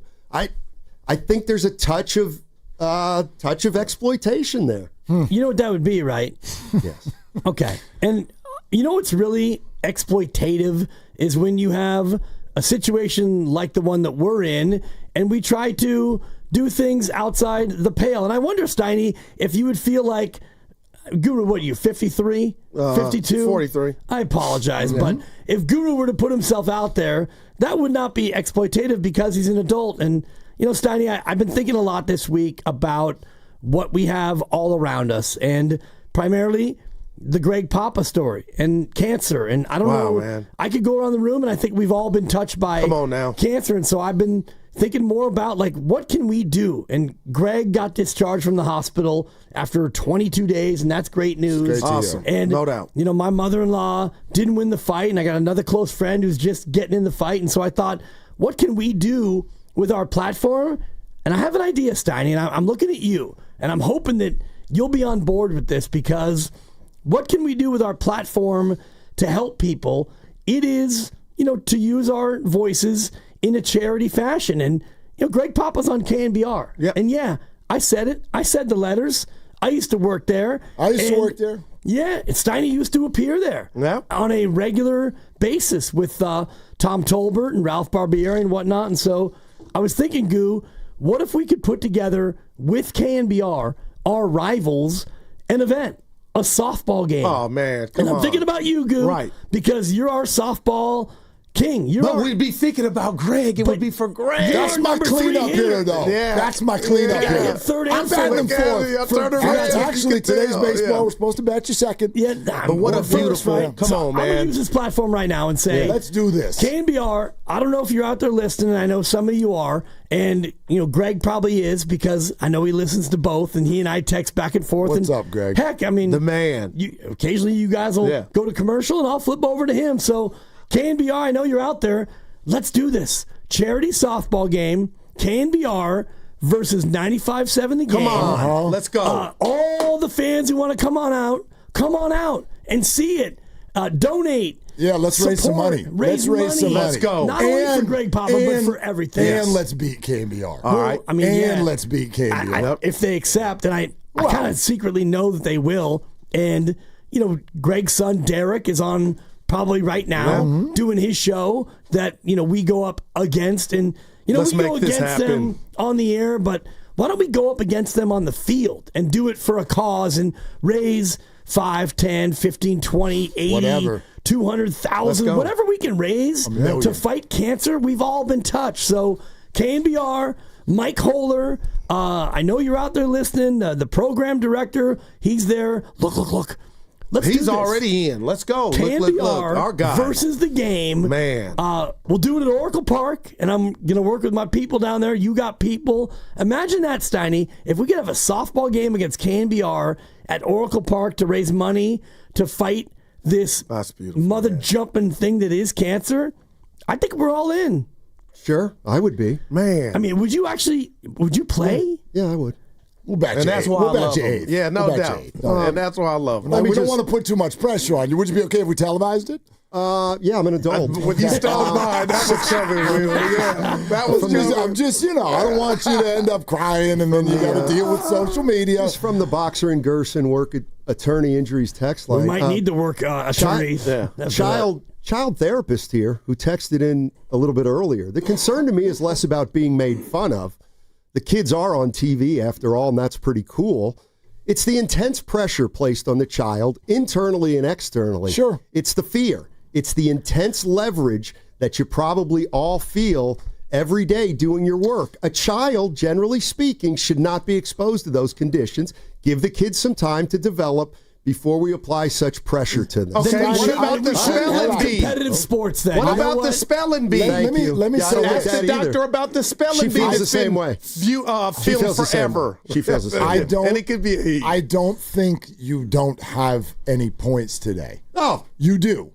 You do. I tend to believe that the positives in this situation tend to outweigh the negatives, because I also think we are right now in danger of raising very soft people. You think? Oh, my gosh. We are raising very soft people. I just went through it three times. And I think that as adults, this is something that if you put the right adults around them, I think they can handle this. Well, That's what I think. Based on that text, we should not have any competitive sports at all, because televised or not, these tournaments, these all-star competitions are pressurized. Whether or not it's being put on ESPN2 or ESPN Plus, these things, they exist. And, the Alpine Little League that is fighting for their playoff lives tonight. They're heroes to their community, win or lose. They were 12-0 going into yesterday or Monday's game, and you tell me those games weren't pressurized, knowing that if they don't win, they don't advance onto their summer? So that's nonsensical to tie the two things together. Well,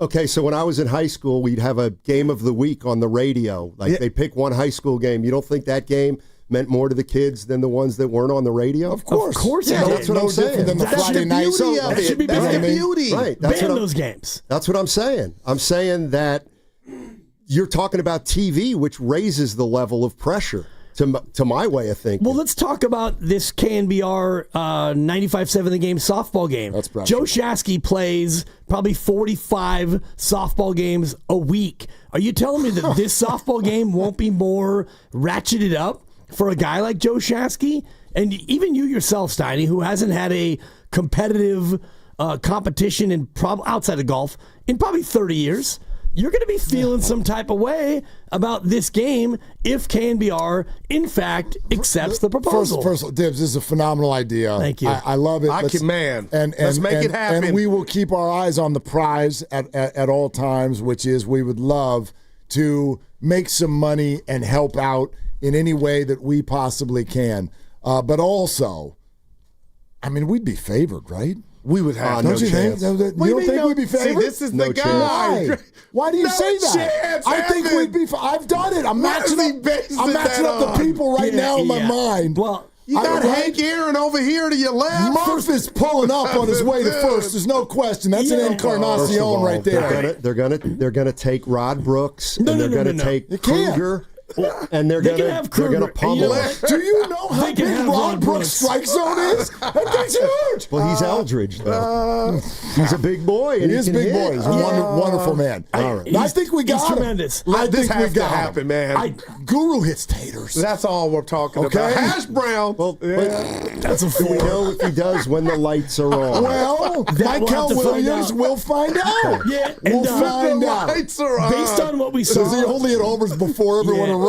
And that's going to be the question. the big question you is whether or not imagine? we take Bonte on the squad. Oh, there we go. Whoa, Knee heels. whoa. No, we had the family picnic, and He was there. I intentionally He hit was him. there. Steiny, I hit him 11 Bonte soft is on ground our balls. team. Dude, stop. Steiny, Steiny, I'm just saying. Steiny wants to go now. Like, I do. It has to be like on-air hosts, producers, we could have a engineers. ball. You can't just, if you can't be you can't just suddenly, we got Rich Aurelia. He's a contributor. Right. No. Like the World Tournament. You got Zaza. Yeah, shout out Kirk Lake. And, hey, Zaza, you want to be on my team? Shout out Sheep. Yeah. I love the Sheep. All right, Evan is in the next room eating chips and shaking his head. He knows we're going to win. We got a picture. Something's wrong. Let me channel. You're leading off, Evan. Look at it. You're leading off. Yeah. What's the problem? Let's go.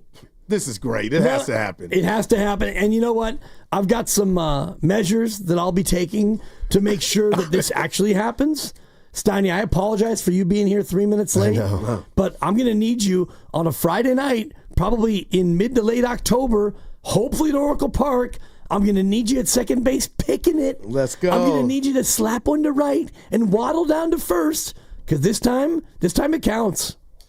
Who's pinch running for you? To use the words of the great Buster Posey, Whitley. it's time to go. Look at on you. 95.7 The Game. You have to say it twice, though.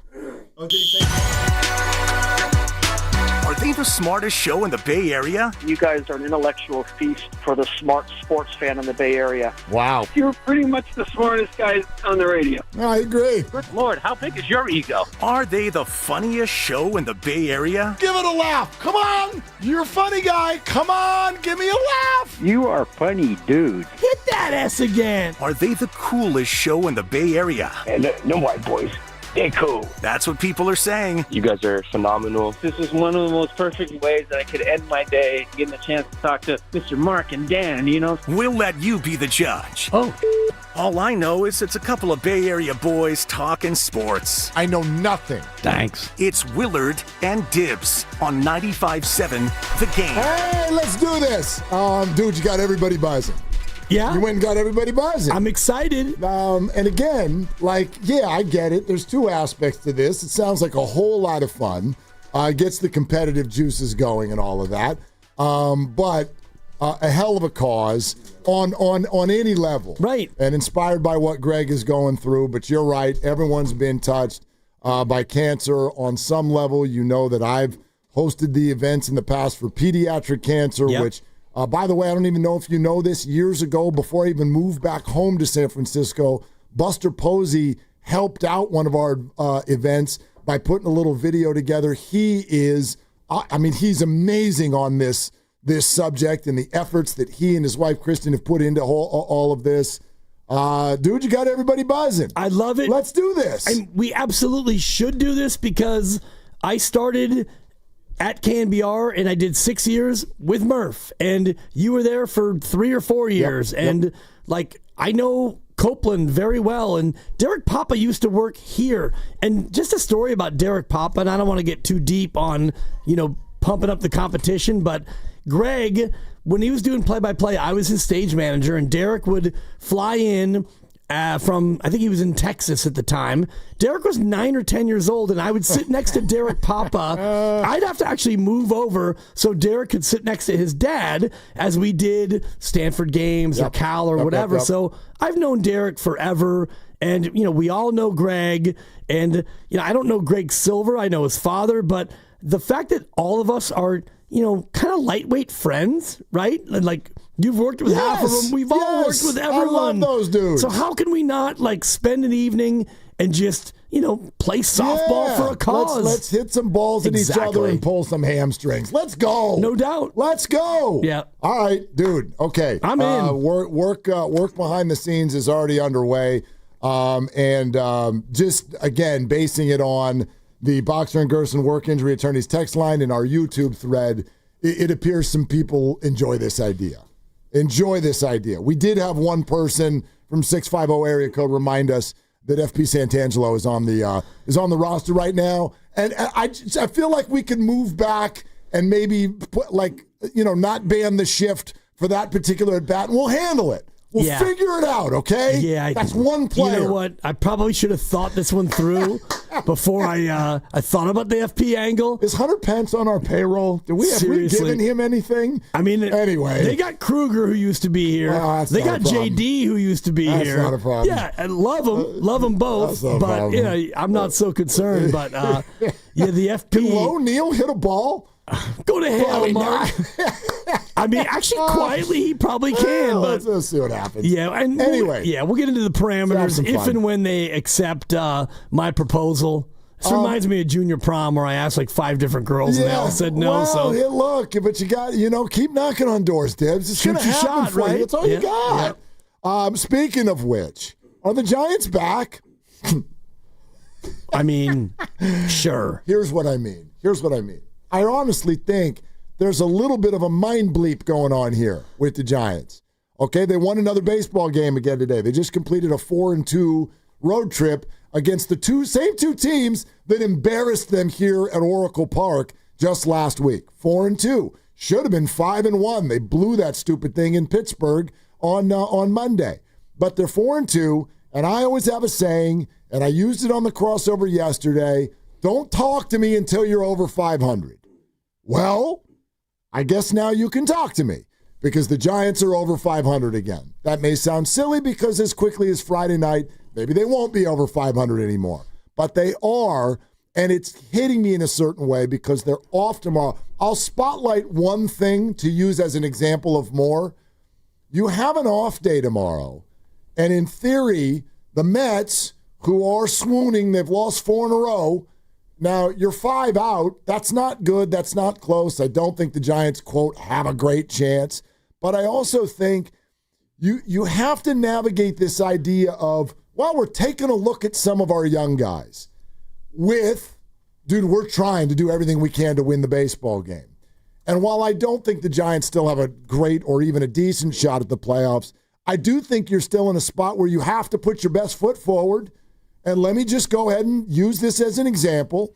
On Friday night, is Kai-Wei Tang putting your best foot forward? Spoiler alert, no. Yeah, I don't think so. No, it's not. And so that's what I wonder about, Giants fans. And 888-957-9570 is the number. How do you navigate this? We're taking a look at some of the young guys. Sort of has this vibe of like, look, we'd like to win, but if we don't, so what? Because we're taking a look at the young guys versus your game over 500, you're 5 out. There's still almost 2 months to go. I think you got, especially with the Nationals coming into town, like, dude, you got to go try to win those games. And I would argue with an off day tomorrow, it absolutely gives you the opportunity to skip the spot in the rotation, get you that much closer to Roop's return, or do a bullpen game, or do something.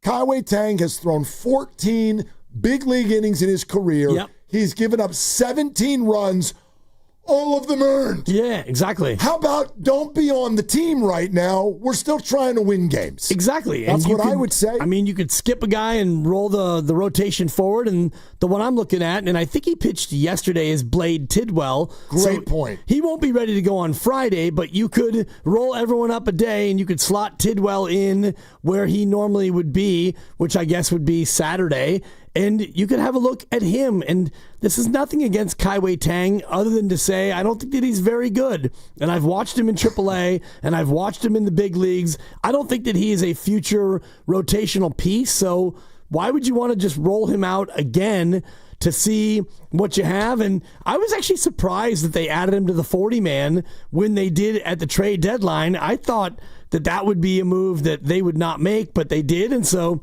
you tried it, and it didn't work again. So if you're really still trying to think that you're in it, then you don't throw Kai-Wei Tang again. You got Washington this weekend, and then San Diego's coming in for a 3-gamer on Monday, and you can start Friday. You can go Wisenhunt, Verlander, Webb this weekend, and everyone will be on full rest. And then you can do Ray on Monday. And I don't know where Roop is on all of this, but like maybe he's back by the time you get into next week. And if he's not, you got options. You could Tristan Beck for a few innings or whatever. And if you don't, if your bullpen gets taxed because there's no off day again until the following Thursday, you're going to have 6 games and 6 nights. If things get taxed, you can Kaiwei Tang yourself next Tuesday or Wednesday or whatever. But I don't know, man. Like, I'm not. And Grant McCray is another one. Like, okay, and Encarnacion got hurt today, so Matos is going to come back up, I'm sure, and that's fine. But you know who used to play in the outfield before he got transitioned to first base? Dom Smith. Dom Smith is a professional major league outfielder. And I would consider the idea, if you win a few more games in a row, with the option of Devers being over there at first base and Dom Smith being on the team. And by the way, he got the clutch hit again today. It was the game-winning hit as a pinch hitter in the 9th inning. All of these things are options that I would look at rather than, well, we're not going to look at the young guys. That's fine. I don't want you to not, quote, take a look at the young guys. But if you're ever in a spot, Bo Mel, where you're like, well, no, that guy over there would give me a better chance to win this game, at least in early August, I'm going to do that. And this series against San Diego next week, that's the big bazinga. Okay, you got a bad team coming in this weekend. Hopefully you win at least 2 out of 3. And then your last gasp to really fight for something is this 3 games with San Diego starting Monday. And you got 4 games after that with San Diego. Yes, so 7 of your next 13 are San Diego. And I said to Evan on Monday, I need 11-5 in the next 16, including 5 of 7 against San Diego. So go ahead and handle Washington, and then you get into San Diego, and you could really start to think whether or not this is still real. All right, so 888-957-9570, and so far a couple things on the table. How hard do you still want the Giants to go for this versus playing young dudes, number one? And number two, how badly do you want to see us raise a bunch of money for cancer research with 95.7 The Game challenging KNBR to a softball game? How badly do you want to see that? How badly do you want to see the Valkyries beat the Las Vegas Aces? Because that's coming up tonight at 7 o'clock, and it's a huge game. The Valks are currently the 8 seed, which is the last playoff spot. Just a half game behind the Aces. They're in the 7 hole. You can hear the game right here on 95.7 The Game and also the Valkyries channel on the Odyssey app. Download the app, search Valkyries. It'll be there. You can watch the game on KPIX. Pregame at 6:30. We're brought to you by the San Francisco Sheriff's Office. Your future begins here. This is Willard Dibs. The road to Santa Clara starts now. Let's go Niners! The red and gold are back. Purdy spins out of the pocket. Throwing back of the end zone. It's caught! And the toe tap by George Kittle. Your station for everything 49ers. The Bay Area's football station. 95.7 The Game. When you travel well, your KLM Royal Dutch Airlines ticket takes you to more than just your destination. It takes you to front row views, voices lost in the music, and new shared memories. And when the last song fades, welcome aboard KLM Royal Dutch. The KLM Royal Dutch Airlines crew is here to ensure your journey home hits all the right notes. The fasten seatbelt sign. KLM Royal Dutch Airlines. When you travel, travel well. Now at Whole Foods Market, get 20% off air-chilled boneless, skinless chicken breast with Prime through August 12th. As always, there are no antibiotics ever. Use your grill to its fullest before summer ends. While supplies last, shop in-store or online. Terms apply. Getting directions, texting Janine and shipping, on us. The broken coffee maker? That one's still on you, which means you'll save hundreds for your business and get the fastest mobile service with 5G cellular and Wi-Fi hotspots on us. But hurry, this deal won't last long. Get a mobile plan and free up the budget to maybe, I don't know, fix that coffee maker? Get mobile on us for 1 year, you guessed it, on us. Comcast Business, powering possibilities. Ends 9/22/25. Restrictions apply. New mobile customers only with internet standard service or above. Limited to value of 1 unlimited intro-line apply via 12 monthly internet bill credits. 1 discount per account. Fastest mobile based on mobile, Wi-Fi, and cellular data in service areas. Ookla Speed Test Intelligence 2H24. Ain't nothing gonna break my stride. Nobody gonna slow me down. Don't let pneumococcal pneumonia break your stride. If you're 50 or older, you're at increased risk. So be proactive with Capvaxive pneumococcal 21-valent conjugate vaccine to help protect against invasive pneumococcal disease and pneumonia caused by certain types of pneumococcal bacteria. Capvaxive helps protect against the strains of bacteria that cause about 30% more IPD cases than any other pneumococcal conjugate vaccine in adults over 50, according to national-level CDC stats. Regional variations may exist. Don't get Capvaxive if you're allergic to the vaccine or its ingredients. Tell your doctor if you have a weakened immune system. Common side effects include injection site reactions, feeling tired, headache, muscle aches, and fever. Capvaxive does not protect against all strains. For more information, call 1-800-927-8888 or visit capvaxive.com. Ask your doctor or pharmacist about Capvaxive. Need help paying for your Merck vaccine? Visit merckhelps.com. Sponsored by Merck. When growth stalls from turnover, hiring gaps, or operational drag, My Outdesk steps in with elite global talent, fast. Trusted by over 8,500 businesses, they help mid-market and enterprise leaders scale smarter, cut costs, and lead with confidence. With a selection rate under 1%, My Outdesk delivers only top-tier professionals to power your team. They're ranked #1 by TechRadar and U.S. News & World Report, and they're just getting started. See how much you could save and how far you could go at myoutdesk.com. That's myoutdesk.com, where momentum meets results. Cars for Kids. No more stressing over your old vehicle. Donate it today and get it picked up tomorrow. It's the easiest service out there. Donate online at carsforkids.org. That's cars with a K. If you're 55 or older and into that whole saving money thing, T-Mobile has an exclusive phone and internet bundle just for you. Right now, get 2 unlimited phone lines plus 5G home internet for just $30 each per month with autopay, plus taxes and fees. And with 5G home internet, setup is easy with just 1 cord and no technician needed, which is great if you're also into that whole keeping it simple thing. Switch now and experience the best mobile network in the U.S. Visit your local store to start saving. T-Mobile, it's better over here. Based on analysis by Ookla Speed Test Intelligence data Q4 2024 to Q1 2025. Ookla trademarks used under license. Unlimited on our network. Customers on voice plan may notice speeds lower than other customers and further reduction if using more than 50 gigs a month due to data prioritization. Video streams and SD on this plan. Home internet pricing after $20 a monthly bill credit plus $5 per line without autopay. Debit or bank account required. See 5G device coverage and access details at T-Mobile.com.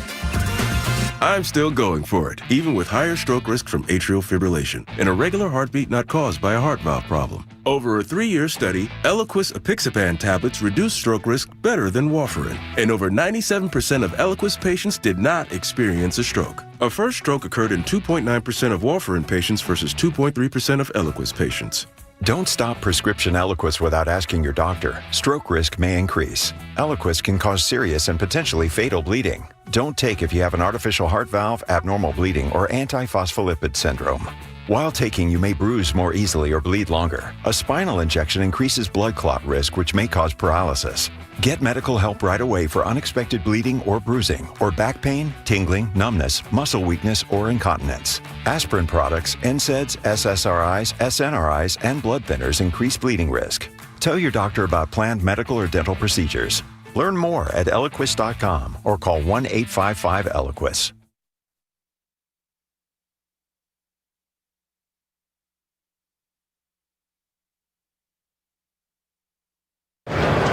Smith pulls one down the right field line. It's a fair ball. Lee around third. He'll score. Another one for Dom Smith. He's into second, and the Giants take a 3-2 lead. 2-2 pitch. On the ground. Diving stab from his knees. Rodriguez got there. And what a way to end it. A brilliant play by Dom Smith. The Giants win the game and win the series. I'm a Giants fan. Now, back to Willard and Dibs on 95.7 The Game. Well, hello, Dave Fleming. Hello, Yeah. Dave Fleming. Good stuff from Flem there. I wonder if Flem, who broadcasts everywhere, would like to do the play-by-play of another game someday. That would be wonderful. And I've already been thinking about, like, the umpire, who we could get to ump this gem. It's got to be somebody with some gravitas. And famously, when I went head-to-head with Lowe in the Disgrace at Chase, it was Kalena Azubuike who refereed, quote-unquote. He missed a bunch of calls, I'll be honest. And, calls that should have gone my way didn't. And so I took the L. Maybe that's what Pence and Aurelia and Contos and Romo, maybe that's what they should do. Be the umpires. Yeah. Get Laura Britt on the pregame. Yeah. With, maybe Sergio Romo or Javi Lopez on the pregame. Get a full thing. I mean, I'm into it. Let's do it big. Well, this is the kind of text that we want to see. This is the stuff that I love. And if you're just joining us, Dibs has kind of thrown out the idea in honor of what's happened with Greg Poppel, who has been discharged. But if you hadn't heard, he was recently diagnosed with cancer. We've been thinking about Greg, and how about if we do something for cancer research? And you challenged KNBR to a softball game, a charity softball game. And so this just came in from a listener in 408 area code. Great call, Dibs. I was diagnosed with colon cancer in July. Got very lucky. The scan is negative. So slow-going surgery. Next 6 weeks, no chemo. Let me know where to donate when you set it up. Prayers to Pop. Awesome. That's what I'm talking about. That's exactly what we're trying to do. That's what I'm talking about. And all the people who are listening and can hear the sound of our voice, I would guarantee that, unfortunately, 100% of you either have yourself, a family member, someone close to you, someone you know, someone you work with who has been hit by this nasty, nasty thing. So, what can we do to help the cause? Well, and I'd like to also say this. I do not want to claim to be an expert. I am not at all. But just in the work, a little bit in my work is not like the real work. My work is like emceeing events that have been out there. I've worked with some wonderful organizations that are mainly aimed at pediatric cancer. But I can tell you that when you go do these events, part of what's being discussed there is the progress that's being made in the scientific and medical communities with regard to this. And I think this is important to say because, I don't know, if you're like me, you've been listening to this for your whole life. Let's do something for cancer research. And do we have a cure yet? We sure as hell don't. Right. And so it feels like, well, God, this is like what is actually being done here when all of this money gets donated. I can tell you for a fact, unequivocally, that a truckload of fascinating progress is being made, has been made in recent years. And so I don't know necessarily if in our lifetime we'll ever get to what's just called a flat cure, but things that are helping, that are lengthening lives, that are making things less painful, and encouraging stuff as they move toward cure-type conversations. It's absolutely happening. I've watched and listened to doctors lay it all out with all that stuff they put up on the screen that none of us lay people understand. But they've put it in a way that you can understand. So I want to say that because I don't think that sometimes it feels like these things are like, oh, it's a great idea, but what's actually really going to happen? No. This stuff helps. Every dollar helps. They are making progress. And so we would love to we'd love to add in as much as we can. Exactly. Yeah. My cousin Rachel lives in Amsterdam, and she has for probably 35 years, and she works as a cancer researcher. She's like brilliant doctor and all the rest of it, genetic researcher. And so she actually tells me all of the advances and the inroads that they're making. And, there's so many different types of cancer that you're not just going to, cancer, it's cured because we cured the one cancer. It's very, multitudinal in that facet, but she's been spending her whole life doing it. And so she tells me the advances that they're making. And, it's not one of these things where it's that far off. We may not see it in our lifetime, but if we could raise a little bit of money to make it so a researcher out there can do a little bit more work and maybe get a little bit closer, that's really what we're trying to do here. Well, and if your radio career is any indication, you're going to live forever. So I think it'll happen in your lifetime for sure. Yeah. I mean, it has to be with an almost 3-year-old. I'm not allowed to go out, quickly and quietly. No. We're not going to let that happen, which is why we're going to protect you at all costs at this softball game. I don't want you legging anything out, okay? No. You get the Devers treatment. All right, that third base coach got hold hold. Yeah. We're going station to station. I just need a designated pinch runner. I'm going to slap a single, there's no doubt. I hit about 900 in slow pitch softball. Okay. All singles. Like, I don't drive the ball very far, but I'll find a hole now. Maybe between short and third or first and second. Just lay one down. Maybe a little flare over second base. Texas leaguer. Your boy's going to find first base now. Ground ball with eyes. Yeah. Really quick, in the in the eyes of donations is what we're talking about and trying to raise money. You know what that we is. have a couple of super chats on the YouTube chat, including you were thinking ahead from the great Ernie Chavez, who says that's a donation sensation. Oh, he already beat us to it. Good job. And he paid $2 for that. And then right after that, Fozzie for $1.99. Let's get this going. Okay, love it. And I also want to say hello to Carlos Guido, who said, Mark, your walkout song is definitely going to be from Pearl Jam. Probably. I got to think about that. I hadn't even thought of the idea of walk-up songs. Right. Holy hell, this is getting better by the minute. And I was just thinking about, like, not only lineups, but positionally, because they are a little bit younger, I think, across the board than we are. But we got a lot of behind-the-scenes people. We do. You know what I mean? So do they, sadly. Yeah. Well, and I think the behind-the-scenes people that I know over there are probably older than our behind-the-scenes people. Perhaps, depending on, like, Thin Tim, I worked with him over there 20 years ago. Carter Chickering's going to hit the damn Coke bottle. He's the largest human being on the face of the planet. Chickering, now, if it was a tug-of-war competition, Chickering for sure. Chickering's an athlete now. I don't know if Chickering can actually hit a softball. He can shoot the rock. I know this. I can close my eyes right now, and I can picture Joe Shasky already somewhere, taking ground balls. Dude, he's got stirrups on right now. He's so excited. He's got cleats on in the kitchen. No doubt. Yeah, Shasky, we love you. Phenomenal. Whole thing's going to be great. I feel it. By the way, if we're going to do walk-up music, can we call Rennell and fly her out to be the PA announcer? Yep. Okay. I'm good with it. Okay. Good. Done. They'll love it down there. I'm sure. Yes. They would love it. They would. It's for the kids. It's for charity. Yeah. And what? I mean, why are you all of a sudden? I'm not. You turn into Fletch. All of a sudden, like, what's going on over here? Like Larry Bear, I know you're out there listening right now. Can you just, Hi, Larry. Can you just open it up for us for one time? And once the Giants are done with their World Series run and they win the series, then now. Late October. They've also got road trips. They do. But yeah, it's going to take us it might take us a minute to put this all together logistically. Can you slot us into a Friday night in early November? And can we make this happen, Larry? Yeah. And I know if you're not listening, I know your son is, who is he's a P1.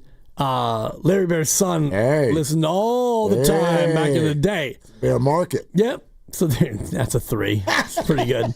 It's not bad. Actually, probably a 4. But I appreciate it. Yeah. Anyway, let's make it happen. Yeah. Speaking of the Giants, though, this is a fun idea, and let's definitely work on it because it's just for the greater good of everything. But 888-957-9570. Look, I'm going to freely admit in this conversation, it's kind of stupid, but it's how I feel.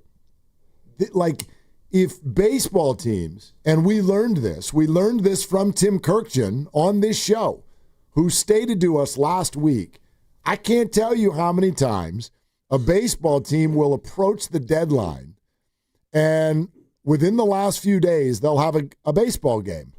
And they'll go, if we win tonight, we're going to buy. And if we lose, we're going to sell. As stupid as that sounds, like you're going to have the whole season, 162 games, you're going to have them hinge on one game. But then again, you get a team like the Giants this year, and you kind of get it. You're like, dude, if you all had beaten Pittsburgh last week and had a winning record, right? If you had won that game that was tied late, Tyler Rogers couldn't get the ball out of his glove, and then there was a grounder to second, and they threw it at Tyler Rogers, and it hit a runner. Remember that stupid rally? And they lost the game 3-1 or whatever it was. If they had won that game, and they had taken that momentum into the next day, and that was deadline day, would the Giants have gone about this differently? Here's why I ask. I sort of feel the fan version of that right now. It was like 2 nights ago, you win 2 out of 3 in New York, you go to Pittsburgh, you've got a 4-1 lead. You're like, okay, maybe there's going to be a little boogie here.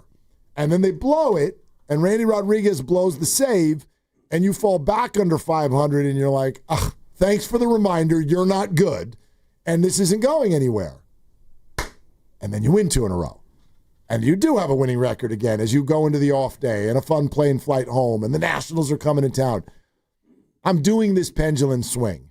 But while I admit to you that, yeah, this is still very, very, very likely not heading anywhere cool as far as the postseason, as a fan, I want you to hang in there until you're really super, super dead, until the coffin is nailed shut.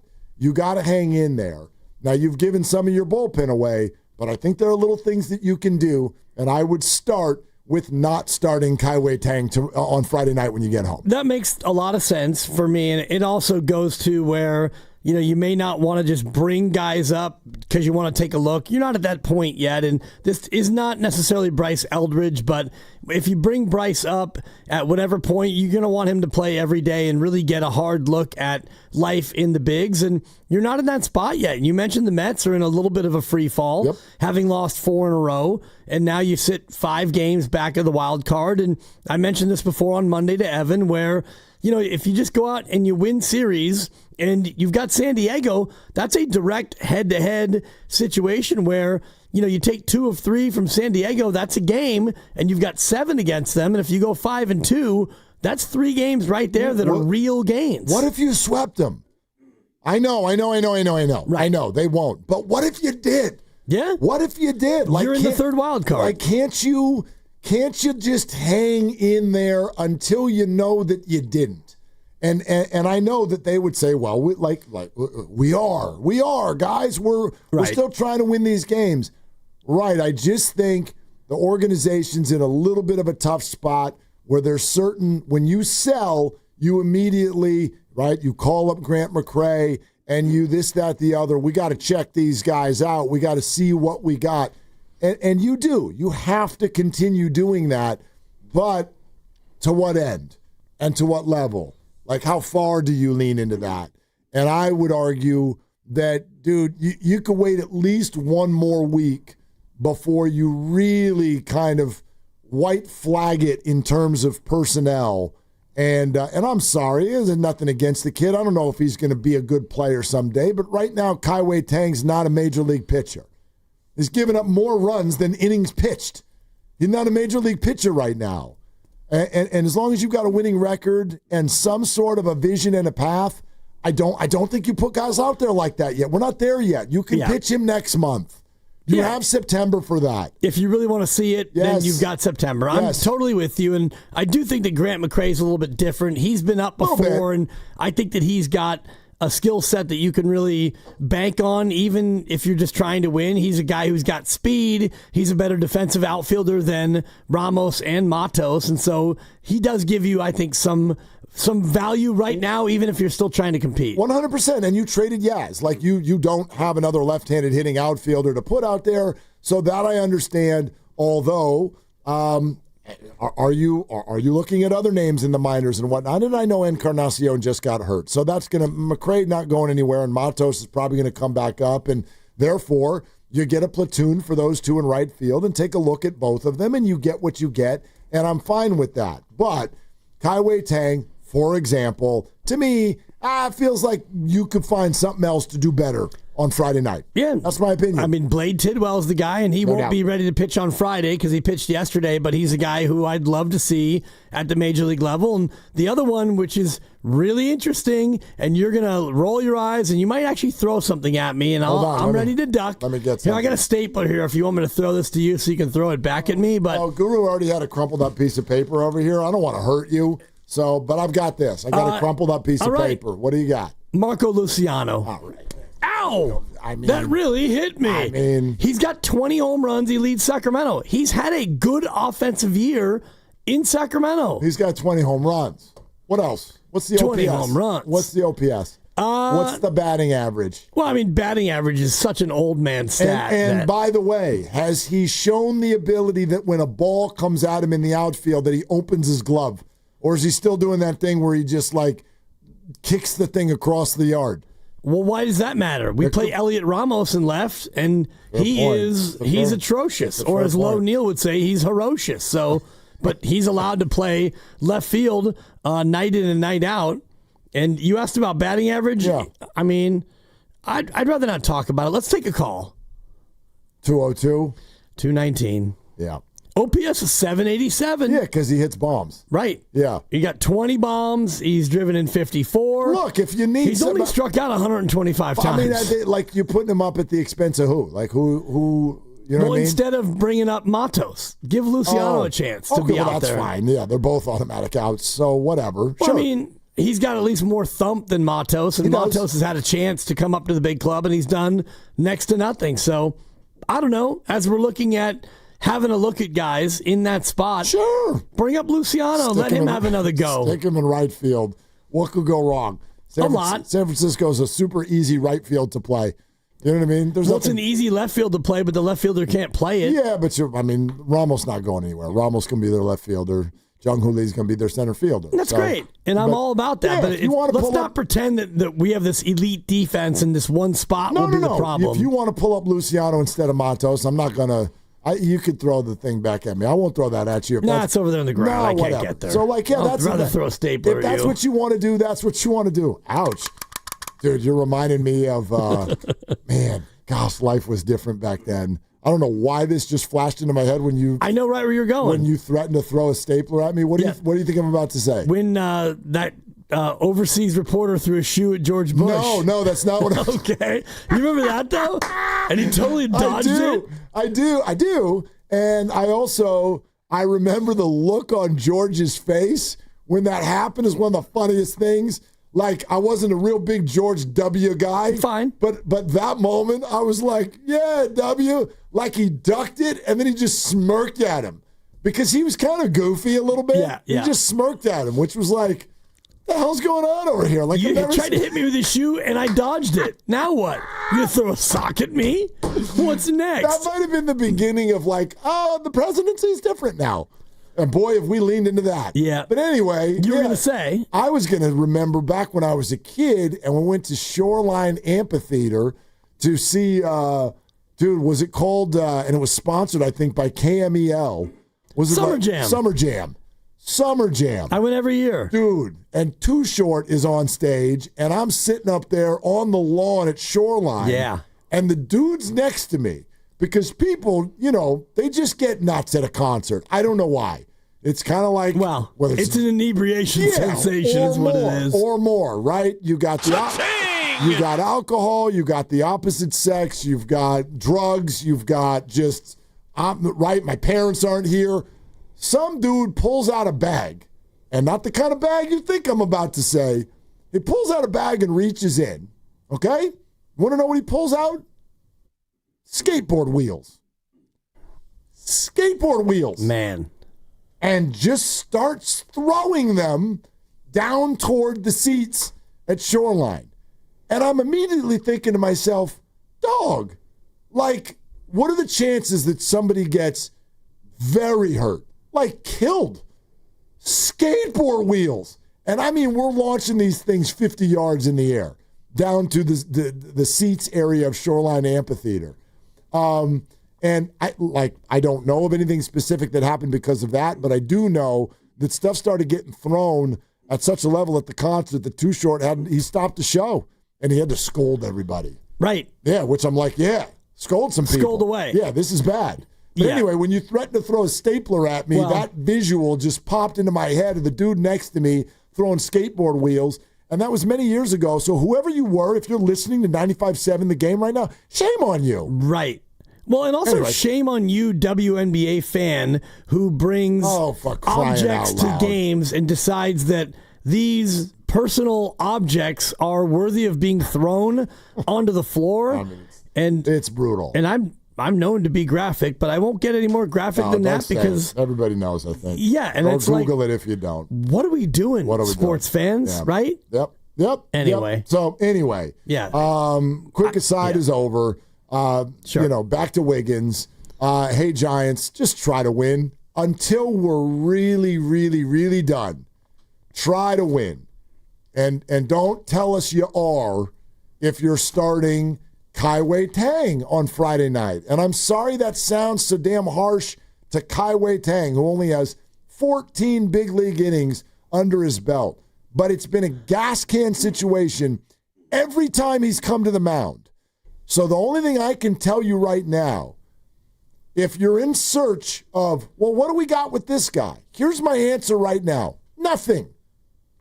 At the moment, nothing. Maybe it will come later, but it's not here yet, so don't do that right now. You have an off day tomorrow, and you have every right to change your starter on Friday night to Carson Whisenhunt, and that is what I would do if I were the Giants. Yeah, I mean, let's see him again. He pitched great last time out, so let's go ahead and bring him back. 888-957-9570. That is the number. We're brought to you by Fremont Bank. Here for you, here for good.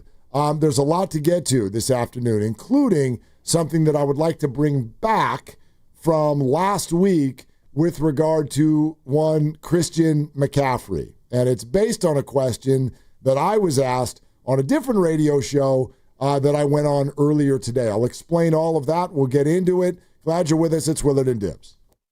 The world's best amateur golfers are coming to San Francisco's iconic Olympic Club August 11th through 17th for the 125th U.S. Amateur Championship. 312 players will compete on the legendary lake and ocean courses, where the winner will join past U.S. amateur champs like Tiger Woods, Phil Mickelson, Jack Nicklaus, and Arnold Palmer. Walk the fairways and see the future stars of golf up close. Get your tickets now at usga.org. That's usga.org and click tickets.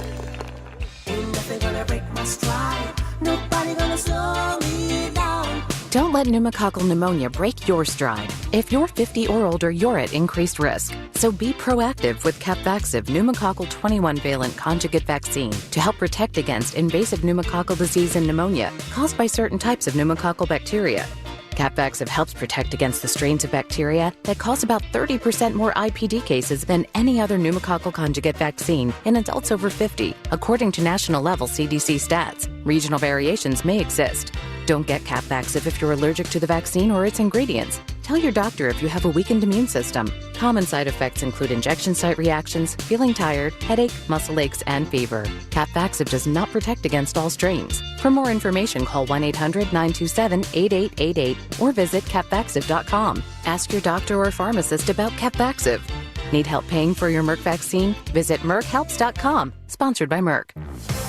If you have back-to-school shopping to do, then you should make Macy's your first stop, because Macy's has back-to-school styles from brands like Nike and Jordan, must-have denim from Levi's and Good American, and now Macy's has Abercrombie Kids too. It's all in one place, all at great prices. And here's another reason to come in. If you're already at Macy's and you saved so much, you could stop by the fragrance counter and pick up something for yourself too.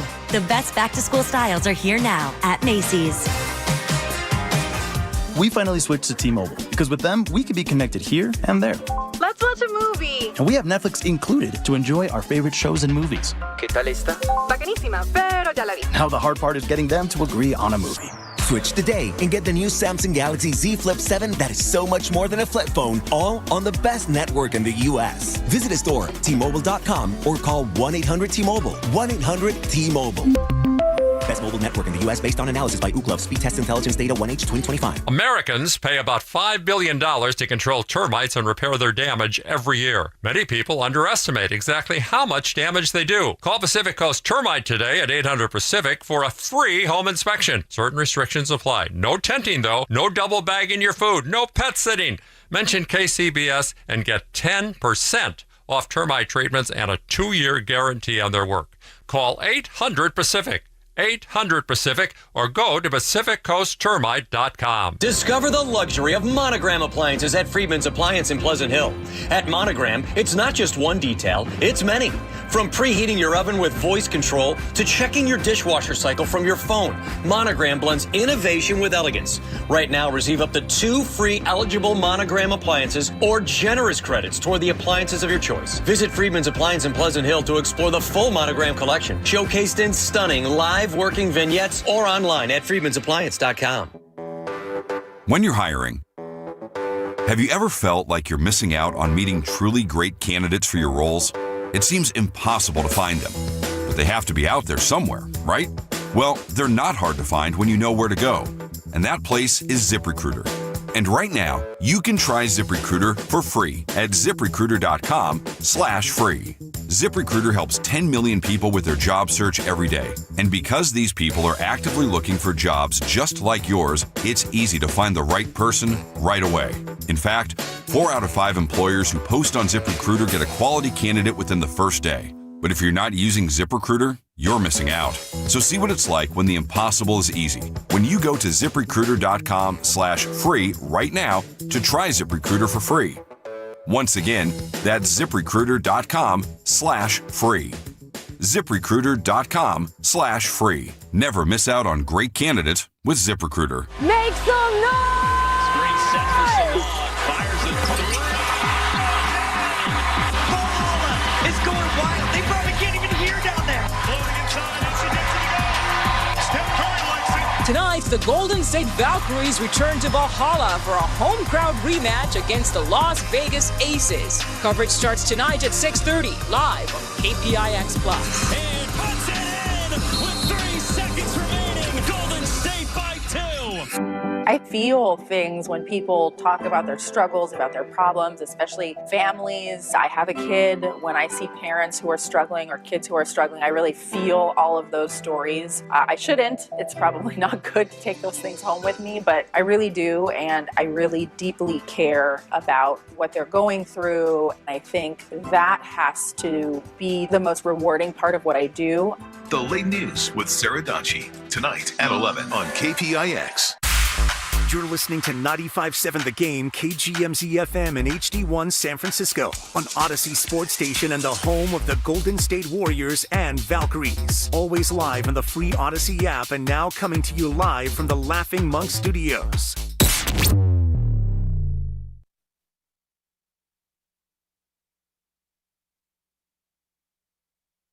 Encarnacion drives one. Deep left field. Gone. Game tied. Over the picnic umbrellas. Now, back to Will and Dibby on 95.7 The Game. Gerard Encarnacion comes back. Homer yesterday, Homer today. Hamstring gone. I mean, what are we even doing? What are we doing? Just hit the ball over the fence and you can jog. It's kind of the guru approach to our softball game against KNBR, pending their acceptance, which I would imagine we're just a couple of more pokes and prods away from them saying yes.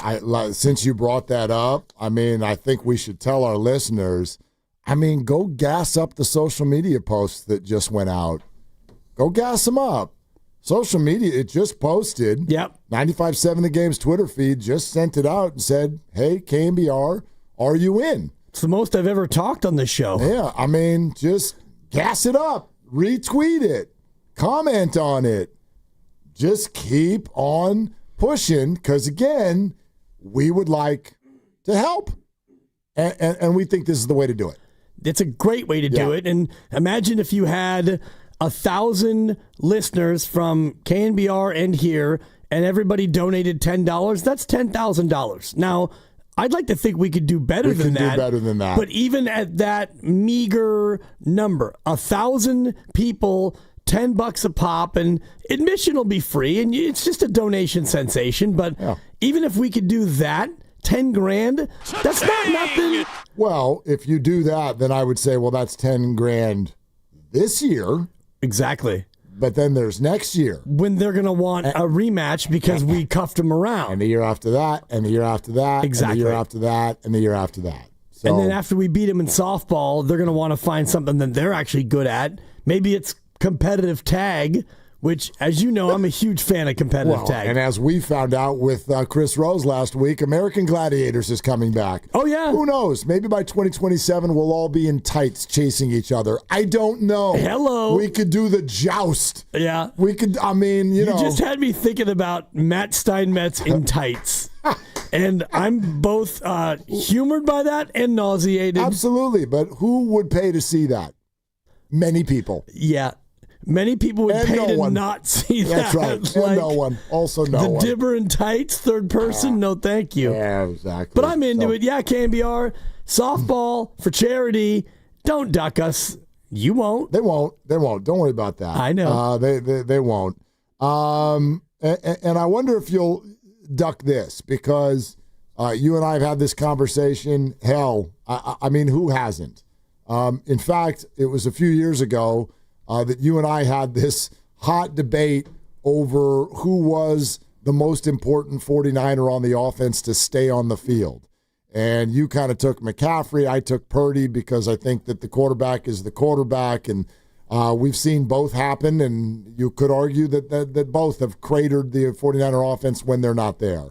But here's why I bring it up. So there's a station in San Diego called me a couple hours ago. Hey, come on and talk some Niners with us. No problem. So we do a little segment about the 49ers. And the host, who I know well, says to me that, and actually you know the guy he's referring to, another host who used to work down there in San Diego and has been doing media in California forever, ever. It goes by the name of Steve Hartman. Maybe, you've heard of him, maybe you haven't. We hear him on the weekends on our very air. Yeah, now he's a big LA guy, San Diego guy, whatever. Too bad he's got all that stink all over him. But anyway, it's no big deal.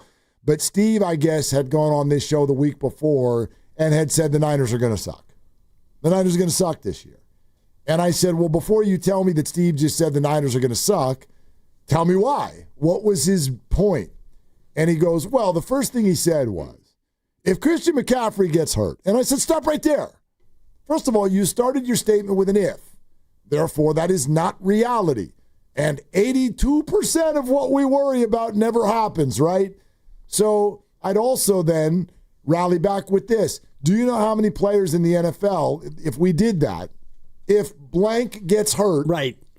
Well, then that team's going to be in trouble. How are we doing if this Matt Stafford back thing doesn't get any better? Rams still scare you? I mean, probably not as much. Like Mahomes in Kansas City, Josh Allen in Buffalo, Lamar in Baltimore. We can play this game with any team and any one player. And it's not even just football. This market sat here and watched the Golden State Warriors have a 1-0 lead in round 2 on the road, and then Steph Curry left. Season over, period, end, goodbye. That's the way sports works, and you got to be able to handle that. My question to you, though, is, all right, those of you who are worried about Christian McCaffrey's injury, what do you want the Niners to do about that? Do you believe that they can put their hands on this in some sort of a way and help him prevent injury?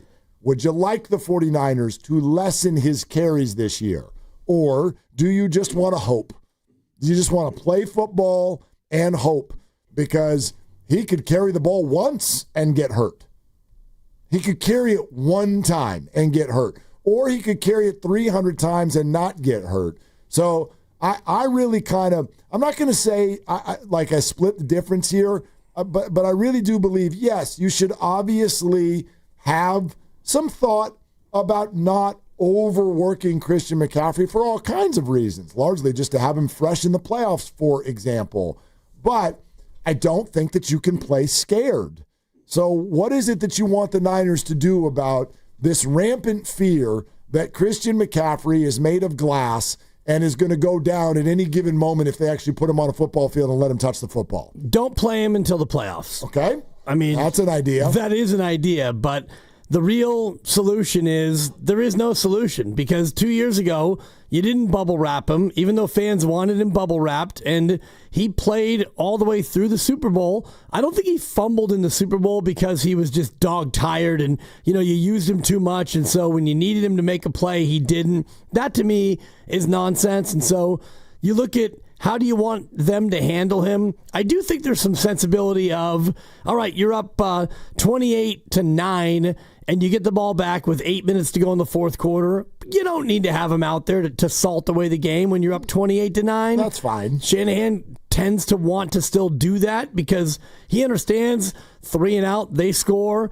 Onside kick, they get it, they score. Now we got to, get him out of his jacket and put him back out there? Right. That's real, but I think that there's a certain amount of protection that you can build into a guy who is getting closer to 30 and somebody who has had seasons derailed by injury. I mean, I'll tell you this right now, and if you were with us yesterday, my son was doing a way too early fantasy football draft down in Orange County with his cousin. Yep. And one of the things we wanted to ask him was, hey, when did Christian McCaffrey go in your fantasy draft? And I had everybody in the room guess, and there were, you guessed 4th, and somebody guessed 5th, and somebody guessed 8th. And the answer was 16. Now, largely a draft made up of not 49er fans, so maybe that affects it. But here would be my prediction. Boy, you all just totally messed up. Holy hell. You picked 15 people in your fantasy draft ahead of Christian McCaffrey? You're nuts. You're nuts because I would argue, and maybe this goes against popular thought, you have no evidence that he's going to get hurt this year. You have no evidence that he's hurt right now. In fact, you have reporters all over the place saying stuff like this. If I had to tell you who out of all 90 guys has looked the most impressive on the practice field so far through a week, slam dunk Christian McCaffrey. I've seen Christian McCaffrey working at full speed for several practices, and I was joking at first on day one. I'm not joking anymore. I think he might have gained a step. And over 2024 for sure. Comparing it to 2023 is going to be tough, but consider the fact that his body probably relatively fresh now compared to where it was in 2023, coming off of the long 22 run as well. I wouldn't surprise me if Christian McCaffrey is moving just a little bit quicker than he was in that sensational 2023 season. He looks like he's added a little bit of muscle, not like an alarming amount to where it would slow him down, but probably just to be able to absorb some of the physical punishment that comes over the course of the season. And I can tell you for sure that Christian is extremely motivated and extremely locked in. I know that he pays attention to some of the noise out there, and I know that he uses it as fuel. And he made a couple awesome catches the other day. I think he's running really well, and I think that he looks absolutely great out on that football field. That was David Lombardi on our show last week with regard to Christian McCaffrey. So if that's the reality, if that's what is happening right now, I don't know, man, why are we so worried about the ifs, buts, and whatever the hell happened last year? You're worried because he has had a history of injuries that have ended seasons. And so it's a reality. And last year was kind of the most curious one where I'm looking at it here. He didn't play until week 9 because he had the bilateral Achilles tendonitis. And you and I were revved up down there for the pregame and the opener against the Jets. And we couldn't wait to see him. And about 2 hours before kick, the word came in. It might have been a Schefter. It was some sort of a breaking news alert. It's like, oh, he's not playing. It's like, what? He's not playing? And he didn't play again until November 10th. At Tampa, and he played 1, 2, 3.5 games, and then he fell awkwardly, and his knee blew up, and season over. So I think that the fear is real, and it is, not out of the ordinary to think that it could happen again. But if he is this healthy, if he is looking this good in camp, then I'm all in on Christian McCaffrey. We're coming to you live from the Laughing Monk Studios. Laughing Monk is righteously brewed in San Francisco. Also coming up later on tonight at 7 o'clock, the Valkyries take on the Las Vegas Aces, and this one has playoff implications, and you know what that means.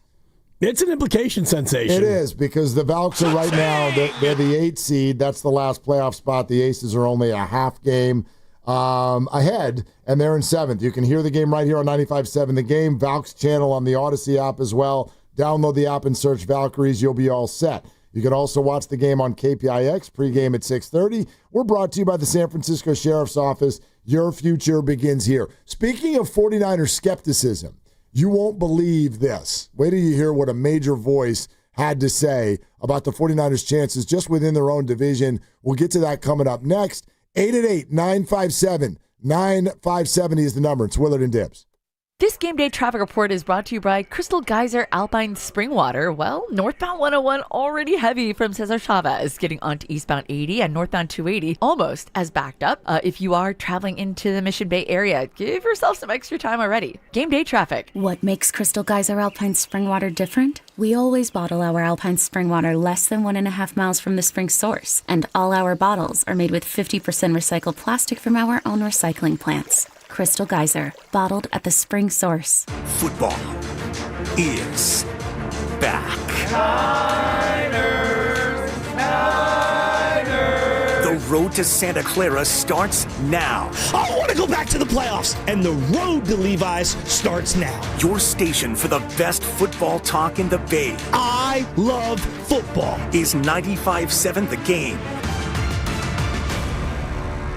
For over 70 years, Golden State Lumber and Showroom has developed strong partnerships with top brands like Trex. Leading the way in performance-engineered decking and railing, Trex offers products that won't rot, splinter, or fade. Their sun-comfortable, heat-mitigating technology keeps decks cool underfoot, and Trex marine-grade decking withstands saltwater, sun, and sand. Explore their latest Transcend colors, Hatteras, and Salt Flat, featuring a 50-year limited residential warranty. For a link to Trex, visit GoldenStateLumber.com. Golden State, when you succeed, we succeed.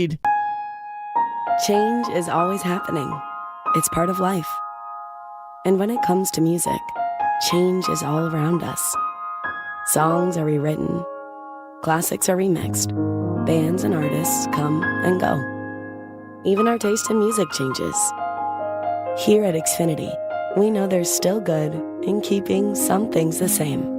That's why we want to do our part with a 5-year price guarantee on our internet. It means no matter what changes, you get 5 years of the most reliable Wi-Fi with our best equipment included for a price that stays exactly the same. Surprised? Life is full of them. One internet price, 5 years, guaranteed. Learn more at xfinity.com/deals. Restrictions apply. New residential customers only. Taxes and fees extra and subject to change. Most reliable Wi-Fi based on Open Signal Awards USA. Fixed Broadband Experience Report, August 2024. When it comes to affordable term life insurance, everyone's whistling the Big Lou tune. If you're over 50, maybe a bit porky, or have type 2 diabetes, $1 million of term insurance may only cost about $200 a month. Even if you're not in perfect health, call Big Lou, because he specializes in finding big chunks of affordable term life insurance for just about everyone. Don't let diabetes or other health glitches keep you from owning $500,000 to $1 million or more of term life insurance. For affordable term life insurance, call Big Lou. Don't hesitate. Call 800-700-6898, 800-700-6898, or visit biglou.com. Call Big Lou, don't hesitate. 800-700-6898. Call Big Lou, don't hesitate. 800-700-6898. Visit biglou.com. Neuropathy is a debilitating condition that is sometimes misdiagnosed. Symptoms can include pain, numbness, and tingling in your hands, legs, and feet. Neuropathy is a progressive condition that only worsens unless you get effective treatment. SF Bay Wellness is a leader in neuropathy reversal and uses FDA-cleared, non-invasive electric cell therapy to restore nerve function with no injections, no drugs, and no surgery. The treatments have a 95% success rate. If distance is a factor, ask about our virtual consultation option. Call SF Bay Wellness at 844-94-NERVE for the $99 neuropathy evaluation and receive a personal treatment plan that is tailored to your needs. Don't wait another day. Call 844-94-NERVE. That's 844-94-NERVE. Why keep suffering with the painful symptoms of neuropathy? You deserve to live a pain-free life. Start getting the treatment you need for your neuropathy symptoms. Call today. 95.7 The Game congratulates Cars for Kids on 30 years of changing lives. Over 1 million cars donated. More than 100,000 kids helped. Be part of the legacy. Donate your car today at carsforkids.org and join over 1 million satisfied donors. 1-877 Cars for Kids. Donate your car today. Well, we did it, y'all. We finally got the McDonald's snack wrap back on the menu. We broke the internet with our pleas, and now this iconic snack has returned for just $2.99. No, you're not imagining this. I'll repeat, the snack wrap is back at McDonald's for $2.99. Enjoy the taste of victory while you sink your teeth in the crispy chicken wrapped in a soft tortilla, because you deserve it. We fought. McDonald's listened. Now, it's our move. Ba-da-ba-ba-ba. Prices and participation may vary. Cannot be combined with any other offer or combo meal. Life insurance. Why are you putting it off? Can't afford it? Too much hassle? Think you don't need it? There's lots of excuses for putting off life insurance. But if you weren't there, who would pay the mortgage and other bills? With Ethos, you could be covered in 10 minutes and boom, family protected. Ethos, fast and easy online term life insurance. Up to $2 million in coverage with no medical exam. Some policies as low as $1 a day. Answer a few health questions and get your free quote at ethos.com/radio. That's ethos.com/radio. Wesley Financial Group is not a law firm, and Chuck McDowell definitely not an attorney. This is Chuck. If someone talked you into buying something really silly and you want to get out of that silly little thing, my advice, get the facts. Call me and I'll send you our timeshare exit kit absolutely free. Inside, you'll learn how timeshare works and all your options for cancellation. Call Wesley now for your free timeshare exit information kit. 800-311-9595. That's 800-311-9595. This is the story of the one. As a safety manager at a manufacturing plant, he does everything he can to keep his coworkers safe. From finding ways to reduce risks to keeping safety supplies in stock. And for that, he relies on Grainger. Grainger offers a broad range of quality products and next-day delivery, so he can always play it safe. Call 1-800-GRAINGER, click Grainger.com, or just stop by. Grainger, for the ones who get it done.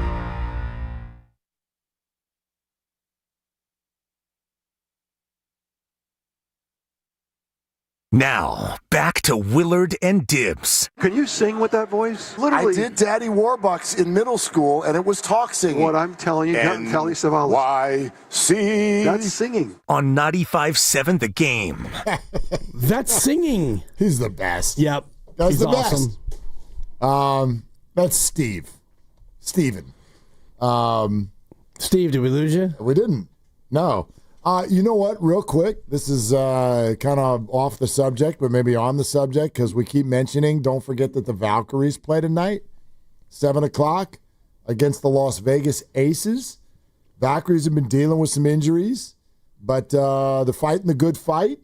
And, they lost to Vegas in Vegas just over the weekend, but that snapped a 3-game win streak. They are at 500. They're 32 games in, and I think they've got 16 to go. So they are at the 2/3 mark of their season, and right now hanging in there for the final playoff spot, number 8 in the league. So I just kind of wanted to – I feel like year one, part of what's going on for WNBA fans here in the Bay is education. Like, we got to learn how this all works. They've sold out all of their games. They got a big one against Vegas tonight. But a lot of people still learning how many teams go to the playoffs. Yep. Where are the Valkyries in the standings? The season goes to September 11th. They got 44 games, so they have 12 left to go. I'm counting according to... I'm counting up. I'm looking at the... I just counted them. Yeah, I just counted the games the remaining, left. You're saying they got 16 left? 1, 2, 3, 4, 5, 6, 7, 8, 9, 10, 11, 12, 13, 14, 15, 16. I just counted them. Yeah, I thought you said they had... Anyway. 16 games left. Okay. Yeah. 16, and they've played 28, right? Yeah, they played 28. Okay. That's where I messed up. Okay. I said they played 32. That's what threw me, because I know that they play 44. Yeah, I was erroneous. It's all right. On that part. You can shake that off. But they have 16 left. That I'll allow, because... 28 and then 16 I actually did this last week where I had to, look and say, how many games did I play? Exactly. Did you do it in the Kirkjian voice like that? And how many games? They're playing 500 ball. That's right. And it's 44 games. And I know that they have gradually expanded it, and they're having more games now, and there's more teams coming. So special number, too, 44. That is a very, very special number. Hank Aaron. Yes. Willie McCaffrey. Yeah. Oh, yeah. And my craps number. Oh, yeah. Hard 8. Hard 8. You like a hard 8. Oh, my God. I love a hard 8. I love a 44 shooter. Yeah. 44. Oh, my God. I was always a big fan of 33, Larry Bird. Hard 6. Yeah, hard 6, that's fine, too. It's just one of those little side bets. It's fun. I don't know why. The first time I played it, I was just like, 44. Yep. Let's go. 22, Will Clark. Yeah, you put a little extra on the 44. When you win, whatever, I usually take a chip or two.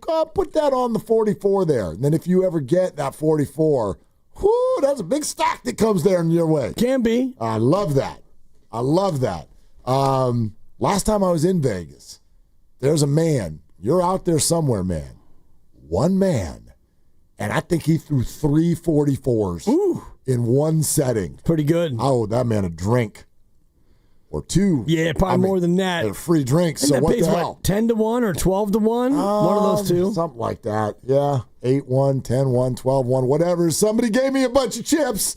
That's what happened whenever 44 came on. So anyway, special number, and they're 28 games in. Yes, there are 16 still to go, including one tonight against the Las Vegas Aces, and this starts a 3-game homestand, so you have an opportunity to see the Valks either tonight, Saturday, or Monday if you would like to go attend a sold-out game at Valhalla.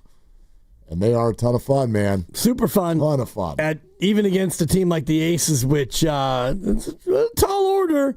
Aces took them apart last time out by 24. Yeah, but that wasn't their place. Well, quite frankly, it wasn't that close. But right. The Valkyries did do great on that road trip, and they had, I think, 5 games in 9 nights? Or No. They've also played. They played Las Vegas 2 other times earlier this year. Beat them here at Chase Center by a bucket full. They beat them here at Chase Center by 27, and then they had one other trip to Vegas where they only lost by 2. Now, those teams were a little bit more fully stacked than this Valkyries team, which has suffered injuries, Dibs. No doubt. Yeah, and I do think that the WNBA trade deadline is almost upon us. It's coming up. Yep. Which maybe we'll do a deadline show. Who do you want? Exactly. Who do you think that they should go get, Dibs? I'm going to have to get back to you on that. I don't know who's out there. Who's on an expiring? And do you have to salary match? And is there a second apron? These are great questions. I actually don't know. Do you have to Oh, my God. All the rest of these WNBA rules. I don't want to be insensitive. Do you have to salary match in the WNBA? That's my thing. It feels like all of their salaries match. Right. They're all making $200,000 a year. You can't take back more than $20 in a contract swap. Oh my God! And again, I'm not trying to be insensitive. I'm sorry, Valkyries players, if you're on the way to the arena, this is probably not funny to you. Probably not. Yeah, but you're about to get a raise. Well, and that's why they might be heading for a lockout, and you can just add them to the list of sports that are going to be locked out. I saw Diana Taurasi was quoted recently talking about her salary back when she was playing, and she was like, I was the best player in the world, and the janitor at the arena made more money than me. Whoa. And I'm like, again, this is one of those, it's kind of like what Steiny and Guru were talking about today with the Little League thing. I think there are some fair points on both sides. There's a cultural thing in our world, which is like, if you're a great athlete and you're the greatest in the world at your profession, you make a lot of money. But then again, not all sports. No, not all of them. I don't know. What does the best ping pong player in the world make? I don't know. Yeah. I have no idea. You know, a lot of these Olympic sports where it's like you have to be an amateur and then you have to go win a gold medal and then sort of monetize your world that way because your sport doesn't even have a professional wing to it, right? So do you know what I mean? Like, what does the best volleyball player in the world make for a living? I don't even know. Probably not that much. And the WNBA does have a point where it's like we have bled money for 25 years. We didn't make any money. So the fact that we paid our employees at all, you could argue, was very kind of them. But then I understand the other side too, which is you're specialized and you're amazing and your counterparts who are men make $60 million a year. Yeah, and my thing about the WNBA is pay them to where they don't have to play in other leagues in the offseason just to make ends meet. I like that. And the reason why all these players play in Europe is because they get paid more to play in Europe. And if you're going to be the preeminent league that you want to be, then you have to pay preeminence. Yeah. And, maybe we're not there yet, but I think we're getting closer. Interesting you say about best player in the world because I'm looking at Michael Jordan. As a rookie, he made $630,000. 1985-86. Stop it. Really? He didn't make $1 million until his third year. When did he sign the Nike deal, though? Early, so that was nice off-court money. Right. But Jordan, for his career, made $90 million. And that's all. That's it. And that includes 2 whopper years in Chicago. He will make more than that from Nike today. Exactly. But I'm just thinking about like Kuminga, and if he were to sign a 4-year deal with the Warriors, he would make more on that 4-year deal than Jordan made his whole career. So these modern players have a lot of thank yous to dole out, and Jordan too to those who came before him. But just thinking about Diana Taurasi making less than the janitor. Well, I mean, the Valkyries are really, along with Caitlin Clark, to me, they are the linchpin here to this entire conversation. You know, how long is it going to take for WNBA players to make $50 million a year? I don't know. Maybe never. I have no idea. But I'll tell you this, the emergence of Caitlin Clark and now the franchise value of the Valkyries, and more importantly, the fact that in as many home dates as they've had, there has not been an empty seat. We are waiting for the first ever empty seat at a Valkyries game at a full-size NBA arena, okay? This is not like the Oakland A's and Raiders. We're not like tarping off a portion of the arena or anything like that. They fill up Chase Center. They do it every time. The more you do stuff like that, the more you prove your financial viability for team owners and for the entire product. Well, then the more that's going to trickle down to the employees. And so, you know, it's about to take a quantum leap, whatever it is. It should, and, you know, absolutely the Caitlin Clark-ification, so to speak. But it's players before her, but now the league, you mentioned it, Valhalla and the Valkyries and how popular that's been. And now you've got more expansion teams coming. And yet I'm looking at the Spot Track rankings. The highest paid player in the league is Kelsey Mitchell. She makes $249,000. $250,000 is the top of the league. And it's just like you don't even have a player making $1 million. $249,000. I already told you that if you remember, this is the stat that'll stop everybody in your tracks. Grandy and I sort of like we accidentally fell into this the night that Caitlin was in town and we did our show over at Chase Center because we found out what a team's salary cap was in the WNBA. And we realized that if you add up all of the salaries for all of the players in the entire association, the whole league, if they maxed all of their salary caps and you put everything into one kitty, it equals roughly 1/3 of what Steph Curry will make this year alone. My God. The whole league adds up to 1/3 of Steph Curry. Bananas. Right? I mean, I'm looking at the bottom of the list, and Yvonne Anderson, who's a guard for Minnesota, she makes $3,887. What? I'm just going by Spot Track. For the year? Chloe Bibby's making $23,000, and below that you've got Alyssa Pili, Kamaya Smalls, and Mamagan Toure. They're all making $38,87. A year. For the year? According to Spot Track. That feels like less than minimum wage. Kind of, right? Based on the they're... Well, unless they're playing Kuminga minutes. Well, I mean, they're practicing, they're working out. I don't know how you sort of track hours when you're a professional athlete. $3,000? I mean, that's the cap hit. The total cash is a little bit more. But okay, good. We got a nice signing bonus or something like that. And the dead cap is $3,887 in case they decide to move off of Yvonne Anderson. They're not going to just throw that kind of money into the ocean. Anyhow. Valks and Aces coming up at 7 o'clock tonight. Yeah. Hey, let me ask you, we were talking about McCaffrey earlier. And let me throw this out to everybody. Let's take the rules and throw them out the window because that's boring. There are rules now for all the awards. It's kind of like in the NBA. You have to play a certain number of games to be eligible for postseason awards. I don't even know the rules for comeback player of the year. But let's put together anybody who either was hurt for a good portion of last year or just stunk. And is Christian McCaffrey, I would argue, yes, is he the favorite for comeback player of the year in the NFL? Probably. I mean, he was hurt, and not that he stunk, but he is certainly a guy who would be out there on the short list. And, thinking about who else might be who are some other names? Dak Prescott. Yep, he'd be a guy for sure. Trevor Lawrence. Yeah, he did not have a good year. C.J. Stroud. Right. You could throw him in there. I'm trying to think about guys who just were injured. Tua missed a bunch of games. He might be on the list as well. Yeah, absolutely. Throw him in there. Tua. You could bounce around this whole thing. Aiden Hutchinson, if you want to bring in defensive players, right? Drake Greenlaw.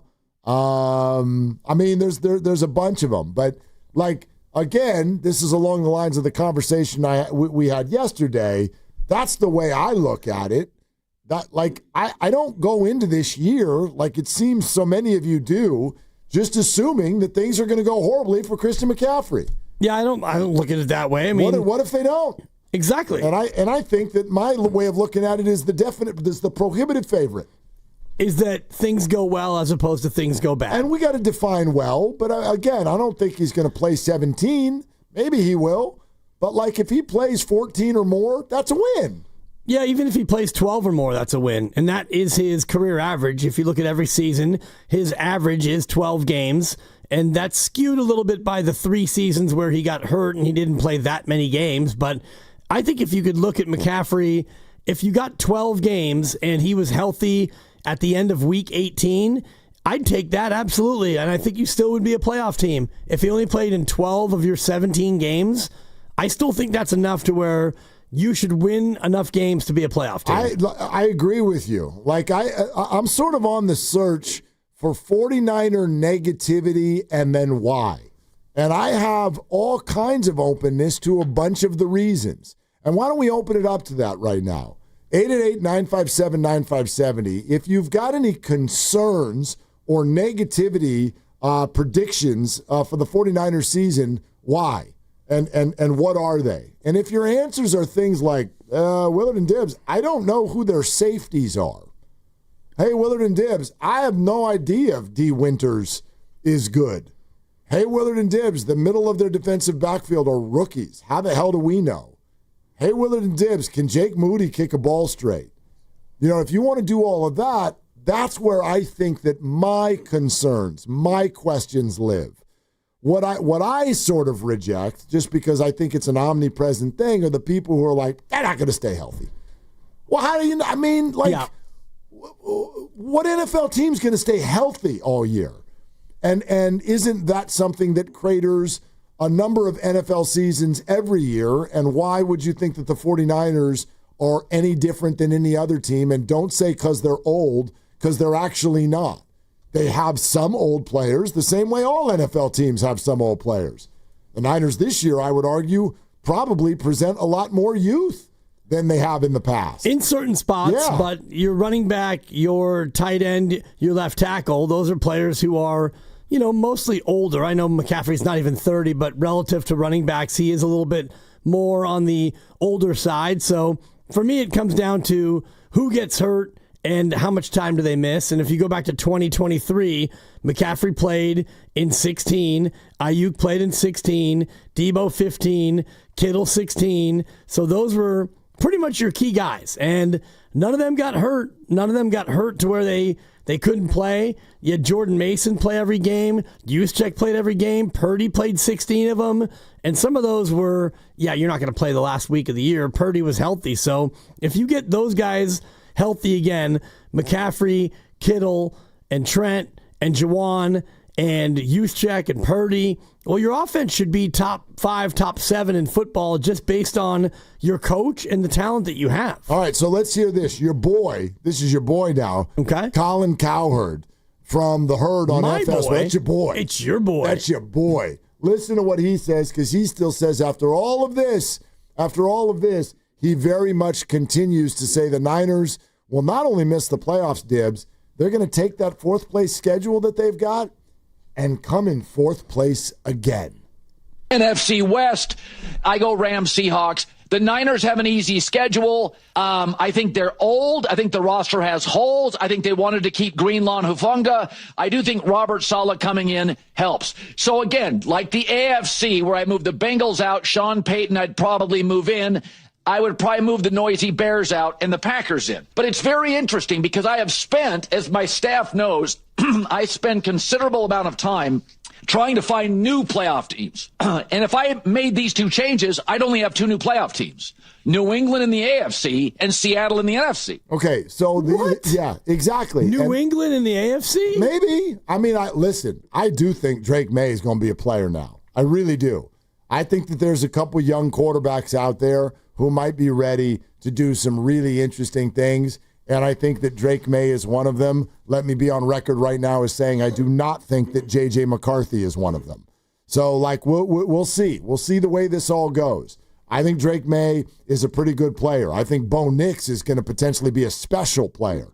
I think J.J. McCarthy's really going to struggle this year. We'll see if I'm right, wrong, the otherwise. What I argue with Colin here is what I find to be, this is my opinion, I think that this is a factual inaccuracy that I continue to hear. Quote, the Niners are old. No, they're not. Trent Williams is. Where else? That's one guy. Where else are they old? Name me one spot where they're, quote, old. I mean, what constitutes old? I don't know. I don't know what constitutes old. If you're going to give me Fred Warner and George Kittle, I would argue that, sure, they're veterans. They have shown to this point very little sign of age. You're allowed to predict that they will this year, and maybe you'll be right. I don't know.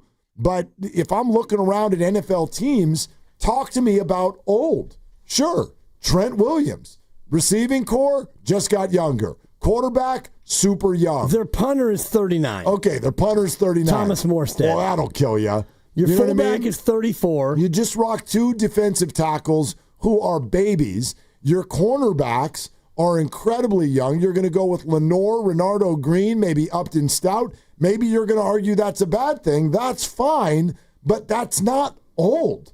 Nick Bosa is not old. Like these, I don't know. Bryce Huff, they're not old. Trent Williams is old.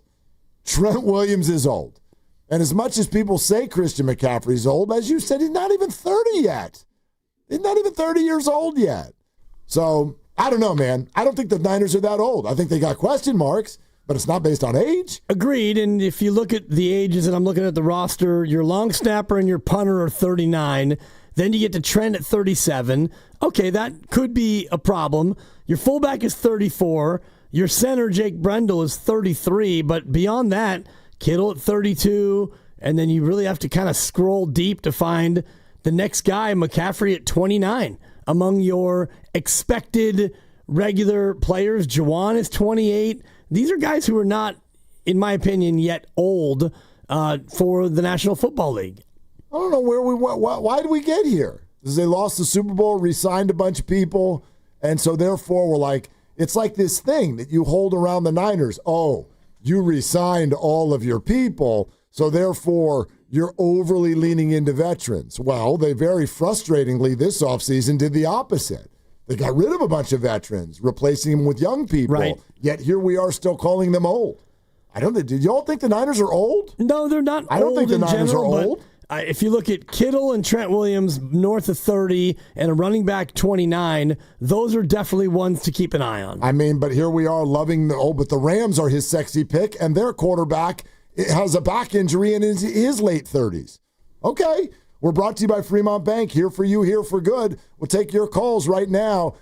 If you've got any sort of kind of like Debbie Downer, if there's a negativity around the Niners, what is it? Where does it come from? 888-957-9570 is the number. It's Willard and Dibs. Shop organics at Whole Foods Market. Get organic black, red, and green seedless grapes for $2.99 per pound with Prime through August 19th. Enjoy them at their best with a crisp skin and juicy center. While supplies last, shop in-store or online. Terms apply. Now it's time for the closer of the week.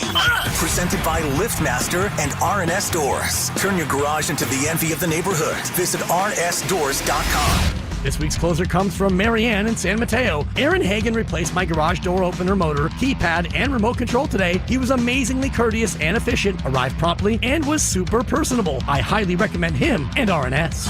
Recently, my garage door opener was not working. I was in need of a closer. I was put in touch with RNS Doors, and they hooked me up with a brand new garage door opener from LiftMaster. With LiftMaster's MyQ connectivity, my garage door opener can be controlled right from my smartphone. You'll know when a door or gate has been left open and can close it with a tap, no matter where I am. Be one of the first 10 callers and receive 20% off a LiftMaster garage door opener. Call 1-800-FIX-A-DOOR. That's 800-FIX-A-DOOR. Or visit rsdoors.com. R&S Doors. Look for the red truck. The back-to-school deals at Kohl's are so good, it'll feel like spoiling yourself. With 20% off the stuff your kids will actually wear, like jeans, tees, sneakers, and more. You can do it all without overdoing your budget. See? Sometimes parents get spoiled too. Head to Kohl's or Kohls.com to start the year off right for less. Select styles. Coupon ends August 10th. Some exclusions apply. See store or Kohls.com for details. When you own your own business, you own every decision. Catch the red eye or take the 6 a.m. Make a new hire or promote internally. Celebrate a win with a toast at the gate or unwind at the lounge. Big props to this team. Some decisions are a win-win. Like earning 8 times points on Chase Travel. Introducing Chase Sapphire Reserve for Business. With $2,500 in annual value, it's the business card that gives back all you put in. Visit chase.com/reserve business to learn more. Cards issued by JPMorgan Chase Bank and a member of FDIC, subject to credit approval. Terms apply. Summer is here, and it's time to plan your style staycation with Bob's Discount Furniture, where you can find everyday low prices on the hottest styles. The comfiest Consumer Reports recommended mattresses, fast, friendly delivery, and flexible financing to fit your budget. Go to mybobs.com for details. So stock up and score everyday low prices, delivered on time all summer long at your nearest store or at mybobs.com. Oh, my Bob! Bob's Discount Furniture. Back to school is on the brain. That means new notebooks, pencils, new everything. And while the kids are getting ready to get book smart, it's time for you to save smart with Straight Talk Wireless. Switch now and get a free Moto G 2025 with 5G when you activate select plans. Now that's a smart call. Get Straight Talk covered by Verizon's 5G network. Available at straighttalk.com and Walmart. Offer valid through 10/19/25. Taxes and fees apply. Purchase of gold unlimited plan or higher required for offer. Must activate the plan in-store at Walmart. Cannot be combined with other offers. Visit Friedman's Appliance in Pleasant Hill and receive up to 2 free eligible Monogram appliances or generous credits towards the appliances of your choice. Explore the full line of Monogram appliances beautifully displayed in live working vignettes at Friedman's Appliance in Pleasant Hill or at friedmansappliance.com. The following is an attorney advertisement. If you get sidelined by your workplace injury, the workers' compensation attorneys at Boxer and Gerson can help you get back in the game. Our team of skilled attorneys will fight by your side for the treatment and compensation you deserve. We care about justice for injured workers. That's what makes us Northern California's premier workers' comp law firm. Call Boxer and Gerson at 510-835-8870 or visit boxerlaw.com for a free consultation. Boxer and Gerson, your life is worth the fight. We finally switched to T-Mobile because with them, we can be connected here and there. ¡Listos todos! Estas son las mañanas. Now we just need to harmonize. Switch today. Get 4 Samsung Galaxy S25 phones with Galaxy AI. Plus, get 4 lines for just $25 per line. Visit a store, T-Mobile.com, or call 1-800-T-Mobile. 1-800-T-Mobile. For well-qualified customers with autopay plus taxes and fees and $35 per line connection charge. Minimum 4 lines on plan. Contact us if canceling lines. Plus $5 per line without autopay. Debit or bank account required. Visit T-Mobile.com. College holds a mythic place in American culture. But there are stories you won't hear on the campus tours. The higher-ups are concerned about one thing, and that is avoiding scandal.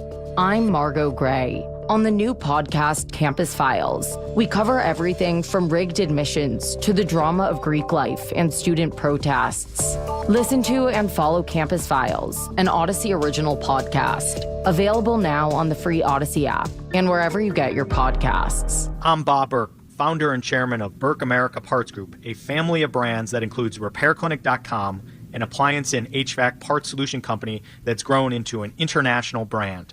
Before AmericanEagle.com, we partially launched a new technology platform developed by another firm. American Eagle helped take our technology to a whole new level with digital marketing, software development, and business insights into our key markets, appliances, HVAC, and outdoor power equipment, and did so both on time and on budget. AmericanEagle.com has the resources, experience, and talent needed to produce solutions. Our new technology platform, developed by AmericanEagle.com, has produced tremendous results with higher traffic, conversion, engagement, and online revenue. If you have any home repairs you need to take care of, check us out at RepairClinic.com. If you need a world-class website or technology project, then I would highly recommend AmericanEagle.com. Call AmericanEagle.com at 773-NETWORK. That's AmericanEagle.com, 773-NETWORK.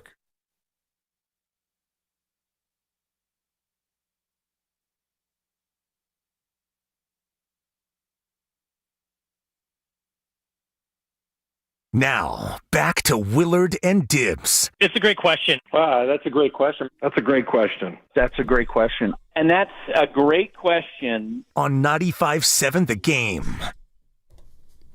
Couple things here. First of all, I don't even know, Grandy, how you nailed this. I didn't ask you to play anything by The Who. I was just reading an article in the Chronicle earlier today about the front man of The Who, Roger Daltrey. They're on their supposed farewell tour, but The Who are like boxers. This is their 18th farewell tour since the 80s. Like, I'm not kidding. In 1982, they're like, farewell tour, and here we are closing in on 50 years later. Right, and your good friend is in the band now, right? He is, yeah, he is, but he's just, he's kind of a hired gun. He's their keyboardist. But Daltrey is 81. He's 81 years old, and they're coming to Shoreline, I think, in October. But the article is, I guess he's publicly stating, he's like, I don't know if I'm going to make it to the end. He can't see. He's got macular degeneration. So they used to put things up on the, you got the teleprompter there at a concert to help him out with what's going on. He's like, put the teleprompter away. I can't even see it. So, Teenage Wasteland or the opposite. I don't even understand how the hell people are touring and doing rock concerts. These people are the exact same age as my parents, who basically need to call someone to get across a room. And they're touring and doing rock shows? Mark, will you help me with my lyrics? What are we doing? Like, honestly, and I went to see them this been like three years ago now, when they were in their late 70s. I don't even understand it. I don't understand how the hell you can be in your 80s and you're like, yeah, let's do a rock show. Well, like, he knows what? the words to the songs, unless he's like forgotten that. You can still go out there and Teenage Wasteland. Where's my shawl? Where are my slippers? Well, it's been running around on Instagram as of late. I guess AC/DC trying to do a tour, and the guy can't even make noise anymore. But the fans just start singing the song, and they don't care because they're also 70-something years old, and they're just putting their fingers in the air like, yeah! It's like the guy's not even making noise anymore. How much money did you pay to go watch somebody in a tank top who shouldn't be in a tank top? I mean, you got hair coming out of every direction of this tank top, and you can't even make noise into a microphone, and you're charging whatever you're charging. Whatever the hell, for people to come see you, rock out. It's tough because there's the nostalgia factor. I remember seeing Styx in New Orleans. It was free. It was just out there on like a plaza. Well, then it's fine. And there was no Dennis D. Young, and this was surrounding the Arena Bowl. Arena football, and we're in New Orleans, and ladies and gentlemen, Styx. And I look around this outdoor plaza, and there's about 172 people. Yeah, and I was like, oh boy, rocking the paradise. I'm like, oh boy, yeah. You guys can go ahead and shut it down. Yeah, we can go ahead and let's shut it down. Somebody could stick a fork in this because it's done. My God, So, Mr. Cowherd, The Who, they're old. Sure.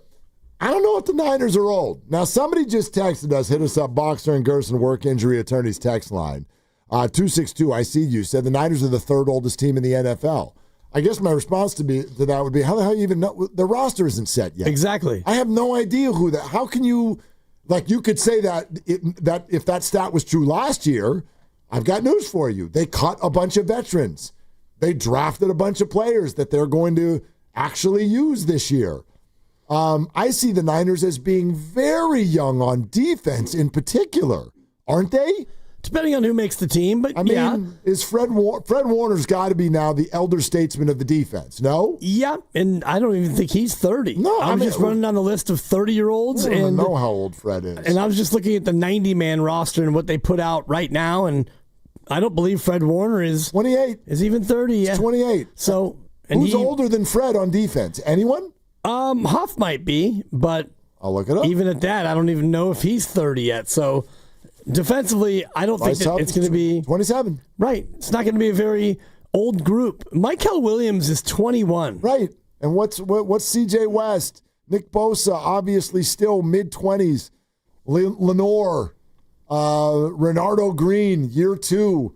I'm sure the safeties aren't old. We don't even know who they are yet. Right. You know what I mean? So I don't know. Are the Niners an old team? Sure. In spots on offense, I guess.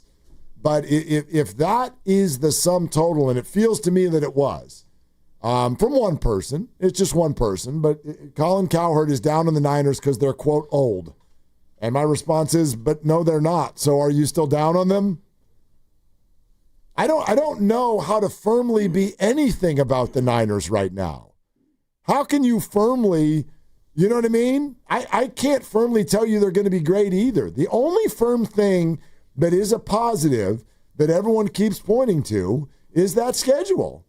And so if the Niners do end up in 4th place again next year, they really are on the wrong track.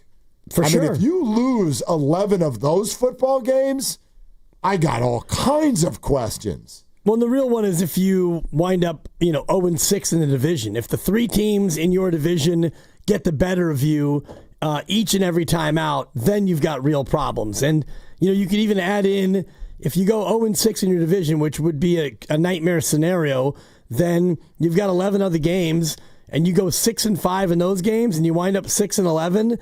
That's not good enough because you have to be able to be competitive in your division first and foremost, no matter how you do elsewhere. Grant Brisbee of The Athletic's going to join us in just over an hour, 5 o'clock on the Giants. They win again today. They've got a winning record. It's boogie time. Here comes the playoff push that Dom Smith promised. Just kidding, we'll see, but I personally would not start Kaiwei Tang on Friday night. That's just me. We'll see what the Giants end up doing. But yeah, talking about the Niners and much more right now, 888-957-9570. Our buddy Matty Barrows was on with Steiny Guru earlier today. And by the way, trumpeted the exact same thing that David Lombardi said about Christian McCaffrey. I think he looks good. Now, he's not getting a ton of snaps, but when he's out there, he looks like Christian McCaffrey. He had one in yesterday's practice where he soundly beat Fred Warner down the field. I think Warner must have bitten on a play-action fake, and this was an easy score for a long Purdy to McCaffrey touchdown. And that Purdy to McCaffrey connection, short passes, deep passes, that's been available to Purdy in these practices, which leads me to think that, okay, if he's not back to 2023 form, he's pretty darn close. I mean, I don't know. How many it's just camp. Right. It's just camp, but we're talking about health. We're talking about Christian McCaffrey. I don't know, man. I don't know why we would look at this right now. Again, if you want to have questions, if you see youth in spots, I get that. There's always questions. It's only August 6th. I've got questions about every team, but I don't understand, quite frankly, the doom and gloom forecast that I do hear from some, not all by any question, by any stretch, but like the doom and gloom kind of forecast for the 49ers based on the health of players who right now are healthy. And based on a schedule that ain't getting any tougher. It's not. I mean, teams can get better, as we detailed yesterday, but the teams they're going to face had a winning percentage of 400 roughly last season. And so, yeah, injuries can always derail any team's season, and that's a given for all 32 teams. But as far as the doom and gloom, assuming normal health, the biggest question for me, it's twofold. One, a lot of pups on defense, and the other one is your wide receiver depth. And you've brought in so many different receivers during camp to be camp bodies, and maybe they stick, and Robbie Chosen is the latest, and you had Amon-Ra, St. Brown's brother, for about 3 days. Equiminius St. Brown, he was in, he was out. You've had guys come and go. Back in. He's back in. Yeah. See, I can't even keep track anymore. You can't keep track. Because they bring in a receiver, he gets hurt, they bring in a new, it's happened constantly. Yes, because Shanahan says he needs 12 receivers to make it work. He needs bodies. Right, all these bodies, which is why you had to cut your kicker battle short, because you don't have enough bodies to actually go out and do what you need to do. So I think that outside of the big injury question, it's the young, super young defense, and it's the wide receiver depth. Those are, for me, the only real question marks you can look at. You can add in the offensive line if you're not a believer in what they're doing, but their offensive line was at least average last year, if not slightly better. It wasn't their biggest problem. It wasn't great. There are question marks there. I think a lot of that is totally fair. By the way, can we talk about those wide receivers for a second? Sure. Right? So I remember this is a little bit of a discussion on our station yesterday. Kyle Shanahan, when asked if Juwan Jennings' injury was real, he's kind of like, yeah, it's real, but then he ended it with, why don't you go ask him? And I was like, ooh, that's kind of a prickly, interesting way to say it. And I think that got some people going with, it's like, hey, is Juwan actually hurt? Or is Juwan sitting out to protect the situation as they figure out how to move forward with his contractual hopes? I won't call them demands, but contractual hopes.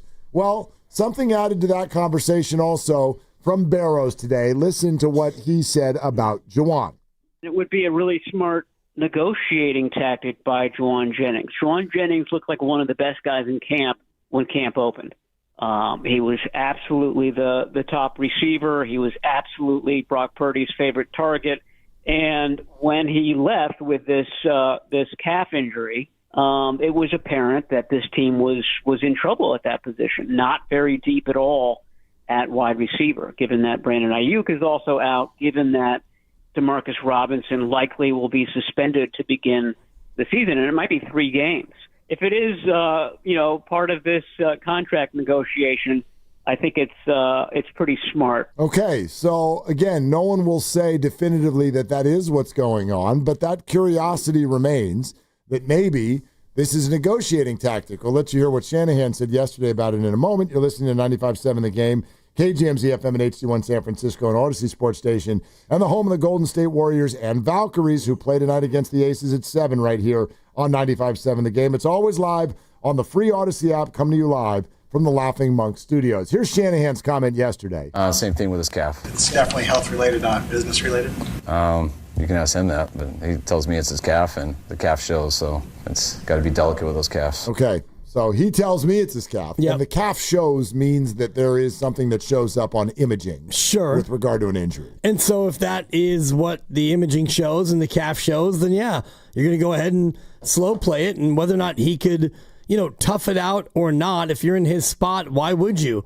Because you don't need to go out there and show anything when you're not being pressed from below. You got Ricky Pearsall, who's going to be wide receiver 1, or you are.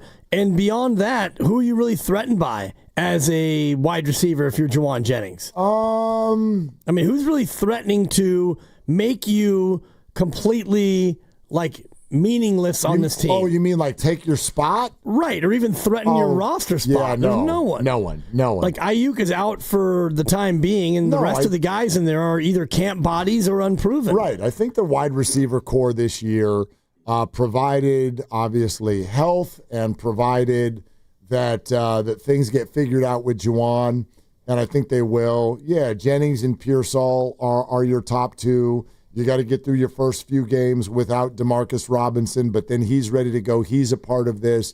Don't forget Jacob Cowing. He's a part of this when he gets healthy. I think they like Watkins. He's the rookie. He's only a rookie, but I think they like him. He's a part of this. You heard Lombardi bring up Russell Gage. That's a player who's got a hell of a resume as a piece in a wide receiver core in the NFL. I think he's part of this.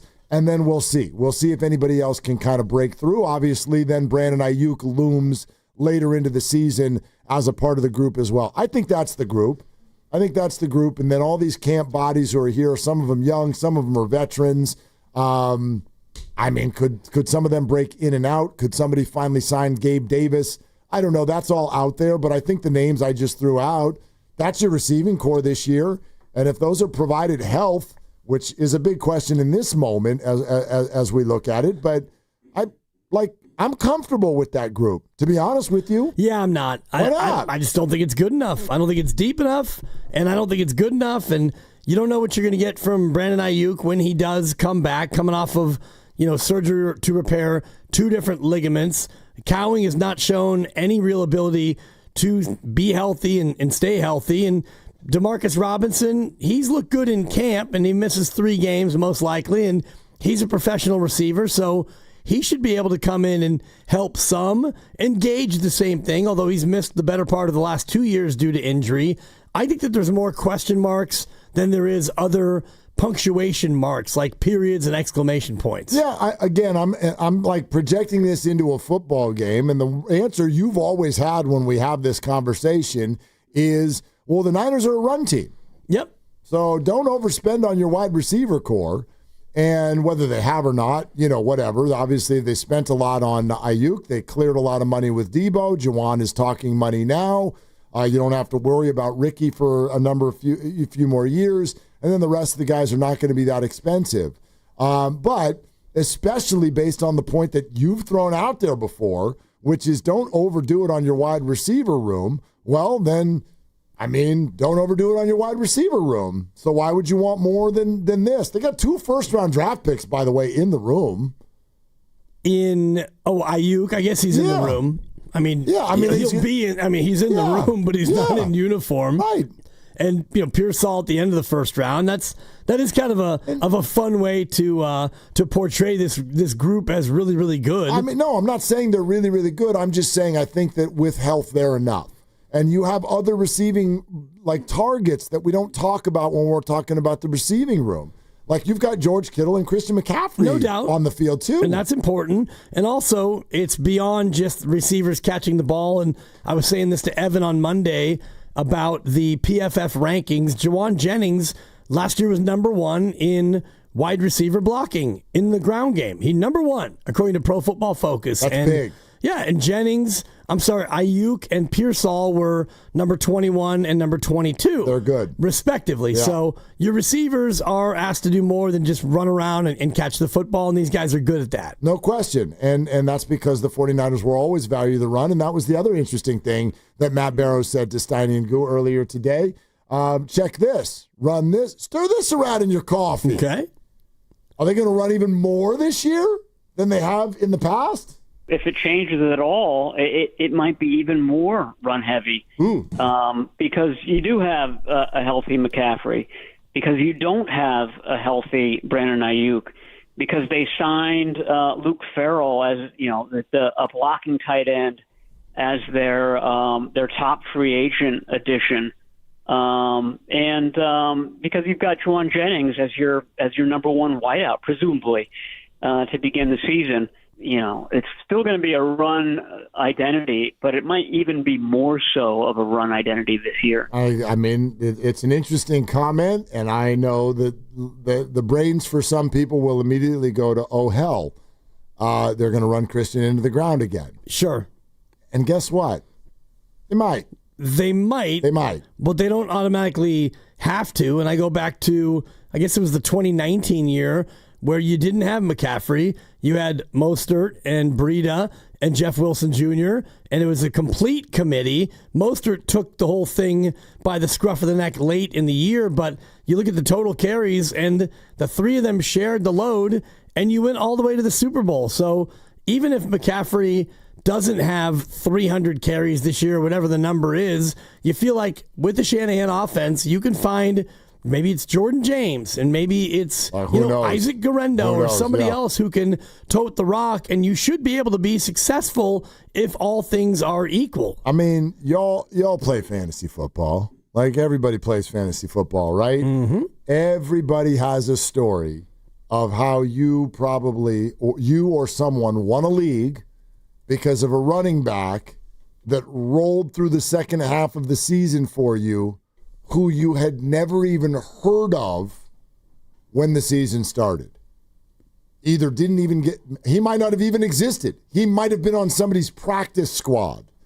But that's largely what happens. If you can get through a season healthy with any running back, there is some measure of it being a miracle with the number of hits that they take.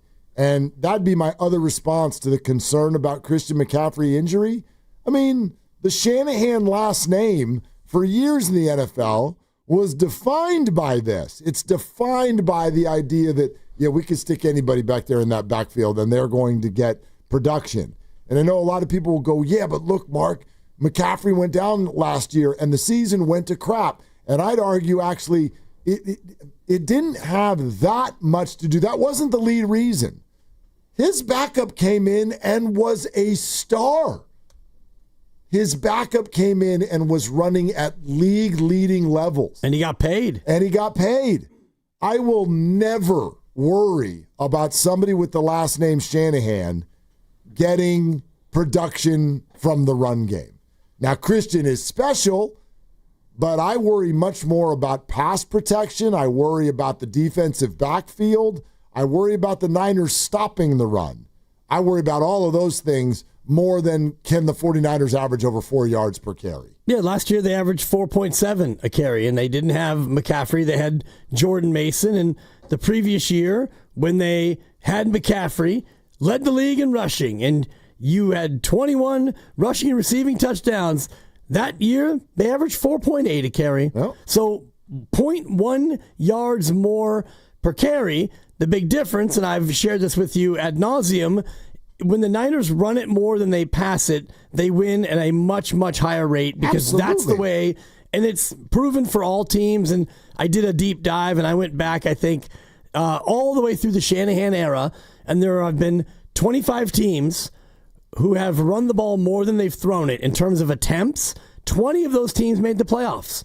20 of 25, 80%. So it's not just Shanahan who, when you run it more than you pass it, you get success. Well, but I do think that the Shanahan years, when they have that level of running over passing, that's when they really do well. I think that's his biggest comfort spot. I do. I'll also say this, though. I think Kyle or any good NFL coach, they realize on a yearly basis kind of what they have, what's the weaponry that they have, and how do we maximize that.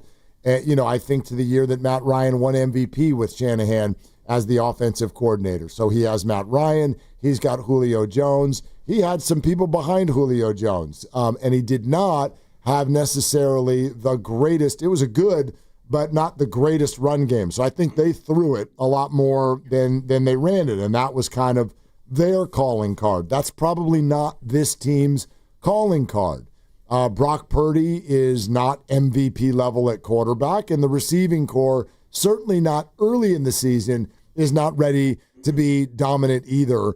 But to me, if it's complimentary, it's good enough.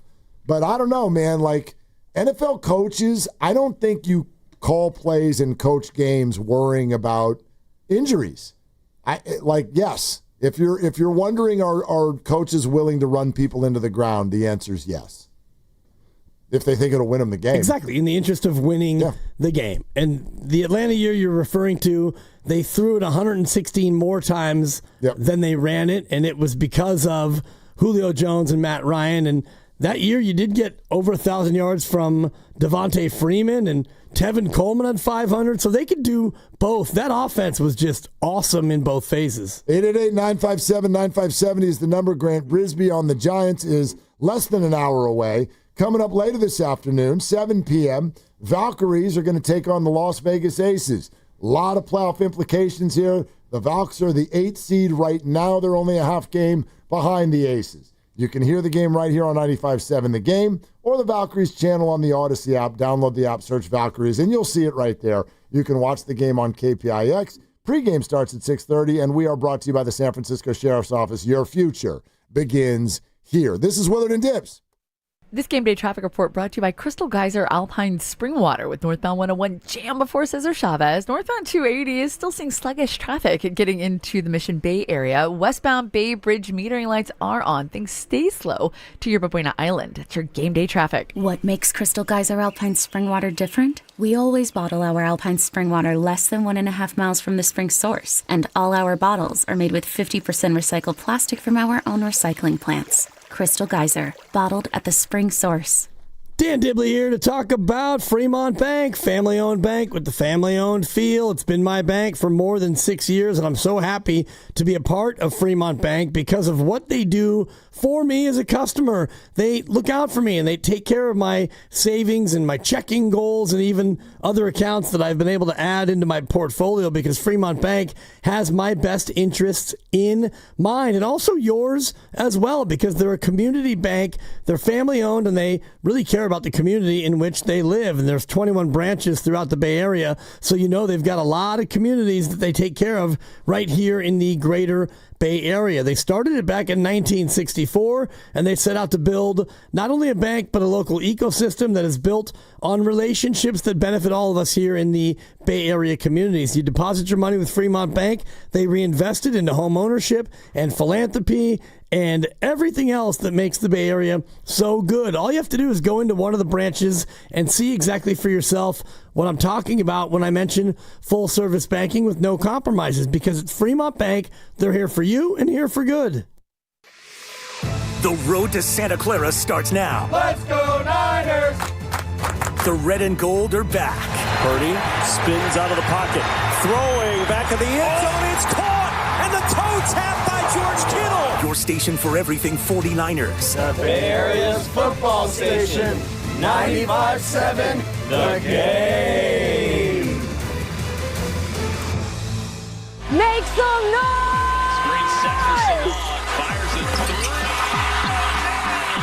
Ball is going wild. They probably can't even hear down there. Floating inside, and she gets it to go. Steph Curry likes it. Tonight, the Golden State Valkyries return to Valhalla for a home crowd rematch against the Las Vegas Aces. Coverage starts tonight at 6:30, live on KPIX+. And puts it in with 3 seconds remaining. Golden State by 2. I feel things when people talk about their struggles, about their problems, especially families. I have a kid. When I see parents who are struggling or kids who are struggling, I really feel all of those stories. I shouldn't. It's probably not good to take those things home with me, but I really do, and I really deeply care about what they're going through. I think that has to be the most rewarding part of what I do. The Late News with Sarah Donchie, tonight at 11 on KPIX. Well, we did it, y'all. We finally got the McDonald's snack wrap back on the menu.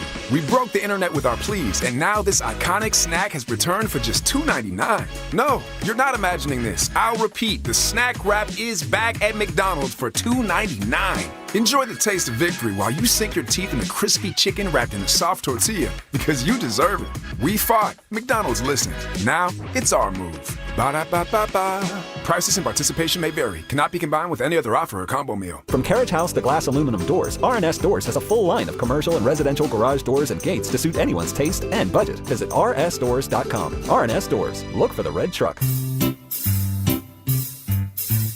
1877 Cards for Kids. KARS Cards for Kids.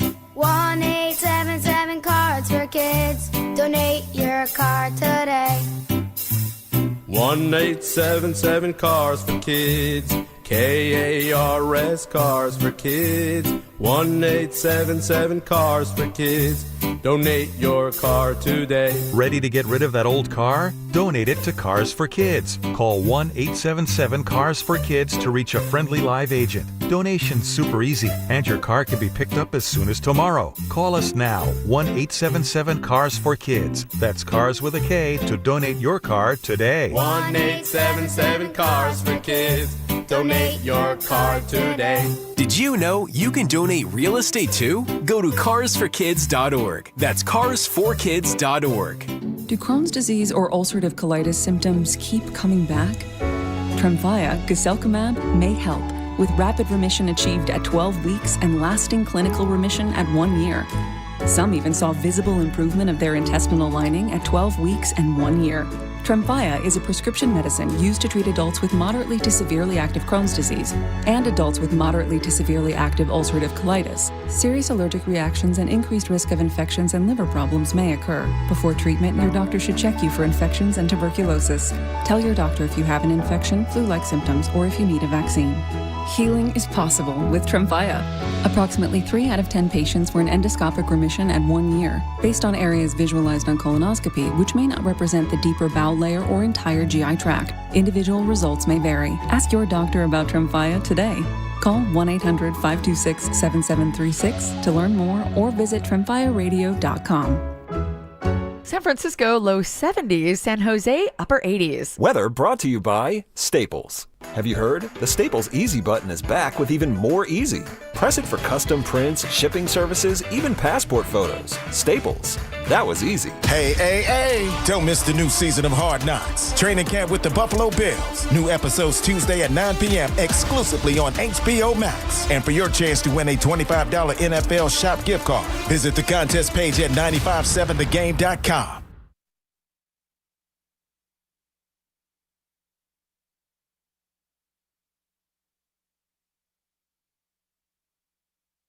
Let me tell you something. This guy is a ball player. Now, back to Willard and Dibs on 95.7 The Game. You want to know why you shouldn't worry about the Niner receiving corps? Why, Mark? Nobody should ever worry about the receiving corps. That's why. About their receiving corps or any receiving corps? The hell does a receiving corps have to do with winning a championship? Well, it's nice to have one. I mean, you know, depends on how you want to go about doing it. Nice to have a luxury car, too, but you don't need one to get to work. Well, you got to have guys who can make plays. And even Kansas City, you know, and I think that's probably where you're going. Well, I mean, not just Kansas City. Like, I mean, why did the Eagles win the Super Bowl last year? Like, what happened? Saquon Barkley. Okay. They ran it. And what'd they do on defense? They rushed the passer. You rush the passer, and you run the damn ball. Or you have something else that's special that you can sort of offer the defense. But, you know, who won the Super Bowl last year? The Eagles. Who won the Super Bowl the year before that? The Chiefs. Who won the Super Bowl the year before that? The Chiefs. And they did all of that post Tyreek Hill. And go ahead, who was the dynasty before that? And who were his wide receivers throughout the 15 years where Tom Brady ran this league? Whatever. A couple of little guys. Randy Moss, you know. Yeah, but they didn't win that year. Yeah, you're right. They didn't win Undefeated. that year. Yeah. So, I mean, I know they were really good. And so I'm not here to make the case that I don't like wide receivers or you don't want good ones on your team. But the Niner receiving core right now, as it looks this year, to me has every look. Yes, you can win the Super Bowl with that core. Of course you can. Of course you can. I mean, you're allowed to. Yes, if you protect the passer and Christian McCaffrey stays healthy and you rush the passer on defense, you will be very, very good. You will be a fantastic football team with a shot at the end. Especially if you have George Kittle, and I do include him in the receiving core when he's out there as a receiving tight end. But thinking about the 2019 season when the Niners went to the Super Bowl, and they have Emmanuel Sanders as their top wide receiver. They didn't get him till halfway through the year. Exactly. So it's not mandatory that you have great weapons out there, great receivers, but it's nice to have an extra dimension, especially when you fall behind in games, because the Niners don't usually come from behind like ever. Brock Purdy has one win in his career when the Niners trail going into the fourth quarter. Right. One. And that's not good. And if you have Patrick Mahomes, you have a better chance of coming back, or Josh Allen, because they're better quarterbacks and they are more pass happy. And the 49ers are not a team that goes out and throws it very often to where they're used to lighting it up and coming from behind. Warren Sharp just put this out, and it's pretty interesting. Last 5 years in the NFL, okay? Last 5 years, he put together the record of all quarterbacks in the NFL when they're trailing going into the fourth quarter, okay? Who do you think's the best at it? Who do you think's best? Probably Mahomes. Last 5 years, trailing going into the fourth quarter, and what's their record? only one has a winning record. Right. I would say it's Mahomes. You're I would right. guess. It's Patrick Mahomes, and actually the number is stunning. He is 14-7. Wow. 14-7. Trailing going into the fourth quarter. Right. So there's a bunch of stunning numbers that come from that. First of all, they've only been trailing going into the fourth quarter 21 times in 5 years. Yeah. Okay? And he's won 2/3 of those games. Number 2 is Lamar Jackson at 7-10. We can keep going down. Then it's Jalen Hurts, who has 8 wins. Tua has 7. Matthew Stafford and Kirk Cousins, both 9-29. Everybody's records are really bad, but gets you down to Brock Purdy, who's 1-10.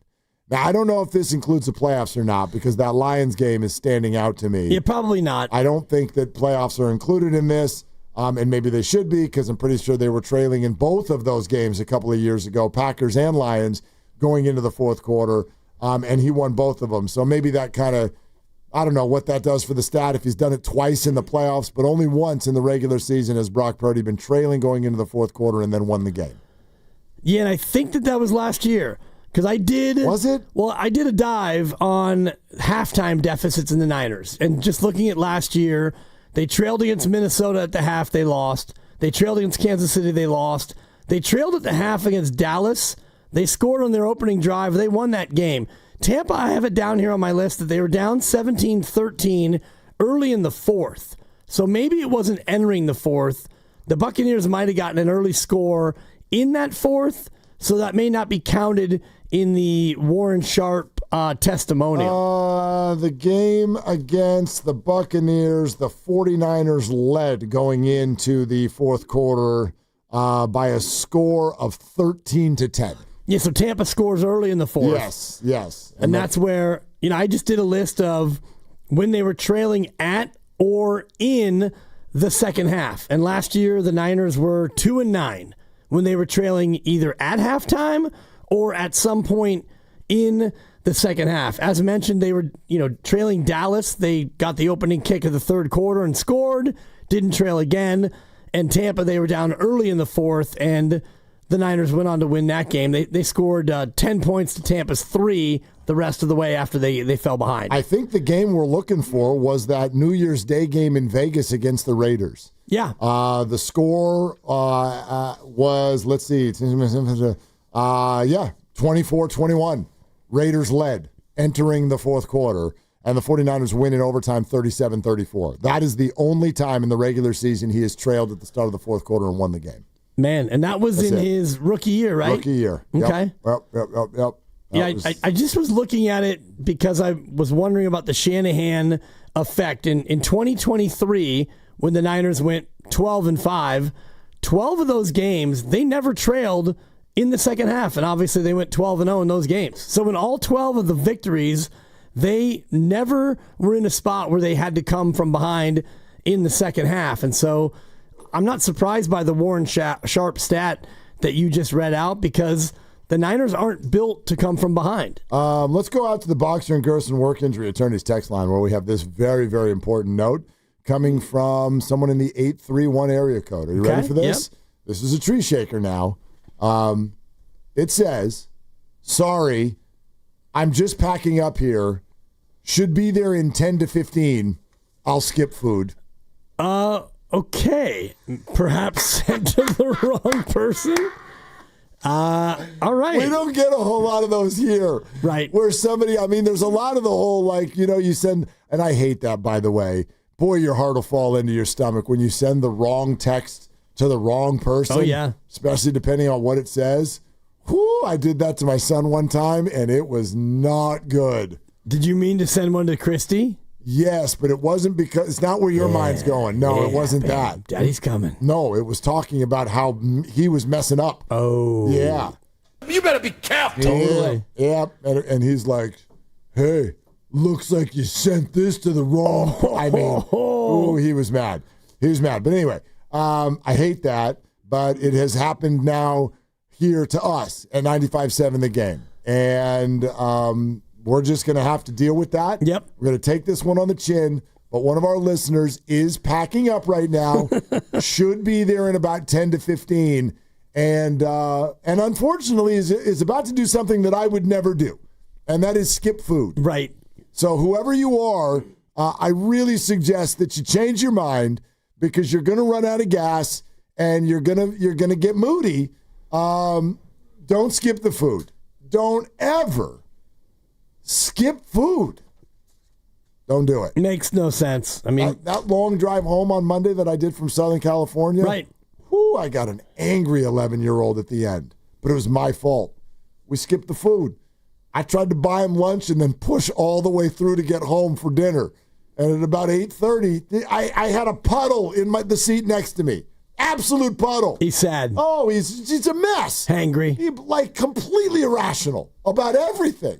And I'm just looking at him, and I'm like, I got some pretzels. Eat some pretzels, for crying out loud. But, dude. Not from you. Should have seen the amount of food he ate when we got home. It was wild. Anyway, 888-957-9570. Let's go to Doug in Berkeley. Hi, Doug. Thank you for calling. Wow. Thanks for taking my call. Yeah, man. Great to hear you guys. I want to preface my remarks by saying, and I'm not going to be long, but I want to preface my remarks by saying, I've watched and played sports since I was a kid, no longer a kid, and you've watched more sports and played more than I have, okay? So I want to preface my remarks by that. You guys were saying earlier that, don't tell me about injuries. You can't predict injuries. Every team has them. Back in 2023, late in the season, I called in to you guys, and I said, if Shanahan keeps using McCaffrey this way, he's going to get hurt. He's not going to be the same player at the end of the season. And the call was in the last quarter of the season. Yeah. Mark, you said to me, you don't know that. You don't know that. And I responded, because logically, I don't know that.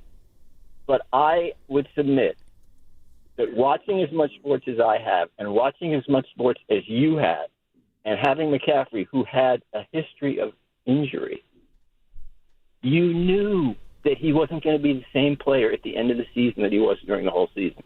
And then the next season happened, and he basically missed the whole season. My point in saying this is, if injuries happen, but if Shanahan doesn't learn from history, and if he uses up McCaffrey the same way he did in 2023, you can predict it.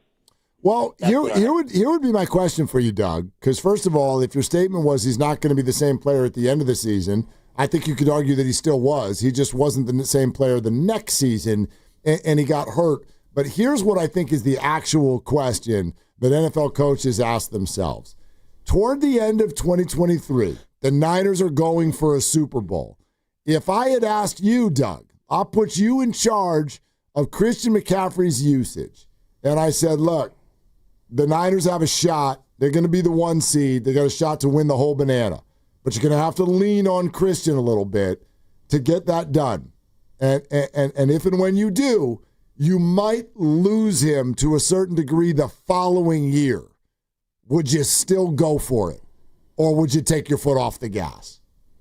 Here's my answer to that question, okay? I wouldn't have used him up, and I keep saying used up. I wouldn't have used him as much during the season. I would have dialed it back just a hair because we were rolling. He was a big part of it. And if you say to me, he was the same player in the Super Bowl that he was during the season, we can't talk, because he wasn't, and you know it, and I know. Well, but that's one game, Doug. I mean, he didn't have a great game. He fumbled. I mean, we can agree on that. I have a hard time taking any one football game, though, and deciding that means that a player is out of gas, because he had done some very good things in the playoffs, I don't disagree with that, but come on. He was, his usage rate during the season had to be, and I don't have the statistics in front of me, but had to be among the highest that you've ever seen. And he has a history of being injured. Okay? And I believe he was hurt at the end. I can't prove this, but he missed the whole next season. Okay, essentially. All right? I mean, you've watched sports forever. if you to me, oh yeah, you can use McCaffrey like this, even though he's been injured a few times in the past in his history, he's going to be fine. I don't believe you. I wouldn't say that. Doug, thanks. You bring up some really thought-provoking stuff. Here's what I think is so fascinating about this thing. Doug, appreciate it. We can sit here and agree on all of these things, okay? Imagine two parents, okay? They can agree that one of their kids has this problem, whatever. Doesn't matter what the problem is. X. Here's the problem. All right, how do we deal with it? And then have two completely different opinions about how to go about helping that problem. And I think that that's exactly what we're talking about here with McCaffrey. I can sit here and nod my head and agree with Doug that maybe 2023 did contribute to the problems in 2024. Maybe Christian wasn't quite his self when they got to February and ended up in the Super Bowl. But I still think there's a healthy conversation with, okay, what do you do about that? Because I think it's very difficult to ask a football coach whose entire livelihood is based on winning these games. It's very difficult to say to that person, hey, I know he's your best player, but I think you need to take your foot off the gas because something bad could happen next year. Yeah. When the Super Bowl is sitting there staring at you. That's a drug, man. That's a drug, and you're going to lean in and you're going to inject that thing into your arm. And you're going to go to the player and say, yeah, you know what, we're going to have to probably ease you off because we're afraid in February when we make the Super Bowl that you're not going to be as good as we need you to be. And what's the player going to say? He's going to say, pound salt and give me the ball. Put me in the game. And if you want to look at the injury he sustained last year, I don't think that had anything to do with the usage of the previous year. I mean, I have no idea. I just was watching the video, and it was a non-contact where he plants his foot and the PCL just gave out. So was that because he was run so hard 9 months earlier? Well, you're talking about the second injury. I think Doug is referring to the first injury. The tendonitis that knocked him out in the offseason. Well, he never played, and you basically babied it because you were afraid that something might happen with his Achilles. And nothing happened with his Achilles. It was his knee that went out. And I don't know if the two are related. I'm no Dr. Nirav Pandya, and I can't, tie the two things together. I do know this. He looked pretty good when he played those 4 games before he got hurt. Well, I'd also, and here's the other thing that I hear a lot of people say, and again, I can sit here and nod my head and agree with you, but then maybe have a different perspective on the back end. Okay, Christian McCaffrey, Doug said this about 3 times, especially when you're dealing with a player who has a history of this. All right, name the veteran running back in the NFL who has no history of injury. And not many. Are there any? Derrick Henry comes to mind, but okay. I wonder if he didn't have a season. Has he never been hurt? I'll look, but it just seems like that guy's always out there and he's always toting it, 20, 25 times, but he is definitely a physical anomaly. In 2021, he played 8 games. So that seems to me like that was a year where maybe he got hurt. Yeah, and maybe he's done better than most. I think it's a fair example, but let's bounce around and talk about him. Has Aaron Jones ever been hurt? Hell yeah, Aaron Jones has been hurt. Isaiah Pacheco missed a good portion of last year. Who's my guy in Seattle? Kenneth Walker, who missed off and on throughout the second half of the season last year. Connor in Arizona, I think has largely been healthy, but definitely has suffered things in and out. Yeah, Derrick Henry, broken bone in his foot. He had a Jones fracture, cost him half a year. Okay, you know what I mean? Let's keep bouncing around. How about Barkley? Saquon Barkley. Any problems with Saquon Barkley and his health in the history? Maybe a couple. And so that's my perspective. I'm not right necessarily, but that's my perspective. Is I actually think you're kind of running a fool's errand if you think that you can get your hands on an NFL running back and protect him. I think it's a fool's errand. You can't. No. You cannot protect him. So I don't think it's crazy talk if you're an NFL coach to then take that information and go, bleep it.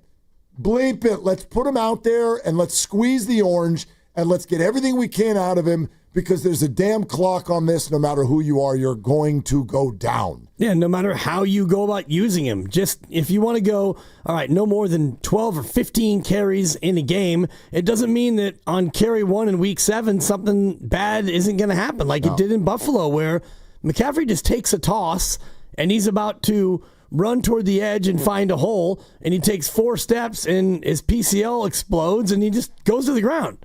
And, if that would have been, if that's carry number 23 in a game, everyone's going to be outraged. If it's carry number 6 in a game, it's just a bad break. Like, what's the real difference? This is a football player, and bad things happen to football players. And I'm not suggesting, okay, let's ride 400 touches for Christian this year. I'm not suggesting that at all. You see across the NFL, a lot of teams, they do want to spread it out a little bit. So I'm on board with that. But that is largely about the idea of, like, I hope there's not burnout within the season. But if the idea is, boy, let's protect this guy from injury, man, I just don't think you can. And let me give you the other side. Now, this is largely a fantasy football thing, but I think it applies here.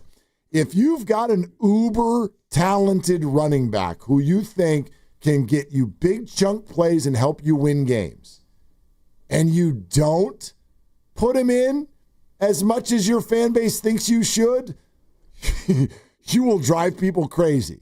And I give you Bijan Robinson or Bijan or whatever the hell he wants to be called.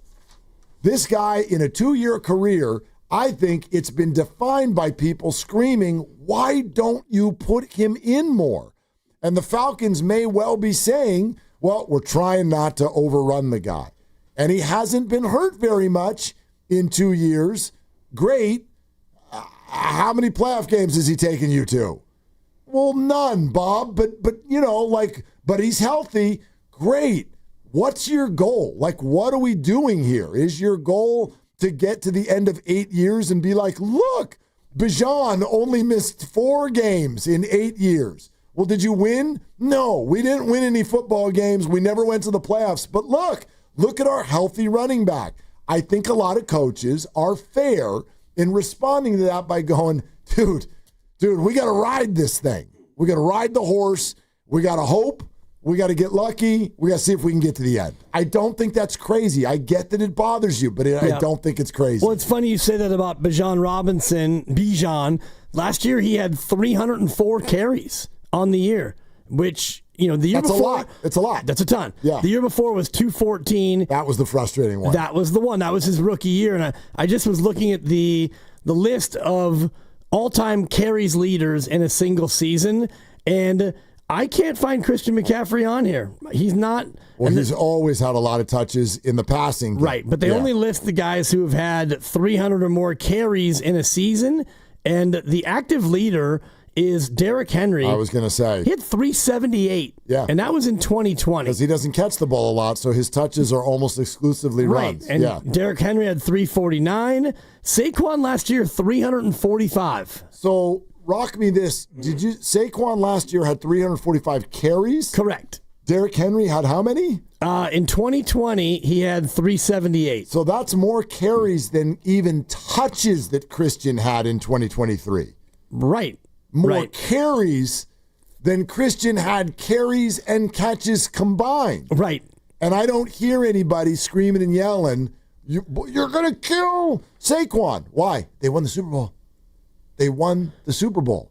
And if you want to predict this year that Saquon's going to get hurt, okay, predict it. And then you can victory lap when an NFL running back gets hurt and say, see, you knew. Yeah. And I'll be like, yeah, he's an NFL running back. Yeah. It's a pretty good chance he's going to get hurt. There is a good chance, and it also can be predictive when you have a guy go that hard and play that much. Jonathan Taylor had 332 carries. He had 1,800 yards. He led the league, and then the next year he missed 6 games. The year after that, he missed 7 games, and so there is a little bit of a slippery slope that you go down. No, it's catch-22. And that's Absolutely. the thing about Saquon Barkley, a guy who's now 28 years old, coming off of a year with that usage. You're asking for trouble. Absolutely. I think it's an interesting point, by the way. Christian McCaffrey is, quote, old, but Saquon Barkley is the number 1 pick in your fantasy draft. Christian is 1 year older and had a bajillion fewer touches last year. Yep. So you tell me which one you want to bet on this year. Go for it. We're brought to you by Fremont Bank, here for you, here for good. 888-957-9570 is the number. The text line is blowing up with people who are either purposefully texting us the wrong thing or telling us stories about when they've done that. So that's fun. We might read some of those, and Grant Brisbee is going to be on with us in about 20 minutes to talk about the red-hot Giants 4-2 road trip. This is Willard and Dibs. And Dan Dibley here. Are you thinking about covering your patio or maybe building shelves to get organized? Whatever your next project is going to be about, the products you use to build it, they matter, especially if you want it to last for years to come. That's why Golden State Lumber and Showrooms are proud to carry Simpson Strong Tie, the trusted name in structural connectors. Engineered for strength, these products are designed to stand up to the toughest conditions, from high winds to seismic events. Professional builders appreciate the many options Simpson Strong Tie provides, all you do-it-yourselfers, and they love the confidence that comes from those professional results. So whether you're building a backyard retreat or just tackling your weekend to-do list, choose Simpson Strong Tie, available at Golden State. Visit goldenstatelumber.com to get inspired. Golden State Lumber and Showroom, in the Bay Area for over 70 years and ever evolving. Golden State Lumber and Showroom. When you succeed, we succeed. And we're back, live during a Flex Alert. Dialed in on the thermostat. Oh, we're pre-cooling before 4 p.m., folks. And that's the end of the third. Time to set it back to 78 from 4 to 9 p.m. Clutch move by the home team. What's the game plan from here on out? Laundry? Not today. Dishwasher? Sidelined. What a performance by Team California. The power truly is ours. During a Flex Alert, pre-cool, power down, and let's beat the heat together. We finally switched to T-Mobile because with them, we can be connected here and there. Let's watch a movie. And we have Netflix included to enjoy our favorite shows and movies. ¿Qué tal esta? Bacanísima, pero ya la vi. Now the hard part is getting them to agree on a movie. Switch today and get the new Samsung Galaxy Z Flip 7 that is so much more than a flip phone, all on the best network in the U.S. Visit a store, T-Mobile.com, or call 1-800-T-Mobile. 1-800-T-Mobile. Best mobile network in the U.S. based on analysis by Ookla. Speed test intelligence data 1H 2025. Injured at work? Don't wait. Every moment counts. You may be entitled to medical care and financial compensation, but time matters. The attorneys at Boxer & Gerson are here to protect your rights and fight for the treatment and support you need. Boxer & Gerson have helped thousands of people across Northern California who were hurt on the job. Don't wait. Don't guess. Get answers. Call Boxer & Gerson today at 510-835-8870 or visit boxerlaw.com for a free consultation. Boxer & Gerson, your life is worth the fight. Citizens, since we each upgraded to Xfinity in our homes, the Wi-Fi has been booming. It's fair to say our town has officially become a boomtown. Mayor, will I be able to drop into multiplayer gaming battles with low lag? The lag won't be an issue, but your questionable skills may be. And what if I have hundreds of devices on the Wi-Fi? Purely hypothetical. Seems like a lot, but sure, hundreds of devices all booming together with the Xfinity Gateway.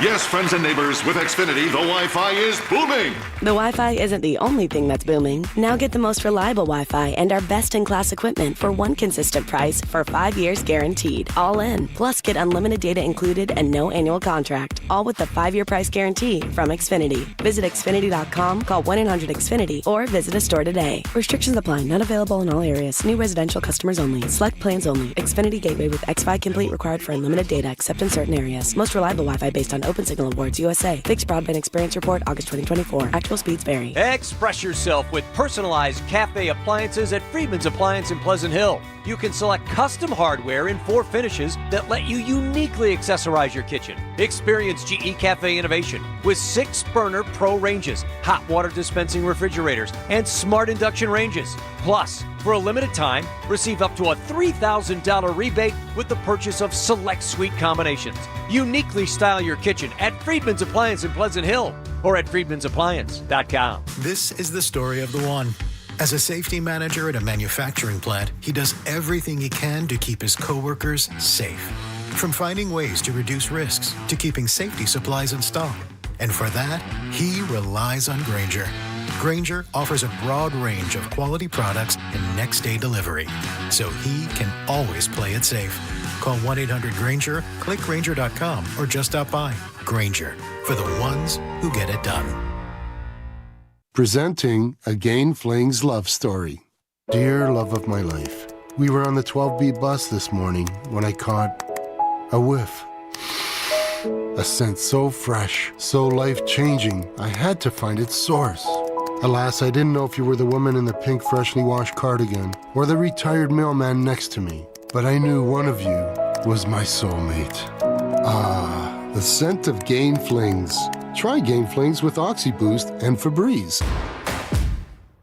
The John Deere Gator XUV lets you cut, pack, drive, scout, weld, stack, feed, pull, load, tow, spray, and haul, all in a single day. Because with the highest cargo box volume in its class, customizable features, and a towing capacity of up to 4,000 pounds, it gets the job done. You just have to get in. Visit johndeere.com/GatorXUV. Still getting around to that fix on your car? You got this. On eBay, you'll find millions of parts guaranteed to fit. Doesn't matter if it's a major engine repair or your first time swapping your windshield wipers. eBay has that part you need, ready to click perfectly into place for changes big and small. Loud or quiet, find all the parts you need at prices you'll love. Guaranteed to fit every time. But you already know that. eBay. Things, people, love. Eligible items only. Exclusions apply.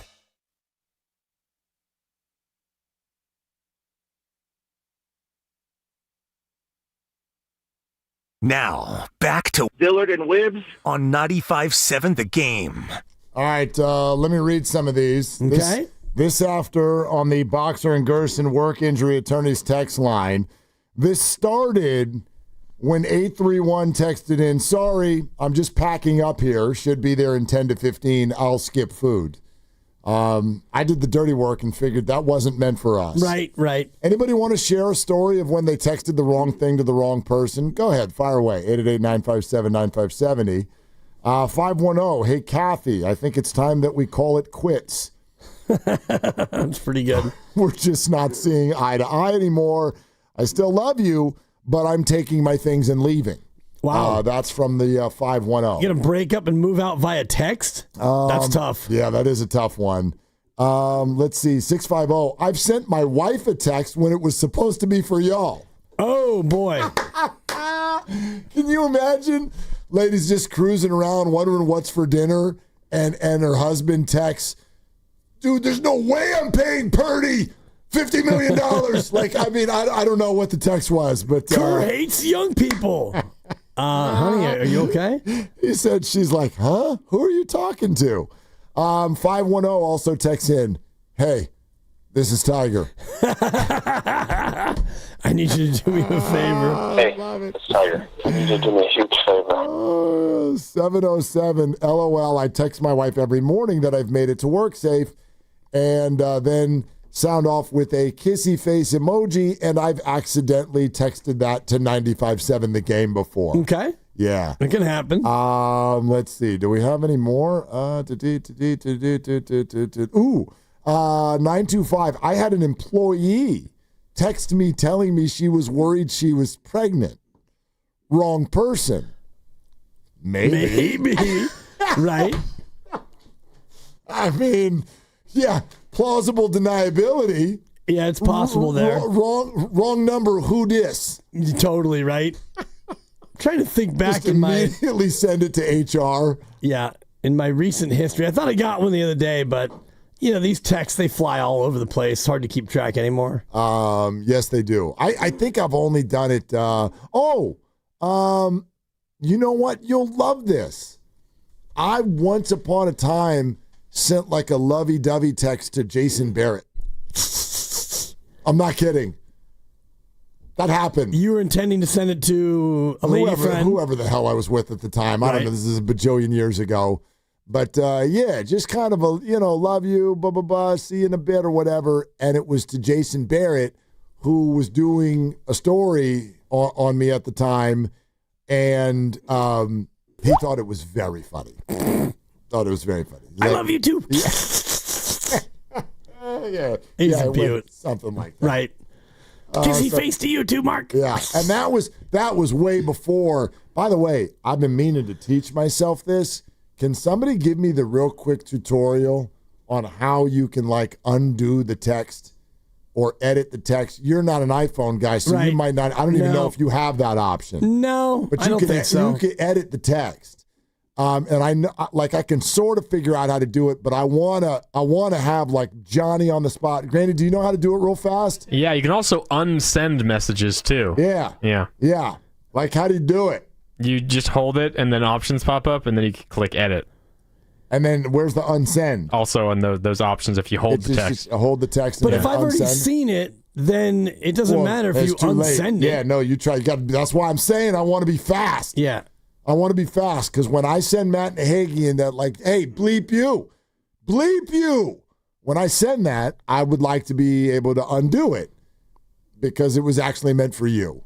Now, you know what I mean? If you edit it, there is edit history, so you can click into it and it will show you what the text was before. So you can see the edits. Edit is best used when you just, like, wrote a word wrong or something like that. I wish you would use that more, because when you I can tell when you're doing three things, because you go into your Siri mode, and it's like mumbo jumbo a lot of times. But that's not when I'm doing too many things. That's just when I'm driving. I now have a car. You can, okay. Right? Like, I can just speak to the car and send a text. And so I very much try very, very hard to allow that to have me not have my hands on the phone when I'm in the car. But it's very, like, the car for the longest time did not know how to spell Kaminga. It's a learned thing. Right. Like, I would text you guys and be like, all right, guys, like, this is what I think we should be doing today with Kaminga. And then Siri would send you guys something. I don't even know. You tell me. What would she send you? Yeah, I don't even know. But I started to pick up on, you get the gist of it. Like, we're talking about Kaminga. All roads lead to Kaminga. Like, I mean, tomorrow, if I'm like, hey, guys, we should get into the Gerard Encarnacion injury. Could be tough. What the hell do you think she's going to say to you? Kaminga might just go into, like, the word C-O-M-E, and then Inga. Or Ingrid. Like a female name, Inga. Exactly. Yeah. Or Ingrid. I'd have to check at the history, because you've had some beauties where it's like, I don't know what this guy's talking about. You know. Well, now I just send them, because I'm like, I wonder if the guys will be able to figure this out. Yeah. And then sometimes I don't know until later that she's messed the whole thing up. Right. I actually had this happen with my son yesterday. He's like, wrong dude. And what I said to him, I was like, hey, will you give me a call later? And Siri wrote, hey, Will, comma, like called him Will. And he's like, dude, just sending the text to the wrong guy. I'm like, no, I'm not. Siri just put the comma in the wrong place. Let's go live to Skills in Vallejo with this story. Hi, Skills. Thanks for calling. Hey, what's up, Willard? As I'm sure you're aware, you got married recently, and I want to be the first to congratulate you on that development. Well, you're not the first, but thank you for jumping in with the group. That's very nice of you, Skills. Thank you so much. Absolutely, and I called because you're asking for people who sent wrong texts to others. My daughter's name is Josie, and she's in my phone as Josie, and I was texting her that I was on my way to pick her up, and I said something along the lines of, hey, baby, I love you. I miss you. I can't wait to see you. I'm going to give you all kinds of hugs and kisses when I see you. Something along those lines. Only to find out that the text did not go to Josie. It went to my friend above Josie in my phone, Jason. Yeah. What up, Jason? Come on. I like it. I like it, Skills. And then, where did it go from there? What did Jason send back to you? He was horrified. It affected our friendship for a couple of days there. I'm pretty sure to this day there's still a small part of him that thinks that it was on purpose.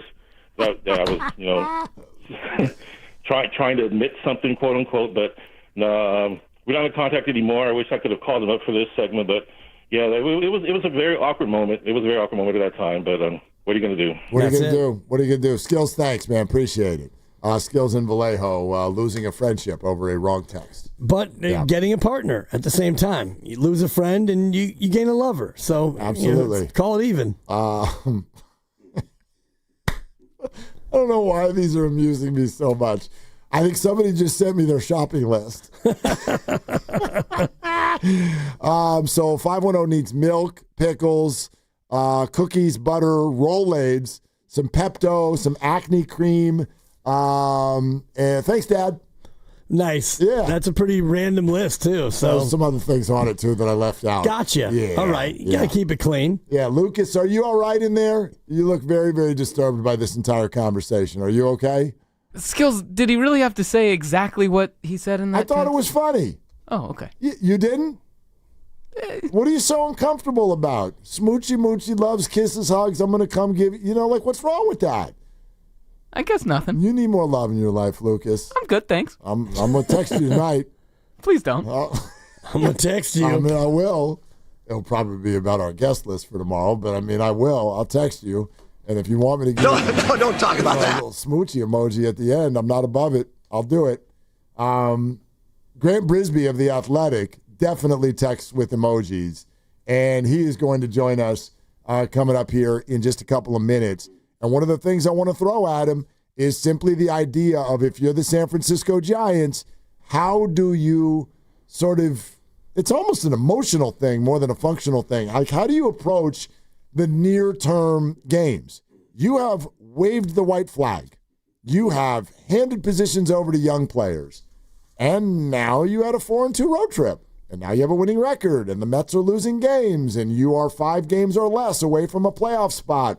And so to what level do you keep just handing things over to your young players, or do you at least, especially through this forthcoming run against the Padres, like, this would be my suggestion. The Padres you play a bunch of games against in the next 2.5 weeks. Yeah, 7.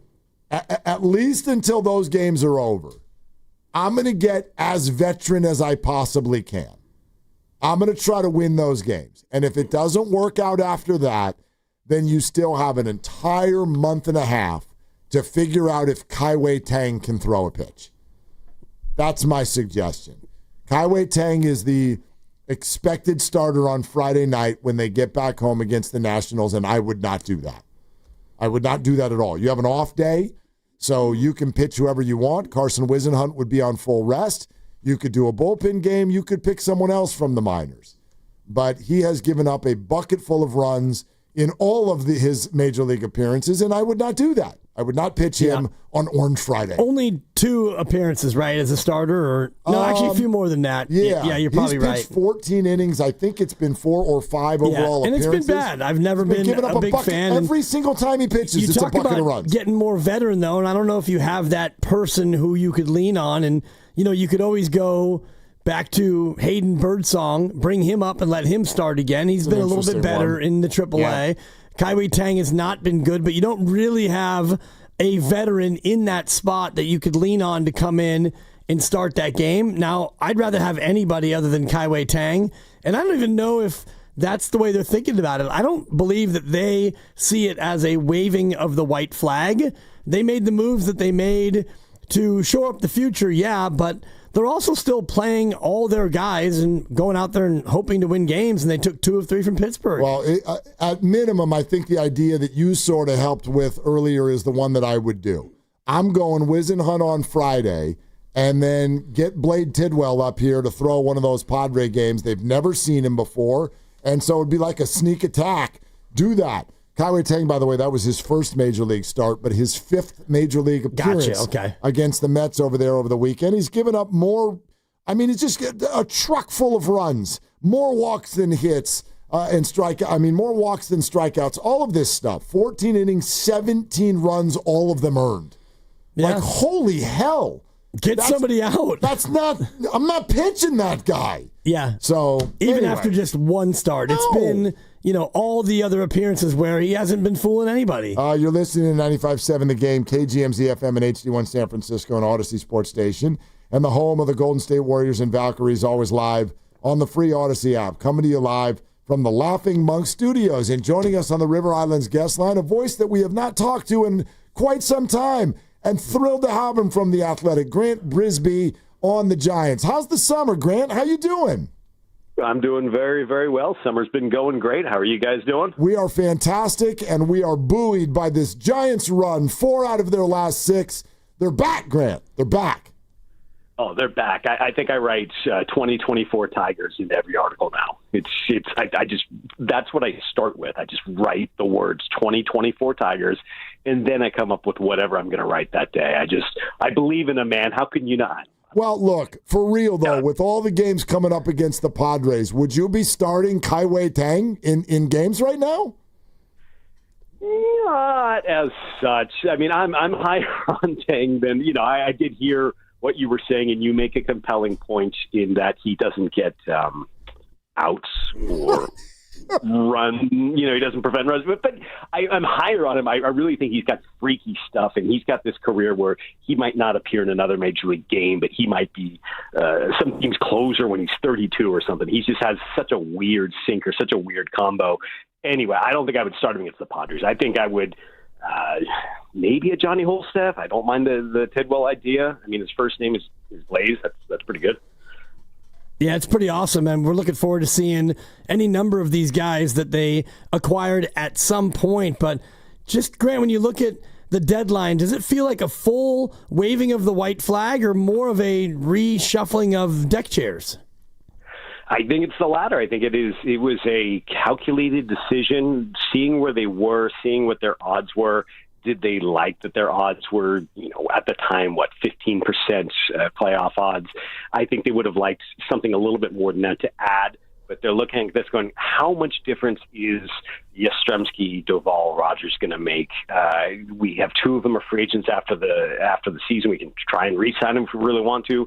I don't think that's in the cards for Yastrzemski. Rogers might be a different story.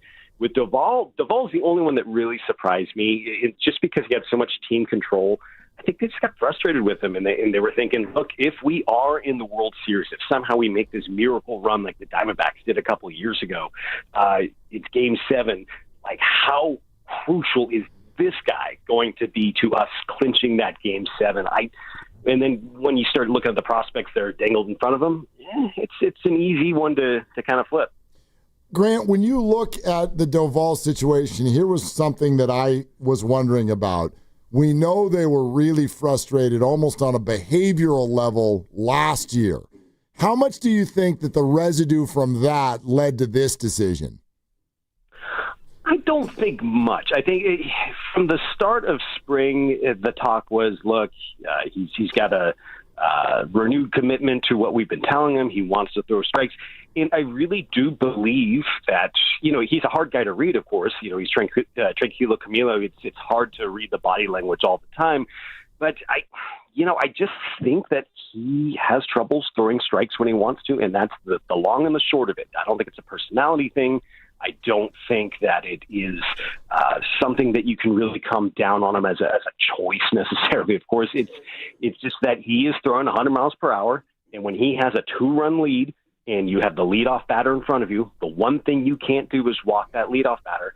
It's kind of a coin flip, and I don't think that's anything he's doing wrong. I don't think it's just the nature of throwing 100 miles per hour and doing what he does. It's almost like, I don't want to get too far in the weeds of the analogy, but like when Draymond, everyone's like, why can't Draymond just, not be so hot-headed? Why can't he just, take a little edge off and not get all of those tees? Well, is that the same Draymond? And the same thing applies to Doval, where if you're telling him to take back a little velocity, or if you're focusing on that command rather than the raw stuff, is he the same Doval? I don't know, but it's the Yankees' problem to find out now. And the Giants are turning to Randy Rodriguez, just a couple of efforts as the closer. What did you make of his good and his bad, and also his overall makeup to be a closer going forward? He's really good at pitching. I mean, it's even with the hiccup, I get that that's not the ideal. Hey, I'm the new closer. Here's my business card. Whoops, blown save like that. That wasn't great.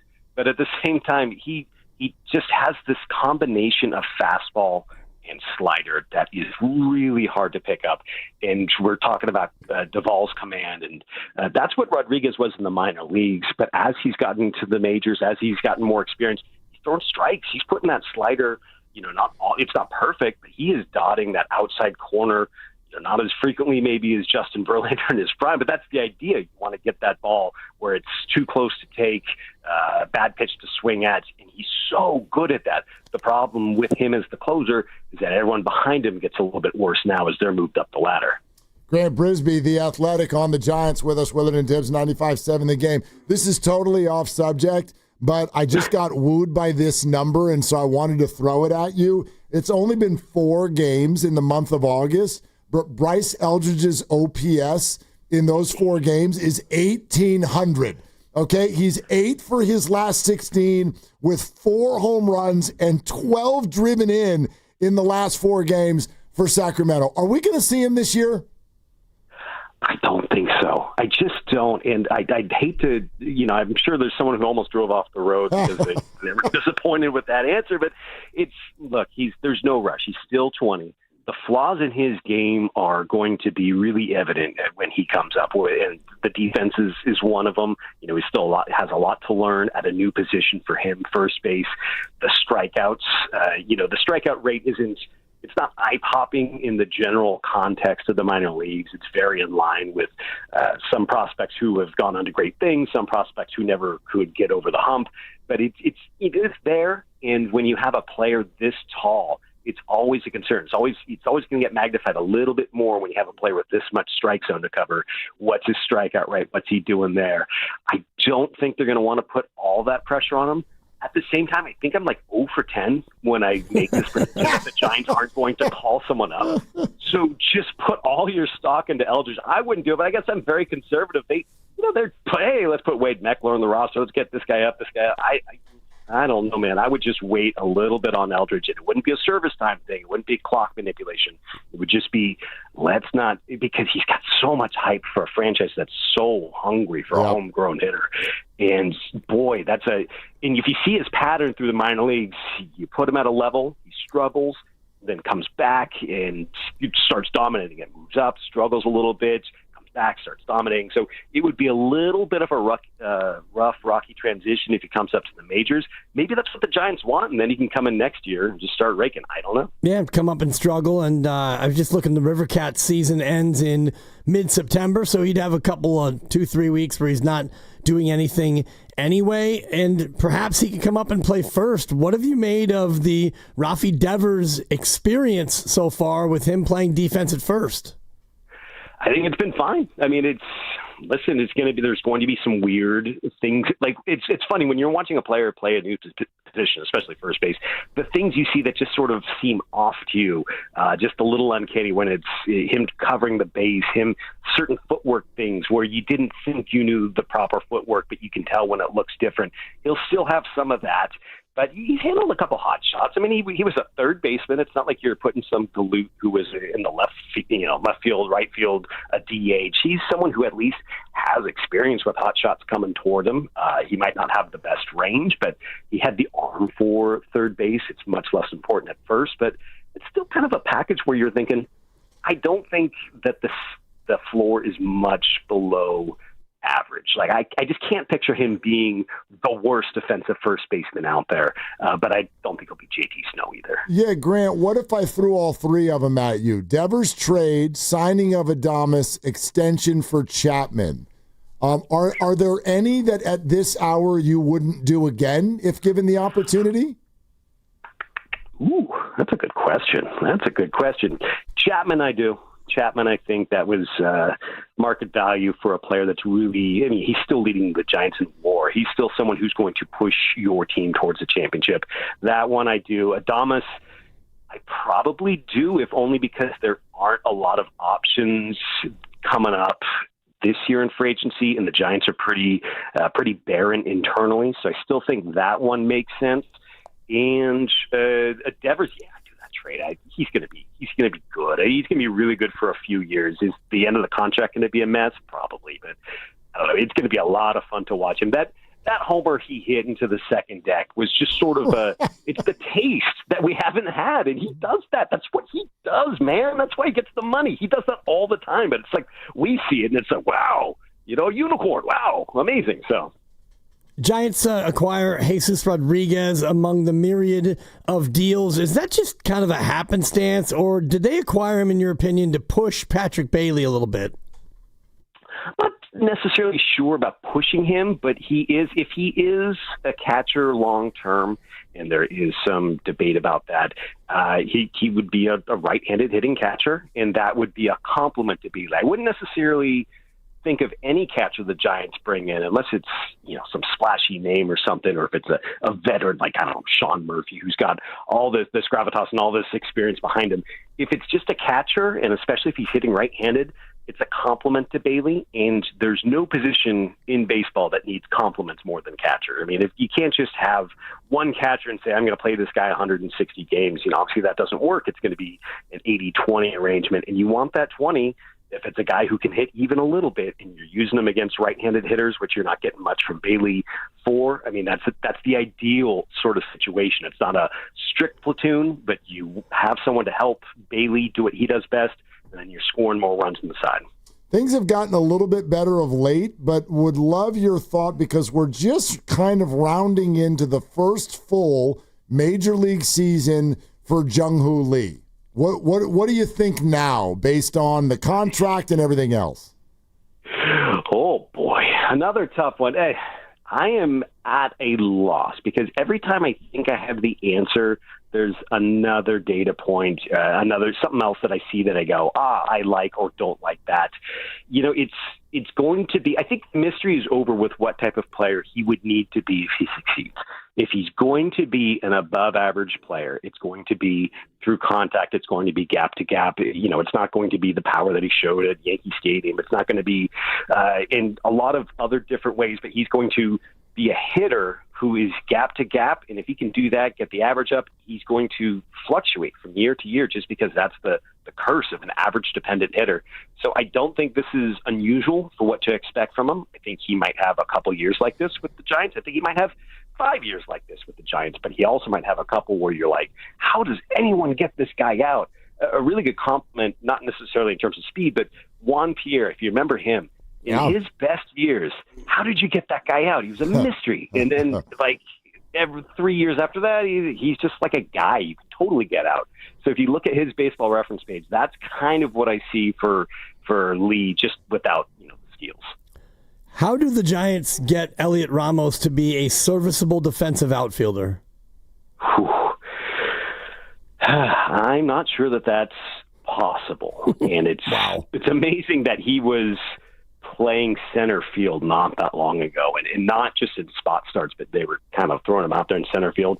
It doesn't seem like he has the natural ability to do it. He's got the speed to do it. He's got, the arm at times to do it. His arm is erratic, but he can show off a strong arm. It's just, there's something about his decision-making, his reaction time. I'm not sure if he's trying to do too much. Maybe he'll settle down with more experience. But sometimes you just get outfielders who are like clumsy French waiters. I mean, it's just they're walking there, they just drop all the plates, and that's the gag. It's just sometimes they can't help it. And Ramos might be one of those guys. And I'm throwing out a lot of names from the past, but if you're an old Giants head and you remember Glenn Allen Hill, I'm not saying he's Glenn Allen Hill. Yeah. At some point, it's like, look, this is who he is, and what are you getting elsewhere? Well, you're getting a lot of good things elsewhere. I just don't see him ever being like an asset in left field. Pat Burrell sort of in left field might be the best comp that you can say, yeah, I can live with that. And yeah, maybe you could. Grant Brisbane, The Athletic, on the Giants. This is a broad one, Grant, but I think this is what you're really good at. And so I'll explain what I mean by this. But the question is, how are the Giants doing? And this is what I mean. Jung-Hoo Lee is a huge part of their marketing arm. And then you just had the answer you gave.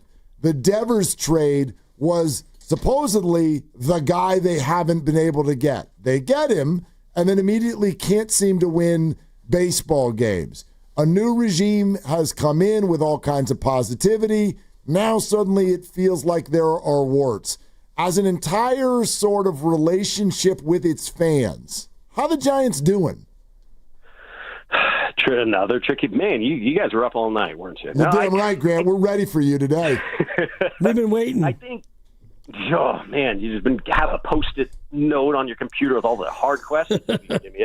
I think they're doing okay insofar as it used to be the narrative that the Giants are always going to finish in second place. The Giants are going to go after Judge, and the Giants are going to go after Harper. And I think, yeah, there was some justified snark about that. But it's also, if you think about the names that we're talking about, they're the biggest names in the sport. Ohtani. Everyone wants Ohtani. Everyone wants Yamamoto. Everyone wants Sasaki. The Giants are going to be facing an uphill battle in getting any of these guys. And so now that they've signed Chapman and then re-signed him, and they have Adames, and they traded for Devers, if this core can hit the way that they should hit, other players will say that looks like a good, fun time, because those are, you've got Adames and Chapman. They've got the reputation in the clubhouse. You have it's got this sense you've got Melvin, a player's manager. It's run by an ex-player. I think that they've got a good thing kind of going. It's been a little bit of a cursed year, though, and someone brought this up, and it was an excellent question, and I couldn't really answer it. It's, who are you mad at, right? Like, you're looking at this Giants team, and you go, this team, who are you mad at? It's, are you mad at the owners? No, they signed they approved some really big money. Do you upset with Posey? He went after it, and then he cut bait when a lot of guys wouldn't have. And maybe if you don't like that, that's not in the plus column. But listen, there's like a lot going into this team, and there's not much coming out. And you look around, and who are you mad at? Yeah, maybe Verlander, but come on, that's not the difference in the season. What are you talking about? You can add up all the things that have led to where the Giants are, where it's a thin bench, whether it's Fitzgerald not doing what he did last year, and they really counted on him too, or whether it's Lamont Wade Jr. just completely forgetting how to hit a fastball. These little things, I think, add up to the disappointment. And if there's really something to be mad at, it's the player development over the last X number of years. They've given the Giants some good pitchers, some interesting pitchers, but they really haven't come up with anything other than Ramos and Fitzgerald for a little bit. So that's where the focus of the ire should be. But again, I think they're doing fine. I think they're mostly doing fine. This year's just kind of gross. Well, I'll answer your question because we've been asking all the questions. Who are we mad at? Kai Wei Tang. Yeah, punch up, man, that guy. Yeah, get out, Kai Wei Tang. Good sinker, though. Yeah, thank you. I've had it. I had that on a Post-it note. So. Yeah. Grant, great stuff, and go Bearcats. All right, you got to go Panthers. Let's go, man. All right. There's Grant Brisbee, the Athletic, and a good Burlingame Panther. Oh, okay, yeah. Thank you for the explanation. Talking to a San Mateo Bearcat here.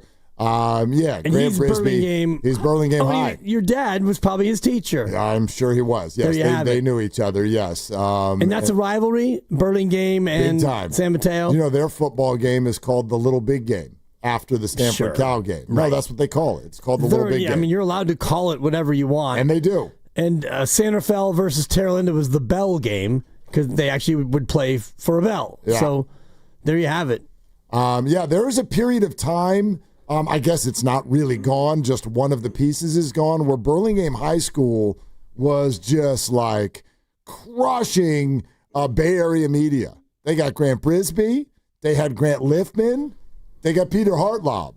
And they still got Peter Hartlaub and Grant Brisbee. Because it's Drew Schiller. Oh, that's right. Drew Schiller. Thank you. Yep. So, and Burlingame. And Hartlaub's dad and my dad were both teachers there together and very good friends. Yeah. And now both 1,000 years old, but both doing wonderfully. That's great. Yeah. Both still here. Both still alive here. And kicking. That'll be 83 in November. Your dad. 83. Impressive. Yeah, Hartlaub's dad is like in his 90s, and he's riding his bike all over town for crying out loud. Oh, I saw Hartlaub just wrote a piece about him and his dad. Yeah, because they ride bikes. Right. Yeah, they ride the bikes. Yeah. Dude's amazing. Grandy, who would the Windsor High School rival be, if there is one? Growing up, it was Healdsburg because we were in the SCL, but we moved to the NBL because our attendance grew to a certain figure. So now probably Santa Rosa? Yeah. I mean, you whoop up on Santa Rosa. Are you allowed to just change rivals? You know what I mean? Well, we just don't play them anymore in league play. Right, I know, but like I would argue that means you didn't really hate them in the first place. If you could just replace them. You know what I mean? Like if Auburn leaves the SEC, Alabama's not going to be like, fine, now we hate LSU. Like you hate Auburn. Gotcha. With your soul. Yeah. With every fiber in your being. Windsor newer high school too, so it's not, that steeped in tradition. I just was thinking about that from a high school standpoint because I went to Casa Grande, shout out the Big House, and so Petaluma was the rival. There's two high schools in the town, and other than St. Vincent's, and so them's are rivals. By the way, this is a fun thing to talk about. Giants, Dodgers, blah, blah, blah, the Padres, are they moving in on the rivalry? Not everybody gets a rival. Right. Like, for rivalry weekend, who are the Rockies playing? What are we doing? I mean, you don't have one. Exactly. You don't have one. Even like the Mariners, I don't think that they have in fact, those two teams sometimes play each other on rivalry weekend. I forgot that that's actually a thing now in baseball. Sometimes it's a thing. I went to Cal Poly San Luis Obispo. Who's your rival? I mean, people be like, Santa Barbara.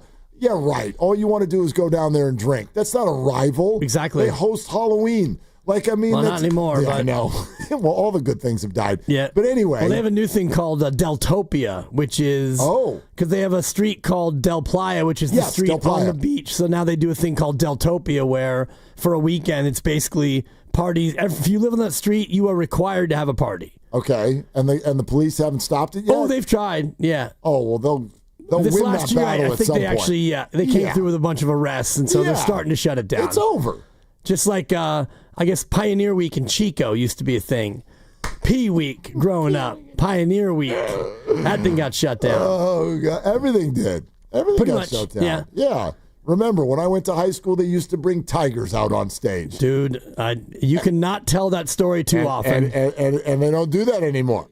They don't bring the tiger on the stage anymore. We have a rivalry here at 95.7 The Game, Dude, I'm trying to spark the rivalry. This is a brilliant transition. Thank you. That was chef's kiss. That was a chef's kiss. Earlier right there. in the program, in the crossover, for those of you just joining us, and it's really we, because I don't know if Shasky was the one who's been agitating for more stuff to happen, but we've challenged KNBR to a softball game in order to raise money to help find a cure for cancer. Cancer one of research. our good friends, one of their current employees, one of my mentors, one of my former coworkers, Greg Papa, recently announced that he's in the fight.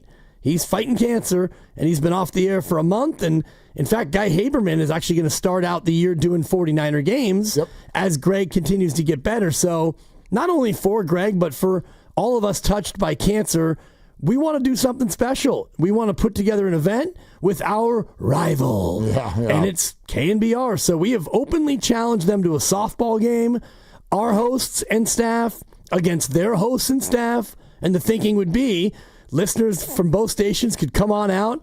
You paint your face blue and yellow for 95.7 The Game. You could paint it up orange and black, I guess, for KNBR. And people would give donations, and we'd raise money to fight cancer. Yeah, Rivalry Week. I'm actually taking a look at. There is an update.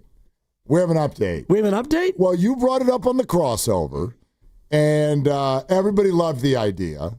We love the idea. We're ready to rock.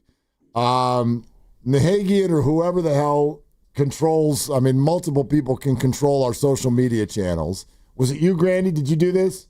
Did you do this, or did Matt do this? Do what? The tweet. Do what? So I think it was the director of tweets. Okay, yeah. Lucas, was it you? Was it Whitley? Whitley did it? Okay. Yeah, it was a combo. You grabbed the video. You grabbed the video of the crossover. Very, very popular radio segment. The crossover, 145, 95.7 The Game. You grabbed the video of you coming up with this idea and wrote, hey, KNBR, are you in? Are you in? And so it has almost 15,000 views. Okay. And I went in to see what are some of the responses, because we got a lot of listeners right away on our YouTube feed and on our Twitter feed being like, that's an incredible idea. I'd come watch that. Where can we donate? That's what it's really all about. It is. Come on, let's be real. It's about two things. This is about helping cancer research, and then it's about some competitive fun, and let's kick their ass. Totally. So that's what we're thinking. And who knows where this could go. We'd come on, let's do this at Oracle Park. Well, one person, many people have, but one person in particular has my eye, who has responded to the tweet. And he goes by the name Mike Holer. Oh. Now, that happens to be the program director at KNBR, and he simply tweeted an emoji at the video, and it's that little, thinky face. Thought emoji. Not winky face. Not winky thinky face. face. It's a thinky face. Yeah. Thought emoji. Huh. So, the eagle has landed. That's all. I think they saw it. Right. They saw it. So let's go. What are you waiting for? Whoa, we're young. Seriously. Even though some of us aren't. And he would be somebody who's actually quietly not that young, because I worked with him in 2005 when I was over there. And another person who's responded to my tweet, because I came over the top and said Vegas has installed us as early favorites. Damn right we are. And I added a bunch of them, including Murph from their morning show, and he liked the tweet. So he's seen it, they've seen it, they're aware of it. So he agrees that we're favorites, too. Correct. Yeah. Correctamundo. Oh. So now they all have to get their collective AM heads together. Let's go. And figure out how they're going to respond. Right. And I think the secondary competition would be, once they accept, who could raise more money? Who's raising more money? Who's raising more money? No doubt. And that's where I think the real competition comes. And I had an idea earlier. And nobody can lose there, by the way. Correct. But yeah. My thinking was, whoever raises more money by game time, you get to be the home team. You get last licks. I like that. Although I think the money continues. Like I would foresee this as a free to attend event where you will be encouraged to help. Right. I mean, and I'm just spitballing here. I don't know how it's going to come together. I'm certainly not in charge. Right. But that's what I would do. Like, those of you listening, we'd love to get as many of you there as possible. And that messaging that you always get in situations like this absolutely rings true. If all you got is $1, then let's do $1. That's great. But let's fill whatever building we're in, Oracle Park. Thank you. Whatever building we're in, let's fill this damn thing. And by the way, if everybody who comes only brings $1, that's a lot of money. Right. That's a lot of money. If you're talking about 40,000 people, that'd be it'd be incredible. If you get 10,000 people to all give $10, that's $100,000. And the boss, my math says you're right. Look. He was telling me about a host on The Score, our sister station. He just did a radio marathon. He did 24 hours of consecutive radio, and they raised $750,000. Dude, it goes. Because he lost his brother, and I don't want to speak too far out of turn because this was just something that the boss told me in the hall, but this host lost a brother young, and so he did this, and they raised $750,000. Well, I can tell you from experience that sometimes when you start getting things like this going that are wonderful ideas that come from a good place and have a heart and really aim to do something good, that, and I love telling stories like this because it's so easy right now in our world to think everything sucks and everything's negative and everything's scary and everything is divisive and everybody's mad. But this is one of the reasons I will always defend social media. It is scary. It is tough on young people. There's a lot of bad. I get it. But it is also often completely the vehicle that is used to do wonderful things like this. I remember when the Houston area was dealing with that massive hurricane a few years ago. Right. And J.J. Watt made a video. And he was like, so I'm going to donate this.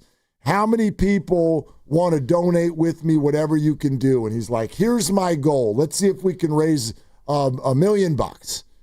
And literally by the next morning, he's like, how about if we try 2? And then by that evening, he's like, can we do 5? And the next thing you know, I'm not kidding, it's like, y'all got $25 million. Yeah, wow. And you can really make a move. Now, that's J.J. Watt. I get it.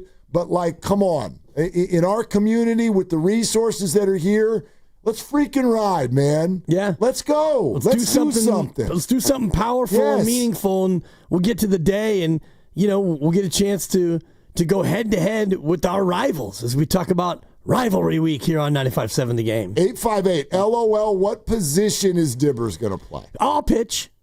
I'm the pitcher. Oh. I mean, okay. It's either that or I catch. I got to be in a spot where mobility is not required. Ooh, that's a good question.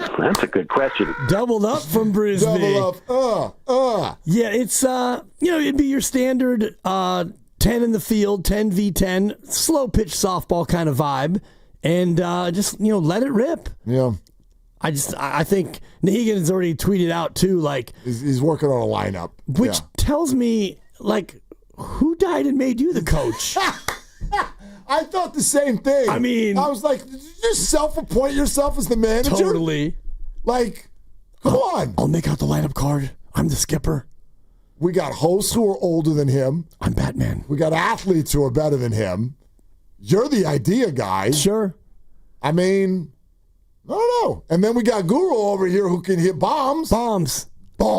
Shasky we got already Joe with Shasky, eye who black on. coaches half the teams in baseball in the entire Bay Area. No doubt. Right? Spadoni is young and spry, and I'm told athletic. He's young. Yeah. We got Grandy, who's young and spry and athletic. Unfortunately, it's not a hoop game. Yeah. Lucas is someday is going to be over all of his injuries. Are you back? I'm playing. Okay. He's back-ish. And if we have Don't the ask audio, me on Mondays. Listen to the, I'm It's sure not in the best I'll be of ready. today, you'll hear the crossover, and you can hear Steiny's emphatic endorsement of the event. When I finally asked him, Steiny, you playing? I'll play. And I'm paraphrasing, but I'm pretty sure that's how it went. It was one of the This guy is such a This D. is a great moment where somebody who never, ever, like, I mean, Steiny, for those of you listening, I mean, he is and he isn't exactly the way he comes off. Right. I'm not in this one. There are a lot of moments Don't where make me he does just want to be left alone. Right. At the same time, there are times where he's completely the instigator of 5 hours at the old ship. So that happens too. But this is classically a moment where it's like, dude, under any other circumstances, he'd be like, I'm not going. Of course. I'm not going to that. But you're not saying no to this. No. You're playing. I'll play. And you're playing where we tell you to play. And I'm going to replace Matt Williams with Matt Steinmetz. He's our third base coach. Oh, third base coach. Good third base coach. I think they're going to put him at third base. I'll handle third. Yeah. I'll handle the corner. Shasky probably at short. I mean, probably. Just because that's what he does. Yeah. We got to put, Guru, be a classic left fielder. Classic left fielder. Give me Elliot Ramos vibes, though, defensively. I could go play first if you want me to. May need I got that. a little bit of height to me. Yeah. But we could put, I think Chickering is the first baseman. Oh, yeah. People you don't know, Carter Chickering, he's 8 feet tall. He is 8 feet tall and surprisingly athletic. The man can move. Yeah. I actually saw him trying to catch, I don't know if it was an Uber or what the hell was happening, but I was walking to work yesterday, and Chickering went running by me and almost didn't see me because I had my hand up. Yeah. Like, dude, do the drive-by. High five. There goes Chickering. He didn't see me to the last minute, and he almost gave me a shoulder shiver, which would have sent me out into the middle of Kearney Avenue. No doubt. Street, whatever. Anyway, large man who can move. So maybe he's playing first base, because if I'm going to be over at the hot corner, I feel comfortable that I cannot throw the ball over his head. No chance. Yeah. Yeah. So, okay, we'll figure we're it all working out. on some things. And Nahigian will put us wherever he sees fit. He's going to be the catcher. Well, he's built like a catcher. Oh, he's playing. Well, player manager. I don't know. Maybe. Yeah. I mean, let's put the resources together and let's see what we can do. That's what this is all about. I think Pete Rose was the last player manager in Major League Baseball. I think you're probably right. Anyway, this is going to be great.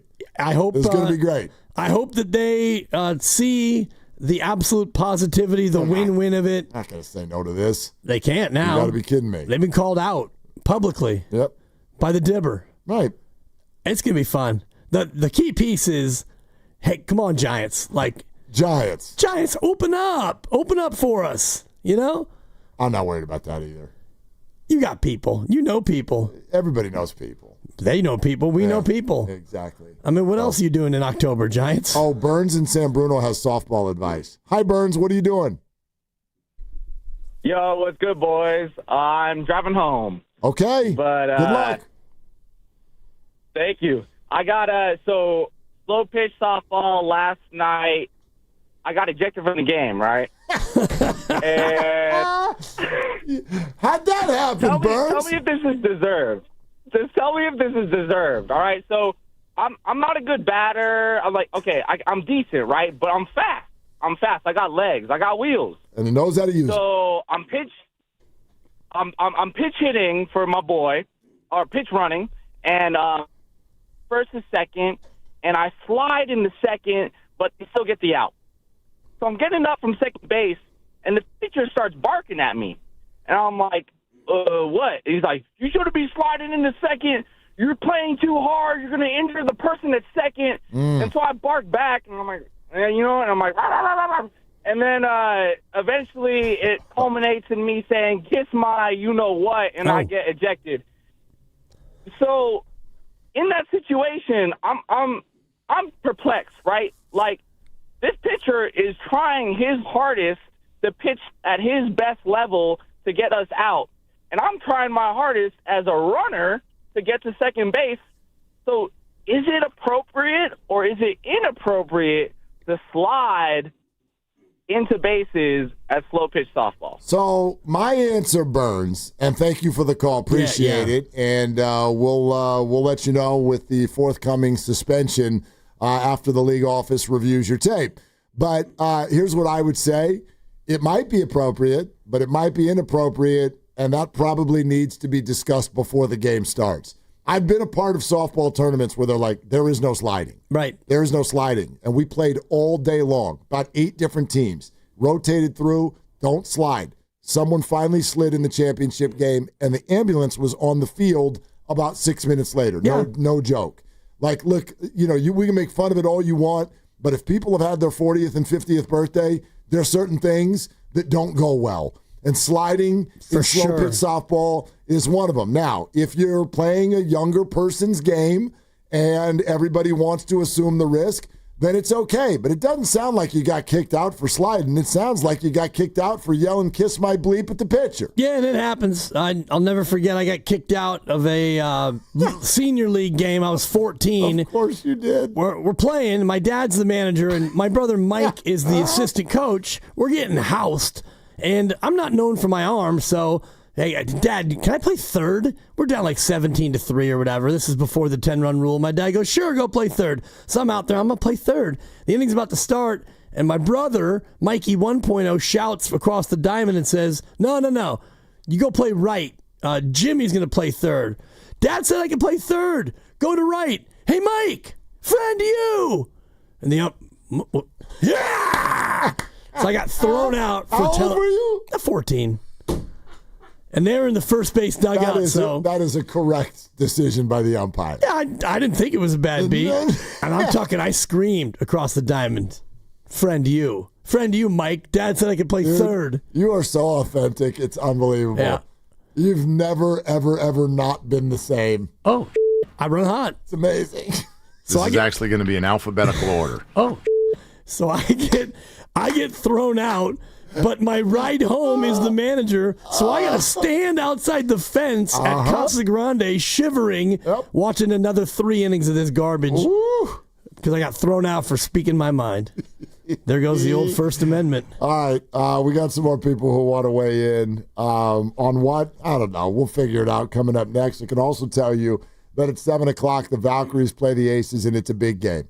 Valks are the 8th seed. Right now, Aces are 7. They're only a half game behind. Big game. And it's here in town. You can hear it on 95.7 The Game or on the Valkyries channel on the Odyssey app. Download the app, search Valkyries. There it is. You can watch the game on KPIX. Pregame starts in about 50 minutes. We're brought to you by the San Francisco Sheriff's Office. Your future begins here. And oh, by the way, we also have some NFL breaking news that affects George Kittle. So that's next on Willard and Dibs. This game day traffic report brought to you by Crystal Geyser Alpine Spring Water. Well, if you're making your way on northbound 101 from Cesar Chavez, getting on to 80, things are slow. And northbound 280 also sluggish onto the approach to King Street. Not bad, though. That's game day traffic. What makes Crystal Geyser Alpine Spring Water different? We always bottle our Alpine Spring Water less than 1.5 miles from the spring source. And all our bottles are made with 50% recycled plastic from our own recycling plants. Crystal Geyser, bottled at the spring source. Football is back. The road to Santa Clara starts now. I want to go back to the playoffs, and the road to Levi's starts now. Your station for the best football talk in the Bay. I love football. Is 95.7 The Game.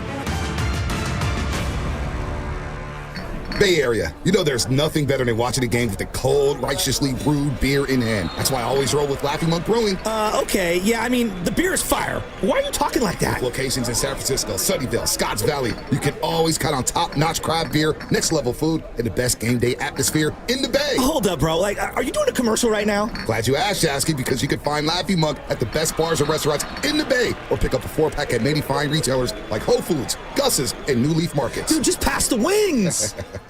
Well, we did it, y'all. We finally got the McDonald's snack wrap back on the menu. We broke the internet with our pleas, and now this iconic snack has returned for just $2.99. No, you're not imagining this. I'll repeat, the snack wrap is back at McDonald's for $2.99. Enjoy the taste of victory while you sink your teeth in the crispy chicken wrapped in a soft tortilla, because you deserve it. We fought. McDonald's listened. Now, it's our move. Ba-da-ba-ba-ba. Prices and participation may vary. Cannot be combined with any other offer or combo meal. Do you really know what's in your tap water? LifeSource believes your water should support your health, not work against it. Upgrade your home with a LifeSource whole house system. Clean water from every tap. No salt, no hassle. Call 1-800-WATER-99 or visit lifesourcewater.com. Summer is here, and it's time to plan your style staycation with Bob's Discount Furniture, where you can find everyday low prices on the hottest styles. The comfiest Consumer Reports recommended mattresses, fast, friendly delivery, and flexible financing to fit your budget. Go to mybobs.com for details. So stock up and score everyday low prices, delivered on time all summer long at your nearest store or at mybobs.com. Oh, my Bob! Bob's Discount Furniture.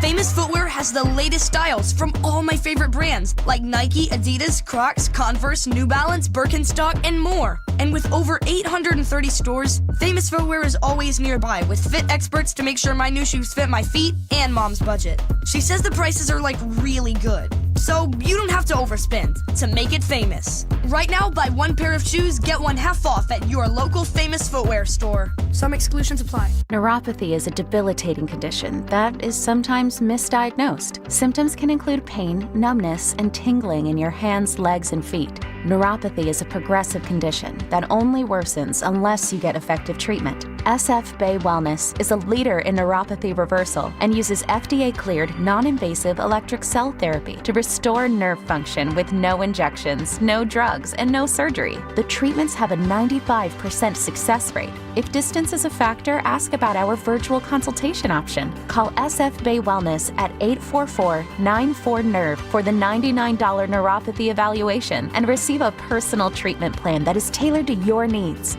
Don't wait another day. Call 844-94-NERVE. That's 844-94-NERVE. Why keep suffering with the painful symptoms of neuropathy? You deserve to live a pain-free life. Start getting the treatment you need for your neuropathy symptoms. Call today. Comcast Business High Five Hotline. What's the state of your excitement? I signed my business up for the 5-year price lock guarantee, and I can't stop high-fiving people. High five! Okay, deep breath. You're in a good place. You signed your business up for 5 years of gig speed internet and advanced security, all on our ultra-reliable network. Gig speeds and advanced security? I'm so stoked! Yep, and you get it at a great rate that's locked in for 5 years. Woo! The high five is just your body's way of saying, I'm winning. So this is natural. High-fiving everyone you see in a state of business savings enthusiasm? Totally natural. Sweet! Thank you! Thank you! High five, everybody! High five! The Comcast Business 5-year price lock guarantee is back, but only for a limited time, so sign your business up today. High five! Comcast Business, powering possibilities. Ends 9/21/25 for new customers with qualifying bundle. Current customers may be eligible depending on services and area. Guaranteed rate applies to monthly service charge, excluding taxes and fees. Other restrictions apply. Today we're constantly taking photos and videos to remember our favorite moments. But what about those captured before the smartphone? What about the memories tucked away on aging VHS tapes, film reels, or in fading photos? These cherished memories are fading away with time, vulnerable to threats like heat, moisture, and mold. But fear not, there's a solution to safeguard your legacy. Hi, I'm Adam. And I'm Nick. Together we founded Legacy Box over a decade ago with one mission, to bring your memories into the 21st century. It's time to bid farewell to old tapes you can't watch and faded photos. Legacy Box transforms them into digital treasures, ready to share with a click. Just like magic, your shoebox of memories is now safely stored in the cloud or on a thumb drive. Over 1 million families have trusted Legacy Box, so you can rest assured your priceless moments are in good hands. Don't let your childhood fade away on old tapes. It's time to digitize those priceless moments. Fast forward into the digital age. Visit legacybox.com/value and unlock 50% off your order. That's legacybox.com/value. Oh, no. Ah, that's the sound of someone who's misplaced My debit card. their debit card. Where'd I leave that thing? Not at the gas pump, or the checkout counter, or the roof of your car. Now, if he has the Chase mobile app, he can use Card Lock. Wait, I could just lock my card. Yep, just a few tippy taps on his phone, and that sound? That's peace of mind from Chase. Chase mobile app is available for select mobile devices. Message and data rates may apply. JP Morgan Chase Bank N.A. member FDIC.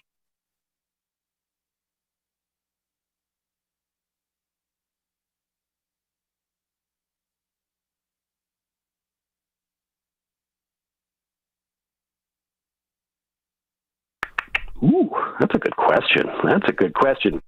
Ooh. Now, back to Will and Dibby on 95.7 The Game. Dog, I'm going to sleep good tonight. Yeah, that was pretty impressive. Good tonight. Ooh. Double banger from Grant Brisbee of The Athletic. With a woo up front. You got a woo. And Brisbee is kind of like Bigfoot. Like, he only comes out of the forest once every 3 months. Or I was going to say 3 years even. I mean, we try to get him. Yeah, and then sometimes even when he does come out, you're like, come here, okay, come here, let's talk. And then he just goes right back into the forest. Yep. Ooh. So I'm going to take that one home with me. That's a good one. Yeah. Possible Eric Burns tomorrow. Okay. We've been going back and forth. And, he's... Possible not, too. Yeah. Just saying. Well, and I was telling the guys behind the glass. That's how he rolls. We've been texting back and forth the last couple of days, in part because the Alpine Little League is the Little League that's representing Northern California in the tourney elimination game tonight. That's the Little League he played for when he was a kid. Love it. So he's been really yocked in, and we both kind of have been. And I think today is maybe it represents the first time that you and I have had like a full agreement about something having to do with the Little League World Series. And I've done a little bit of an adjustment on it, to be honest with you, because I've had some discomfort in the past with the Little League World Series being on TV, but it's not for the reasons that Steiny was talking about earlier. I've just always thought to myself, first of all, there's people gambling on it. That I don't like. Yeah, not anymore. And not anymore. And secondly, what gets me going sometimes is like the kids who know it's on TV and start acting outside themselves. Like the over celebration, the acting like the big guys. But that's just part of the deal. You're not gonna put that toothpaste back in the tube. I understand that. But this idea that it shouldn't be on TV, especially at these stages, because these players aren't good enough to be on TV, that's just not the message that I want to send to kids. I want to send to kids that your flaws are fine. Yeah. Be you, put it out there, let everybody look at it, and if they don't love it, bleep them. Totally. Right, that's the message I want the kids to have. I agree with that message, and I also would want them to feel like if you work hard at something and you do well at something, you can get recognized and rewarded for that. And if you're 12 years old, how cool is it to be on ESPN and you make a great play and then you watch SportsCenter at night and you're one of the top 10 plays of the day? Little Timmy with a diving catch in left field. That's something that you can carry with you forever. You remember when we were kids, they had a thing called Sports Illustrated. It was a magazine that came out every week. Yes. And the back page, they had a section called Faces in the Crowd, where they would highlight 6 faces. Hey, so-and-so bowled 5 straight 300 games in New Brunswick or whatever. And I knew a couple people who got highlighted in that, and it's a lifetime it's great memory. And Steiny's point earlier today would be akin to being like, you can't put those pictures in the back of Sports Illustrated because the people might not like the pictures. Yeah. And they might make fun of them. Well, welcome to this thing called the world. Yeah. Better get used to dealing with it. Yeah. That's the way I look at it. And social media definitely makes it harder because it's more immediate and it's more judgmental. But, if you're a little 12-year-old baseball player and like the kid today for Florida, they got walked off by South Carolina, and he was rightfully pretty upset. Sure. And he'll get over it. Yeah, and I also don't see, I get the point, but 11 and 12-year-olds are largely, I've never seen a little leaguer getting made fun of on social media. Maybe it's school, they're not even in school right now, but you know what I mean? Maybe I don't know. There's something in their world, But again, that's kind of my take, is like coping skills. You're going to have to deal with that. People making judgments about you in life. That's just kind of the way it works. Hey, good news for George Kittle. I got good news for George Kittle. Smelling salts are back? Yes. Really? That's exactly the news. I just was guessing. You guessed that. But the salts are back? So here's what happened with Granny. this whole smelling salts thing, and it really made the rounds yesterday to the point where my 16-year-old daughter asked me after dinner last night, Dad, what is this smelling salt thing? What are smelling salts? And I'm like, sit down. Let's talk. That's a good question. That's a good question. Yep, That's enough. That's enough. Anyway, what happened yesterday was basically something that needed clarification. And ESPN has reported that the NFL Players Association is aware of the memo that circulated yesterday, quote unquote, banning smelling salts and ammonia capsules. Well, it turns out what was banned is the teams providing those things for the players. Gotcha. However, if the player would like to bring it themselves, knock your number 85 self out. And so Schefter tweeted that and immediately got a response from Kittle with a simple gif of, the bearded guy that just gives you the nod, like, yeah, all good. And so that just happened on Twitter. And George, I think, with his new contract, can afford to bring his own smelling salts. So he will. Yeah, you can. And I'm just immediately Googled it, and I'm looking at Amazon, of course, because you can get anything at Amazon. Anything. And here they are. You can get salts for athletes and hockey, Wake Up for athletes, weightlifting, and football. So how much? This one's $24.99. Yeah, you got that. I don't know how many salts you get in each. Plus, there's a coupon too. There you go. Download your digital deals. And thank you. I don't know if we'll see you in the aisles for this, but yeah, the salts are not necessarily the healthiest thing for you, but you can just bring your own now. And so George will just have a locker full of them. Not the healthiest thing for you. Neither is football. Fair. But they play it. You know what I mean? Let's go to Ryan in Irvine. Hi, Ryan. Thanks for calling. Hey, guys. Hey, thanks for taking the call. Yeah, what's up? A little while ago, you had a caller talking about McCaffrey's usage and, whether or not Kyle would do it again. And I enjoyed listening to you guys' conversation. You guys both made really good points about that. I would just say this. I think there's quite a few 49er fans that are just skeptical about Kyle's ability to adjust, change his game plan. When you just listen to his, press conferences, he talks like a head coach that's 2-0 in Super Bowls. At least that's my opinion, and he's been asked point blank, like, how are you going to use McCaffrey? Are you going to make any adjustments? You look at how many seasons they've had that have been directly affected by all the injuries they have. And then look how this training camp's starting off. They're signing street free agents just to be able to compete in practices because they're dropping like flies. And I just wonder, can Kyle adjust his game plan? I know they've tried getting different trainers in there, trying different, physical agility techniques in their practices and stuff to try to address a lot of these injuries that they constantly have. But it's just from an outsider, his body language and the way he answers his questions to the media, and then what you see on the